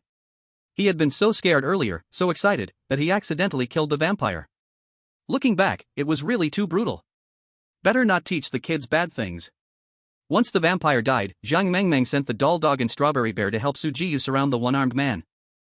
Li Longtao witnessed the vampire's tragic death with his own eyes, and in an instant, his eyes were bloodshot with rage. If it were just Su Jiyu and Zhang Mengmeng, Li Longtao would still not be afraid. The weapon master sequence has always been about defeating the strong with the weak, and overcoming the many with the few. But with Luo Lin there, he simply couldn't give it his all. Little demon, create an opportunity for me and control this crazy woman. Li Longtao shouted. He remembered what old Wu had said, that Su Jiyu was drowsy and feared pain. He was betting that Su Jiyu's madness would be temporary. As long as the little demon could fully influence Su Jiyu, it would create a precious opportunity for him. Then, he could turn the tide. The little demon, whose face was filled with panic, could only act according to Li Longtao's command. She used her singing voice to fully influence Su Jiyu's mind. As long as Su Jiyu still had a mind, even if she wasn't controlled, she would definitely be affected. Su Jiyu's movements indeed slowed down, her body stiffening. Good opportunity. Li Longtao was overjoyed. He didn't rush to kill Su Jiyu but instead raised his gun again, aiming at Luo Lin. I'll be damned if you're not dead today? He could lose up to 2,000 milliliters of blood, but thanks to the weapon master sequence, he could use up to 5,000 milliliters of power. The previous strike had used up 1,000 milliliters of the limit, actually consuming 400 milliliters. Also, due to the lost arm and blood, he was down by about 300 milliliters. That left him with 1,300 milliliters, which was equivalent to about 3,200 milliliters. This was his full force strike, a strike full of rage. It was equivalent to 4 times normal damage. Who could stop him? Who dared to stop him? Li Longtao had the mindset of either succeeding or dying trying. He had a feeling deep down that if he didn't get rid of Luo Lin, they would definitely die this time. If Luo Lin didn't die, he wouldn't be at peace. Kill him, Holy Spear. Li Longtao activated the Ruger Magic Spear's 100 shots, 100 hits, and bloodthirsty draining traits. With 4 times the power boost. The long spear turned into a shooting star, crossing dozens of meters in an instant, once again slamming into Luo Lin's chest with an unstoppable force. Luo Lin never dropped his shield, and before he could even react, the shooting star had already hit the 50-50 shield. Duong. The Ruger Magic Spear fell to the ground, bouncing up slightly, as if making a final struggle. Unfortunately, the spear had truly run out of power. Sorry, I did my best, but I still couldn't satisfy you, big brother. Luo Lin blinked, looking down at the spear, then realized what had happened. Wiping away the non-existent sweat from his forehead with lingering fear, he sighed, that was close, what a terrifying attack.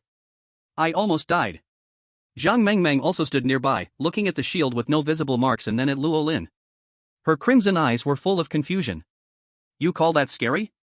Suddenly, Zhang Mengmeng spoke out of nowhere, "Brother Luo, does it hurt when mosquitoes bite you?" Luo Lin was stunned and thought, "I don't think so. Mosquito bites usually itch." This magic spear, he didn't feel a thing. It just poked once, then fell down. Li Longtao, not only suffering from excessive blood loss but also frightened by Luo Lin, was pale with fear. "Monster! Dawn Village is full of monsters. Mom!" Li Longtao was scared silly, forgetting to recall his holy spear, and turned to flee. However, Su Jiyu, who had only been controlled for 2 seconds, broke free from the Sea Demon Sequence's enchantment. Her eyes turned even redder, even more so than Zhang Mengmeng's. Her entire body was filled with raging blood. "Kill!" Su Jiyu shouted loudly. "As long as I have no mind, don't think you can control me." Whoosh! Su Jiyu swung her axe down from above. Li Longtao's body stiffened, and he was cleaved in half by the axe from his forehead. "Kill, kill, kill!" Su Jiyu raised her blood-red eyes. She fiercely charged into the crowd. Her fire axe danced powerfully. Heads were chopped off one by one. The sounds of screams filled the air. Even Zhao Weigua, who had been cutting down enemies without mercy, was so shocked by Su Jiyu's display that he turned and ran. Too brutal. As for the last Sequence's extraordinary little demon in the convoy, he was so terrified by the scene before him that he wet himself. His legs went limp, and he collapsed to the ground, using his last bit of strength to salute with a French salute. Wow, spare me. Chapter 55, Great Victory, Gathering the Spoils. She's gone mad, she's gone mad. Su Jiyu has gone crazy and started killing. Zhao Weigua ran back holding a knife, looking at Su Jiyu, whose body was stained with blood. Even this old soldier who had walked out of the sea of corpses and blood could not help but feel the brutality. Little Luo, what about Su? Why do I feel like she's completely lost her mind? Maybe killing all the enemies will make it better? Luo Lin said uncertainly as he glanced over at Su Jiyu. The crowd, originally hypnotized by the little demon, immediately woke up after Su Jiyu killed her way through. Seeing the female demon who seemed to have walked out of the sea of blood, the yellow waste in their minds was shattered by the hellish reality, and the few remaining people immediately collapsed. Run! There's a demon! A monster! I surrender, don't kill me! Swish! In an instant, Su Jiyu killed all the surrounding enemies with swift strikes. Only the little demon, collapsed on the ground, remained. Looking at Su Jiyu, now drenched in blood, she crawled towards Dawn Village, crying and using her hands and feet. Big brotherly! Big brother Luo! Grandpa Zhao! Please, save me, I really know I was wrong. I am willing to abandon the dark and join you, can you make this beautiful sister stop? I am innocent, I was forced by them, please don't kill me. As long as you let me live, I'll agree to any request. The little demon did not forget to use the enchantment ability of the Shanghai Demon Sequence at this moment. However, transformed into a bird-headed, human-bodied creature, she was no longer as exciting as before. The most important thing was, not just the little demon, but even Luo Lin and the others were worried about Su Jiyu. No matter how they looked at it, she didn't seem to have any rationality left. Luo Lin didn't think of helping, but instead, he pulled Zhang Mengmeng back a distance. Li Woya and Zhao Weigua also did the same, very tacitly distancing themselves. The little demon's face was full of despair as she tried to show her value to gain a sliver of hope. I can tell you all the information about the convoy, by the way. Someone sold you out, it's old Wu from Dawn Town. As long as you let me go, I'll tell you everything. And I'm from the special sequence, the Sea Demon Sequence, I can enchant people's hearts, I can be useful to you. Li Woya and Zhao Weigua's faces changed slightly. Old Wu from Dawn Town? Do you know him? Luo Lin looked at the others. Li Woya, while calculating with his fingers, frowned and said, I've heard a little, his name is Wu Jianghan, he's from the Hunter Sequence, and also an information dealer. These people should have gotten some information from Wu Jianghan, as for whether they were instructed by him. Hard to say. Li Wuya shook his head, a flash of caution in his eyes. Before we figure it out, it's best not to conflict with him, after all, Dawn Town's strength is much stronger than ours. Luo Lin nodded, making a note of Wu Jianghan in his mind. He then looked at the little demon and asked, what should we do with her? Zhao Weigua and Li Woya both tugged at their mouths. Let Su Jiyu handle it? This woman isn't good, if we leave her in the team, I'm afraid she'll cause division from within. Her ability to enchant people's hearts, it's just too dangerous. Luo Lin nodded, no longer concerned about the other. At this moment, under the little demon's desperate gaze, Su Jiyu came before her. In her panic, the little demon once again used her enchantment ability on Su Jiyu. Su Jiyu hesitated for a moment, but after being enchanted again, her blood boiled once more. The axe was raised high. Crack! The bird head fell to the ground, eyes wide open, dead without peace. The next second, Su Jiyue looked in the direction of Luo Lin and the others. Her red eyes, combined with the bloodlust, made the hair on one's body stand on end. A killing god. Zhao Weiguo murmured, if she were in the army decades ago, she'd definitely be an excellent candidate. Luo Lin gripped the mercy spear tightly, ready to calm her down with the spear if Su Jiyue went berserk. But luckily, or perhaps recognizing Luo Lin, Su Jiyue slowly withdrew from her berserk state and regained her reason. As the blood color faded, Su Jiyue walked towards Dawn Village. Su Jiyue, are you okay? Luo Lin asked cautiously, his footsteps quietly retreating. Don't be afraid, I'm fine now. I won't hurt any of you. Su Jiyue blinked her innocent big eyes. Why are you running? I'm really okay. By the way, what happened here? I feel like I just had a dream where I killed a lot of monsters. Is it possible that it wasn't a dream? Li Woya and Zhang Mengmeng hid behind Luo Lin and peeked out, speaking up. Su Jiyue scratched her head, her face full of confusion. Really? So the battle is over? It's over. Luo Lin nodded, giving a firm answer. Now it's time to sort through our gains. It's time to loot the box. Luo Lin picked up Li Longtao's sacred spear. Ritual Ruger Magic Spear. Ritual item rank, 7777. Ability 1, perfect accuracy. When thrown, it will always hit any target within 100 meters. Ability 2, auto return. The spear will return to the user's hand within a 100-meter range. Ability 3, bloodthirsty frenzy. Each use requires 500 milliliters of blood to activate. For every additional 100 milliliters, its power increases by 10%. Cost, must be maintained with fresh blood every day. For each battle, the user must absorb 500 milliliters of their own blood, and they must bear the backlash. Description, another master dead. How I miss the taste of blood. Who's the next blood bag? Luo Lin glanced at it and noticed the many abilities. But, why does it feel so weak? Could it be that Li Longtao doesn't know how to use it? Li Longtao, is it possible that you're just too strong?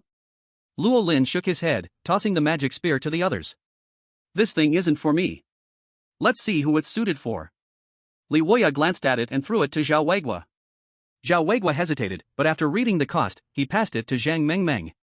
Luo Lin was surprised. You don't want it? A knight class not using a spear?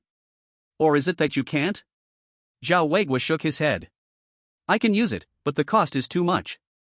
I need fresh blood every day for maintenance, and every time I use it, I have to absorb the user's blood. I still want to live a few more years. I can't handle it. Fang Jiaxue, who was drooling, originally wanted to speak up to claim it, but once she heard this, she immediately stopped. What a piece of junk. It actually requires the user's blood. Can't they outsource it? What a waste. Fang Jiaxue wanted the ritual item, but she didn't want to pay the price. Zhang Mengmeng hesitated and looked at Fang Jiaxue. The latter waved her hands repeatedly. No, no.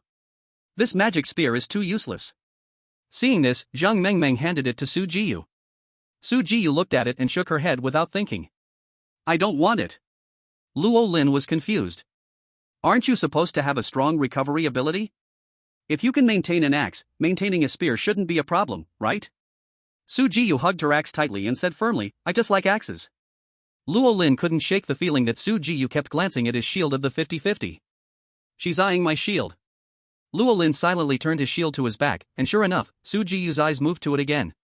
Not only did she not hide her interest, but her eyes shone even brighter.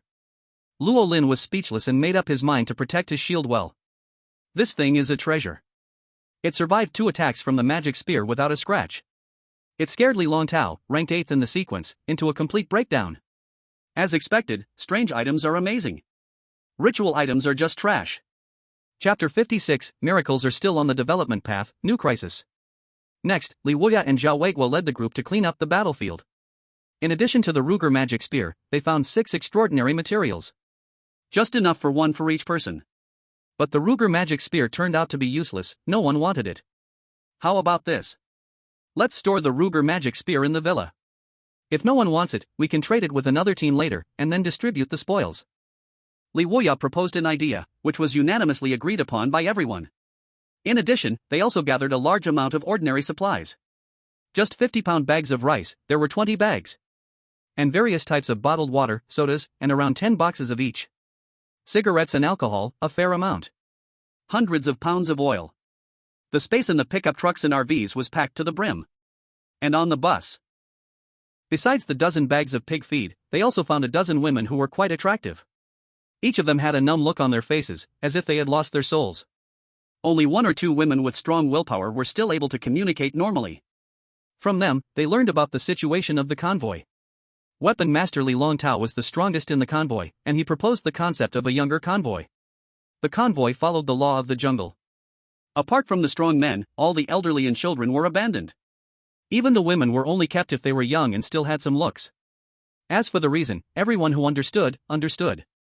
Under Li Longtao's leadership, they first used trade meetings to lower the guard of other convoys and successfully wiped out two smaller ones. Most of the captives were used as bait during the weird tide to cover the convoy's retreat. The convoy originally had hundreds of people. But by today, there were less than 100. Apart from Li Longtao, the little demon from the sea monster sequence was the sea king of the convoy, and also Li Longtao's most capable assistant. As a woman, she had no sympathy for her sisters, and even escalated her cruelty. She treated the convoy like a fish pond, at times acting like a generous goddess, and at others like a ruthless devil. She spared neither men nor women.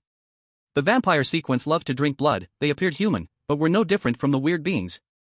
The barbarian was a murderer who enjoyed torturing others, using an iron rod to hammer them into mush. As for the yellow-haired man from the listening ear sequence, he was Li Longtao's ears. Not only did he listen to the movements of the weird, but also kept an ear on the convoy. Anyone who dared to complain would be dragged out by Li Longtao the next second. They would be handed over to the vampire to drink their blood, and then the barbarian would shred them into pieces. They were truly evil. Even the ordinary men, who were also oppressed, resorted to violence against these women in order to fit in with the group and protect themselves. As for those men who refused to fit in, they had long since turned into puddles of mud by the roadside, merging with the earth. The bus could be called the convoy's slum. They ate pig feed and drank bottled water. When there was no danger, they suffered under the pressure of the supernatural sequences, and when there was danger, they might become bait. They got off too easy. What a bunch of bastards. Zhao Weigua cursed under his breath, his sense of justice burning. If I had known they were all scum, I should have sent them off one by one with a knife. Li Woya hesitated, glancing at Luo Lin and then at Su Jiyue. He wanted to say that these guys didn't die in peace. Even the onlookers like them were scared out of their wits. Let alone the actual parties involved, Li Longtao, Little Demon, and others. Their mentality had already broken. Wait, except for the yellow-haired man and the barbarian. Li Woya's expression turned subtle, and he awkwardly changed the subject. Ahem, what do you think we should do with these women? Su Jiyue spoke up, they've suffered enough, should we find them a place to stay in the village of Dawn? That works. Luo Lin nodded. But I'm worried about their mental state, they might not be able to get over the nightmare. Li Woya sighed, in this day and age, who can get over a nightmare? What we can do is limited, and all we can offer is some humanitarian assistance. The rest of the journey, they'll have to walk on their own. The group fell silent. Yeah, the weird nights were like a nightmare with no visible end. Today, they managed to save these poor women. But who will save them tomorrow? Aren't they just living day by day? At this moment, Zhang Mengmeng had already exited her demon persona and dared not look at the battlefield, her spirits low. Do we still have a future? Does this world really have miracles? Miracles? Maybe, but no one knows where they are. Maybe, they're far away in the distance. Zhao Weigua shook his head, drinking to numb himself. Luo Lin remained expressionless and dared not speak. Far away in the distance? Actually, maybe not. Feeling the hand of Zhang Mengmeng tugging at his sleeve with increasing force, Luo Lin could only comfort her, saying, "Don't worry, a miracle will definitely happen." The miracle did come. But it was still in the developmental stage. For now, the miracle could barely be called a beginning. All right, everyone will go and have a good meal. But tonight, it's probably not over yet. Li Woya's voice broke the heavy atmosphere, saying something that made everyone's face change. No way? More trouble?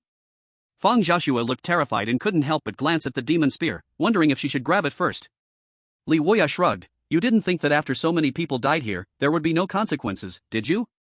Behind every convoy, there will definitely be some monsters following. With the blood energy surge, even though there are village guards, some with strong perception will definitely come looking. There might even be a fierce battle tonight. Upon hearing this, Luo Lin silently used his strange points to repair the 50-50 shield. He was preparing for the upcoming battle. In his mind, he thought, should I get another strange item? He still felt insecure, very insecure. I must get a powerful enough strange item. Right now, even though I have the Shadow Dance Bow, the Mercy Spear, and the Fair Fight Gauntlets, in reality, I still lack a decisive, powerful attack method. Luo Lin felt that he had been too reckless in this battle. When the vampire series rushed at him rapidly, he didn't have a strong enough attack method in time, and instead had to risk engaging in hand-to-hand combat using his own physical strength. He came so close to being injured. I can't do this next time.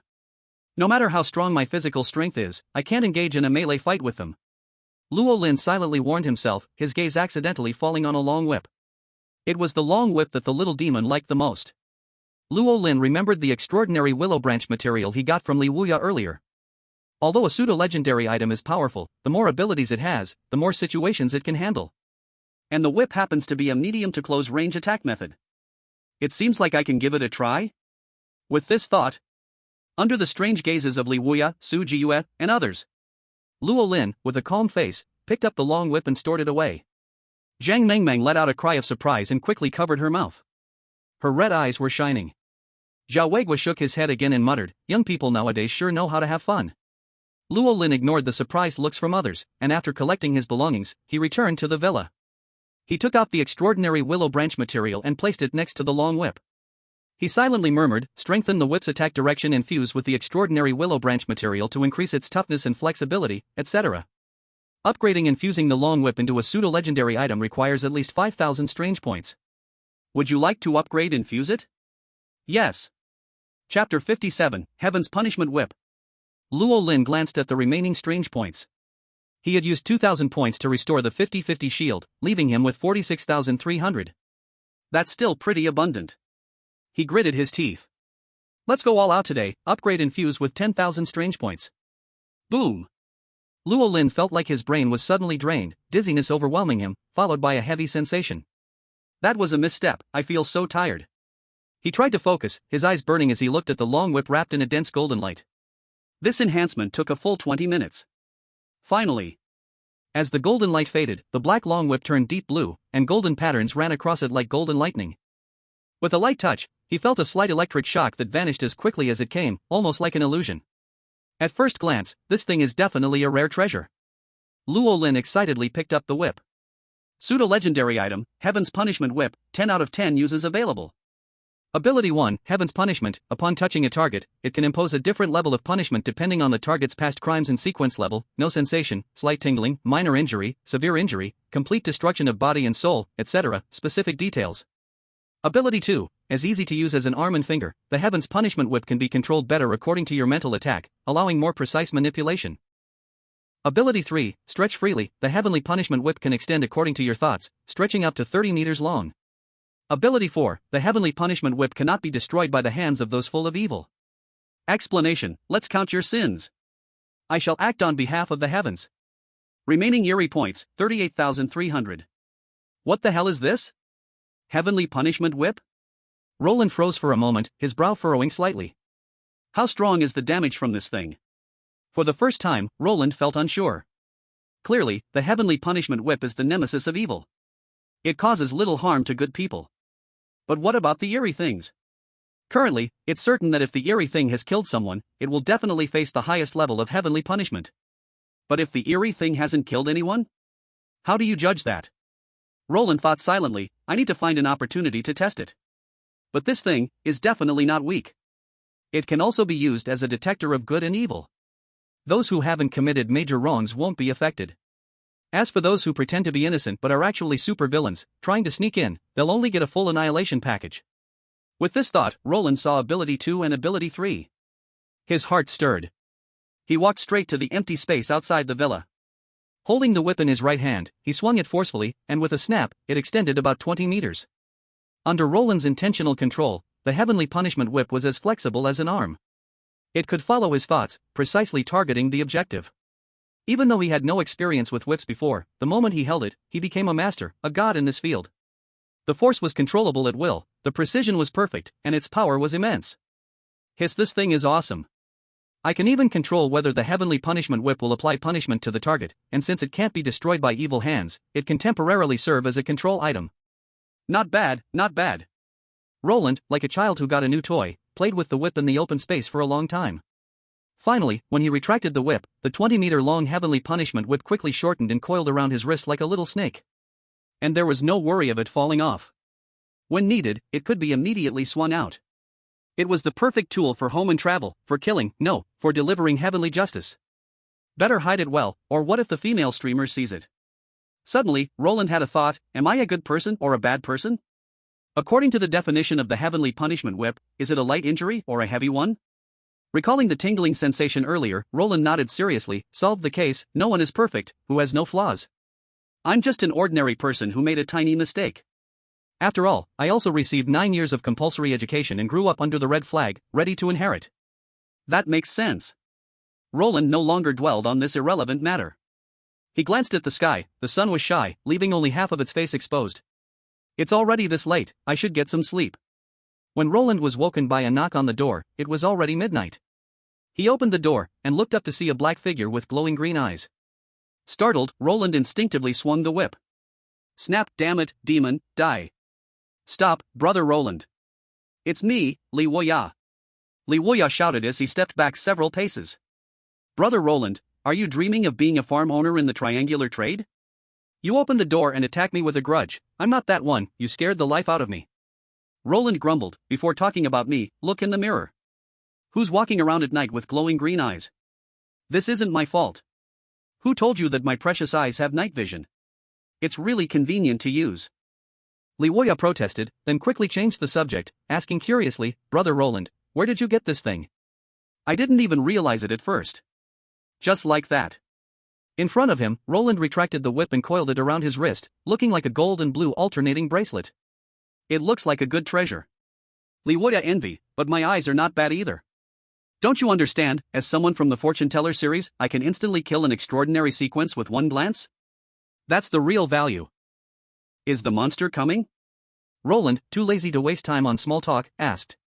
Li Wei nodded, yeah, I can already see the black mist spreading toward Dawn Village. It's only about a few kilometers away. Although the petrified monster's eyes can only see creatures within 1 kilometer, the ritual object isn't that limited. Changes in the monster's aura at a greater distance can still be detected, though not as clearly. By combining the fortune teller's divination and the petrified monster's vision, one can precisely calculate the situation within a few kilometers. This is another use of the monster's eye. Quite powerful. Hearing this, Roland's expression turned serious, and he followed Li Wui downstairs. He saw that Zhao Weiguo, Zhang Mengmeng, and Su Jiayue were already prepared. It was the same initial lineup. Zhang Mengmeng was riding a big white goose, holding a strawberry bear. Zhao Weiguo was sitting on his beloved tricycle, while Su Jiayue and Ma Chongtian stood beside his steamed bun off-road vehicle. Li Wui rubbed his hands and chuckled, your steamed bun is ready. How about we take your car tonight? Roland rolled his eyes, fine, let's get in.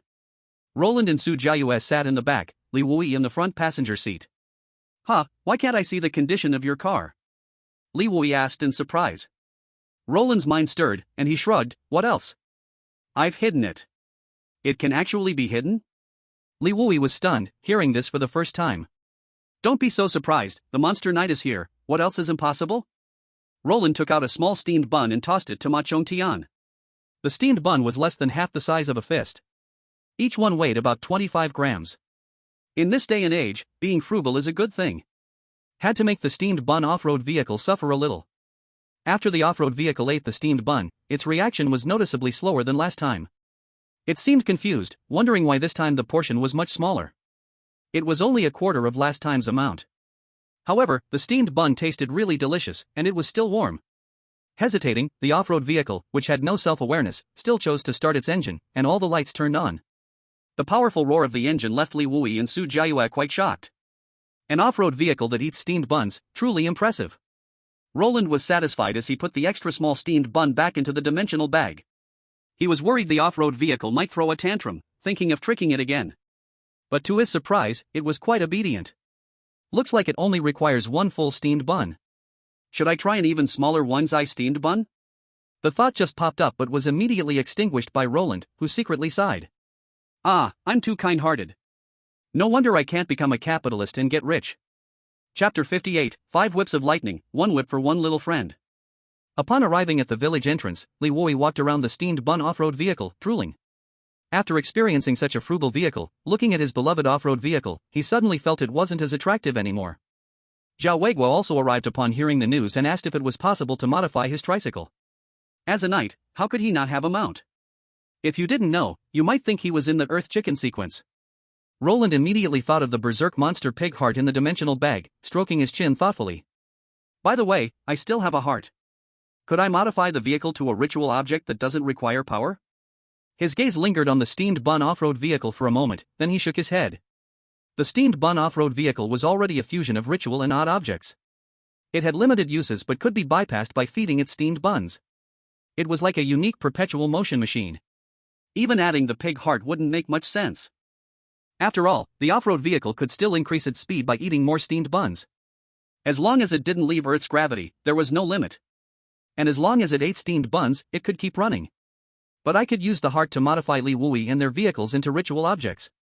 When Roland voiced his idea, Li Wui and Zhao Weiguo exchanged glances and shook their heads. Forget it, actually, my car is pretty good. Compared to the transportation tools for traveling, they still focus more on improving strength. At worst, we can all just hop into Lorin's car and drive away. Alright then, if anyone has any ideas, they can come to me to make an eternal motion machine offering. Lorin didn't insist, it was just a good way to save some weird points. Be cautious, they're coming. Li Wei suddenly spoke, looking towards the pitch-black night with unusual seriousness. Turn on the lights. The man waiting in the distance, Ma Chongtian, immediately turned on a powerful flashlight, lighting up the area near the main gate. When they saw the small eerie tide in the distance, everyone couldn't help but suck in a breath. Watching the shadows surge, there were at least 50 strange creatures. Most of them were the old companions, the soft mud monsters. Typically, a soft mud monster is a jelly-like mass made of rotten mud. Only by devouring a living person, and after eating the person, will it simulate the appearance of the deceased. Then, it blends into human society and starts hunting further. Moreover, soft mud monsters are also the most numerous of all the strange creatures in Sequence 9. According to unreliable statistics, during eerie nights, at least a quarter of humans who die are killed by soft mud monsters. For ordinary people, this thing is practically a nightmare. Perhaps because it simulates humans, the soft mud monsters are particularly skilled at finding living people. The attacks Dawn Village faced in the past always had soft mud monsters lurking around. Hiss with Zhou Dazhuang's sequence ability blocking them, how can there still be so many strange creatures? Zhao Weiguo tightly gripped his blood-sucking knife, his face filled with horror. Everyone couldn't help but become tense. Except for the previous swarm of strange insects, this new crisis was probably the most dangerous one since the establishment of Dawn Village. In the past, there had never been more than 10 of them. When the soft mud monsters got closer and they saw their appearance in the light, Lorin couldn't help but take a deep breath. How many messed up things did Li Longtao and his gang do along the way? Did they throw corpses all over? Did they lead these guys here? It's not surprising Lorin thought this way. Normally, a soft mud monster would only look like one person. But these soft mud monsters were actually pieced together from different people's body parts. More than half of the soft mud monsters' limbs were mismatched, one long and one short, like deformed children. Some had big eyes, some had small eyes. Some fingers were shriveled, others were long. Some even had little baby legs, only able to crawl on the ground using both hands and feet. Without exception, they all retained the terrifying faces from before their deaths. Their faces were stitched together in a bizarre way with different pieces of flesh, but you could still see the resentment and wails from within.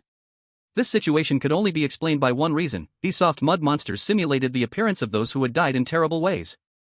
And the main culprits behind all of this were obviously the now dead Li Longtao and his gang. Those damn bastards got off easy. I can see an even more terrifying threat and eerie energy in these soft mud monsters than in regular ones. Li Wei's face was very ugly. Zhang Mengmeng didn't understand.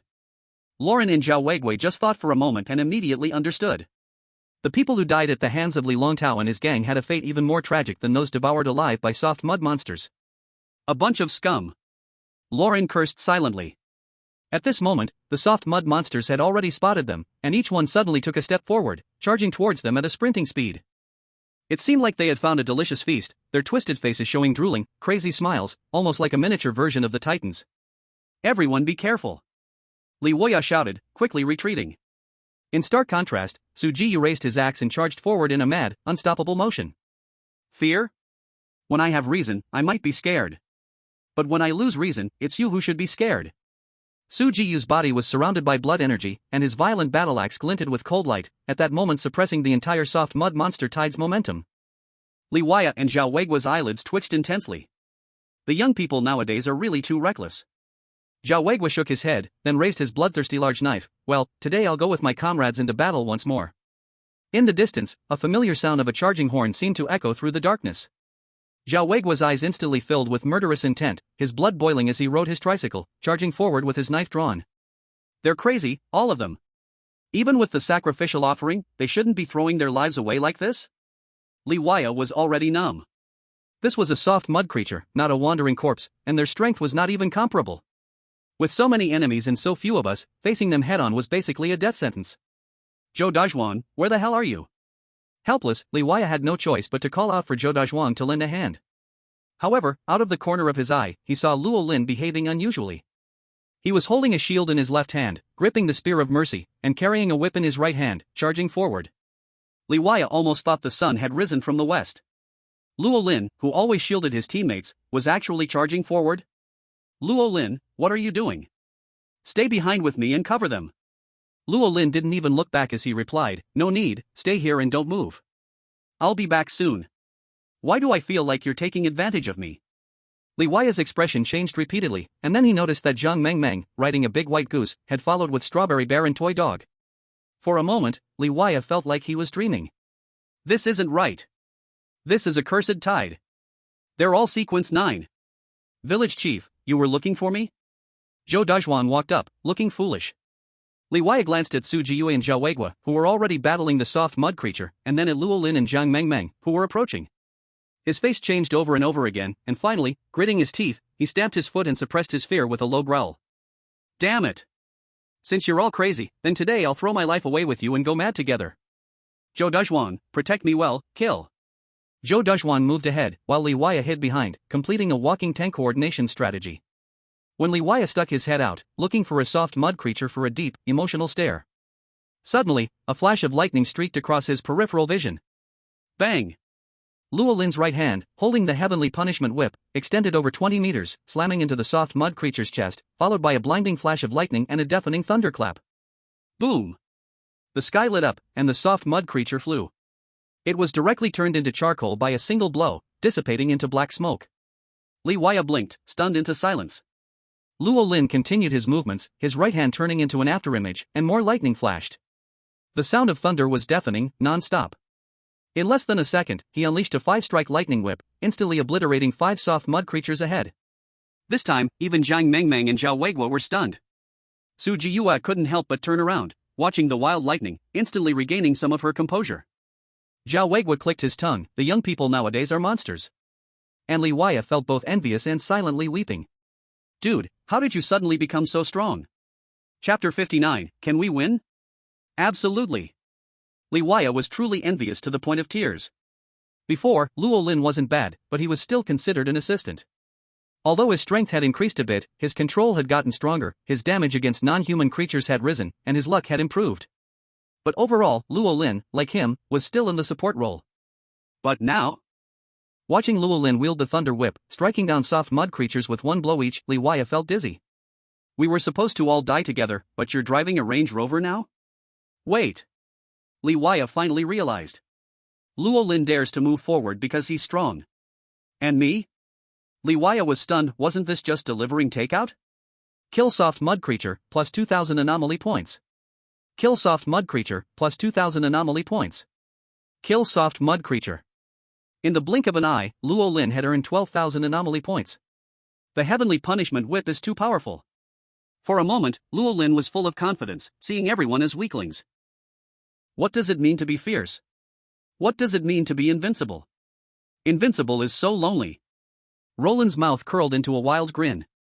Thinking about how he had been scared out of the window and fled just a few days ago by these little mud monsters of the same kind, his gaze towards the soft mud and eerie tide became dangerously sharp. The time to wash away the shame has come. Monster! Look at the whip. With a flick of his wrist, crack, the celestial punishment whip danced like a swift dragon, wildly whipping through the air. The shining thunder dragon roared as it struck one of the crawling mud monsters that was closing in, using its hands and feet to approach. Boom! Thunder shot through the air, sparks flying everywhere. The mud monster was enveloped by lightning and flames, disintegrating into ashes in a moment. Kill the mud monster, eerie points plus 2,000.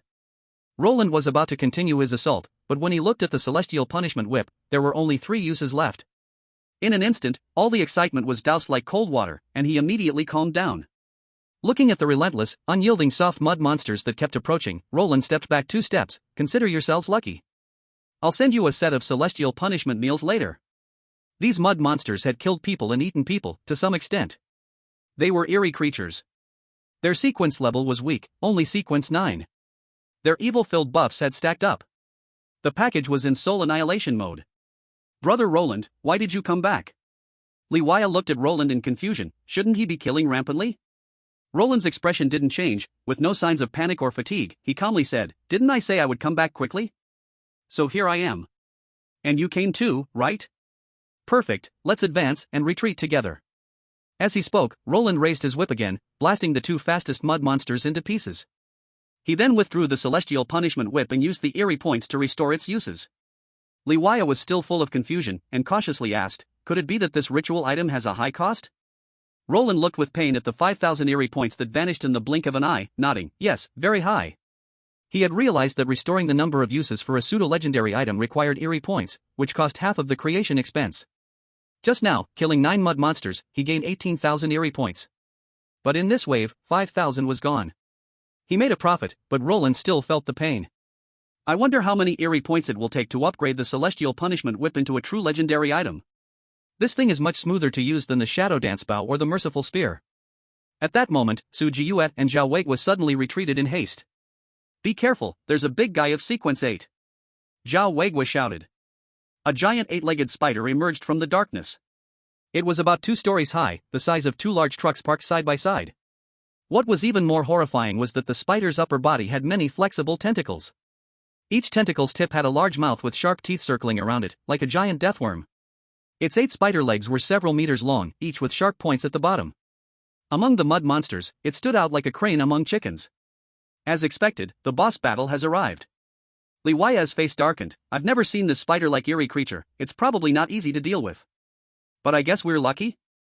Based on its eerie energy, it's just sequence 8. Before he finished speaking, another giant monster rushed from afar. It was a humanoid eerie creature about 3 meters tall, with a bulky body. When it entered the light, it became clear. It was actually a muscle mountain made entirely of muscles. Its arm muscles were so bulging that, at a glance, they looked thicker than an average person's waist.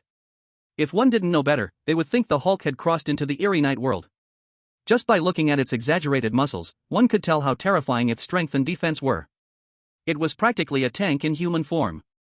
Just standing in front of it, a tremendous pressure seemed to press down on everyone. A mud monster stood in the way of the Muscle Mountain's charge, and with just a casual slap, the mud monster was sent flying hundreds of meters. When it landed, it was nothing but a puddle of mush. Another sequence 8. How many monsters did that bastard Li Longtao provoke? Roland's eyelids twitched, silently raising his shield and stepping behind Zhou Dazhuang. At 2 meters tall, Zhou Dazhuang, even in the face of Muscle Mountain, was just a fragile child in comparison. But Zhou Dazhuang was not afraid. He stared at Muscle Mountain with fierce eyes, not backing down in the slightest. With the way he looked, eager to make a move, it seemed like he wanted to engage in a brutal battle of strength with the creature. At that moment, Zhao Weiguo and Su Jiyue also approached. This is troublesome. 2 sequence 8 monsters, and dozens of slime specters. We might not make it out this time. Zhao Weiguo felt the situation was extremely tricky. Roland spoke in a deep voice. Zhou Dazhuang's ability can weaken the specter's power, can't it? Let's handle the big ones first. Li Wuya smiled wryly at these words, giving a glance toward the slime specters. Did you forget the power of the slime specters? The slime specters can trigger our deepest fears. Though sequence extraordinary powers can resist it to some extent. When there are too many of them, our strength will be affected. This balancing act, the specters may lose strength, but we will be in a worse state. The slime specter's fear aura causes ordinary people to be frozen in place while rapidly draining their stamina. Individually, they aren't strong. But they don't fight you one-on-one. They come in groups to overwhelm you. Even sequence 8 creatures will be buried under a pile of them. Roland didn't know this yet. He knew the characteristics of the slime specters and had experienced them himself. But as an ordinary person, if he encountered just one specter, it was usually time to say goodbye to this world. Encounter a group of them? Sorry, no one's coming to help. Roland's peripheral vision swept over Su Jiyue and Zhao Weiguo, and his heart sank. No wonder, with their strength, they were not performing as well as before in battles with the slime specters. So far, aside from Roland taking 9 heads, Su Jiyue had 2, and Zhao Weiguo had 1. But with the appearance of 2 Sequence 8 creatures, the situation had not eased, it had only become more critical. Before they could finalize a strategy, the specters, led by the 8-legged spider and Muscle Mountain, charged once again. What do we do? Li Wuya spoke quickly, his eyes scanning the off-road vehicle already prepared at the village entrance. If things go wrong, escaping is the only option. Ma Chontian was already in the driver's seat, ready to come to their aid at any moment. Roland glanced at the Heaven's Punishment Whip, now fully restored, thought for a moment, and said calmly, "We can fight. You hold off the slime specters, leave the Muscle Mountain and Spider to me." Can we win?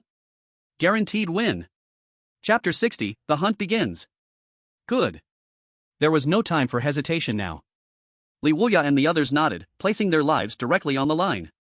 Once the decision was made, there was no turning back, not even if they wanted to. The group quickly organized their formation. They stood in a triangular shape. Zhou Dezhuang roared, standing at the center of the triangle, facing the oncoming wave of specters. Su Jiyue and Zhao Weiguo stood on either side, providing support. Li Wuya and Zhang Mengmeng were positioned in the middle of the triangle. Roland took a deep breath, and with a flick of his right wrist, the Heaven's Punishment Whip transformed into a lightning serpent, heading straight for Muscle Mountain. Bind! The Cyan lightning tore through the darkness, like the fury of the heavens, crashing into Muscle Mountain's chest with a thunderous roar. Muscle Mountain trembled from the lightning strike, but it didn't die immediately like the slime specter. A large area of dark, charcoal-like marks appeared on its chest from the attack, causing it to halt its charge. Severe damage to Tank Spectre, anomaly points plus 3000. As expected, it didn't die. After all, it's a Sequence 8 creature, and I'm only Sequence 9. A single strike from the Heaven's Punishment Whip to heavily injure it is already pretty strong. Roland had anticipated this scene, though he hadn't intended to kill it right away. While 1 or 2 more strikes could easily finish off the Tank Spectre, Roland didn't go for it. The main reason was, there was no time. With another flick of his wrist, the lightning dragon didn't vanish, but was controlled by Roland, continuing to transformed into a rope. One circle after another, tying up the hands and feet of the tank monster. Wrapped into a big rice dumpling. The tank monster kept struggling desperately, its terrifying power, capable of smashing a heavy tank into pieces, could not do anything to the thin, fragile whip. Originally tense, Luo Lin let out a sigh of relief when he saw this. He immediately turned his gaze toward the 8-legged spider, stepping on the Heaven Punishment Whip with his foot, raising his gun with his left hand, and ordered, "Stop." The super long legs of the 8-legged spider, which had turned into afterimages, suddenly halted. Because of the sudden stop, its 8 legs tangled together, and all 8 legs bent, resulting in a dog-eating shit scene. Its massive body flipped over, pressing all the vicious tentacles down. Good opportunity. Luo Lin bent his bow and knocked an arrow while tossing the mercy gun into his bag. The Shadow Dance bow, with a blood-sucking arrow. Jump up for me. Whoosh. The power of the spider's back tentacles was immense, enough to lift its massive body, and it seemed it was about to flip over. However, the blood-sucking arrow pierced deeply into the spider's rear entrance with an incredibly tricky shot. Archery secret technique, 1000-year kill. The sourness of that shot made even the clueless Zhou Dezhuang feel uncomfortable all over his body, silently stepping back 2 paces away from Luo Lin. Li Wuya and Zhao Weiguo glanced at each other. Luo Lin quickly clarified, "I swear this is all just a coincidence."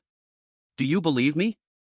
Looking at the trembling body of the 8-legged spider, the two shuddered and nodded repeatedly, "We believe, we believe." Didn't they see the 8-legged spider from Sequence 8 trembling all over in pain? Would they dare say no? Boom! After a jolt of electric tremors, the rear end of the 8-legged spider exploded with a bang. It looked so painful. In her witch form, Zhang Mengmeng shrank her head and, when her gaze swept over Luo Lin, her eyes flickered with strange light. Luo Lin coughed twice, silently taking out an arrow. As everyone knows, any creature attacked will feel pain and fear, but strange creatures don't feel pain. Luo Lin ignored the still trembling spider, bent his bow and knocked another arrow, shooting it with a whoosh into the decaying rear end. Boom! The spider shuddered again, and then another explosion occurred. Li Wuya faintly saw the spider's back tentacles struggling to open its mouth, roaring, while its 4 twisted black eyeballs seemed to pop out. Strange creatures really don't feel pain? Definitely not. Li Wuya silently withdrew his gaze, locking eyes with the slime monster in a deep gaze. Zhou Dezhuang roared loudly, his power overwhelming dozens of slime monsters. He alone withstood most of the fear aura of the slime monsters, swinging his iron fists, smashing the heads of the slime monsters with every punch. Su Jiyu and Zhao Weiguo were also fighting with the enemies. Although their strength was weakened due to rapid exhaustion, with the ritual objects in hand, their power, though slightly diminished, was still enough to easily split the slime monsters apart. Zhang Mengmeng commanded 3 doll dogs, a strawberry bear, and a green dinosaur to restrain the other slime monsters. At the same time, she was responsible for tearing apart the bodies of the split slime monsters. The group of them fought hard to maintain the line. They did not let the slime monsters interfere with Luolin and Li Wuya. Li Wuya's petrification eyes were also effective on the slime monsters. In 5 seconds, one slime monster could be petrified. After petrifying 3 slime monsters in a row, Li Wuya's face turned pale, and his head ached. At this moment, the 8-legged spider struggled, dragging its broken body toward Luolin. Its 4 pairs of large eyes were staring fixedly at Luolin. At the same time, its back tentacles, like evil creatures, tangled the surrounding slime monsters and devoured them alive. Those circles of sharp teeth, like a meat grinder, easily tore apart the bodies of the slime monsters, brutal to the extreme. During the feeding process, its injuries were quickly healing. Looking at the tank monster, it was still struggling desperately, trying to stretch the heaven punishment whip into a large, irregular ball. It seemed ready to break free, but always fell just short. As if with a little more force, it could escape from this situation. Luolin withdrew his gaze, quickly bending his bow and knocking another arrow. Take aim at the spider and take a deep breath. Die. The 8-legged spider cleverly dragged its wounded body and jumped sideways, dodging the arrow. 4 pairs of eyes glinted with a mocking look. However, there was no anger on Roland's face. Instead, a mysterious smile appeared. Can you dodge it? Take this. The mist arrow vanished like an illusion, and when it reappeared, it arrived near a soft mud eerie body. At the same time, it shot through the wide-open back door of the 8-legged spider. The 8-legged spider's 8 legs twitched wildly, as if shocked by electricity. Finally, its body froze. Boom! Before it died, its eyes never left Roland's body. Its massive body crashed to the ground. It turned into black mist and dissipated. Only 8 spider legs remained at the spot. Killed Abyss Spider Eerie points plus 8,000. 1 down. Roland, who had already knocked another full moon, slightly nodded. He then lowered the bow and picked up the judgment whip. Buddy, weren't you going to come out? I'll give you true freedom now. Roland flicked his wrist, and the judgment whip immediately released the tankiri. Before the latter could charge, another lash followed. Crack! Countless lightning bolts devoured the tankiri, and numerous vicious muscles exploded, turning into black mist and dissipating. The dazzling lightning and black mist obscured the view, making it impossible to see what was happening inside. Roland, who was well versed in the smoke and no injury rule, didn't wait for the mist to clear and flicked his wrist for a finishing blow. Accompanied by thunder and the sound of breaking air, this strike directly shattered the tankiri. Killed tankiri, eerie points plus 6,000. Finally done. Roland wiped the sweat off his forehead. These were 2 Sequence 8 monsters. They were no mere wandering corpseries. Even a regular Sequence 8 extraordinary ability user would have a hard time winning. But who told me I'm a miracle item master? He glanced at the 73,300 eerie points. Roland's eyes gleamed with a hunter's ruthlessness as he looked at the soft mud eerie's. Hunting time, begin. Judgment. The next day, with the sun high in the sky, Roland woke up from his sleep. He looked at the sun hanging high outside the window. Last night was still too dangerous. If I hadn't taken down 2 Sequence 8 monsters first, the result would have been hard to say. But, the bigger the storm, the more valuable the fish. Roland carefully sensed his condition. Looking at the eerie points now at 113,300, he couldn't help but sigh. The wind today is really loud. With the judgment whip, Roland alone had wiped out 2 Sequence 8 monsters and 39 Sequence 9 soft mud eerie's last night. Li Wuya and the other 5 had only killed about 20. The value of a miracle item master keeps increasing. Even among Sequence extraordinary beings, it's a world of difference. Of course, as a cost, Roland had practically squeezed his mental strength to the limit last night. After the battle ended and he returned to his room, he immediately collapsed into bed and fell asleep. Looking at the time, it was already 2 in the afternoon. I actually slept for 13 hours straight. But my mental strength has completely recovered. Roland realized that after becoming a Sequence extraordinary, both his physical fitness and mental strength were increasing daily. This was happening even earlier than he had expected for advancing to Sequence 8. About 20 more days. No, if I keep creating fake miraculous items or sacrificial items every day, my mental strength will keep growing, and the promotion time might come even sooner. Roland couldn't help but feel excited. If miracle item masters were this strong at Sequence 9, how powerful would they be at Sequence 8? At this moment, his stomach growled. Better eat first. He rubbed his belly and casually took 2 warm big buns and some soy milk from his bag. The buns paired with soy milk were delicious. No wonder it was made by a professional breakfast maker, the taste was authentic. And the soy milk was so rich in flavor. It wasn't like the watery soy milk before the Eerie Nights, where they added so much water for profit. You couldn't even tell if you were drinking water or soy milk. Hey, who would have thought that after the Eerie Nights, I could drink authentic soy milk? Roland chuckled, shaking his head, finishing the meal in a few bites, then started his real business for the day. The Judgment Whip is very easy to use. It can both attack and defend, and can even be used for defense. And it's easy to carry, convenient to hide, and can distinguish between good and evil. The first real strange object is you. After comparing all the items he currently possessed, Roland had made his decision. First, excluding the steamed bun off-road vehicle and the extra-dimensional backpack. Among the Shadow Dance Bow, the Mercy Spear, the Fate Compass, the 50-50 Shield, the Fair Fight Gloves, and the Heavenly Punishment Whip. He preferred the 50-50 Shield and the Heavenly Punishment Whip, as they were more suited for defense. The main reason being they were just so satisfying and easy to use. As the saying goes, the best defense is a good offense. If trapped in a wave of strange forces, the 50-50 Shield, no matter how strong, could only defend a small area. But the Heavenly Punishment Whip was different. As long as all the strange forces were eliminated, there would be no need for defense. Thinking of this, Roland raised his wrist, and a bracelet embossed with golden lightning, radiating a deep blue color, appeared before his eyes. Anyone who didn't know better would never guess that this plain-looking bracelet was the nemesis of evil. Gently stroking the Heavenly Punishment Whip, Roland silently muttered. Upgrade the Heavenly Punishment Whip into a strange object. Upgrading the Heavenly Punishment Whip into a strange object requires 100,000 strange points. Do you want to upgrade? What? 5 zeros? 100,000. Roland's eyelids twitched. What a high price. For the same kind of pseudo-strange object, the Dazzling Dance Bow only needed 50,000. After thinking for a moment, he took off the 50-50 shield from his back and tried it. Upgrading the 50-50 shield into a strange object requires 100,000 strange points. Do you want to upgrade? Roland fell into thought. It seems there's a difference between strange objects. The Dazzling Dance Bow is clearly weaker, but no matter how weak it is, it's still a strange object, far beyond what a ritual object can compare to. I'll upgrade the Heavenly Punishment Whip first, the other items. I'll wait for a while, and later I'll ask a good friend for help. Upgrade the Heavenly Punishment Whip. Roland poured his spiritual power into the Heavenly Punishment Whip, and 100,000 strange points turned into dazzling golden light that wrapped around the bracelet. This time, Roland lost 4/5 of his spiritual power. Once he recovered, he began to feel dizzy again. Sigh, I'm feeling weak again. At this rate, I'm going to become a camera with a tendency to faint. Roland wondered if there were any items to speed up his spiritual power recovery. In the future, strange points would definitely not be scarce, but spiritual power might become a problem. Strange, I've only eaten 2 steamed buns, and I'm already feeling a bit hungry again? Forget it, I'll eat something. Maybe it was due to the loss of spiritual power, but Roland's brain was signaling him that he lacked energy. He unwrapped a milk candy and popped it into his mouth, waiting patiently. This time, the enhancement process lasted 40 minutes. When the golden light faded, the Heavenly Punishment Whip had not undergone any other changes. Only the golden lightning on the surface had become more vivid and lifelike. The longer one looked, the more the lightning seemed to come alive, shimmering with beautiful glows. Strange Heavenly Punishment Whip. Details expand.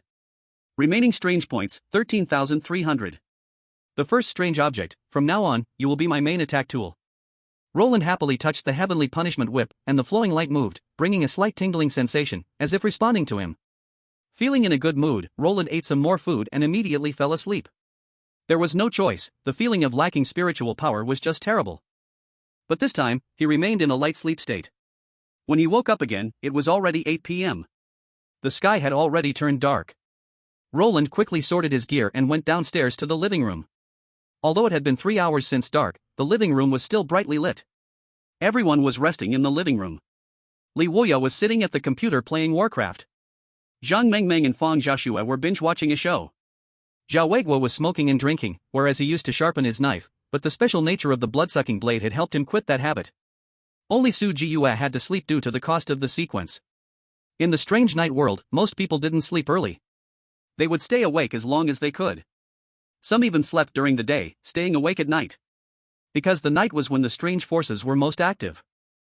If you encounter a monster while deep asleep, the consequences are obvious. Many people simply take turns resting 24 hours a day, ensuring that at least one person remains awake at all times. This was also the case for Li Wuyo and the others, who were Sequence Transcendence. However, as Sequence Transcendence, they obviously didn't need to keep watch themselves. The two housemaids of Ma Chongtian and Zhang Mengmeng voluntarily took on the job of keeping watch. And they fought to take turns watching over the night, not allowing anyone else to interfere.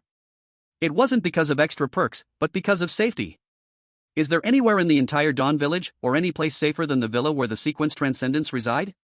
Chapter 62, The Excavation Artifact, the Blocky Iron Pickaxe. Damn. This hard AI is too fierce. This is what you forced me into. Who's your daddy? Tremble. Your grandpa is here. Li Woyo suddenly let out a ghostly scream, controlling the last orc farmer, fighting to the death with the army of undead that stormed the base. One hit, one little kid, and still at full health after killing. Then, he controlled the freshly hatched wyverns to massacre the frost dragons. Roland glanced at the top right corner. Damn, a whole bunch of nines. Li Woyo noticed Roland's gaze and awkwardly said, Ahem, how about you try the hard AI? Don't be fooled by it being a computer character, its strength is really fierce. I'm using a research cheat, I've been playing for 2 hours, and I still can't beat the soldiers. Roland said faintly, isn't there a possibility that, while you're using the research cheat, the computer might be sharing it too? Damn, no wonder the gold mine is gone, and they can still keep spawning soldiers. These computers are cheating. Li Woyo indignantly controlled the wyverns to automatically go to different computers' bases and push through. When he looked again, Li Woyo's character was the orc hero Prophet Thrall. One of his skills was Chain Lightning, which could release a lightning bolt to attack multiple targets in sequence. At max level, it could jump 8 times. It really did look like the Heavenly Punishment Whip at first glance. Roland noticed that Li Woyo was glancing at his wrist from time to time. Well, this one-eyed giant, even while playing the game, is eyeing my treasure. Roland pulled his sleeve and blocked the Heavenly Punishment Whip. Li Woyo's face was filled with regret. Last night, Roland displayed his great power. The thunderous lightning that split the night left a deep impression on everyone's heart. Before that, they couldn't imagine that the terrifying ghost tide would be like a small puddle in front of Roland's lightning. Every time it jumped, it could easily take down one ghost. Was the item master really this strong? Or was Roland special? Even Su Jiue, a sequence of mythology, looked pale compared to Roland. Roland also noticed that everyone's gaze toward him was full of heat and respect. It was the respect for a strong person. Do we have any plans today? Roland asked as he sat on the sofa. No, but the day after tomorrow, there will be a big sun, and we plan to go to Dawn Town, Jiaoweigua said, drinking a little wine. Roland narrowed his eyes, subconsciously thinking of Wu Jianhan, who Li Longtao mentioned.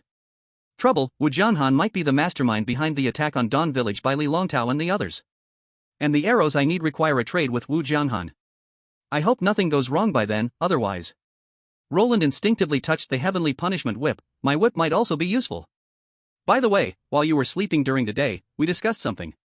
Li Woyo turned off the game and turned his chair to look at Roland. Considering what happened last night, we've decided to restart the previous plan.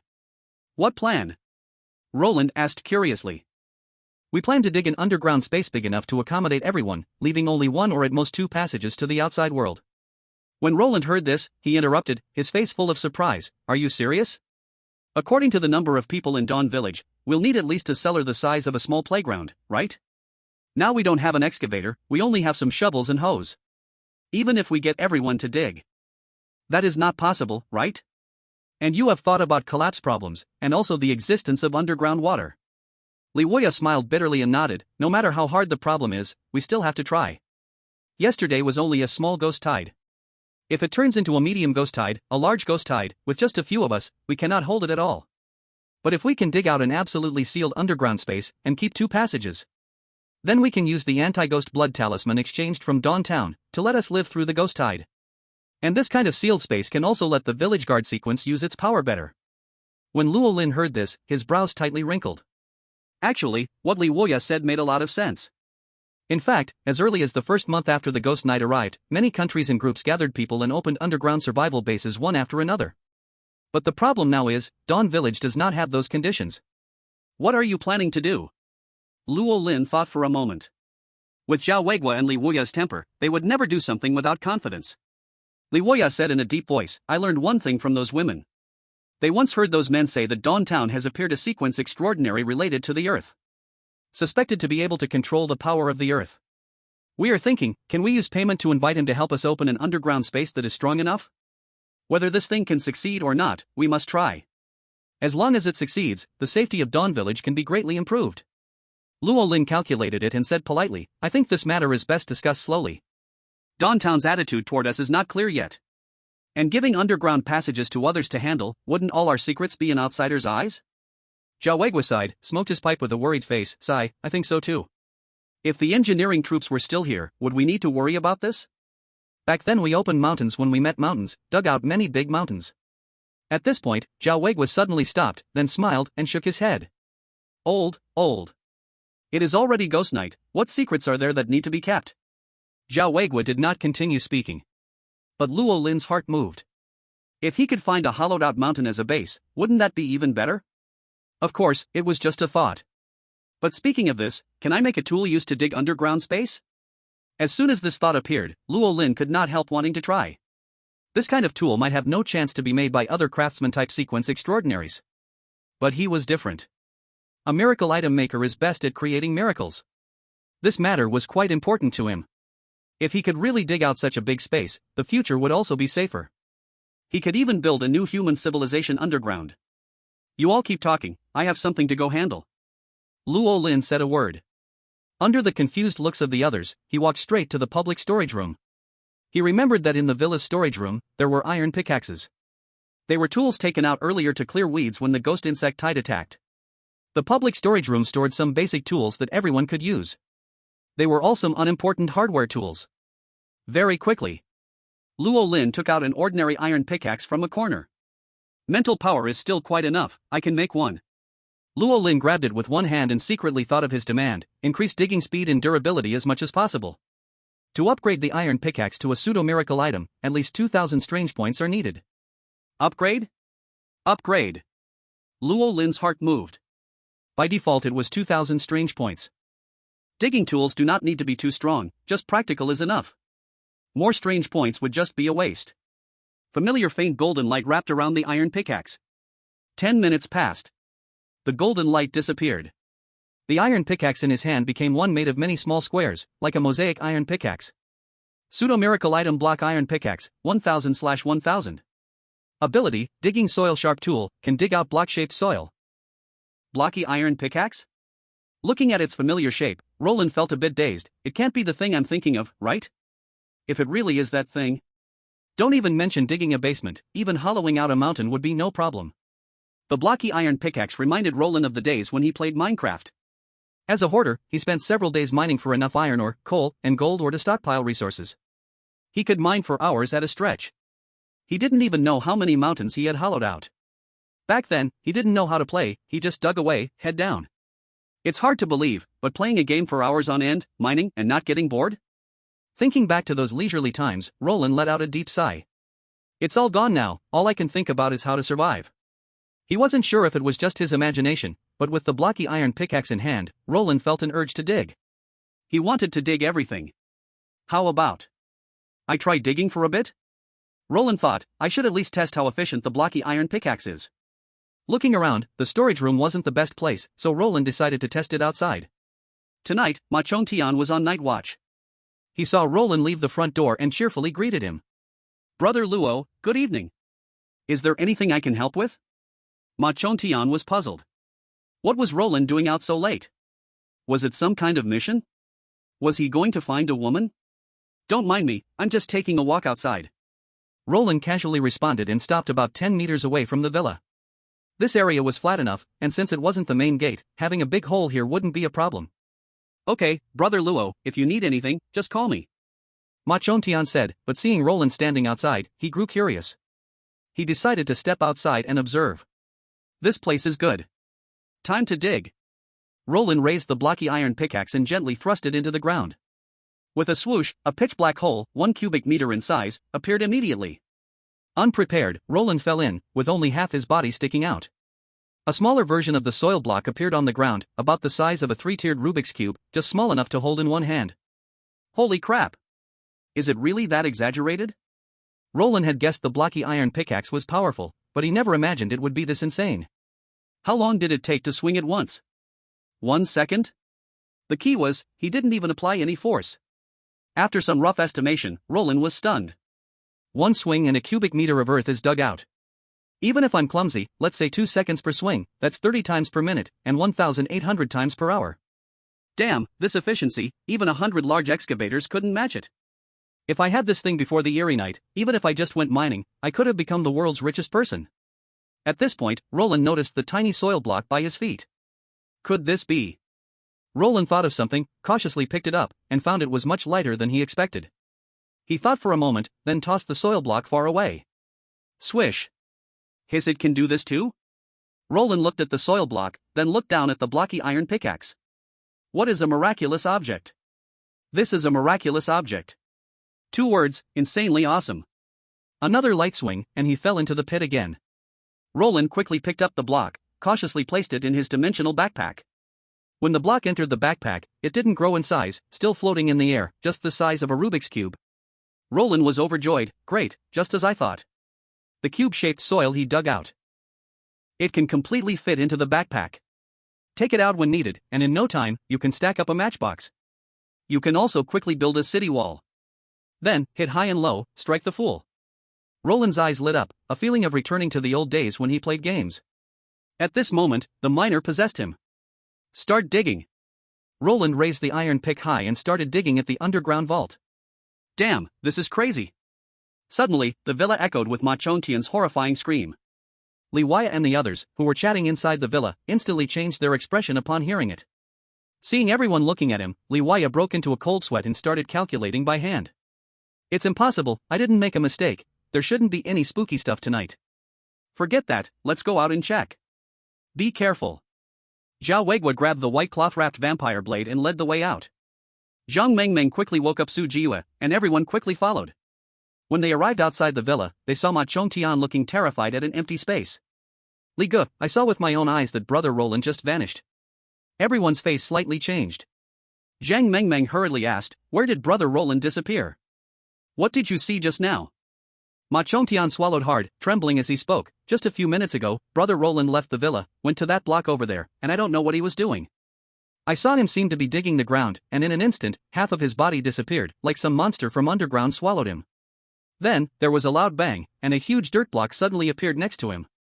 Then Brother Roland vanished again. Ma Chongtian clearly couldn't understand what he saw. He didn't dare to get closer to observe. Could it be that there are monsters underground? Liwaya and the others exchanged glances. Let me calculate again. No, I can't figure it out. No matter how I calculate, it's still calm. Forget about it, let's go see first. Su Jiyue picked up the berserk battle axe, opened the berserk mode as if drinking water, and hurried to the block. At first glance, Su Jiyue hesitated and said, is this a dirt block? Dig. There's a big hole here. Zhang Mengmeng shouted in surprise. Behind the dirt block, an unexpectedly deep dark hole appeared. The flashlight illuminated the hole, at least 10 meters deep, looking like a tunnel. When did this hole appear? Did Roland fall into it? Zhao Weigua fell into thought, seemingly remembering something. What do we do now? Could it be that a monster came through the tunnel into Dawn Village? Zhang Mengmeng's face changed in panic, and she was about to throw Strawberry Bear into the hole. Hey, it's too high. I'll fall and die. No. You're a toy bear, how could you die? Zhang Mengmeng didn't care and was about to let go. Strawberry Bear struggled desperately. Have you ever seen a toy bear talk? I'm a live bear. I'm the future Great General's guard.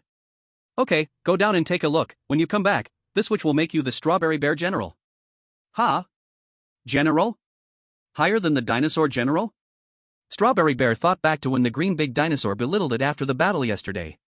The green big dinosaur was about the height of an adult, huge in size, and even stronger after activation.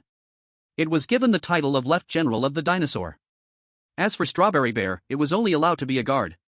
This was considered the greatest shame in Strawberry Bear's life. Of course, this witch, always keep my promises. Zhang Mengmeng nodded. Strawberry Bear stopped struggling and patted its chest confidently. By the way, Roland and I are battle comrades through thick and thin. As the future general, I must go. I'm ready, throw me. Strawberry Bear rubbed its hands, fantasizing about the grandeur of becoming a general. It wanted to ride on the dinosaur's head and fight. Hee hee, Strawberry Bear Knight. While fantasizing, a familiar voice came from below. Roland looked up and waved. Yo, you guys are here? Who will throw a rope down first? Let's come and see the underground safe house I just dug out. What? Safe house? Just dug? Liwaya and the others exchanged glances. How long has it been since Roland left? 10 minutes? And yet, one person can dig such a big tunnel. Isn't your digging speed just too fast? Strawberry Bear slapped his forehead. Oh no, my general is gone. Chapter 64. Do you think I'm Doryman? Damn, this is outrageous. This is ridiculous, the most ridiculous thing ever. Li Wuya and the others followed Luo Lin into the underground passage, feeling around here and there, constantly exclaiming in amazement. This underground safe house consists of a 2-meter wide and 2-meter long passage, with 3 small bedrooms, 3 by 5, on both sides and a 5 by 5 living room. It's hard to imagine that Luo Lin dug out this 3-room 1 living room setup in just 10 minutes.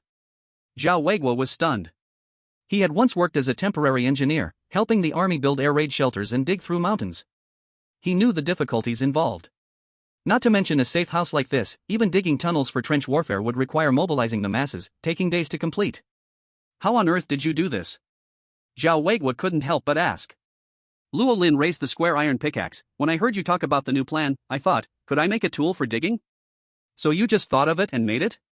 Li Wuya's eyes widened as he stared at the seemingly ordinary square iron pickaxe. No matter how you look at it, it seemed like a poorly made toy. Luo Lin nodded. This thing can dig 1 cubic meter of soil or rock every time, very convenient. As he spoke, Luo Lin swung the pickaxe at one side of the passage. Swish! A perfect cube of soil appeared. Luo Lin skillfully picked up the magic cube of soil and put it into his dimensional backpack. Zhang Mengmeng's eyes widened, her crimson eyes shining with excitement. My god, that's amazing. Hiss, this is truly miraculous. There's such a magical item in this world. This must be the legendary magical item, right? Su Jiyue gaped in awe. Luo Lin calmly replied, it's just a small thing. If I get the chance, I'd love to see what makes those legendary items so magical. But there's one thing you need to know. This pickaxe can't be used continuously. It costs me quite a bit to dig out 1,000 cubic meters of space. If the material is rock, it might require even more cost. At most, I can dig 300 cubic meters of rocky ground. That's enough, that's enough. Li Wuya rubbed his hands together, his face filled with excitement. 1,000 cubic meters. Even if it's 3 meters high, it would still give us over 300 square meters of space. In an emergency, if we all squeeze in, we could definitely accommodate hundreds of people from Dawn Village.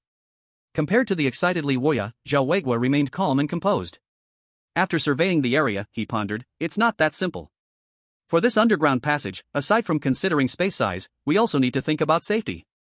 We need to figure out how to address issues like weight-bearing, waterproofing, and ventilation. What if one day a strange tide hits? If we don't die at the hands of the strange tide, but from a lack of oxygen, then that would be even worse. Luo Lin nodded. You're thinking the same as me, Zhao Lao. I just dug out a temporary prototype. The rest depends on you all. All right, leave it to us. I'll make sure to get a practical design plan as soon as possible. Li Wuya nodded. As the only one in the team who could handle the job, only he could take it over. That's great. Once this is settled, the safety of Dawn Village will improve by a whole level. Maybe even Dawn Town isn't as safe as us. In the eerie night, what was the most important thing? Of course, it was safety. Being able to fight and run is nothing compared to being able to survive. Even someone as powerful as Li Lontao, who could kill strange beasts of Sequence 8 and Sequence Transcendent, still died in the small Dawn Village? Next, the group returned to the surface and began further discussions about the underground safe house. Since the square iron pickaxe could only dig 1 cubic meter of soil, they needed to mobilize the masses to open up an entrance, making it easier for people to move in and out. At the same time, the exit shouldn't be too large, because there weren't enough conditions to build an automatic opening protective door, and it would also reduce the number of people coming in and out. For the other exit of the underground safe house, the group discussed it carefully for a while. In the end, they decided to connect the other end of the tunnel to the farthest wall directly opposite the village entrance. If the situation goes wrong, they could also escape from Dawn Village through the safe house. This discussion went on for several hours. They had completed the first stage design of the underground safe house. Considering the uniqueness of the bizarre insect tide, the safe house would have a few storage rooms for supplies and bedrooms for resting. Other than that, all other areas would be interconnected, making it easier to set up a lighting system. Additionally, during normal times, most of the space in the safe house would be given to Lu Dazhang for breeding, allowing him to create as much food reserve as possible. Dawn Village is still too small. So small that it can't be self-sufficient. A survivor base that can't sustain itself is extremely dangerous. If the underground tunnel can continue to expand in the future, digging layer by layer for the safe house, maybe they could achieve self-sufficiency. At this point, Zhao Weiguo, with his greedy nature, said, "It's a pity that we can't use the land outside the village. It would be great if we had someone with a plant-related sequence. Then, everyone's eyes, whether intentional or not, turned toward Luo Lin. Why are you looking at me? I'm a tool maker, not Doryman. I can't create that many tools. Luo Lin rolled his eyes. Brother Luo is being humble. To us, you're not lacking at all. Li Wui grinned shamelessly. Stop. If you keep talking, I'll start getting arrogant. Luo Lin glanced at the time, it was already past midnight. You guys chat slowly, I'm going to sleep. His gaze swept over the energetic Su Jiyu, and Luo Lin was momentarily dazed. Why do I feel like I'd become a member of the Xuanwu sequence? Shaking his head, Luo Lin secretly decided that he would find something to restore his mental strength in the future. The next day, at 10 o'clock. The sky was just beginning to brighten. Luo Lin, almost fully recovered, yawned as he went downstairs. He found that the outside of the house had already become a busy scene. After asking around, he learned that Li Wui had brought in an engineer, and together with Zhao Weigua, they stayed up all night perfecting the overall design of the safe house. As soon as dawn broke, Ma Chongtian immediately mobilized the crowd and picked up various tools to get to work. According to the plan, the passage outside the villa would only be equipped with a ladder. The real main entrance would be at another exit as per the original plan. This would allow multiple people to enter and exit at the same time. And after confirming with Zhao Weigua and the designer, the underground safe house had excellent load-bearing capacity. No further modifications were necessary. Brother Luo, did you sleep well last night? Li Wui greeted him. Luo Lin nodded and replied, it was fine. Any plans for going out today? After spending most of his earned bazaar points on crafting the Heaven's Punishment Whip and the block iron pickaxe, Luo Lin was left with a pitiful 11,300. As an excellent hoarder, Luo Lin thought it was time to borrow from his good friends. Go out? Plans? Li Wui was stunned, surprised that someone was actively requesting to go out. Though confused, he still said, actually, there is something. Chapter 65, is Koz coming? Outside the perimeter of Dawn Village, Luo Lin drove the man to off-road vehicle, carrying Li Wui, Su Jiyu, and Zhang Mengmeng as they roamed outside the village. This was a tradition in Dawn Village, where every week, an extraordinary sequence would be arranged to patrol the outer areas. They dealt with the bizarre creatures that entered the vicinity of Dawn Village. Dawn Village had the Guardian sequence, which could reduce the chances of detection by the bizarre creatures. But it wasn't foolproof. Some bizarre creatures were exceptionally sensitive to human presence. Just like the Slime Bazaar and the Shadow Bazaar Dog. Although they were only Sequence 9 ordinary bizarre creatures, their exceptional sensing ability made it easier for them to detect living creatures.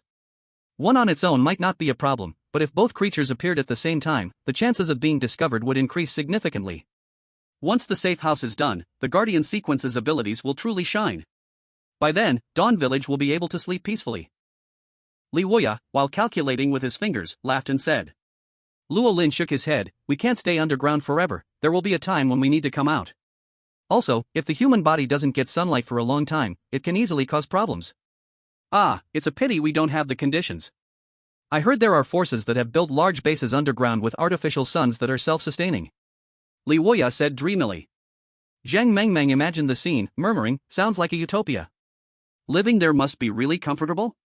Not necessarily. Luo Lin didn't turn his head and said, the eerie night arrived so suddenly. Even the most powerful country, Summer, could not have established a fully functional city underground during the first precious month. Even if it were possible, the number of people who could fit would be extremely limited.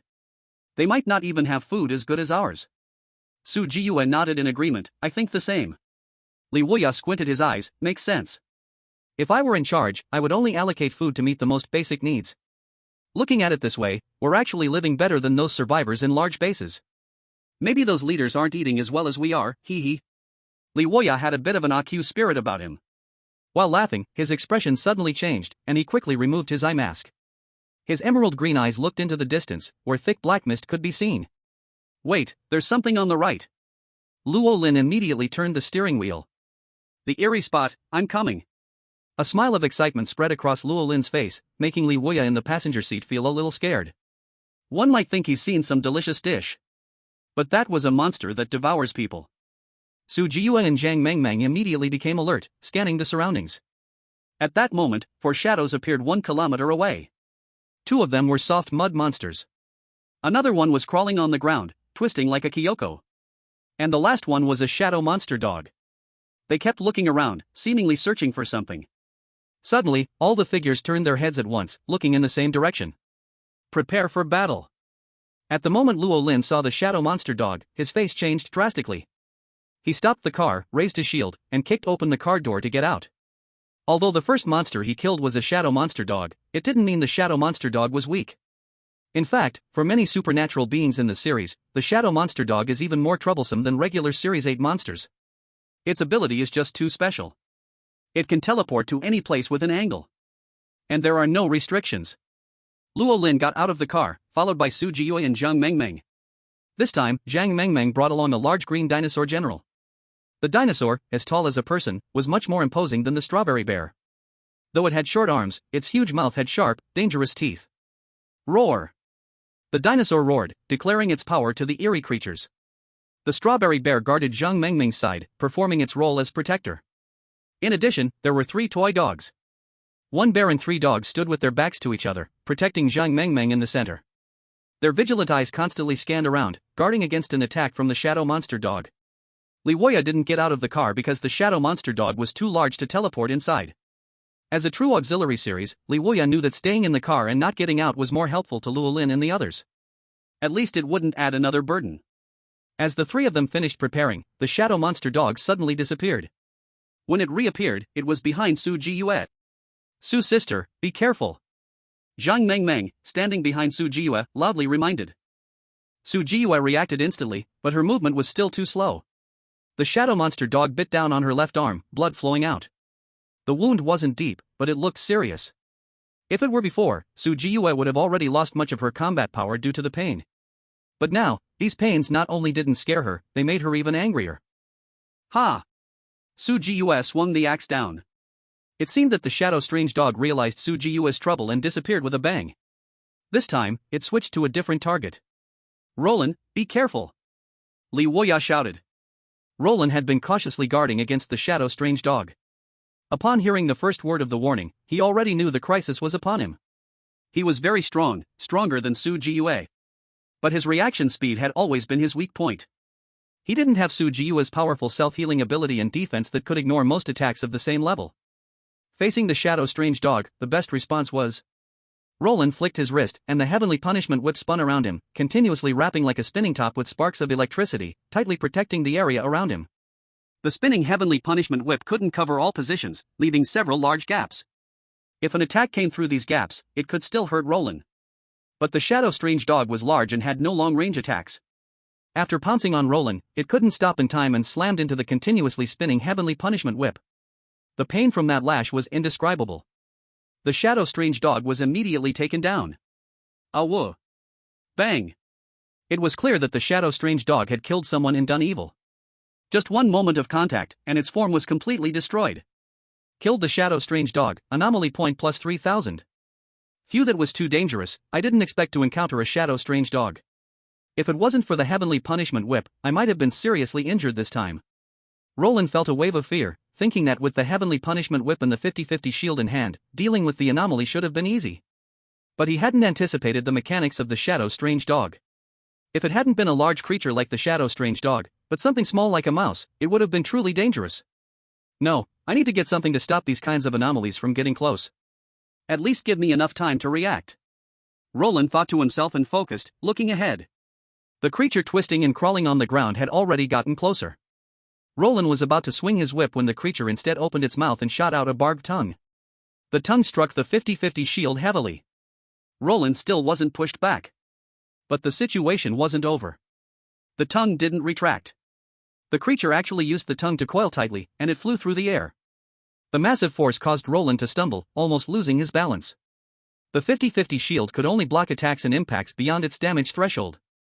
This amount of force was clearly within its defense range. Su Jiyue had somehow appeared by his side and swung an axe down, but she didn't directly sever the tongue. The seemingly fragile tongue had strong toughness, and although most of it was chopped off, a small section remained connected. Su Jiyue swung again, finally severing the tongue. Lacking the force to use, the crawling monster lost control and fell. The giant dinosaur, already prepared, rushed up and began tearing at it wildly. The crawling monster performed an impossible maneuver in midair, twisting its limbs downward and landing with its back down. At the same time, its head turned, spinning 180 degrees and snapping upright. Everyone present had seen many dangers, so none of them screamed in fright. As soon as the crawling monster collided with the giant dinosaur, it sent the dinosaur flying without losing any speed.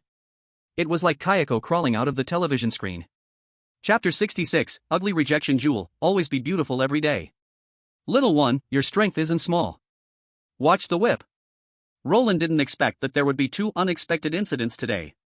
In a fit of anger, he swung the whip. Sizzle. The heavenly punishment whip was as fast as lightning, striking straight at the crawling monster. The monster, having witnessed what happened to the shadow strange dog, nimbly flipped to the side and dodged, then continued charging. Roland quickly manipulated the heavenly punishment whip to turn. But the creature moved like a monkey, performing unbelievable and difficult maneuvers. Twisting its head 360 degrees was just a basic move. It could even twist itself into a braid. The spring, as if it had no bones, defied the limits of imagination. It relied on its extraordinarily tough body to dodge the heavenly punishment whip several times. Stop. Roland raised the mercy spear in his left hand, pointing it at the crawling monster, a fierce grin on his face. Move. Go ahead, keep moving. Why aren't you running now? Don't want to run anymore? The distance between them was only 5 meters, but that 5 meters had become an insurmountable gap. The crawling monster wanted to charge, but faced with the dark muzzle of the gun, it dared not move. Roland flicked his wrist again, and the heavenly punishment whip turned into a vortex, encircling the crawling monster and pushing it closer. The crawling monster hesitated, stretching out its limbs to test, realizing it couldn't launch an attack. It suddenly turned around, attempting to retreat. But the heavenly punishment whip had already formed an encirclement. As the crawling monster tried to escape, it quickly tightened, creating a net of heaven and earth. Accompanied by dazzling lightning, the crawling monster struggled with all its might but still failed to escape. Killed the crawling monster, anomaly points plus 6,000. Oh, still sequence 8. Roland's eye twitched, and with a slight flick of his wrist, he crushed the last 2 soft mud monsters, as easily as squashing 2 ants. The anomaly points instantly increased to 24,300. But Roland was not happy. No, these strange items are still not enough for insurance. If such a nimble enemy appears again, even with the heavenly punishment whip and the 50-50 shield, it would still be dangerous. I need stronger tools. Roland, with a serious expression, returned to the car, and when Li Wuyan was about to say something, he closed his mouth. Li Wuyan was puzzled as to why Roland wasn't happy after killing the monster. In his opinion, Roland's performance had been perfect. The monsters didn't even have time to approach before dying. In the past, this was unimaginable. Zhang Mengmeng and Su Jiyue also didn't understand why Roland was in a low mood. The three of them tacitly did not speak. At this moment, Roland suddenly looked up, his eyes shining with light. Right, what if I can make a tool like the Earth God statue monster that can create a protective barrier? Even if the enemy can get close, it would be hard for them to enter. Roland thought about the crises encountered in this battle. Apart from lacking information and being careless, the bigger issue was still insufficient protection. No matter how agile you are, even if you turn into a 2-armed hero, as long as I have enough protection, you can't get in. If I want it, I'll make it. Roland instantly felt energized and casually glanced at the miscellaneous items in his dimensional backpack. After thinking for a moment, he pulled out a beautiful, colorful glass bead. This one will do, it looks quite nice, easy on the eyes. Roland silently thought, focus on strengthening protection, provide all-around protection, prevent anomalies from getting close. To upgrade the glass bead to a pseudo-anomalous object, at least 2,000 anomaly points are required. Do you want to upgrade? Use 5,000 anomaly points to upgrade. Roland made a firm decision. When it comes to his safety, being careful is never too much. More than half of his mental strength was drawn away, along with the anomaly points, turning into rich golden light that wrapped around the entire bead. It's starting. It's starting again. What kind of magical tool is Roland going to create this time? Seeing the familiar golden light, Li Wuyan, Zhang Mengmeng, and the others couldn't help but peek, wanting to uncover the mysteries of a sequence toolmaker. The golden light seemed to have a special magic that made people reluctant to look away. But after watching for a long time, they couldn't figure it out. This strengthening lasted for a full 15 minutes. When the golden light finally dissipated, there was a gem, faintly glowing with colorful, dazzling light, as if it could only be born in a world of fairy tales, quietly resting in Roland's palm. Roland stared at it with bright, expectant eyes. After seeing it clearly, his expression kept changing, showing intense surprise. Pseudo-anomalous object ugliness rejection gem, 5 out of 5. Ability 1, it can create an ugliness rejection barrier that lasts for half an hour. Any target with an appearance lower than 90 cannot approach within a 10-meter radius of the ugliness rejection gem. Anyone who attempts to enter will be immediately repelled by the gem. Ability 2, the ugliness rejection gem listens most attentively to its handsome owner. Can be set by the master, Roland, to control the beauty range, 60 to 95, with 60 being the average beauty. Targets with a beauty score below this value cannot enter, and this priority is higher than ability 1. Note, this is a beauty-loving jewel, which likes to stay beautiful every day. Those who are not recognized cannot get close. What the hell is this? I just casually complimented how beautiful it is, and you gave me this? Roland was silent for a moment. Is it powerful? Very powerful.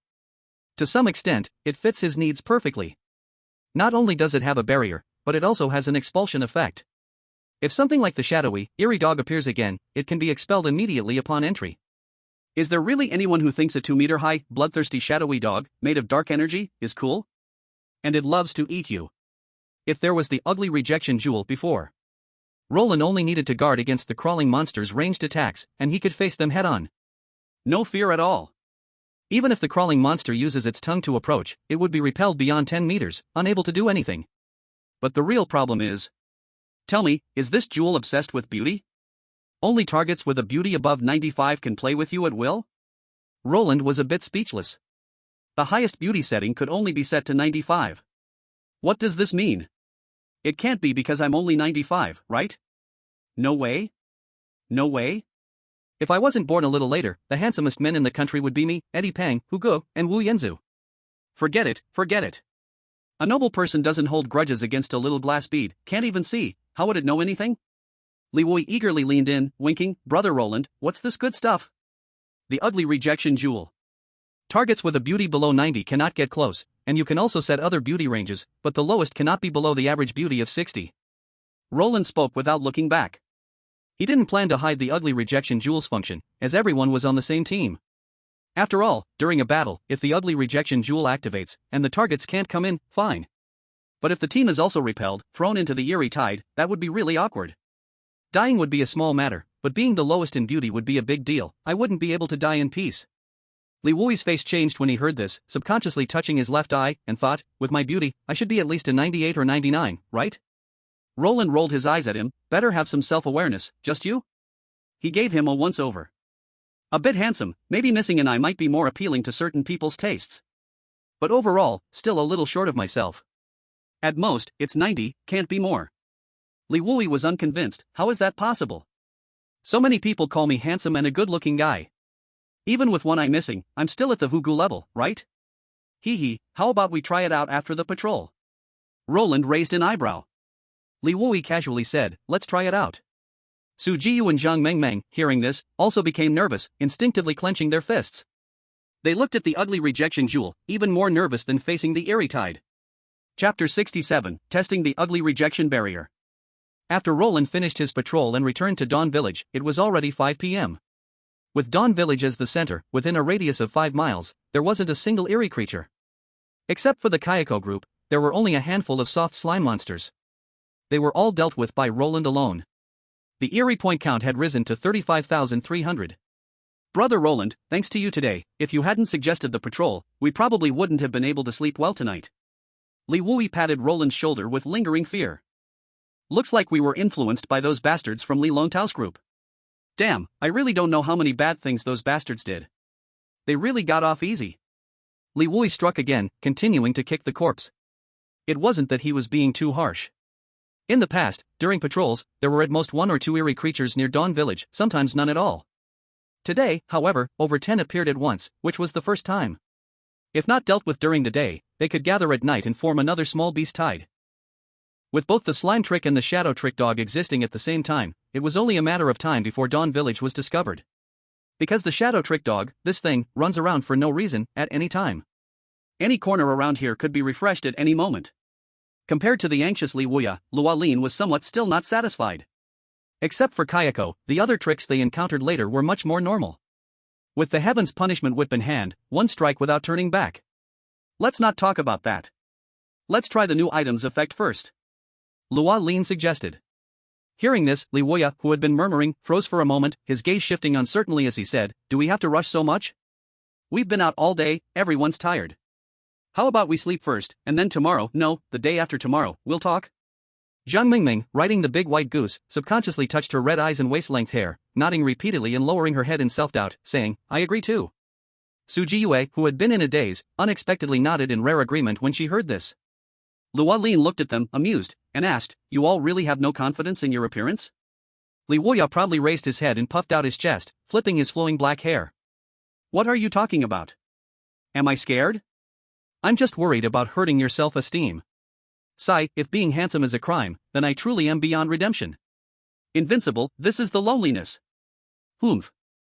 Luolin gave a dismissive glance and changed his tone, becoming serious. Alright, I just want to do a test to check the lowest appearance value of our team. That way, we won't get thrown out by the ugly rejection barrier in future battles. This matter is very important. Luolin's tone left no room for doubt. This made it hard for Li Wuya and the others to refute. Luolin was doing this for their own good. Whoever is the lowest would be the most embarrassed, right? Su Jiyue tentatively said, Can I apply to not be tested? I'm in the combat sequence, always at the front, and don't need the barrier protection. Also, I'm tough. Look, my injury is already healed. She lifted her arm, which had been bitten by a dog. Apart from a hole in the clothing, her skin was as white as jade, with no trace left. No. Without thinking, Luolin shook his head. Come on, I don't know what you're all worried about. Isn't there still old Zhao? Could it be that none of you have confidence in beating old Zhao? Li Wuya first nodded, but then frowned. Zhao Weiguo was already 85 years old. Normally, after such an age, no matter how handsome he was in the past, he wouldn't look as good now. Though after awakening, his wrinkles had lessened, and he looked much younger, he was not an ageless old man. More importantly, have you ever seen an 85-year-old man with a body full of muscles? In the age group of 85, he was still the most outstanding among all the elderly. Before the trick night, if Zhao Weiguo stood in front of a camera and did a bodybuilding pose, it would definitely make a bunch of 70 to 80-year-old ladies scream. Thinking of this, Li Wuya smacked his lips. It's hard to say. Luolin looked at him in surprise. Li Wuya immediately realized that he had just admitted he was ugly, so he quickly added, I mean, it's hard to say whether old Zhao can accept the truth. When they entered the villa gates, Li Wuya looked around and quickly spotted Ma Chongtian, who was wearing a helmet and giving orders in the crowd. He immediately had an idea. Little Ma, come in with us for a while. Huh? Me? Ma Chongtian felt like he was struck by a surprise. Could it be that Li Gu finally recognized his performance and abilities and was preparing to promote him? Maybe grant him a ritual item or some extraordinary materials? I, Ma Chongtian, could become Ma Gu, or Ma Ya. He happily jogged to catch up. Soon, Zhao Weiguo was also called out. Luolin briefly explained the situation. Zhao Weiguo stopped drinking. As for Ma Chongtian, who was still excited, he looked around and then saw a figure covered in dust on the nearby glass. The figure of the man wearing glasses, looking disheveled, appeared. He quickly regained his senses. Oh no, today I'm going to be the clown. Ma Chongtian realized this and wore a blank expression, secretly thinking, what a pain. Oh well, there's an old saying about how to ease the awkwardness when a subordinate sees their leader looking foolish. That's simple, you immediately make an even more ridiculous move. And besides, not everyone can be a clown. Others might want to make a fool of themselves, but they don't even get the chance. Ma Chongtian adjusted his mindset, deliberately messing up his hair a little more, patiently waiting for the performance to start. Amid the complex emotions of everyone, Luolin adjusted the clown-rejecting orb to 85. This number was not low. At least, among the weird things he knew, no one had reached 85. It also eliminated most people. Few could get close to him. Luolin stood at the farthest end of the bedroom, picked up the orb, and shouted from a distance, I've set it to 85, who's going first? Li Wuya and the others exchanged glances, falling into silence for a moment, none of them daring to step forward. Su Jiyue gritted her teeth, I'll go. She closed her eyes, cautiously moving towards Luolin as if heading into battle. 15 meters, 14 meters, 13 meters, 10 meters. Su Jiyue suddenly felt as though she had encountered a thin barrier, and with a light push, it broke, effortlessly stepping past the 10-meter mark.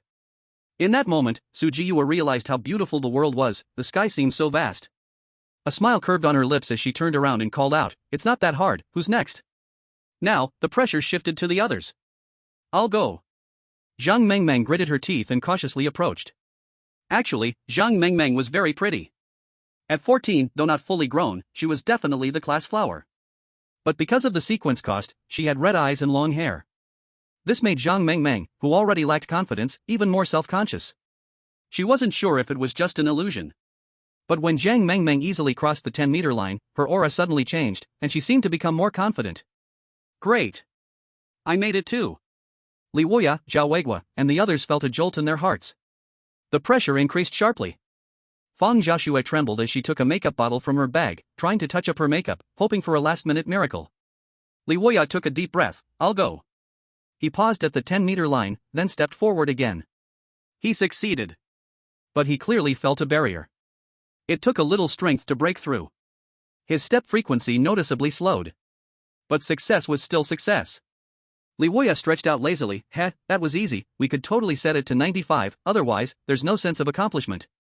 Next, who's going first? Luo Lin turned to the last 3 people. They were the 3 with the lowest probability. Zhao Weigua took a deep swig of alcohol and said in a deep voice, I'll go. Chapter 68, Bugging the System, The Mysterious Airship. Zhao Weigua wasn't as cautious as Li Wuya and the others, he took big steps forward. Without stopping at the boundary, he stepped out, and when his foot was mid-air, his expression changed slightly. It was clear that he was exerting force, but still couldn't step over.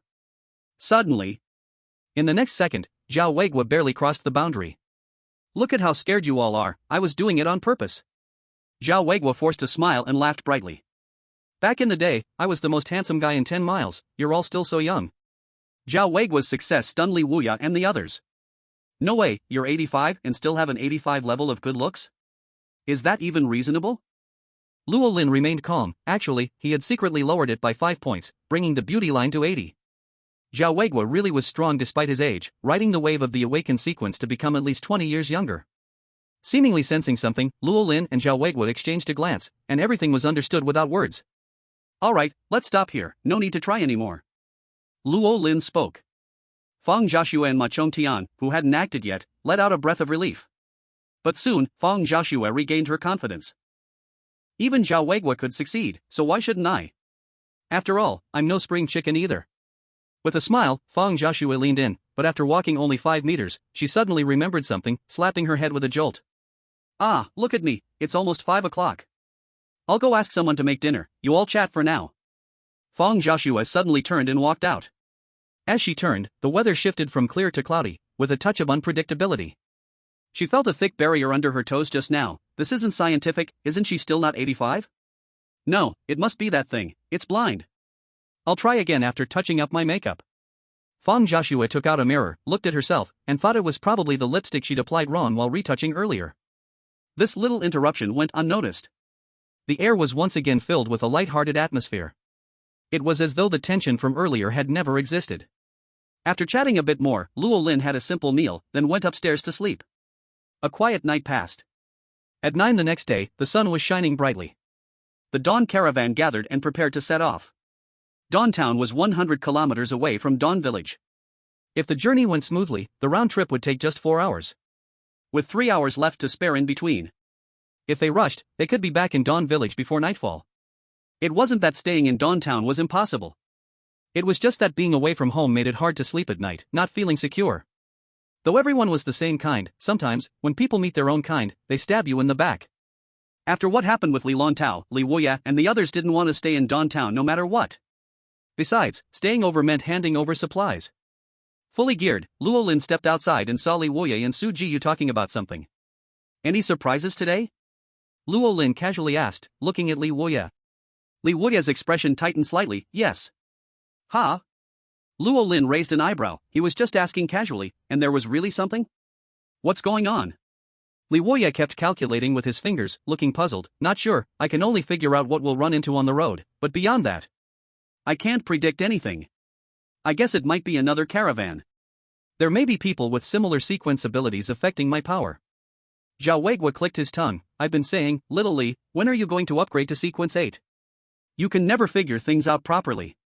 Li Wuya forced a smile. Soon, next time for sure. Sigh, I wish I had the Xuanwu sequence, where you just fall asleep and wake up at sequence 8. Luo Lin's eyes widened in realization and he looked at Su Jiyu, who had been silent all this time, with surprise. Your sequence 8 already? Su Jiyu nodded. Yeah, I had a really good sleep last night, suddenly felt the shift, and then leveled up. Luo Lin was speechless. Leveling up while asleep, really? But soon, he became curious and asked, so, what abilities did you awaken? How much stronger are you? Su Jiyu furrowed her brows and scratched her head. I'm not sure, but my defense and vitality have improved a lot, and I'm stronger than before, much stronger. But how much stronger, I don't really know. As for other abilities.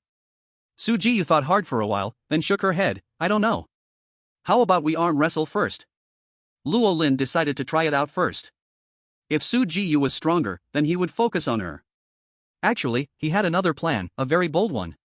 You start with Berserk mode, then we'll try again. Huh? Are you sure? Su Jiyu's eyes lit up. Luo Lin was the first person to actively ask her to go berserk and not back away. I'm sure. Luo Lin silently held the ugly refusal gem.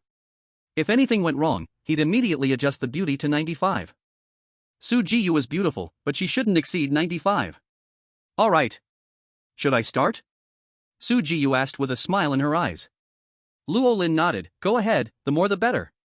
Yes, he was preparing to anchor Su Jiyu's peak power. The fair combat gloves would let him match his opponent's power level, but it didn't specify whether it was for normal or special forms.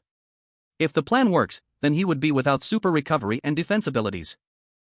The ever-raging Su Jiyu. Just thinking about it is terrifying. Zhao Weiguo and the others silently moved away.